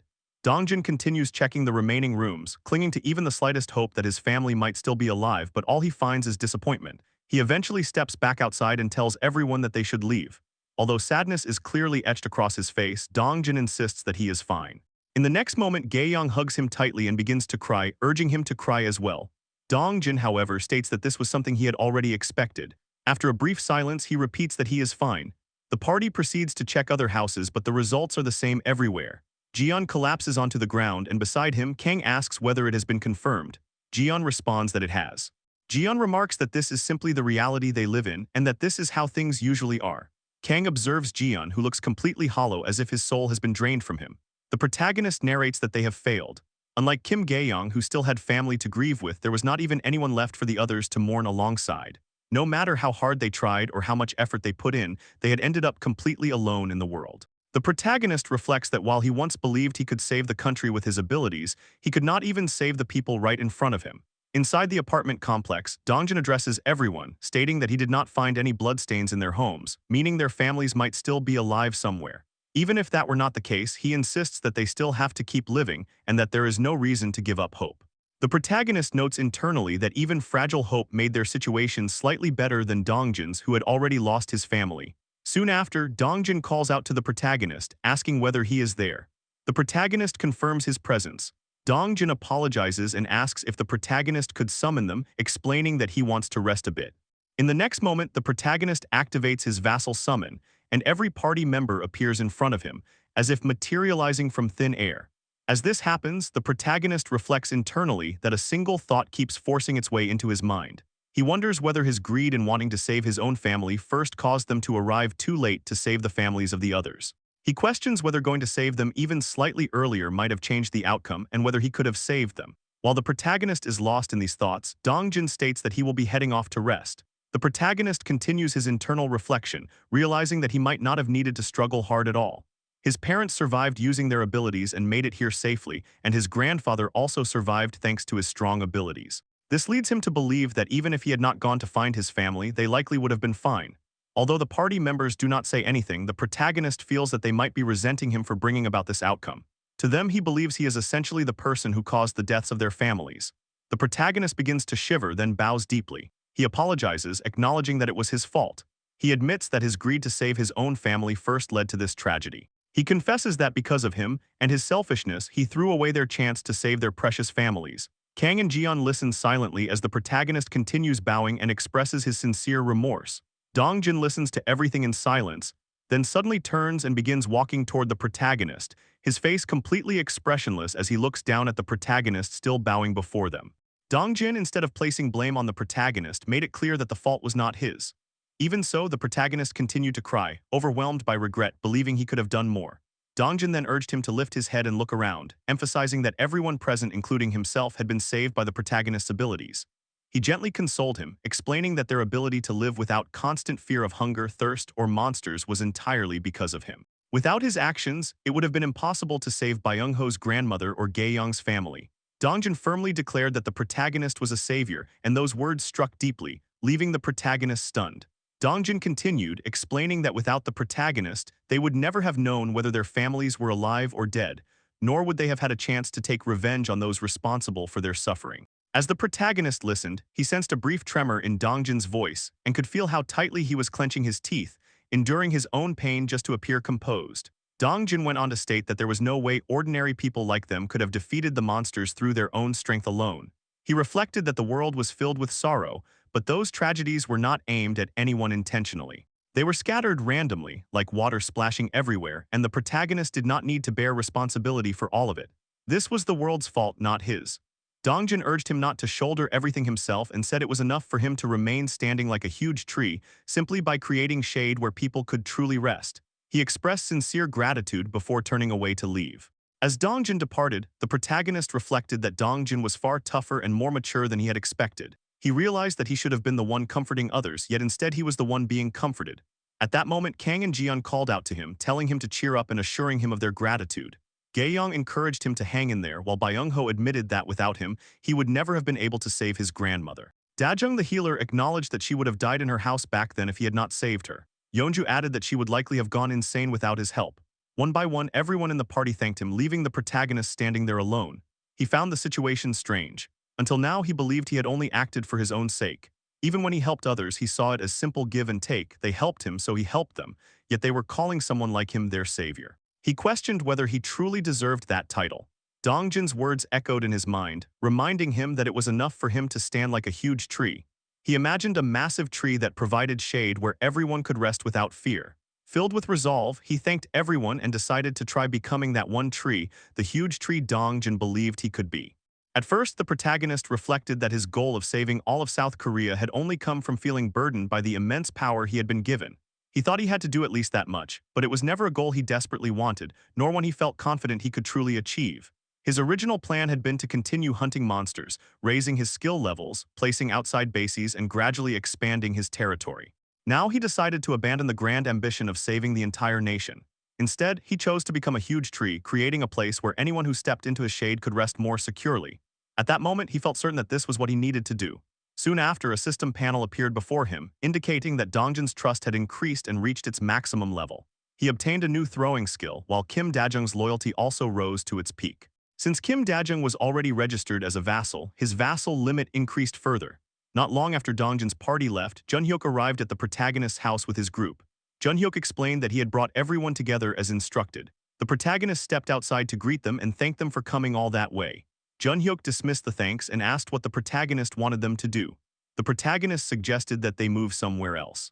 He thought about how no one except his vassals could enter his house and how ordinary citizens could only approach as far as the front door. That was precisely why he had called them all there. At that moment, he activated his ultimate ability, the shut-in door. When he opened his apartment door, the entire party was left in shock because the door now led directly to their own house. A pink-haired woman in the group was baffled and could not comprehend how such a thing was possible, while another man voiced his confusion at what was happening. As expected, the trust levels of everyone present increased. The protagonist smiled, thinking that the most direct and reliable way to raise trust was to demonstrate his abilities firsthand. He then announced that he would explain what he wanted from them. He stated that he wanted everyone present to sign a contract with him. The group was stunned by the mention of a contract, but soon after they all knelt before him to form a contract of subordination. Once it was complete, the pink-haired woman asked whether they were the last ones and if it was finally over. The protagonist, wiping away sweat, confirmed that it was done and acknowledged how exhausting it was to contract with multiple people at once. With that, the preparations were complete. He then called Junhyuk forward and explained the main point. As his territory had expanded, the entirety of Hwangryeo Mountain had now become part of it, and it appeared that a dungeon had emerged there. He asked Junhyuk and his party to explore the dungeon. After a brief moment of thought, Junhyuk agreed with a smile, thanking the protagonist for trusting them with such an important task. Before the protagonist could continue, a telepathic message reached him. It was Kim Dabin, informing him that the item he had instructed her to prepare was ready and asking him to come immediately. The protagonist responded that he would head there right away. We see our protagonist heading toward the 21st floor. In the elevator, he reflects that thanks to Junhyuk readily agreeing to take on the dungeon raid, matters related to the dungeon have finally eased up for a moment.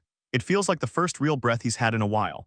What struck him as unusual, though, was that even after being bound by the contract of subordination, Junhyuk's skills didn't change. Just like Yeonju, his knight title simply shifted to Viscount. Among Junhyuk's party, the ones who could truly be called the core team were Lee Hyunchin, Shin Ah-hyung, and Kim Jidi. They ended up receiving B rank abilities, whereas most of the others received D or C ranks. Somehow, as the number of people he contracted increased and more data accumulated, he felt like he was starting to understand the pattern. To be granted higher rank abilities, there was something innate involved. Potential. Talent. The limit of subordinates was only 100 for him, so from now on, it would be smarter to contract with the most talented people possible. As that thought settles in his mind, the elevator doors slide open on the 21st floor. Dabin spots him immediately and lights up with happiness, calling out his name. He praises her for her hard work, and she just chuckles, brushing it off and saying it wasn't that difficult. He promises he'll make sure she gets a bonus, then quickly shifts focus to the crowd gathered in front of him. A line of people stands waiting. He asks if these are the ones. Dabin confirms that, as instructed, she gathered 10 people who are good at getting things done. He introduces himself cleanly and confidently as Kim Jae-hun. The entire group bows and greets him in unison. A man with golden hair steps forward and asks what kind of work he plans to have them do. Jae-hun answers without hesitation. He's thinking of granting all of them the same position as Dabin, a manager position. The air practically freezes. Everyone looks baffled by the declaration. The golden-haired man blurts out a shaky question, asking if he really means it. Even now, with the population having grown quite a bit, there are only a few people holding manager positions. Lee Sungmin, the medical team leader, and Baek Suman, the relief team leader. 12 manager slots are still open. He could hand them out to these people, sure, but there's no way he's giving them away for free. The golden-haired man quickly swears that if it's entrusted to him, he'll work hard. Jae-hun lays out the condition. There are rules. The reason he selected them is simple. As new people keep coming in, more and more problems of every kind are going to appear. He's only giving manager positions to those who can propose solutions to those problems. Extending his hand, he asks if they're ready and tells them to begin one by one. For a long while, the candidates keep presenting proposals for the manager post. They bring up issues like trash disposal within the territory, organizing and maintaining internal roads, and systems for handling all kinds of daily mess. Solutions pour out non-stop, and most of them are solid. Good ideas just keep flooding the room. As expected of Dabin, she really did pick the most capable people. Then someone in the crowd raises his hand and says he'll give it a try this time. Jae-hun nods and tells him to go ahead. The man proposes creating an organization to maintain internal public order. Nothing major has happened yet, but without a stabilizing presence, an incident feels inevitable. Jae-hun clarifies if he means a department similar to how the police used to work.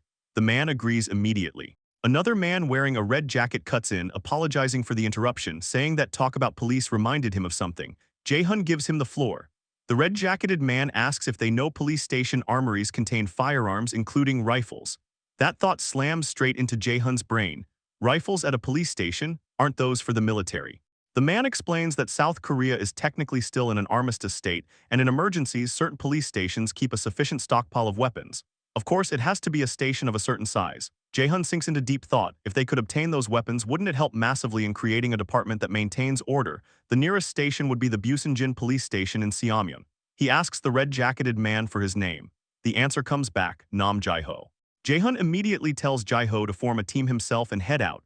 Jae-ho startles, asking if he personally has to go. Jae-hun reassures him not to worry too much. Their territory expanded this time, so the station will probably fall inside their range. If it turns out to be outside, he's not to push himself. Jae-ho accepts and says he'll give it a shot. Smiling, Jae-hun tells him to depart as soon as he's prepared. The rest are ordered to continue suggesting solutions. Internally, one word loops in Jae-hun's mind: rifles. It's tempting as hell. By the next day, the manager selection ends successfully. Jae-ho's party, which went out to secure firearms, actually comes back with guns after confirming everything with the ultimate eyes skill and registering them in the store. The haul isn't huge: 2 rifles, 3 bullets, and a box of empty cartridges. Quantity isn't the real issue, since he can register them and purchase more through the store. The real problem is what Jae-ho reports next. When his team entered the police station, someone had already swept away most of the firearms from the armory. Judging by the size of the storage, the missing weapons number in the several hundreds, which means somewhere out there a survival group is armed on a massive scale. It's the kind of group that screams future headache. Jae-hun scratches his head, already annoyed. Still, a group that large would stand out. News would have reached them whether they wanted it or not, which means they're not near the territory yet. I am guessing our protagonist will encounter this group in the near future. But for now, he decides to shelve the problem for later. For now, he activates Ultimate Eyes and announces he'll start issuing rifles to the places that need them most. The scene cuts hard to a battlefield crawling with orcs. Sang-joon and his party are hiding, completely surrounded. One teammate panics and asks what they're supposed to do. Orcs are everywhere. Sang-joon curses, wondering how the hell they even pushed this far in.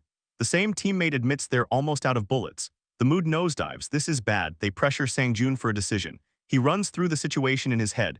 After a brutal fight, everyone's exhausted, weapons are nearly gone, and with his current abilities, he can't handle something like this. He swears under his breath, desperate for any way to solve the situation. Then a voice echoes directly in his mind, calling his name. A system panel materializes out of nowhere, and in the next second, rifles and boxes of bullets drop out of it like a miracle care package. It's all Jae-hun. Watching from afar, he smiles and says it looks like he made it just in time. Weapons support has arrived. Sang-joon's party scrambles at the sight of rifles and ammunition, staring in disbelief. The despair that was choking the air gets replaced by raw, electric relief. Sang-joon actually laughs at the sight of the weapons and shouts his thanks, genuinely grateful. The squad instantly rearmed and ready to throw hands again. We see Sang-joon's party assembled, weapons ready, and Sang-joon himself calmly equipping a rifle. He scans his team and questions them, making sure no one is hesitating. In perfect unison, everyone answers yes. Good, that's all he needs. The next second, they rush the orcs without another word. The orcs turn at the noise. Sang-joon roars a battle cry and opens fire. Bullets tear through the air and punch through orc bodies one by one, dropping them instantly. The party joins in, rifles spitting a relentless barrage. It's not a fight, it's a massacre. The orcs absorb round after round and collapse in piles. Some try to run, panic overriding pride, but Sang-joon's cavalry and the rest of the team gun them down too. Watching the retreat, Sang-joon laughs, hyped and breathless, shouting that they're running away, that they can do this, that they're going to save their families. At the same time, the protagonist receives a system notification confirming monster kills. Through his ultimate eyes, he observes Sang-joon and the party in real time, analyzing the situation. So this is the power of rifles. Without using a single skill, they're overwhelming an orc horde with firearms alone. Even basic firearm proficiency translates into insane firepower, enough to grind ordinary monsters into dust. Good. Sang-joon's party should hold for a while. He decides to leave the rest to them. His attention shifts to Jun-hyuk's party. He wonders how they're doing and tracks them with his ultimate eyes. Elsewhere, Jun-hyuk announces they've finally found it, the Lizardmen's Swamp Dungeon. His party stands at the entrance, staring into a flooded interior. One member points out the obvious: there's a ton of water inside. This is bad. If it's like this, they can't go in. Jun-hyuk cuts the worry short. No need to panic. He raises his hand and activates water control. The flood splits cleanly to both sides, forming a walkable passage like the water itself is obeying him. The party stares, stunned by their leader's ability. Jun-hyuk glances back and asks if everyone's ready. They're going in. A system panel appears for the protagonist. Jun-hyuk's party is the first to enter the dungeon. Double experience points and settlement money will be obtained. Still, the protagonist knows a dungeon's interior is unknown territory. You never know what kind of bullshit danger is lurking inside. After supplying rifles to Sang-jun's party, he immediately armed Junhyuk's team as well. Now they have serious firepower too. Clearing the dungeon shouldn't be a huge problem, but what's that number next to the dungeon info? At first he assumed it was a capacity limit, apparently not. Maybe they'll find out after clearing it. Inside, Hyunchin gawks at the scenery, saying the whole place is filled with water. It feels like they're walking through an aquarium. Ahyung agrees it's basically an underwater tunnel. Then Hyunchin freezes. Enemy spotted 11 o'clock, 3 of them. The party snaps into alert mode instantly. They're approaching. Weapons rise. Junhyuk processes the angle. If it's 11 o'clock, that means the attack is coming from inside the water. Right on cue, a violent splash erupts and a lizardman bursts out. Hyunchin warns him, behind you. The creature raises its claws to strike, but Junhyuk is already moving. With water control, he slices the lizardman clean in half. Hyunchin yells for everyone to stay focused. 2 left. The party fires into the water, but the bullets keep missing. The lizardmen move freely underwater like it's their home turf. Hyunchin curses, these bastards are impossible to hit like this. If only they could drag them out of the water, and then the water around the lizardmen suddenly vanishes. The creatures panic, disoriented. The party is shocked, but the reason is simple. Junhyuk states it plainly, water is his domain. He orders a volley, gunfire erupts. The remaining lizardmen are shredded. A system notification reaches the protagonist, 1 level 21 lizardman and 2 level 22 lizardmen hunted. He admits they got lucky. Normally, in a flooded dungeon like this, the terrain advantage belongs entirely to the lizardmen. Moving would be hell in dark water where visibility is garbage. Enemies that swim freely would feel like grim reapers stalking from every angle. But Lee Hyunchin's minimap ability, which maps terrain within 100 meters and distinguishes allies from enemies, combined with Junhyuk's water control, flips the entire board. Right now, there's nothing the protagonist even needs to support. Honestly, at this level, Junhyuk's full party isn't even necessary. Junhyuk and Hyunchin alone, plus a few rifle carriers for raw firepower, would be more than enough to bulldoze the dungeon. Deep inside, lizardmen corpses litter the path while Junhyuk's party stands tall over the aftermath. Without slowing down, they push further in. Eventually, they stop in front of a massive gate. Junhyuk wonders if they've reached the boss room. They open it and step inside. Junhyuk immediately notices something off. What is this? Ahyung blurts out that there's no water here. She jokes that maybe just reaching this room is the dungeon's clear condition since there's no boss in sight. Hyunchin shuts that down fast, telling her not to say shit like that because whenever someone says it, disaster follows. The next second, his expression changes. He feels it, something terrible. He warns everyone that something is approaching and it's coming fast. A massive surge of water explodes into the chamber. Junhyuk throws up a defensive dome with water control and orders everyone behind him. Even then, he strains, teeth clenched, muttering a curse as he realizes the pressure he's fighting. Out of the chaos emerges the dungeon boss, standing atop the water with a trident in hand, looming over the party like a nightmare-given form. Junhyuk confirms it through gritted teeth. It appeared. The dungeon boss has arrived, and its presence alone crushes the air with pure menace. The dungeon boss, the level 30 lizardman chieftain, suddenly appears right in front of Junhyuk's party. Without hesitation, Junhyuk orders everyone to open fire and his teammates immediately comply, unloading a relentless barrage of bullets toward the monster. But the very next moment, the dungeon boss casually swings his trident. Water surges up at his command, forming a fluid shield that blocks every single bullet coming his way. Ahyung blurts out in disbelief that it actually blocked the bullets with water, while Hyunchin panics, realizing their attacks aren't working at all and asking what they're supposed to do now. That's when Junhyuk simply smiles and says that if the boss can use water like that, then so can he. He calmly orders everyone to stay right where they are and not move an inch. Hyunchin is confused and asks what he's doing, but Junhyuk dashes forward, saying he'll finish it quickly and come back. Hyunchin calls out Junhyuk's name in worry, but Junhyuk has already begun manipulating the water beneath his feet. The water hardens under him like solid ground, letting him slide forward at insane speed. In seconds, he closes the distance between himself and the lizardman chieftain. With a fierce gaze, Junhyuk activates his water control ability in earnest. He hurls compressed water like deadly projectiles toward the boss. The lizardman chieftain swings his trident wildly, physically deflecting the incoming water attacks. But in the very next second, his expression shifts to shock. Junhyuk smiles and points out the flaw. If the boss is blocking the attacks physically, that means he can't move the water Junhyuk controls. That's when it's revealed the previous assault was just a distraction. Junhyuk has already appeared behind the dungeon boss. In the next instant, Junhyuk uses water control to completely block the lizardman chieftain's breathing. He bids farewell to the boss and then activates his water bomb. In a brutal instant, the dungeon boss's head explodes. The party members are left stunned, completely shaken by their leader's overwhelming ability. They believe the dungeon has finally been cleared. Junhyuk lands on the ground in a heroic pose and a system panel appears. It announces that Junhyuk has hunted the lizardman chieftain and obtained experience points. Citizen Junhyuk has killed the leader of the Lizardman territory and obtained 10 crystals as a reward. He has successfully cleared a dungeon for the first time and obtained an additional 100 crystals. Later, when Junhyuk's party exits the dungeon description has changed slightly. Where there were once 10 slots, now only 9 remain. The protagonist realizes that this number represents how many times the dungeon can be cleared. That means 9 more runs remain. If they clear all the remaining runs and gather enough crystals, a mystic draw becomes possible. In other words, it would allow another divine item to be drawn, just like the Ring of Communication. Using the ring, the protagonist contacts Junhyuk just as his party finishes clearing the dungeon. He asks about Junhyuk's condition, and Junhyuk replies that aside from being a bit tired, he's fine. Relieved, the protagonist makes a request, asking if Junhyuk can proceed with a dungeon clear once a day. At first, Junhyuk is shocked, but then he grins and says it's a piece of cake. The scene jumps forward 10 days, and Junhyuk's party has cleared the dungeon 10 times in total. After defeating the boss one last time, Junhyuk declares that this one was the final run. They didn't miss a single dungeon clear. A system notification appears for the protagonist, stating that all 10 slots of the D-rank dungeon Lizardman Swamp have been filled. All available dungeon clears have been used, and Mystic Draw, which consumes 300 crystals, is now available. The protagonist currently has 400 crystals. Using the Ring of Communication, the protagonist praises Junhyuk's party for their great work and tells everyone to return and get some well-earned rest. Now that there are enough resources, all that's left is to activate the Mystic Draw. He extends his hand and says out loud, "Mystic Draw." Instantly, a golden magic circle appears on the floor, flooding the room with blinding light. Jae-hun complains that it's way too bright, but then his eyes widen when he notices something unusual. Within the golden light, a crown begins to materialize.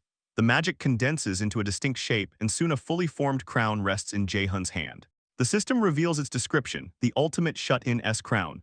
When equipped, all effects granted to citizens are amplified by 2 times. Jae-hun realizes there are currently 6 effects being granted to citizens, including a 100% increase in experience points and settlement money, power of trust, tax collection, basic salary, economic activity subsidy, and profession effects. If he wears the crown, all of those effects will double. He mutters that he guesses he has no choice but to keep wearing it.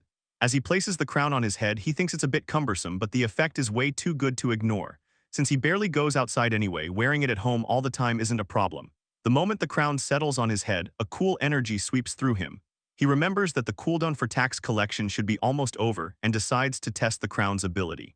If the efficiency doubles, then instead of collecting 10%, he'd be taking 20%.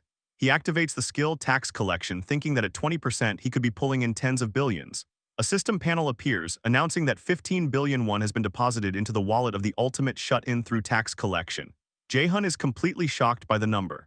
That means the citizens are holding around 75 billion won in total. They had more money than he expected, which explains why store sales have been looking unusual lately. Their purchasing power has clearly skyrocketed. Still, this is good news. With citizens' assets increasing and the crown in his possession, Jae-hun decides he needs to level up quickly and expand the number of item categories in the store. Just then, the doorbell rings. A voice calls out Jae-hun, saying they're back. He opens the door to find Sung-joon standing there. Sung-joon greets him and explains they've come to return the items they borrowed. Jae-hun says they must be exhausted and thanks them for the trouble of bringing everything back. Sung-joon replies that it's only right. Then, hesitating, Sung-joon asks what Jae-hun is wearing on his head. Jae-hun startles and almost drops the crown, brushing it off and saying it's nothing. He quickly changes the subject, congratulating Sung-joon on safely reuniting with his family. Sung-joon says it's all thanks to Jae-hun. If they'd been any later, he might never have seen his family again. Thanks to the firearms Jae-hun supplied, they were able to save them miraculously. Jae-hun responds that all he did was provide support and that they're the ones who saved their family. Sung-joon insists that they desperately needed that chance.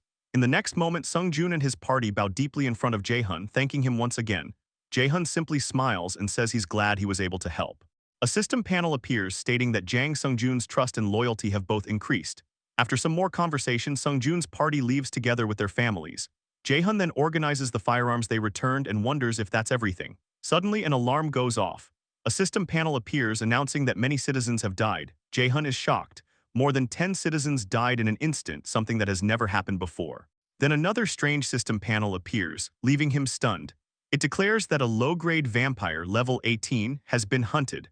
Only later would Jae-hun understand that this alarm was the starting point of something enormous that was about to unfold. Elsewhere, bodies are scattered across the ground, lifeless, painting the area with death. In the middle of it all, a woman is crying and pleading, desperation tearing through her voice. A man clings to her, his grip tight, his intent obvious. In the very next second, he sinks his fangs into her neck. Her scream cuts the air, then abruptly dies. Almost instantly, her body looks completely drained, like all life has been sucked straight out of her. The man casually tosses her corpse aside, and without hesitation, his lackeys pounce on the remaining women. With a grin, the man orders his vampire lackeys to eat up, openly calling the place a total gold mine. The narration shifts into his point of view as he reflects on how he first discovered this so-called safe zone entirely by luck. A transparent wall blocked his path one day, then suddenly offered him something called citizenship. Without thinking much, he accepted. The moment he entered, he was stunned, completely shocked beyond belief. Everywhere he looked, it was nothing but food. By food, he meant people. Humans packed densely inside the protagonist's territory. He continues narrating, explaining that it wasn't just the sheer number of humans that made this place insane, the quality was leagues above anything he had hunted outside. Feeding here would be far more efficient. With this kind of hunting ground, it was possible. If he devoured everyone here and grew strong enough, he could become one of them, a powerful vampire like the bastard who once tossed him aside as if he were worthless. In his imagination, the image of that powerful vampire looms large. He believes he could rise to middle tier soon, just a little more time and he'd have power equal to that bastard. But equality wasn't enough. He needed more human blood, far more to surpass him. And for that, not only did he need to grow stronger, but his swarm had to evolve as well. At his current level as a low-tier vampire, he could command 5 of the lowest-tier vampires. One of them died during this hunt, but he doesn't care. It doesn't matter. This place is crawling with humans, and creating another lowest-tier vampire would be easy. He smiles devilishly as he thinks ahead. Once he becomes a middle-tier vampire, his underlings will evolve from lowest-tier into low-tier vampires one by one. When those guys start producing lowest-tier vampires like they're breeding nonstop, his hive will grow explosively. Then he'll devour every human in the area without discrimination. After that, he'll hunt down that bastard. By then, he'll have more than enough power to completely overwhelm him. When that time comes, he'll finally achieve it, his blood vengeance. Bro needs to chill. Just then, a door suddenly emits a strange purple light. The vampire's attention snaps toward it immediately. His eyes light up as he mutters, almost amused whether another piece of prey has arrived. He commands his lackeys to attack, mocking whoever is about to step out, wondering if they came here just to die. His lackeys rush forward without hesitation. In the very next second, everything goes wrong. All of their heads explode instantly. Blood gushes everywhere as their bodies collapse onto the ground. The vampire freezes, completely baffled. His entire swarm is wiped out in a single moment. He stares at the corpses, unable to believe what he's seeing, muttering in disbelief about what the hell just happened. And then it's revealed this is none other than our boy Jae-hun. Jae-hun calmly walks through the remains of the fallen lackeys, his gaze locked onto the vampire with pure menace. The vampire can't even process what's happening as Jae-hun approaches. Panic floods his mind. Without warning, without a fight, his entire swarm was erased instantly. His brain refuses to accept reality, but one truth becomes unavoidable, that human is a monster, something far beyond his current level of understanding. He knows he has to run, immediately, but Jae-hun isn't letting that happen. Jae-hun activates his invisible hand skill. An unseen force grips the vampire's neck, lifting him as he screams in agony. The vampire desperately gasps out a single plea, "Spare me," his voice breaking. Jae-hun tightens the grip, furious, demanding how dare he. The vampire realizes it's over. There's no miracle coming, no forgiveness. He's going to die a meaningless, empty death without ever getting his revenge. But instead, Jae-hun suddenly drops him to the ground. The vampire crashes down, coughing violently as his neck burns from the crushing pressure. Jae-hun looms over him and coldly issues a command. From now on, he will answer every question honestly. The vampire, trembling uncontrollably, agrees. Jae-hun's first question is simple: how did he get in here? The vampire introduces himself as Yeagle Sungkyu, a low-tier vampire. Hearing how absurdly easy it was for him to enter the territory gives Jae-hun a headache. When the system granted citizenship, it didn't specify humans. It said any being that met the requirements could be accepted as a citizen. Jae-hun never imagined that monsters could be granted citizenship too, especially monsters that eat humans. Jae-hun asks if Sungkyu was originally human. Sungkyu confirms it. He was an ordinary human until he was bitten by a vampire named On Sang-hyuk. Jae-hun realizes that might be exactly why citizenship was granted, because Sungkyu had once been human. He tells him to keep talking. Sungkyu explains that during his early days as a lowest-tier vampire, his memories were hazy. By biting humans, he eventually grew from lowest tier into a low-tier vampire. Jae-hun presses further, asking about the difference between lowest tier and low tier. Sungkyu explains that vampire ranks exist. Lowest-tier vampires are essentially beasts, driven only by instinct, retaining just enough intelligence to follow orders. Starting from low-tier vampires, however, their human sense of self returns, and they gain the ability to create and command a swarm. Jae-hun then asks what rank Sang-hyuk was. Sungkyu answers that he was a middle-tier vampire. Jae-hun processes this information internally. Sungkyu is currently a low-tier vampire at level 28, meaning a middle-tier vampire would be at an even higher level. Jae-hun doesn't know how far the hierarchy goes, but at the very least it reaches high tier. That means the level scaling is probably insanely bloated. Finally, Jae-hun asks one last question. Jae-hun stares him down with a deathly gaze and delivers his demand: "Tell me where he is." Sungkyu is still on his knees, trembling and broken, right on the edge of spilling everything about Sanghyuk. The tension is suffocating, the atmosphere heavy, and finally he caves in. He reveals the location of Sanghyuk, that is Deondong. Sanghyuk is hiding in an apartment complex there. Just like that, the last piece of the puzzle drops. Jae-hun acknowledges it, but Sungkyu suddenly panics, begging him to wait. He insists he will personally guide them, swearing he wants to see divine punishment fall on that bastard who ruined everything, his desperation painfully obvious. Right then, a system notification pops up, stating that Sungkyu's loyalty has increased. Instead of relief, Jae-hun feels pure disgust. Watching someone's loyalty rise out of sheer fear and survival instinct has never felt this revolting. Whether Sungkyu was once human or not doesn't matter anymore. To Jae-hun, he's just a monster who devoured innocent citizens, and he has zero intention of valuing that loyalty. He has already heard enough. If Sungkyu wants revenge that badly, then he can earn it himself. Jae-hun immediately issues a quest. The mission is simple: kill An Sang-hyuk. The time limit is 24 hours. The reward is a small amount of experience points. The failure penalty is death. It's basically a death sentence disguised as an opportunity. Standing over him with cold, suffocating pressure, Jae-hun tells Sungkyu to do it himself. Internally, he has no intention of sparing him. There is no mercy here. His voice carries a threatening edge as he orders Sungkyu to go find Sang-hyuk and kill that bastard on his own. Sungkyu completely freaks out and begs to drink human blood. He claims that if he just reaches the middle tier, taking down someone like Sang-hyuk would be easy. Jae-hun instantly shuts that down. If Sungkyu even lays a finger on a human, his head will explode on the spot. The terror hits immediately. Sungkyu is basically shitting in his vampire pants. Jae-hun knows the quest is almost guaranteed to kill him, but he also knows he can't let this guy become desperate and start attacking random people, so instead he opens the store. In front of Sungkyu, an M16 rifle and 100 rounds of ammunition materialize out of thin air. The vampire is completely stunned. Jae-hun wonders if planting even a tiny bit of hope will push him forward. He tells Sungkyu this is his chance, a chance to take revenge on the one who turned him into this. Sungkyu grips the rifle tightly. With this, he believes it's possible. He accepts the mission. Jae-hun then gives a final warning: do your best and wipe out every last vampire. But if he uses that weapon against anyone who isn't a vampire, Jae-hun will kill him instantly. The message is crystal clear. Sungkyu nods frantically and runs, fear driving every step. After that, Jae-hun uses the ring of communication and contacts Seo Yejin. He confirms she can hear him and tells her he wants her to attach a surveillance rat to a certain man. He asks her to come to his house soon. She agrees without hesitation. Standing among the corpses of his fallen citizens, Jae-hun reflects on the reality of the situation. If there are monsters nearby feeding on humans, the only correct answer for everyone's safety is extermination. Vampires must be wiped out. He needs to form a dedicated team to hunt them. Looking at the bodies lying in pools of blood, the weight of failure crushes him. Only one word escapes his mouth: damn it. Soon after, people arrive and begin closing the eyes of the victims, giving them what little dignity remains. Jae-hun had already asked Dabin to dispatch a relief team, and together they begin clearing the horrific scene. The scale of the tragedy is overwhelming. Dabin reports that everything is ready, but they found nothing to confirm the identities of the victims or locate their families. Without the internet or communications, tracking them is nearly impossible. Jae-hun knows it can't be helped, but the guilt still burns. This is a tragedy that could have been prevented if vampires had been filtered out from the start. At the very least, he wanted to find their families.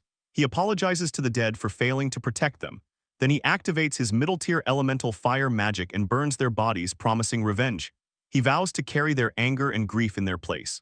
He asks them to rest in peace as the flames consume the scene, his hatred for vampires growing even stronger. The scene shifts to Deondong. A dilapidated apartment complex stands. Sungkyu is charging through the area, screaming, clutching the M16 as he opens fire on every lowest-tier vampire in sight. Bodies drop one after another as he rages. He shouts that he has come back to kill Sang-hyuk, his voice echoing through the building. Meanwhile, Seo Yejin's rat provides real-time surveillance to Jae-hun and Seo Yejin. Jae-hun calmly observes everything. Using his ultimate eyes, he realizes something ridiculous. Sungkyu is spraying bullets non-stop. He was only given 100 rounds, yet he is wasting them on lowest-tier vampires. Sungkyu claimed that low-tier vampires have their intelligence, but watching him now, Jae-hun can only think that Sungkyu is just a dumb fuck. From the start, Jae-hun never expected him to succeed anyway. Right then, the rifle runs out of ammunition. At the exact same moment, Jae-hun opens his storage and dematerializes the weapon entirely. Sungkyu is left empty-handed and immediately starts begging for more bullets. 100 rounds, no, 50 would be enough. Before he gets an answer, a voice cuts through the air. Sungkyu freezes. A woman stands in front of him. She heard the commotion and came to see what was happening. She quickly realizes who he is. It's Sungkyu, the one who got kicked out, returning alone like an idiot. The woman is clearly a vampire. Sungkyu explodes with rage and charges at her with his claws. She only smiles and mocks his filthy mouth. With a simple gesture and glowing red eyes, she orders the low-tier vampires to attack. They swarm him instantly, piling on and restraining him. Sungkyu struggles, screaming and cursing as they cling to him. The woman yawns, calling the situation boring. She asks if he even knows why he was thrown away in the first place. It's because he's stupid. He demands an explanation while struggling under the weight of the dumb monsters. She mocks him. He can't even handle low-tier vampires. He can't even take care of himself, yet he wastes food. Even while pinned down, Sungkyu continues cursing her, calling her a fucking bitch. She demands honesty. She noticed the marks on the walls and the noise earlier. She knows he brought a gun and wants to know where he hid it. Instead of answering, Sungkyu spits in her face and tells her to frick off. The woman's expression turns cold. This is why stupid bastards don't live long. She orders the lowest-tier vampires to kill him. Their mouths open wide as they loom over him. In the next moment, blood spills, meaning Sungkyu is dead. Sungkyu dies in the very next second, just like that, gone. Our protagonist, Jae-hun, receives the system notification confirming Sungkyu's death. Just then, the lowest-tier vampires who killed Sungkyu begin to change. Their bodies start trembling, steam rising and leaking from their skin as if something inside them is boiling over. The vampire girl watches this and realizes something insane is happening, thinking their nutritional condition was better than expected, and she didn't even know their kind could evolve. The vampire woman immediately takes control and orders them to search around and see if there is anything like a gun. The vampires obey without hesitation, sprinting through the area to find weapons. But suddenly she notices something strange, an unusual smell lingering in the air, something that doesn't feel right. Meanwhile, on the other side, Jae-hun is already prepared. He remembers what Sungkyu demonstrated, that vampires can die if they get shot, meaning bullets work on them. This realization changes everything. Jae-hun orders Seo Yejin to get ready, and as he extends his hand, she agrees without hesitation. Internally, Jae-hun thinks about how the vampires being fixated on finding guns bought them precious time. Above Seo Yejin's rat, a system panel appears and gas starts leaking from it, slowly filling the entire floor. The vampire woman realizes it too late. The whole place is already saturated. Panic sets in. She understands the trap, but there is no time to escape. Jae-hun shouts for Seo Yejin to cut the link with the rat. In the same instant, Jae-hun summons burning tissues. Because the entire floor is filled with gas, the result is completely predictable. The space erupts in a blinding flash, and in the next moment, the entire floor explodes, wiping out everyone there. System notifications flood in front of Jae-hun, confirming he has hunted a low-tier vampire, level 28, hunted lowest-tier vampires, level 18, and more. The biggest confirmation is that the vampire woman has been successfully killed. Jae-hun exhales in relief, thinking, damn vampires, they were way closer than he thought. He realizes that if he levels up and his territory expands, there is a high chance their area will become part of his territory. That would make things complicated because they would be considered citizens. He is thankful he discovered vampires now. He decides he will wipe every last one of them out before that happens. Seo Yejin suddenly wonders if vampires might already exist inside their territory. Jae-hun confirms this, which is why the situation is such a headache. Even now, he cannot rule out the possibility that vampires are harming people under his rule. Seo Yejin suggests assigning quests to everyone and imposing sanctions, but Jae-hun immediately rejects the idea, saying it is too extreme. If innocent people are affected, it will destroy public trust. She realizes her mistake, while Jae-hun internally acknowledges that such an action would cost him public support and create chaos. He knows there is a limit to what he can do alone and wishes there were a way to sort citizens by their tendencies. Right at that moment, a system panel appears. The number of citizens has reached 30,000. Because of this, the achievement system has been unlocked. Jae-hun is shocked and curious. He checks the feature and learns that when a specific achievement is completed, he can grant titles with custom effects. Immediately, he realizes how insane this is. He sets the achievement condition as killing a person with citizenship. The system confirms the setting and asks him to choose a title and effects. This will help filter vampires because they are the ones most likely to kill citizens, though there is still a small risk of citizens killing citizens, which he believes he can manage. Jae-hun asks if he can delete titles whenever he wants, and the system confirms he can. Relieved, he names the title Murderer and the effects. All stats reduced by 80%, both hands sealed, and a visible murder brand appearing on the forehead. The system shows the cost, 40 million won to set and 4 million per activation. Jae-hun proceeds without hesitation. The achievement is successfully registered. One of his biggest worries is now solved. He can punish violent crimes like murder instantly and visibly. Criminals can be branded in a way everyone will see. He also realizes he can create positive achievements too, like monster hunting, which opens endless possibilities. Seo Yejin then suggests sending a message instead of sanctions, asking vampires to reveal themselves. Jae-hun tells her it is fine now because he has already found a solution. She is relieved and smiles brightly like a light bulb going off. She praises him, saying she doesn't know what he did, but he is amazing. Seeing that smile, Jae-hun blushes hard. Turns away, thanking her, while internally realizing he has been so focused on work that he never noticed how pretty Seo Yejin really is. Suddenly, someone rings the doorbell. The person says they came as soon as they got his message. Jae-hun lets them in. The door opens and the person steps inside. Jae-hun thinks about how this person is indispensable when handling large numbers of monsters. For the vampire extermination operation, he had to call Yo Hyerin. She arrives and is ready to start immediately, but Jae-hun stops her, saying there is something important they need to do first. The scene shifts to a vampire base. A group of vampires sits around a table. In the middle is Sang-hyuk, the one Jae-hun has been searching for. He announces that Shin Saram is dead. Everyone is shocked. One vampire suspects it is because of the explosion on the first floor. Another questions if she is really dead and asks what happened. Sang-hyuk explains the entire first-floor corridor exploded and that the lowest-tier vampires heard gunshots, so it was likely those bastards. A masked vampire slams the table in anger, assuming it was the cops. Sang-hyuk confirms it. Rage spreads through the room. Some want to kill them immediately and take their heads. Others say they should have shredded them before. However, one baldy vampire points out it is not simple because the enemies have guns. Another warns that a full war would be dangerous. Sang-hyuk thinks something feels off. They already knew about vampires, but suddenly launching a full attack makes no sense. How did they find the base? Why now? There are too many unanswered questions. Despite this, everyone demands a decision. Sang-hyuk declares they will attack. The room erupts with hype, but he adds they will not fight head-on.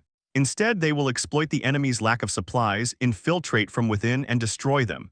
He begins to name the person who will carry out this operation, but before he can finish, loud banging shakes the door. The knob starts moving. In the next second, the door swings open. Someone suddenly interrupts Sang-hyuk's meeting, and the guy is clearly annoyed as he demands to know what the hell the interruption is about. A hand slowly pushes the door open, and a lowest-tier vampire staggers inside, coughing violently and barely able to breathe. The dude warns them that it's dangerous and that they have to get out of there right now. Sang-hyuk immediately questions what that even means, but the lowest-tier vampire coughs harder and says there's no time for explanations. He urges them to go outside, mentioning the rats, but before he can finish the warning, chaos squeaks. Seo Yejin's rat suddenly bursts into the room in a wild leap. The lowest-tier vampire sees the rat and instantly looks horrified while the creature squeaks sharply. Realizing what's coming, the lowest-tier vampire screams for everyone to run, but it's already too late. The rat has fully entered the room, and a system panel suddenly appears above it, as Hyren's poison mist begins releasing from the tiny body. The moment Sang-hyuk sees the rat, he's shocked, instantly realizing how bad the situation is. Without wasting another second, he urgently tells everyone to hold their breath and jump out the window. Inside the room, the lower-tier vampires start dying as the poison mist spreads through the air. The elite members react immediately to Sang-hyuk's command and begin running, and within seconds they leap out through the window to escape. Meanwhile, the entire conference room fills with toxic gas. Elsewhere, a system panel appears for Jae-hun, announcing that low-tier vampires of level 22 and level 23 have been hunted, while the elite vampires manage to escape the gas and run outside. Right then, Jae-hun locates the leader, Sang-hyuk, and immediately commands Seo Yejin to follow them. Seo Yejin agrees, sending the rat to trail behind Sang-hyuk's group. Jae-hun begins analyzing the situation in his mind. Hyren's poison mist strategy definitely wiped out a decent number of vampires, but most of the ones killed were weak, low-level trash.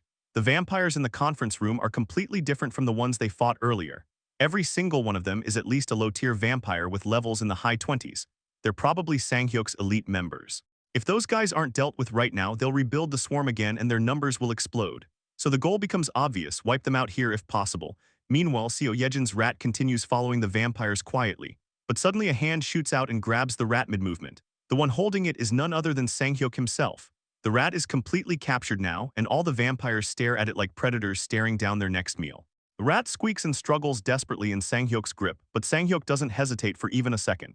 In the next moment, he crushes the rat with his bare hand, blood splashing the scene. At the same instant, the damage reflects back onto Seo Yejin herself. She suddenly cries out in pain, and Jae-hun immediately asks if she's okay. She confirms she is, but the backlash clearly hurts.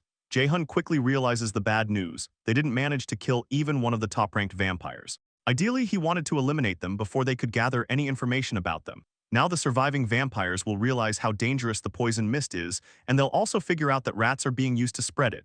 That means it's very questionable whether they'll ever stay inside enclosed spaces again. Hell, they might even move their main base entirely. Jae-hun calls out to Seo Yejin and asks her to keep watching whether the vampires relocate somewhere else, even though he knows it's difficult. She understands and agrees. But Jae-hun also realizes another harsh limitation. Every time one of Seo Yejin's rats dies, she takes a mental hit from the feedback. That means continuing to rely on the rat-based poison mist strategy will get harder and harder. In this situation, they're going to need help.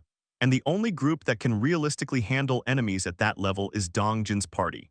Using his ultimate eyes skill, Jae-hun begins searching for the locations of Dongjin's party members. The scene shifts to a gym where people are training. One guy is casually bench pressing an insane amount of weight, and it turns out to be Dongjin himself. His fiancée, Gaeyong, asks what he thinks about the weights. Dongjin says they feel way lighter than he expected. Gaeyong is shocked because the total weight is 350 kilograms. Dongjin casually suggests she try it too, but Gaeyong immediately opposes the idea. Still, Dongjin reassures her and promises to help.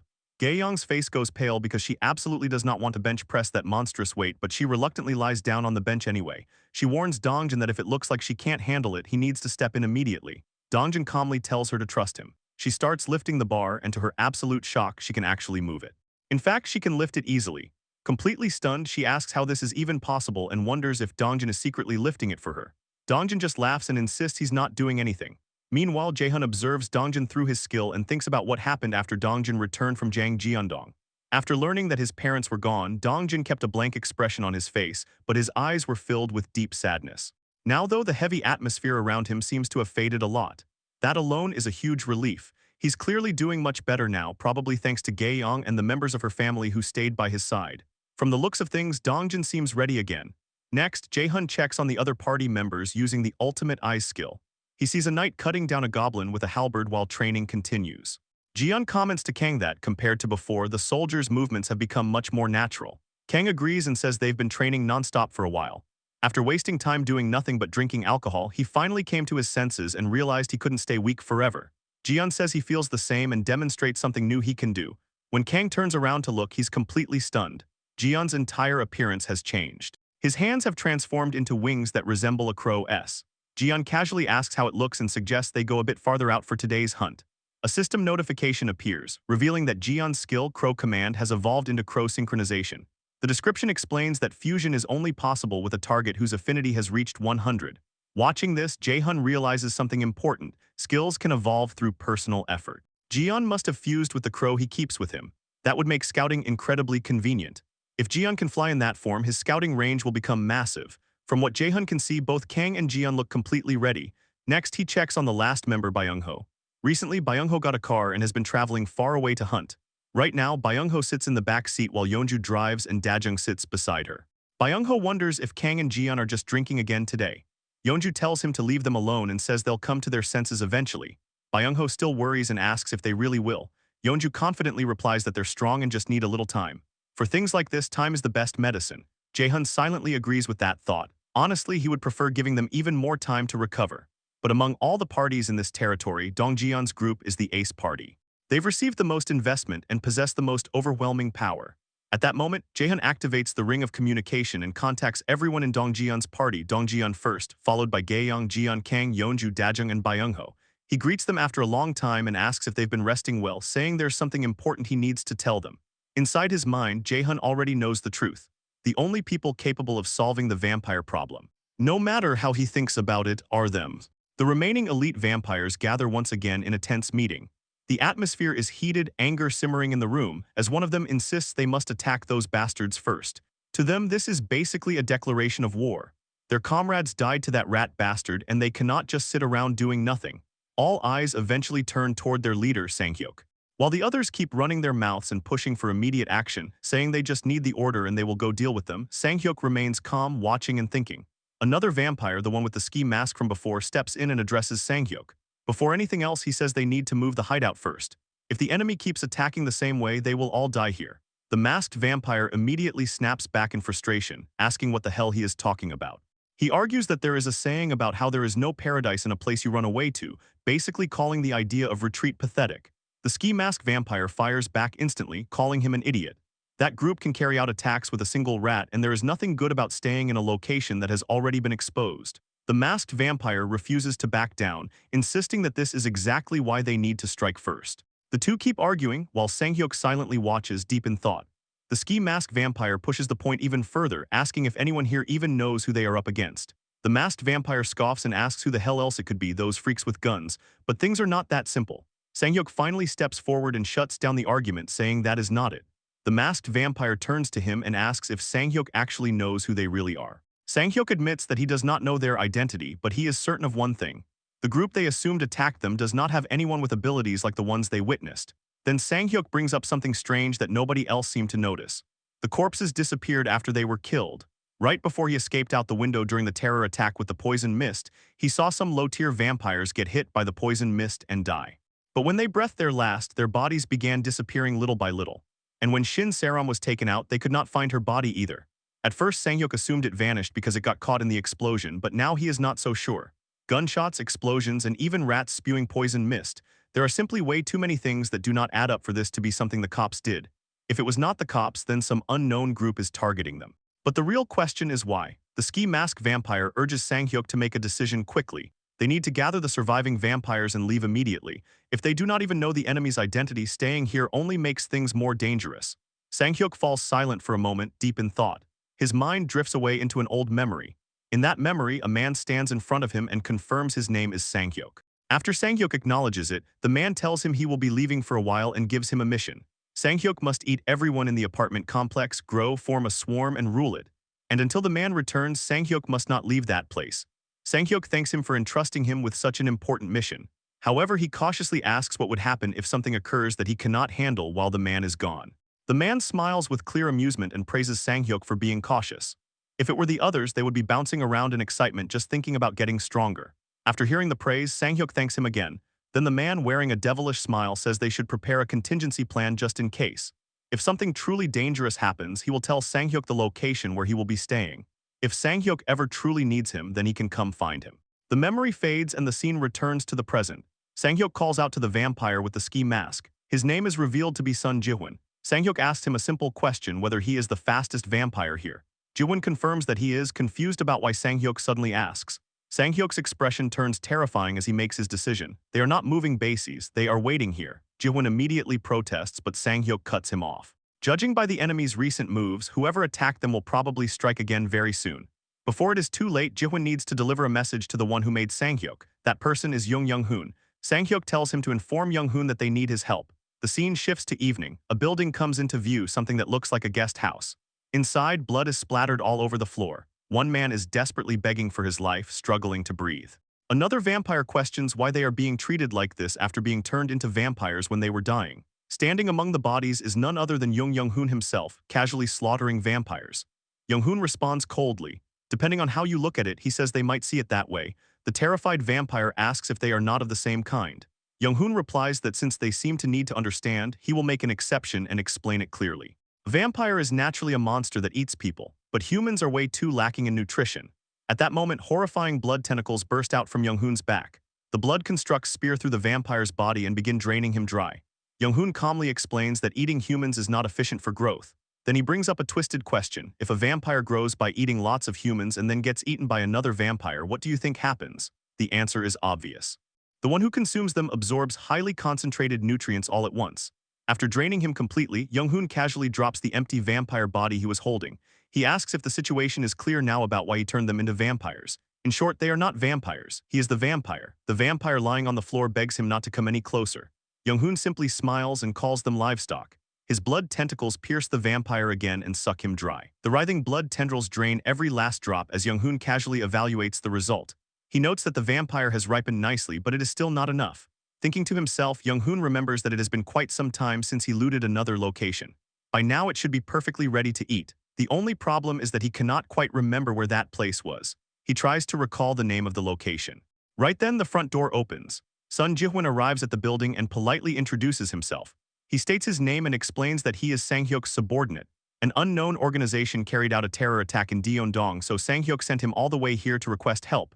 Young-Hoon looks at the unexpected visitor in silence. Then suddenly realization hits him.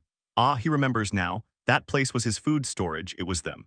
Jihwan finally notices the piles of slaughtered vampires around him and completely panics, wondering what the hell happened here. Meanwhile, Young-Hoon calmly finishes remembering the location. Deondong. The scene transitions into night. A beautiful moon hangs in the sky. In front of the vampire base, Dongjin and his party stand ready. Dongjin asks if this is the place Jae-hun mentioned. Then he orders everyone to draw their weapons and get ready. From this moment onward, they will exterminate every single vampire in that place. The entire party prepares for a full slaughter. Before the long-awaited clash between Dongjin's party and the vampires could even begin, the scene rewinds a few moments earlier, setting the stage for everything about to go down. Jae-hun drops the bombshell, revealing the existence of vampires to Dongjin's party, and yeah, the reaction is exactly what you'd expect, pure shock. No one saw that coming. Jae-hun confirms that's exactly why he gathered everyone here. Dongjin immediately presses him, asking if the vampires are still in Deondong. Jae-hun reassures them they've been tracking the situation using Seo Yejin's rats, but so far the vampires haven't made any major moves. Then Jae-hun gets real. Based on their current strength, Dongjin's party should be able to wipe them out without much trouble. In fact, they're strong enough to overwhelm even the strongest fighter on the enemy's side. Easy win, right? Not quite. Because the real problem isn't strength, it's humanity. Jae-hun reminds them that these vampires were once human. Not monsters, people. They can talk, they can beg, and when they're about to die, they might scream for mercy. And that kind of thing, that kind of brutal, up-close reality can mess with your head, break your heart, leave scars. Guilt is inevitable. So he asks the question straight, are they really okay with doing this? Dongjin doesn't hesitate. He understands the concern, but he's already made peace with it. In this broken, ever-changing world, survival isn't clean. It's ugly. And this is just part of the process. Something they have to go through at least once. Because next time it might not even be vampires, it might be real humans, and when that day comes, they won't hesitate. The entire group locks in. No fear, no backing out. They're ready to smash. Dongjin reassures Jae-hun not to worry. Him and his squad aren't fragile like that. Even if their hearts break, they'll get back up again. They've done it before, they'll do it again. Jae-hun watches him in silence, realizing the weight behind those words. This is a man who lost his family and still stands tall, still choosing to protect others. Then Dongjin casually points at Kang and Jiyeon, joking that if things get too rough, they can always drown themselves in alcohol like those two did before. Jae-hun sighs, a small chuckle escaping. Maybe he really did worry too much. Having them here is more reassuring than he expected. He puts his trust in them once again. And just like that, the scene snaps back to the present. Inside the vampire stronghold, Sang-hyuk drums his long, claw-like nails against the table, clearly irritated.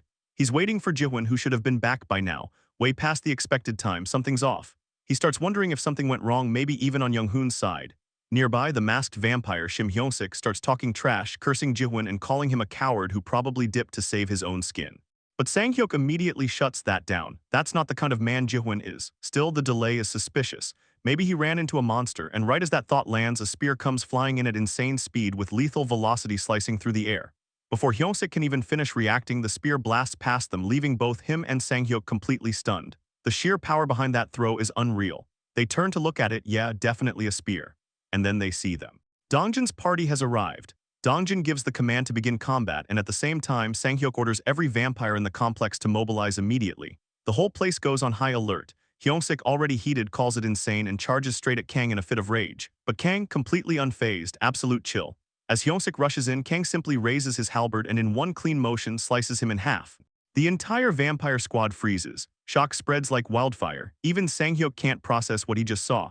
Hyung-sik, one of the strongest among the low-tier vampires, just got folded in a single hit. What kind of monsters are these people? A system panel pops up confirming the kill. A level 28 low-tier vampire has been hunted. Hyung-sik's body starts dissolving, fading out of existence. And just like that, Sang-hyuk connects the dots. These are the same people who previously used rats to mess with their base.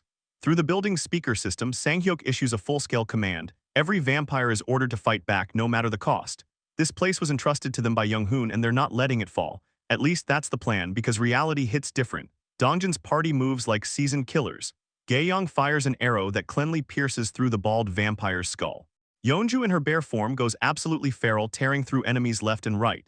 Meanwhile, Jiyeon, glasses and rifle locked in, keeps dropping targets from a distance. This isn't a battle, it's a massacre. Sang-hyuk watches in disbelief. They outnumber the intruders by a huge margin, so why are they getting completely destroyed? Why can't they even compete? These people aren't just strong, they're experienced. They are built different. Panic starts creeping in. They need another plan, fast. But it's already too late. In the blink of an eye, Dongjin appears right in front of Sang-hyuk and drives his spear straight through him. Sang-hyuk can't even process what just happened. Dongjin makes it clear they'll never win. Unlike the vampires, who only take from others, his group knows what it means to lose everything. And that difference, that's what makes them unstoppable. Then he unleashes a relentless barrage of spear strikes, tearing into Sang-hyuk's body. Sang-hyuk, barely holding on, calls out to Young-hoon in his mind, clinging to the promise he once made. And right then, something crashes down from above. The impact is massive, cutting straight into the middle of the battlefield. Dongjin instantly senses the danger and pulls back, because the one who just arrived is on a completely different level. Young-hoon, he casually mutters about being late because he grabbed a quick snack. Sang-hyuk, lying in his own pool, vision fading, looks up at him with relief. Finally, salvation. He made it in time, but Young-hoon barely spares him a glance. He wonders if Sang-hyuk is already dead and complains that the freshness is ruined. Bro has zero empathy. Then he turns. His eyes lock onto Dongjin's party, radiating pure killing intent. And with a voice dripping in menace, he demands to know if they're the bastards who tore up his food storage. Kang moves like a straight-up menace, cutting down vampires left and right with his halberd. No hesitation, no mercy, just pure slaughter. The battlefield is already looking like a graveyard when Byung-ho clocks the situation and notes that the outside is finally handled. Most of the vampires are wiped, leaving only the ones on Dongjin's side. Out of nowhere, something feels off. Kang catches sight of smoke rising in the distance, and the vibe is not vibing. Something just dropped, and whatever it is, it's not good news. Cut to the other side, Dongjin is facing off against Young-hoon, and the dude immediately comes in disrespectful, calling him the lowlife who ruined his food. Dongjin is straight up confused. What food? What is this guy even yapping about? Then it gets weirder for Young-hoon. Sang-hyuk's corpse just starts disappearing like it got erased from existence. Young-hoon is visibly thrown off for a second, realizing he can't even eat it. Bro is pissed, his meal just got deleted mid-game. At that exact moment, Jae-hun jumps in through the ring of communication, urgently warning Dongjin to fall back. The enemy in front of him isn't just any vampire, this guy is a high-tier vampire. But before Dongjin can even react, Young-hoon vanishes. Gone, and then he's right in front of Dongjin in less than a blink, swinging with everything he's got. The impact hits like a sonic explosion, launching Dongjin straight out of the complex. He crashes hard, landing on his flat ass, but somehow manages to get back up. The squad is already panicking, calling out to him, but Dongjin steadies himself and confirms he blocked the strike. He warns everyone, stay sharp. That bastard is high-tier, no joke. Young-hoon, meanwhile, is already analyzing, curious about the ability that made the corpses vanish without a trace. Then suddenly he pauses, he smells something, and his whole demeanor flips. Humans are supposed to taste like trash to him, low nutrition, not worth it. But this scent is different. Dude straight up licks his lips in a disgusting way and decides right then and there these guys aren't just enemies anymore. They're his next meal. Kang hears this nonsense and is like, what kind of absolute BS is this clown spouting? Young-hoon doesn't care. In his mind, it's simple, his food got wiped, so now they're replacing it. He lashes out instantly, blood tentacles snapping forward toward Kang. Kang doesn't back down, he charges head-on, ready to throw hands, but the difference in power is brutal. In the next second, Kang's silver armor shatters like glass. Kang freezes for a split second, shocked, and that's all it takes. Young-hoon appears right in front of him, ready to finish it. But clutch timing, Byung-ho teleports in and yoinks Kang out of there just before the killing blow lands. Clean save. Absolute MVP moment. Young-hoon is immediately annoyed while Byung-ho checks on Kang. Kang acknowledges it straight, if not for that save, he was done for. Young-hoon, though, is amused now. Teleportation 2? Interesting, Kang isn't done either. He taps into Sung Jinwoo's power and drops Arise. Instantly, multiple Iron Knights erupt from the ground like an army pulling up. Instead of fear, Young-hoon is actually enjoying this, calling it fun. Kang orders the charge and the Knights rush in without hesitation. And then they get absolutely folded. Young-hoon proves exactly why he's high tier. One clean sweep of his blood tentacles and the entire Knight squad gets obliterated like they were made of paper. He straight up calls them toys because to him that's all they are, but the team isn't done. While Young-hoon is busy flexing, Gae-young steps in. She's already drawn her bow, arrow of light fully charged. In the next second, she releases it with everything she's got. The arrow splits mid-flight into multiple projectiles, raining down and piercing into Young-hoon. It actually hurts him. Perfect timing, Dajung buffs Yeonju, who immediately dashes in. She launches herself into the air, aiming to strike from above, but Young-hoon reacts fast. His blood tentacles wrap around her midair, locking her down instantly. Yeonju gets caught off guard, completely restrained, and then she is thrown away like nothing. Gae-young fires again, but Young-hoon isn't falling for the same trick twice. He dodges the arrow easily, except not really, because the arrow curves, full 360, comes right back and slams into him anyway. That's her piercing skill kicking in, and the damage actually shows on his face this time. Then from above, the real combo hits. Jiyeon in crow form is carrying Dongjin into the sky. Dongjin is fully cloaked in black flames, looking like a aura farmer. He locks onto Young-hoon and drops a single command.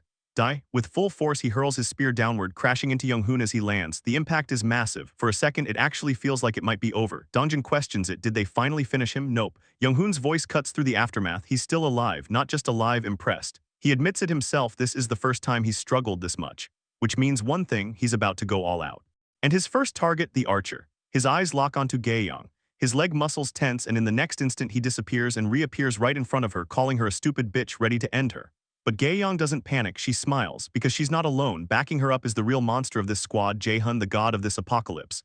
As Young-hoon closes in, Jae-hun calmly opens a system panel. The moment it appears, Young-hoon actually looks shocked for the first time. Too late, Jae-hun has already summoned a 20 kg plate and it's inches away from Young-hoon's face before he can even react. Impact. The heavy plate pierces straight through him. Yeah, bro is cooked. And just to add insult to injury, Gae-young throws in a final jab from the back. What an idiot. We see the party gathered, discussing Young-hoon's condition as he lies unconscious, his head completely smashed in, yet somehow healing, which has everyone low-key freaking out, as they question what kind of monsters they're even dealing with and whether this insane regeneration is what high-tier vampires are capable of. Dongjin cuts through the noise, telling everyone to be quiet as he notices Young-hoon starting to regain consciousness, and in the next moment Young-hoon's eyes slowly open, his vision blurred before gradually focusing on Dongjin's party surrounding him. As Dongjin calls him out like a monster, Young-hoon suddenly jolts awake, gasping for air, while his right eye bleeds uncontrollably, only for it to start healing in real time. But then Young-hoon snaps, dragging his hand across the ground in rage, as he spits out insults, calling them filthy dogs for daring to touch him, only for Dongjin to calmly shut him down. By explaining that his body won't move the way he wants because they fed him a neurotoxin while he was regenerating, which leaves Young-hoon visibly shocked. With a spear pointed directly at his neck, Dongjin makes it clear that if Young-hoon wants to live, he better start answering properly, pressing him for information about who he is, what the vampire leader is like, and where they can be found, demanding that he spill everything. Instead of panicking, Young-hoon starts laughing, completely amused even on the brink of death, calling the situation pathetic as he never imagined a day where prey would dare threaten him, before revealing that they are the new humanity, blessed by some mysterious being that granted them strength. When asked about this so-called being, Young-hoon admits that even he doesn't fully know who or what it is, but he does know where it exists, which immediately makes Dongjin snap and demand that he talk. But Young-hoon isn't about to fold, mocking them by questioning whether they really think they can win even if they find that being. And in a sudden, unhinged move, he pierces his own body with a trembling hand, warning them not to get cocky as blood splatters everywhere, and Dongjin is left stunned, trying to figure out what the hell he's doing. Even as he bleeds out, Young-hoon keeps talking, making it clear that wiping out all vampires was never going to be easy, claiming that while other high-tier vampires might be weak, he's not about to go down to people like them, challenging them to struggle and work themselves to the bone before dying. This absolute madman has killed himself by piercing his own heart, instantly triggering system notifications as he dies. A notification confirms that a middle-tier vampire has been hunted, granting a massive amount of experience points, along with money deposited into the ultimate shut-in wallet, followed by another notification stating that a high-tier vampire level 49 has also been hunted, giving even more experience. However, because the individual died by his own hand, the settlement amount is adjusted, and another notification reveals that the leader of the Deondong Pure Castle apartment complex has been killed, unlocking the ability to build an outpost base in that area. As the system continues popping off, we see skill levels increasing, including the House Declaration skill reaching level 25, and as the protagonist levels up again, his territory expands once more with the system confirming the expansion. As always, Jae-hun drops to his knees, overwhelmed by the intense pain that comes with leveling up, while behind him, Seo Yejin watches with concern, asking if the territory expanded again. Jae-hun is surprised she can tell, but Seo Yejin explains that every time the territory expands, he ends up like this, clearly worried about whether he's actually okay, which makes Jae-hun realize that she's often been by his side during these moments. He reassures her that it's only temporary before shifting focus, asking about the situation around Deondong, and Seo Yejin reports that it looks like all the vampires have been exterminated. Right then, Dongjin contacts Jae-hun telepathically, confirming that they've finished searching the complex as instructed, but after a pause, he admits that there don't seem to be any survivors. Jae-hun acknowledges this calmly, saying it's as expected before telling them to return and rest, and the party follows his orders. He then turns back to Seo Yejin, thanking her for her hard work and telling her she can head back as well, and as she leaves, she reminds him that rest is important too and tells him not to push himself too hard. Jae-hun gives a faint smile, wondering if he really looks that worn out, but despite appreciating the concern, he makes it clear he can't rest yet, as he opens his achievement system. Thinking about how his expanding territory brings more people under his control, he realizes that while he wants to accept everyone, there's a risk of vampires slipping in, so he decides to create a specific achievement targeting vampires, to prevent future problems.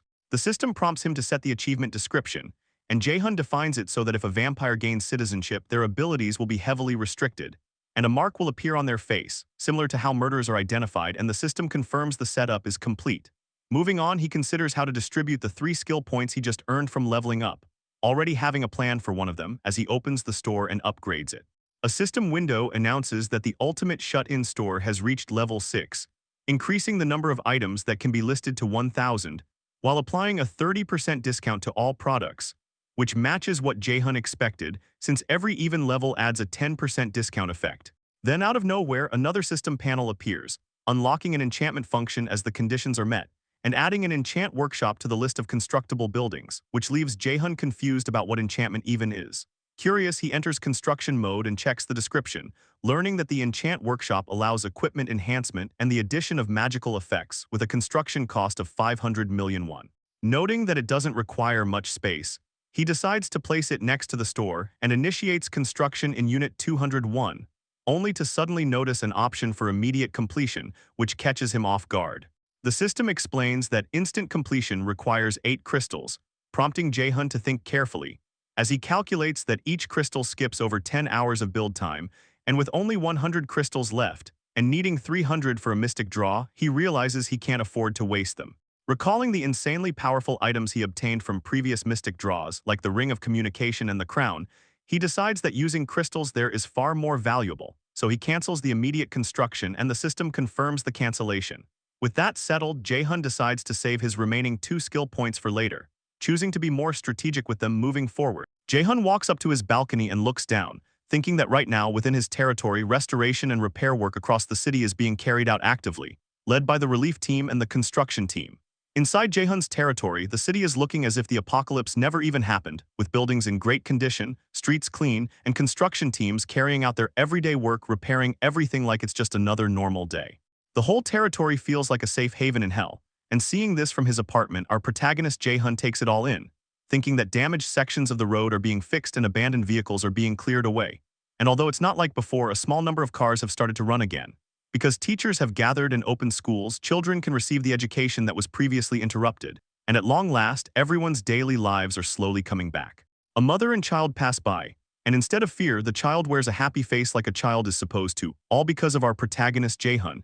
He thinks that they can't let the vampires trample over the daily life and happiness they have barely reclaimed. Feeling the weight of everything, he admits he's tired and should rest a bit, stretching his body and letting out a slow yawn as sleep finally catches up to him.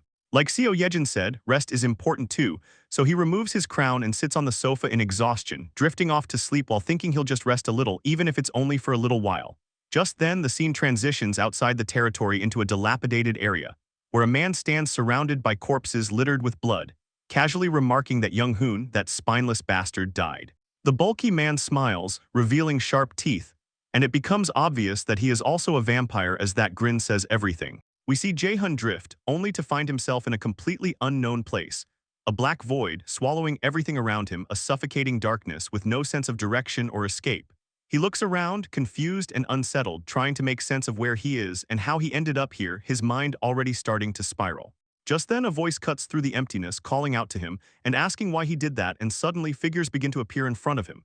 Countless people all staring straight at him, all demanding answers, asking why he didn't save them. The accusations pile up heavier with each second as someone cries out that their family died, that it hurts so much, while others remind him that he can do anything, can't he, so why didn't he act? Jae-hun is completely horrified, frozen under the weight of their pain and expectations. Then from the side, another voice calls his name again, and when Jae-hun turns toward it, he sees Gae-young holding her father's corpse in her arms as she cries, her face blank and hollow, like all emotion has already been drained from her. She tells him her dad isn't breathing and insists that if it's him, he can save him, right? And that question alone hits harder than anything else. Jae-hun's legs begin to tremble uncontrollably as he slowly backs away, unable to face her.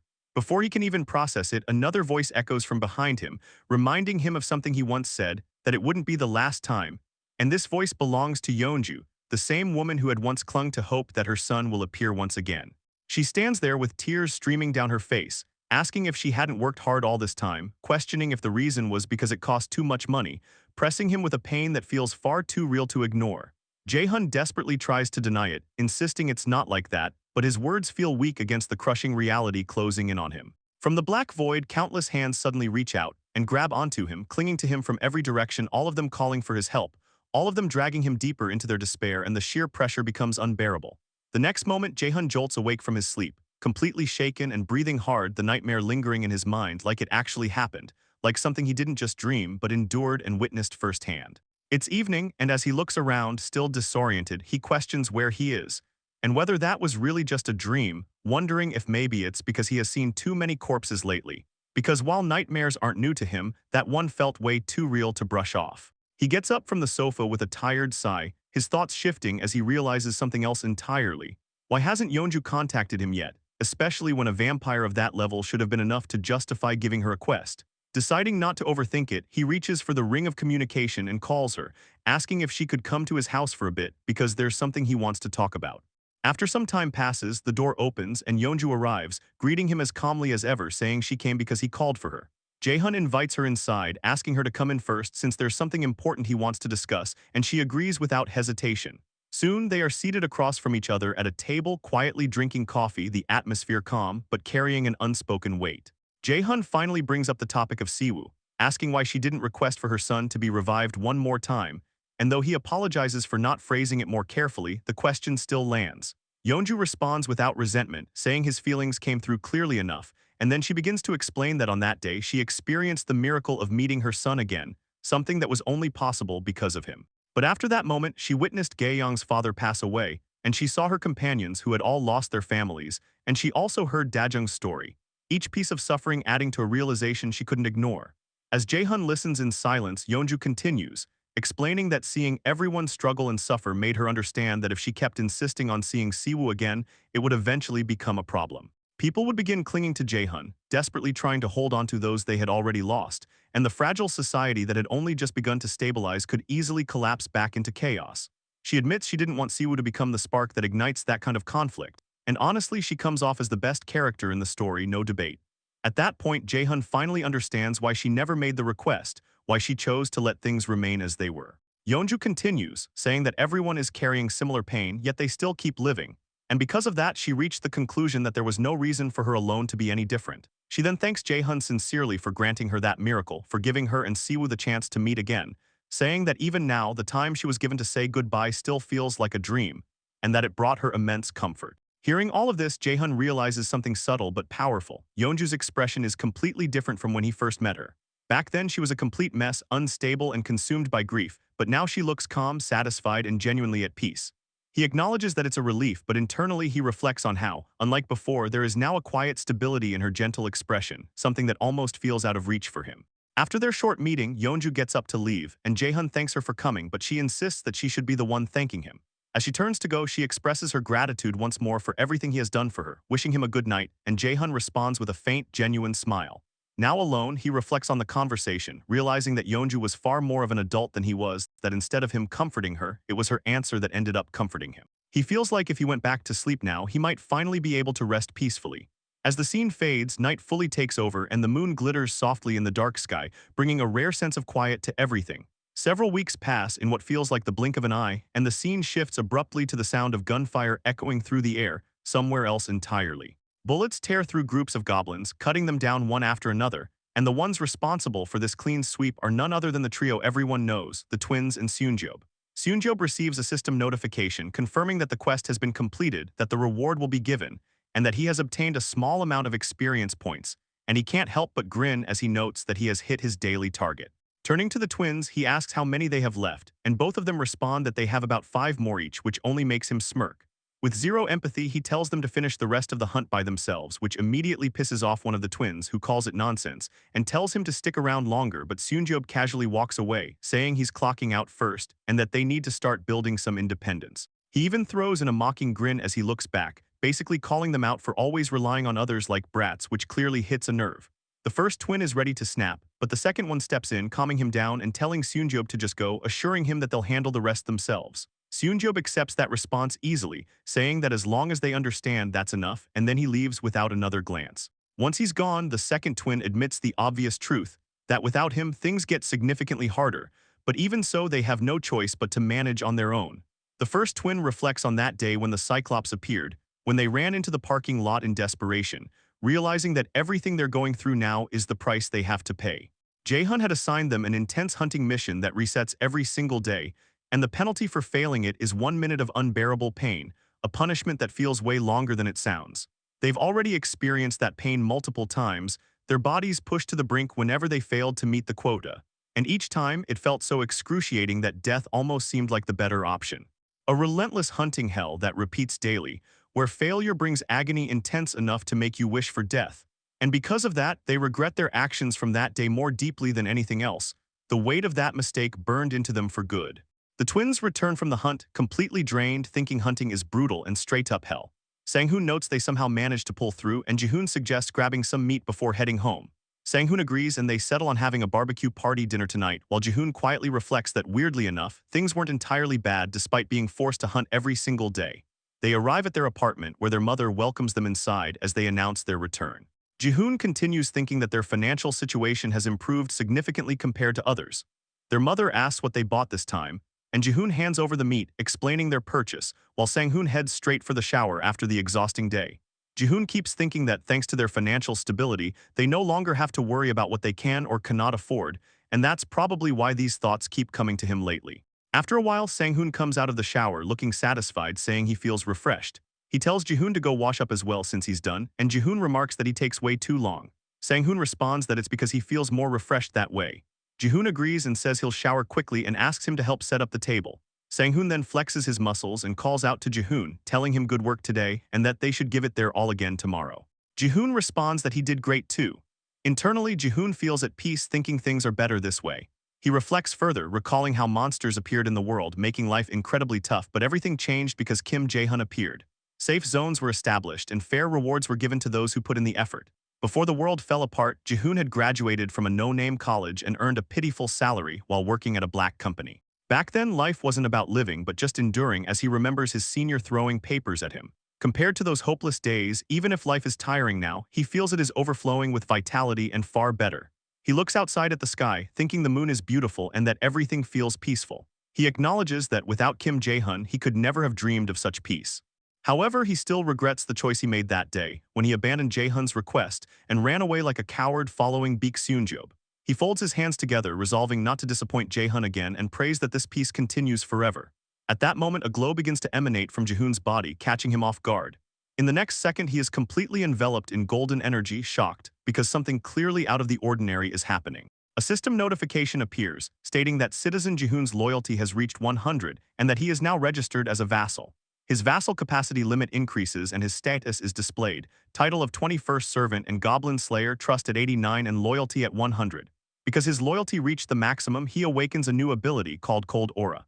This A-rank ability consumes mental strength to emit cold in all directions. Seeing this, Jae-hun is pleased and uses the ring of communication to contact Jihoon. Jihoon is startled, confused by the voice in his head, but Jae-hun reassures him not to be alarmed and identifies himself. Hearing his name, Jihoon calms down and greets him, then hesitantly asks why he contacted him so suddenly. Jae-hun tells him he has something to discuss and asks if he is free early the next morning, smiling as the scene transitions. The next morning arrives, and Jihoon is visibly nervous, sweating, as he sits inside Jae-hun's apartment, thinking the rumors are actually true. Jae-hun casually asks whether he wants coffee or tea, and Jihoon, overthinking and panicking internally, quickly asks for coffee. Jae-hun calmly agrees, while Jihoon recalls the rumors among citizens that those chosen by Jae-hun gain supernatural powers. While thinking this, Jihoon activates his cold aura, forming ice crystals around his hand, realizing this is the ability Jae-hun granted him. He concludes that with this power, hunting difficulty will definitely decrease. Just then, Jae-hun returns with the coffee, and Jihoon quickly dismisses his ability and thanks him. Jae-hun begins by congratulating him and informs him that from now on, his party will be released from the daily harsh quest. Jihoon reacts immediately, surprised, and Jae-hun confirms it. He explains that while the mandatory nature of the quest will disappear, if something similar happens again, the consequences will not be so lenient. Jihoon apologizes and acknowledges this. Jae-hun then gets to the main reason for calling him and asks whether Jihoon plans to continue with his current party members. This catches Jihoon off guard. Jae-hun explains that he called him because he believes Jihoon's ability is being wasted on low-level monster hunts and wants to hear his honest thoughts. Jihoon hesitates but finally admits that he would like to bring his younger brother along if possible. He also makes it clear that he no longer wishes to stay with Baek Seunjob. Jae-hun accepts this and decides to assign both Jihoon and his younger brother to the party of Junhyuk, a water-type ability user. Before proceeding, Jae-hun presents a proposal, asking whether both brothers would like to form a contract of subordination with him. Jihoon is stunned but answers that it would be an honor. Later, Jihoon and his younger brother Sang-joon arrive and Jae-hun explains the contract in detail before successfully completing it with both of them. Afterward, Jae-hun reflects that his theory about abilities being determined from birth and encoded in genes holds merit. This is supported by the fact that Jihoon's younger brother gained a similar cold-type ability, meaning both brothers manifested the same power. Combined with Junhyuk's ability, their synergy has the potential to be extremely powerful. After sending the brothers off, Jae-hun feels hopeful that they could develop into an ace party, capable of rivaling Dongjin's party. A system panel suddenly appears in front of the protagonist, announcing that a group meeting the conditions to be accepted as citizens has approached near the house and asking whether to propose citizenship. Jae-hun pauses, noticing that it's been a long time since this kind of alert rang from the status window, and he starts wondering what's been going on lately. Hardly anyone has been approaching the territory these days. Curious, he immediately opens the citizen information window. As he checks the details, he's shocked. A person named Yu Henkel appears in the list, sitting at level 39 and carrying an A-rank skill. Seeing that combination instantly raises green flags. Jae-hun quickly activates his ultimate eyes to inspect the situation more closely, thinking that even if someone started at level 30 with an A-rank ability, reaching level 39 wouldn't have been easy at all. Through his skill, he observes the group and realizes they're heavily armed, carrying guns and rifles. That makes things clearer. If Yu Henkel has been actively hunting monsters using firearms, reaching level 39 isn't impossible. Still, accepting them as citizens is that simple. Jae-hun decides their weapons have to go first. He issues a command to store all their weapons in storage and assigns them a quest. The condition is straightforward: reach his location. The quest setup completes instantly. He gets up from the couch, yawning, thinking it's been a while since he had to welcome new people and deciding to prepare. Right then, another notification pops up. A being that meets the conditions for citizenship has approached near the house. Again, the system asks if he wants to propose citizenship. Jae-hun reacts with confusion, wondering what the hell is happening today. He checks again, noticing that this time it's just one individual. Things are getting weird. He opens the citizen information window and freezes. Near the territory stands the same bulky vampire from before.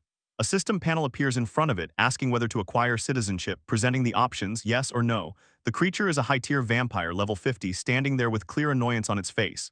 Jae-hun takes a bold move. Seeing a level 50 high-tier vampire, he still offers it citizenship, internally thinking, accept it, MF. His logic is simple. His objective is control. Managing 50,000 citizens is already difficult, but handling one problematic individual is manageable. Through quest assignments, he can restrict their actions and, if necessary, even impose death as a penalty. He continues thinking that the moment the vampire accepts citizenship, the game is essentially over. But that's not what happens. The bulky vampire straight up rejects the offer, clearly pissed. Jae-hun is caught off guard, wondering why, but the vampire doesn't waste time. It pulls back its fist, veins bulging, a devilish grin forming on its face, and launches into a full-force attack. It starts a barrage of punches against the defensive wall, trying to demolish it. Instantly, system notifications begin ringing repeatedly, unauthorized subject attempting to enter. Using his ultimate eyes, Jae-hun watches the scene, confused about what the hell this dude is doing. The vampire's forearms swell as it pumps blood into them like Luffy, its hands transforming into massive forms. With everything it has, it delivers a final brutal punch. The surrounding area gets wrecked from the impact, but the defensive wall remains completely untouched, not even a scratch. The system continues repeating the warning as the barrier absorbs the entire force of the attack. Despite all that power, nothing changes. The bulky vampire stands there, visibly annoyed. Its hand is completely destroyed, a total mess. But in the very next moment, it regenerates instantly using its ability. Watching this, Jae-hun concludes that the creature is definitely dangerous. Even though it couldn't break the barrier, the momentum and raw punching power it showed can't be underestimated. Just from the shockwave and the explosion-like sound, it's obvious that this bastard is stronger than the Cyclops he fought before. He starts connecting, thinking that vampires might have abilities similar to human awakened powers. The high-tier vampire Young-hoon they hunted previously could manipulate blood like it was part of his own body. The bulky vampire's power is probably something along those lines. Meanwhile, the vampire stands still, staring at the defensive wall, analyzing what just happened. After observing carefully, it reflects on how its blood-infused punch caused a shockwave that spread across the entire massive barrier. The scale of it was insane. A grin forms on its face as it realizes that something capable of maintaining a barrier of this magnitude exists. Now it understands, Young-hoon's death must have been caused by whatever is inside. There's an existence within that barrier with power beyond its comprehension, something that defies common sense. Even someone at the absolute peak might not be able to exert power on this level. He recalls an image of a vampire offering its blood, which it consumed, reinforcing its thoughts. This isn't a situation it can handle alone. Deciding to retreat, the bulky vampire turns back, thinking he needs to head back for now, but Jae-hun isn't about to let that slide. Using the ring of communication, he contacts Seo Yejin and orders her to come to his house immediately. There's a target they need to track. Internally, Jae-hun is dead serious. He's absolutely not letting that vampire get away. The scene shifts and Seo Yejin's rats are locked in, tracking the bulky vampire and keeping constant tabs on his movement. The surveillance is steady, but the pressure is building fast. Seo Yejin turns to Jae-hun, asking what they do next, her tone carrying urgency as the situation starts slipping out of control. She explains that if this keeps up, the connection between her and the rats is about to get cut off. Jae-hun immediately focuses on the target's position, asking where the vampire is right now. Seo Yejin reports that he's moving, passing through Shin Hyundai Station along the Donghae line. At the same time, she's visibly struggling to maintain control over her rats, the connection flickering as things begin to break down. Then it happens. The link between Seo Yejin and her rats completely snaps. She apologizes to Jae-hun, admitting the connection was cut. Jae-hun brushes it off, staying composed, saying it's fine. At least they're not completely blind. Dongjin's party is still on the move, actively pursuing the bulky vampire. Seo Yejin wipes sweat from her face, relieved that the chase hasn't completely collapsed. Meanwhile, Jae-hun runs through the situation in his head, analyzing every detail. He starts speculating whether the vampire is planning to go all the way to Jijengun. The original plan was to track him back to the vampire headquarters, but the distance already feels way farther than expected. Then a bigger question hits him: why the Donghae line out of all possible routes? That line connects Busan to Tiwagang Station in Ulsan. The realization creeps in and it's not looking good. There's a real possibility that their headquarters might actually be in Ulsan. That assumption alone is enough to raise the stakes to a dangerous level. Ulsan is a massive city with a population of over 1 million. If vampires have been operating there, that means an insane number of humans could have already been used as nourishment. The implication is obvious: there could be a huge number of high-tier vampires waiting there. And then comes the worst-case scenario. The same bastard who scouted their area could return to that base and come back leading a full squad of high-tier vampires. If that happens, it's game over. Even if it sounds extreme, Jae-hun knows it's not something they can afford to ignore. If that situation becomes real, things are going to spiral into something seriously catastrophic. He makes the call. No hesitation in his decision. There's no way they can let that vampire escape alive. At the same time, Dongjin's party continues the pursuit, closing in, while maintaining communication through the ring of communication. Jae-hun contacts them directly and lays it out. They're switching to Plan B. He makes it clear he's counting on them. The response comes back solid and immediate. They understand. Elsewhere, the tone shifts completely as chaos breaks out in another location. A bald man is losing his temper, furious over the fact that their guns have suddenly disappeared. The situation is already tense, and this just sends him over the edge. Yu Hankel steps in, trying to calm everyone down, but the bald guy isn't having any of it. He snaps back, questioning how anyone can stay calm right now. He reminds Hankel that he came all this way, trusting his word, and now their most critical weapons are just gone. He demands answers, demanding to know how Hankel plans to take responsibility for this mess. Hankel is clearly cornered but tries to hold his ground. He apologizes about the guns but insists that if they just see what's ahead for themselves, they'll change their minds. He calls out to another man, urging him to at least listen. The man pushes back immediately, saying this isn't something they can handle without weapons. Moving around in this place alone is already dangerous. Hankel doubles down, claiming there are no monsters here, but that argument gets shut down instantly. The man calls it out as complete nonsense. Especially in a situation like this, no one is buying that. Hankel tries one last angle, reminding him of his ability, asking if that doesn't count for anything. The man admits he knows what Hankel can do, but that still doesn't make this plan any less insane. Going in unarmed and potentially running into a horde of monsters is basically asking for total annihilation. From his perspective, Hankel is asking everyone to bet their lives on his personal judgment, and there's still a real chance he could be wrong. The argument is still heating up when suddenly everything stops. Every single person receives a system panel notification. A glowing interface appears in front of them, catching everyone off guard. Confusion spreads instantly as they try to process what's happening. The panel displays a quest. The objective is clear: find your way to room 3002 in building 114. The bulky vampire tears through the railway tracks, while someone silently chases him from above, tracking his every movement from the sky. The figure following him turns out to be Jian. Using his wings, Jian flies directly overhead while reporting to Jae-hun that he found the target Jae-hun mentioned. Keeping his eyes locked on the vampire below, Jian confirms the monster is right in front of him. Jae-hun immediately gives the order to begin Plan B. In the next moment, a system panel opens near Jian's stomach area as his storage activates. Poison mist starts pouring directly out of the system window, flooding the railway tracks with thick green smoke. The bulky vampire slows down in confusion, trying to understand what the hell is happening around him. Then suddenly, Byung-ho appears behind him using teleportation. Already locked in with his rifle, Byung-ho unloads multiple shots straight into the bulky vampire. But the attacks are completely ineffective against a level 50 vampire. The bullets bounce right off his body like they are nothing. The bulky vampire slowly turns toward Byung-ho with a terrifying glare, demanding to know who the hell he is. Then in a flash, the vampire disappears from his position and instantly appears in front of Byung-ho. With his blood-pumped fist cocked back, he smashes the ground so hard that Byung-ho gets launched away violently. Byung-ho stumbles backward, trying to recover, but he suddenly stops because Gae-yong is already standing behind him with her bow prepared. Before firing, she quickly checks if Byung-ho is okay, and after confirming he is still fine, she immediately focuses on the vampire. Gae-yong coldly declares she has nothing to say to the likes of him before firing an arrow of light directly at the bulky vampire. But the vampire reacts insanely fast, hopping sideways just in time to dodge the attack. Hearing her insult, the bulky vampire realizes they already know what he is. The moment he understands they recognize him as a vampire, he becomes visibly furious. Right then, Kang arrives in silver armor. Without wasting time, he commands his forces to arise, and numerous golem knights appear instantly, before charging straight toward the bulky vampire. The massive golems gang up on him together, swinging heavy swords from every direction.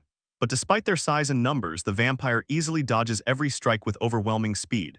While avoiding the attacks, the bulky vampire deliberately moves deeper into the thick poisonous mist. Watching everything carefully, Jae-hun calls the decision foolish. No matter how hard the vampire tries to hold his breath, escaping without inhaling any poison is impossible. Once Hiren's paralysis toxin enters his body, tracking him down becomes easy. Jae-hun also points out that the rest of the team has already circled around the other side of the poisonous mist and is waiting for him there. To him, the vampire looks like someone trying to escape from the palm of Buddha's hand. Using the ring of communication, Jae-hun contacts Dongjin and tells him to buy as much time as possible together with Yeonju. But before he can continue speaking, the entire situation flips. The bulky vampire suddenly smashes the ground with all his strength. A gigantic shockwave erupts outward, blasting through the entire area and completely dispersing the poisonous mist. The green smoke vanishes instantly. Even Dongjin's group feels the impact of the shockwave from a distance, immediately realizing the enemy they are fighting is on a completely different level. Yeonju is shocked that the vampire literally blew away the poison mist just by striking the ground. The bulky vampire grins, admitting he already suspected they were not ordinary humans. Then he smiles and mentions Young-hoon, realizing these are the people who killed that bastard. At the same time, his terrifying form fully reveals itself. Blood pumps violently throughout his body as his entire figure turns red from the strain of his power. Now surrounded by Dongjin's party, the bulky vampire looks even more monstrous. Jae-hun immediately realizes the truth and curses under his breath. The vampire never jumped into the poison mist to escape. He entered the mist to hide himself long enough to activate his abilities. Back on the battlefield, Kang's golem knights attack once more. But the bulky vampire rears back his fist and punches the absolute hell out of every single golem, blasting them away while yelling for them to get out of his way. Kang then charges personally. In a blink, he closes the distance with his halberd raised and swings directly at the vampire, but the vampire is already prepared. Clenching his fist tightly, he lands one brutal punch straight into Kang. Kang coughs up blood as he gets sent flying far backward. Before the impact becomes fatal, Byung-ho teleports in and takes the hit alongside him. But the vampire immediately grabs Byung-ho by the leg. The bulky vampire admits he does not know what fighting Young-hoon was like, but warns them that if they try to fight him the same way, every single one of them will die. Then, with overwhelming force, he slams Byung-ho and Kang straight into the ground, like Hulk smashing Loki in Avengers. Gae-young cries out in panic, but she does not even get time to react properly, because the bulky vampire instantly appears behind her. He coldly points out that this is not the time to worry about others. A second later, he strikes Gae-young and sends her flying directly toward Dongjin and Yeonju. Dongjin completely loses his temper after seeing his fiancée get attacked. Furious, he unleashes his spear with all his strength, while activating black flames at the same time, raging at the vampire. But the bulky vampire casually dodges the incoming spear by simply tilting his head slightly to the left. Dongjin and Yeonju still charge together without hesitation, but the difference in strength is brutal. The vampire suddenly clasps both hands together above his head, before smashing both of them down with overwhelming force. In an instant, Dongjin and Yeonju are completely defeated and lying on the ground. The vampire stands over them victoriously, admitting that they are pretty impressive for humans. Grinning down at them, he tells them to stay there and watch. After he crushes the rest of those bastards, he plans to drain every last drop of their blood. Then his attention shifts toward Jiyeon. Jiyeon spreads his wings protectively around Dajung and Gae-young, while the vampire tightens his leg muscles and leaps forward to finish them off. The bulky vampire declares that he will have them for dinner. Jiyeon closes his eyes, fully believing he is about to die. But then, right in the middle of the battlefield, blue lightning suddenly flashes into existence, signaling someone's arrival. The bulky vampire freezes in shock, unable to understand what just happened. Standing between the vampire and Jiyeon is an unfamiliar man. Calmly apologizing, the man explains that he received a call asking for help and came as fast as possible, though it seems he arrived late. Jiyeon stares at him in confusion, questioning who he is. The man casually asks if they are his son's friends before turning back toward Jiyeon with a reassuring smile. Then he finally introduces himself. He is Jae-hun's father. The man, the myth, the OG Kim Dong-hyuk has officially arrived to save the night.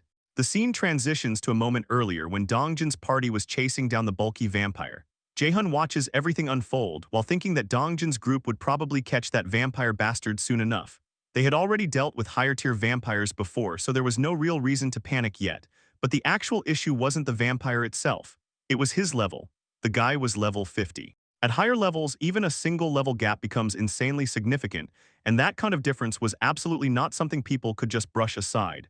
Jae-hun realizes that if Dongjin's party loses even once, the damage would be catastrophic. Because of that, he decides he needs insurance just in case things go sideways. He starts thinking about whether he should call him the strongest secret weapon currently inside his territory. The scene cuts back to the present, revealing that Jae-hun's father had already arrived and was now standing directly in front of the bulky vampire. Dong-hyuk calmly tells the party members to get some rest, and in the next instant he activates his advanced defense aura, declaring that he would handle everything from here. The bulky vampire notices that Dong-hyuk seems connected to the others and starts talking trash, wondering if he thinks he's some kind of savior for them. A second later, the vampire lunges forward and throws a punch straight at Dong-hyuk. But Dong-hyuk just stands there, completely unfazed, aura farming like an absolute menace, while the vampire keeps rambling that nothing would change. The vampire confidently claims that once he defeats and absorbs Dong-hyuk, he'll become even stronger. Too bad, Dong-hyuk genuinely does not give a rat ass who's standing in front of him. In the next moment, Dong-hyuk drives a kick straight into the vampire's jaw. Blood bursts from the vampire's mouth as the impact lands with flawless timing, completely blanking out the vampire's senses. With just a single strike, the vampire instantly realizes something is wrong. He thinks it's impossible. A single kick had pierced through his body enhancement, the same enhancement capable of stopping bullets. But to the vampire's horror, that kick was only the beginning. Dong-hyuk pulls back his fist, clenching it tightly. His posture is perfect, his killing intent overflowing as he prepares the next attack. During those tiny fractions of a second, the vampire can't even process what's happening. He genuinely cannot believe a mere human could possess this kind of power. Around them, all of the party members are locked onto the battle, watching everything unfold. Then Dong-hyuk unleashes a punch with all his might and absolutely punches the flying fuck out of the vampire. The energy tears clean through the vampire's body, and with only one strike, the entire surrounding area gets completely decimated. That was the level of Dong-hyuk's strength. The vampire remains standing there for a moment with a massive hole through his body. He had been defeated. Dong-hyuk stays calm as hell through the entire thing and casually remarks that things were roughly cleaned up.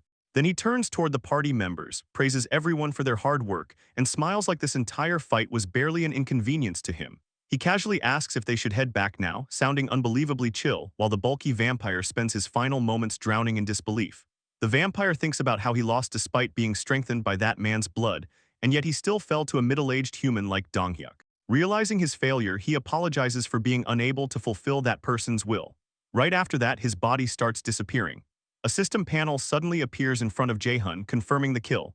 The notification announces that a high-tier level 50 vampire had been hunted. Jae-hun gains a massive amount of experience points, and because of that, one of his skill levels increases as well. Before the moment can continue any further, the scene abruptly transitions to what looks like a bloody bath. A man with long white hair slowly emerges from it while a woman stands behind him. The long-haired man states that Go In-seok is dead. The white-haired man then gives an order to the woman behind him, Seo Nuri, telling her that he needs her to head to Busan. Nuri immediately complies without hesitation and accepts the command. The scene shifts once again, returning to Jae-hun's territory. Because Jae-hun's father killed the level 50 high-tier vampire, Jae-hun's level rises as well, and as usual, leveling up comes packaged with unbearable pain. The agony hits hard. While Jae-hun struggles through it, Seo Yejin approaches him with concern and offers him a glass of water. Jae-hun thanks her, and Seo Yejin asks if his territory expanded again and whether he's okay.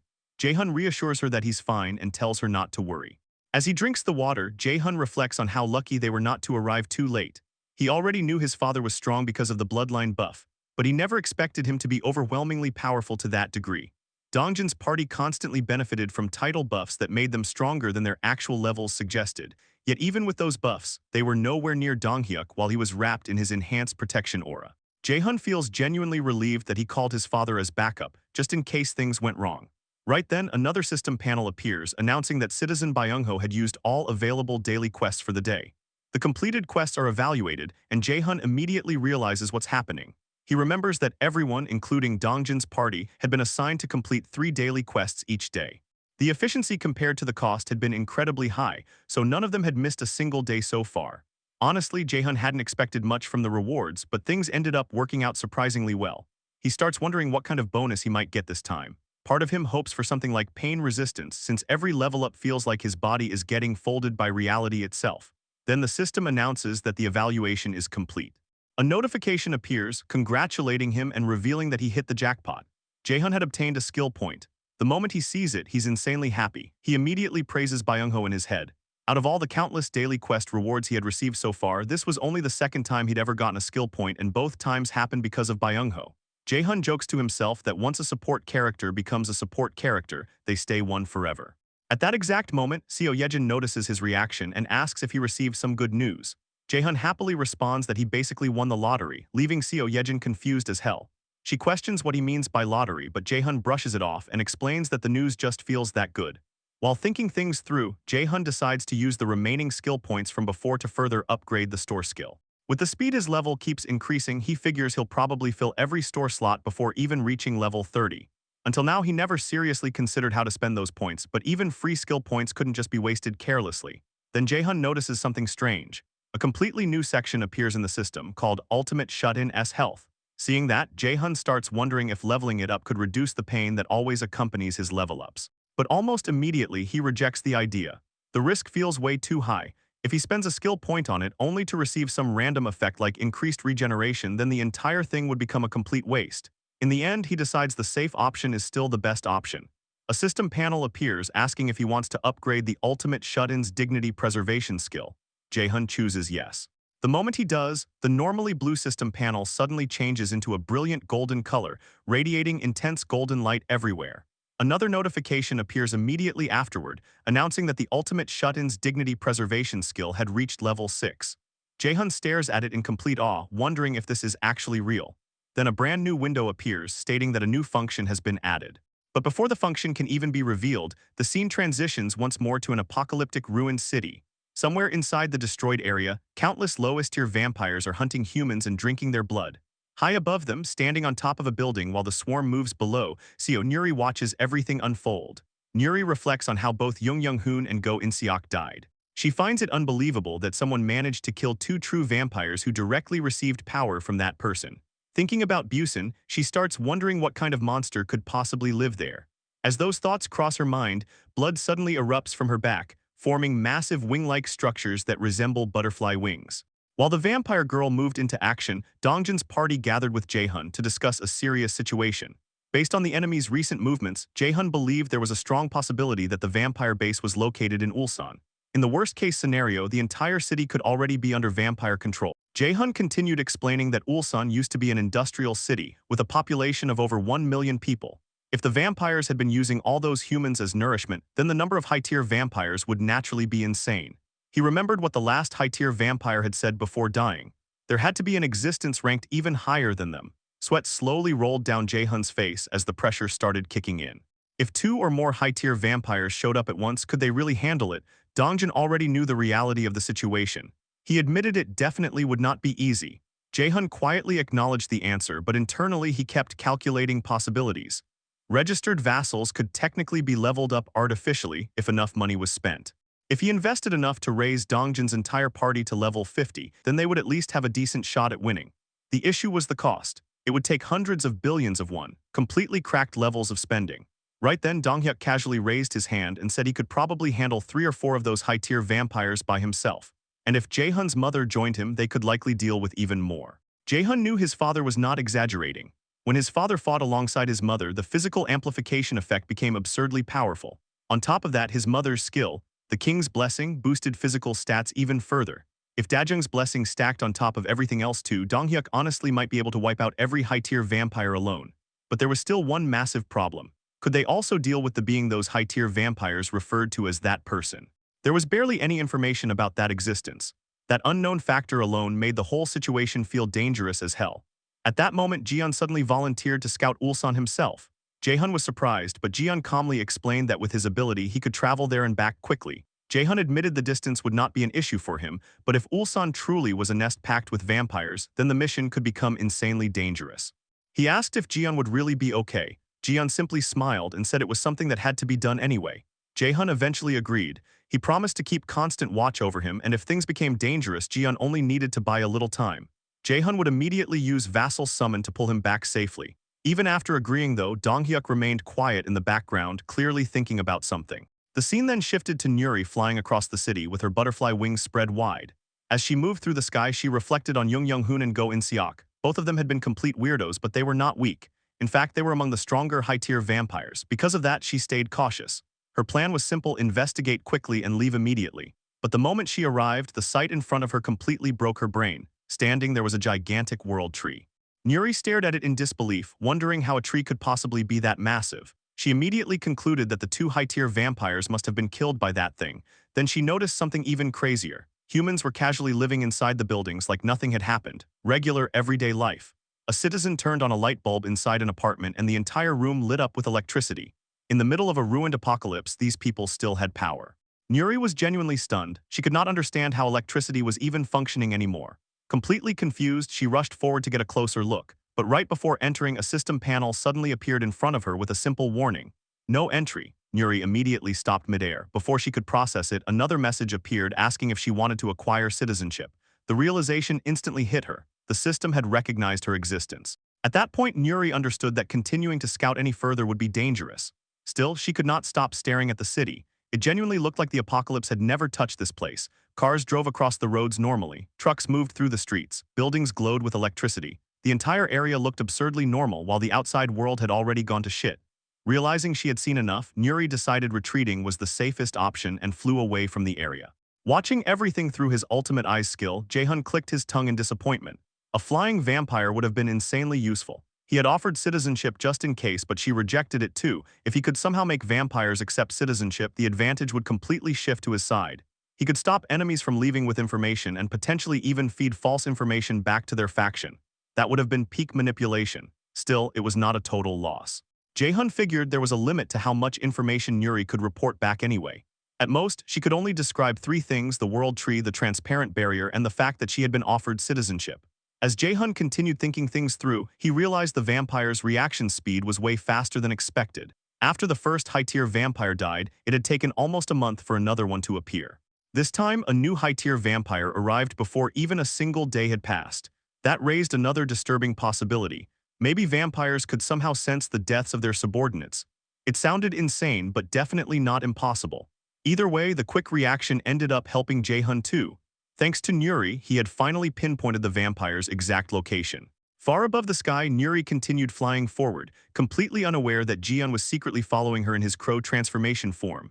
Jaehun carefully monitored the pursuit and judged that as long as Jian avoided direct combat and kept enough distance, there should not be a problem. Right then, Donghyuk suddenly called out to Jaehun, asking if they could talk for a moment since it had been a while. In his hand was a bottle of alcohol along with some special snacks. Before long, the two of them were sitting together, eating instant ramen at the table. Jaehun finally asked what his father wanted to discuss. Donghyuk first offered him a drink, but Jaehun refused since he was still busy monitoring the situation. Donghyuk sounded slightly disappointed, so Jaehun instead grabbed the bottle and poured the alcohol for him himself. After taking a moment, Donghyuk quietly told his son to come home more often because his grandmother missed him. Jaehun apologized immediately. As the fairy power kept growing stronger, the amount of time his grandmother stayed awake has increased by around 10 minutes every day. Most of the time, she remained asleep now. He had not worried too much because his mother stayed by her side, taking care of her constantly, but hearing it directly from his father still hit different. He admitted he really had not visited lately and promised he would come by soon. Donghyuk then took a long gulp of his drink before finally getting to the real topic. He asked Jaehun what exactly he planned to do about the vampires. Jaehun froze for a second, caught completely off guard by the question. Jaehun answered his father's question about the vampires calmly, saying the first thing he needed to figure out was their scale. Donghyuk listened carefully, and after a short pause, Jaehun continued, explaining that once he understood how big the threat actually was, he would decide how to wipe them out. For a moment, Donghyuk said nothing. Then he asked if there was really a specific reason Jaehun had to subjugate them in the first place. He pointed out that if vampires had truly taken over Ulsan, like Jaehun claimed, then going there himself would obviously be dangerous. Soon enough, their own people could end up caught in the mess too. Donghyuk questioned whether there was any reason to take such a massive risk right now. He continued, saying it wouldn't be too late to wait until the vampires came to them instead. If a battle happened on their own turf, they could fully utilize Jaehun's save zone ability. With a serious look on his face, Donghyuk explained that in the absolute worst-case scenario, everyone could just take shelter inside Jaehun's territory. So why was he forcing himself to hunt them down first? After hearing that, Jaehun fell silent. Honestly, his father wasn't wrong. Even if the vampires attacked, they wouldn't be able to get through the transparent barrier protecting his territory. Logically, staying put was the safer option. But Jaehun never wanted to relive something like that ever again. The painful memory still stuck to him like a curse. A single low-tier vampire had once slaughtered countless citizens under his watch. No matter how prepared he became, that anxiety never fully disappeared. Finally, Jaehun explained that back when he didn't even know vampires existed, he had unknowingly accepted one as a citizen. Quietly, he prepared himself to tell his father everything that happened that day. Deep down, Jaehun thought that every single bud capable of growing into a tragedy needed to be cut down before it bloomed. So he explained the entire incident from beginning to end. how he accepted a vampire into the territory, and how that same vampire later massacred many innocent citizens. It didn't take long for him to finish recounting the tragedy.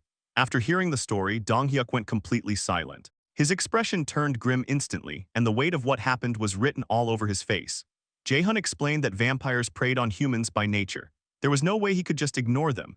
Even if vampires had already taken over Ulsan, survivors could still be trapped there somewhere. He declared that he was going to exterminate every vampire in Ulsan and rescue whoever was left alive. Of course, Dongjin's party would once again end up fighting on the front lines, but Jae-hun made it clear he wasn't planning to sit back and watch. He was trying to help however he could within his limits. And this time too, he intended to before he could finish. Dong-hyuk suddenly took a huge sip of soju. Then he apologized. Jae-hun looked confused and asked what exactly he was apologizing for. Hesitating awkwardly, Dong-hyuk admitted that he originally thought Jae-hun was doing all of this for experience points. Jae-hun was genuinely stunned. Was that really how his own father saw him? Like he would slaughter people just to farm EXP? Dong-hyuk nervously tried to explain himself, saying the experience points earned from killing powerful vampires were insanely huge, so naturally that was where his mind went. Then, clearly trying to dodge the awkward atmosphere after basically calling his son a psycho, Dong-hyuk casually asked if Jae-hun needed anything else and offered him more ramen. Seeing his father's embarrassed expression, Jae-hun couldn't help feeling amused. Still, Dong-hyuk quickly returned to being serious. If that was truly Jae-hun's intention, then he wouldn't stop him anymore. He just told him to always stay careful and cautious. And whenever he needed help, he should call him immediately, just like this time. Jae-hun answered with a warm smile, saying he would. Then he thanked his dad. As the scene shifted, Nuri soared high through the sky towards Samsundong in central Ulsan, following closely behind her while secretly observing the area was Jian. As he watched the place below, Jian wondered if this was the vampire's main base. He considered descending for a closer look, but right then, chaos suddenly erupted nearby. One of the vampires screamed that a human had escaped. Immediately, a swarm of vampires rushed through the area, yelling at each other not to let her get away. From above, Jian noticed someone sprinting desperately through the streets. It was a girl. Tears streamed down her face while she ran for her life. As she fled, she desperately screamed at them to leave her alone and disappear. Meanwhile, the vampires kept chasing her relentlessly, shouting for her to stop running. But after escaping for a while, she suddenly froze. A dead end, a wall blocked her path completely. The vampires laughed as they closed in around her. One of them mocked her like a little rat that had finally been cornered. Inside her head, regret consumed her instantly. She thought this was the biggest mistake of her life. She couldn't believe she had come all this way, only to die here. She had trusted her own ability way too much. If she had known it would end like this, she never would have stepped into a place like this in the first place. The low-tier vampires charged straight toward her. At that moment, she truly believed it was over. Then a miracle appeared. Jian descended from above. Using his leg crow transformation, we see his legs transformed into crow legs. With that power, he grabbed the girl and launched them both high into the sky. The girl was completely shocked. Jian calmly reassured her, explaining that she looked like she was in danger, so he simply stepped in to save her. The girl stared at him in total confusion before asking if he was actually human. Ignoring the question for the moment, Jian explained that he would first drop her somewhere safe on a rooftop so they could talk properly. As they flew higher, the girl looked down in disbelief at the vampires below. She had actually survived. Meanwhile, the vampires completely lost their shit. They furiously screamed about the guy who stole their prey and demanded to know who the hell he was. Now realizing she was finally safe, the girl suddenly snapped back with full confidence, yelling insults at the vampires below and telling all those idiots to die and go to hell. Jian immediately got annoyed, warning her that she was going to pull aggro from every vampire nearby if she kept screaming like that. After some time, he finally landed on the rooftop of a building and gently set her down. The girl thanked him sincerely, admitting she survived only because of him. Jian brushed it off casually and said there was no need to thank him, but there was something he wanted to ask. The girl asked what it was. Jian immediately questioned her about vampires and asked how much she actually knew about them. She revealed that crushing a vampire's heart could kill them. Jian asked if that was all. The girl smirked slightly and replied with a vague maybe, maybe not. Clearly, she wasn't planning to hand over information for free. Jian seriously requested that she tell him everything she knew about the vampires and how far they had spread throughout the city. The girl instantly realized he specifically wanted information about vampire-controlled territory. Conveniently for him, she claimed to be an expert in exactly that kind of thing, but internally she was already scheming. This was perfect. Escaping the vampire district alone would have been insanely difficult, but now she suddenly had leverage. Meanwhile, Jian continued politely asking her to tell him what she knew. Inside her head, she immediately decided to use her information as bargaining power so she could ask him for help. Then she explained that information, this valuable, wasn't exactly something she could just hand over for free. Jian instantly called her shameless, after he literally went through the trouble of saving her. But the girl just smiled brightly and explained she wasn't asking for anything unreasonable, only one tiny favor. Right then, Jian accepted. But in the very next second, the girl's expression completely changed in shock. Jian calmly told her he had a counterproposal instead.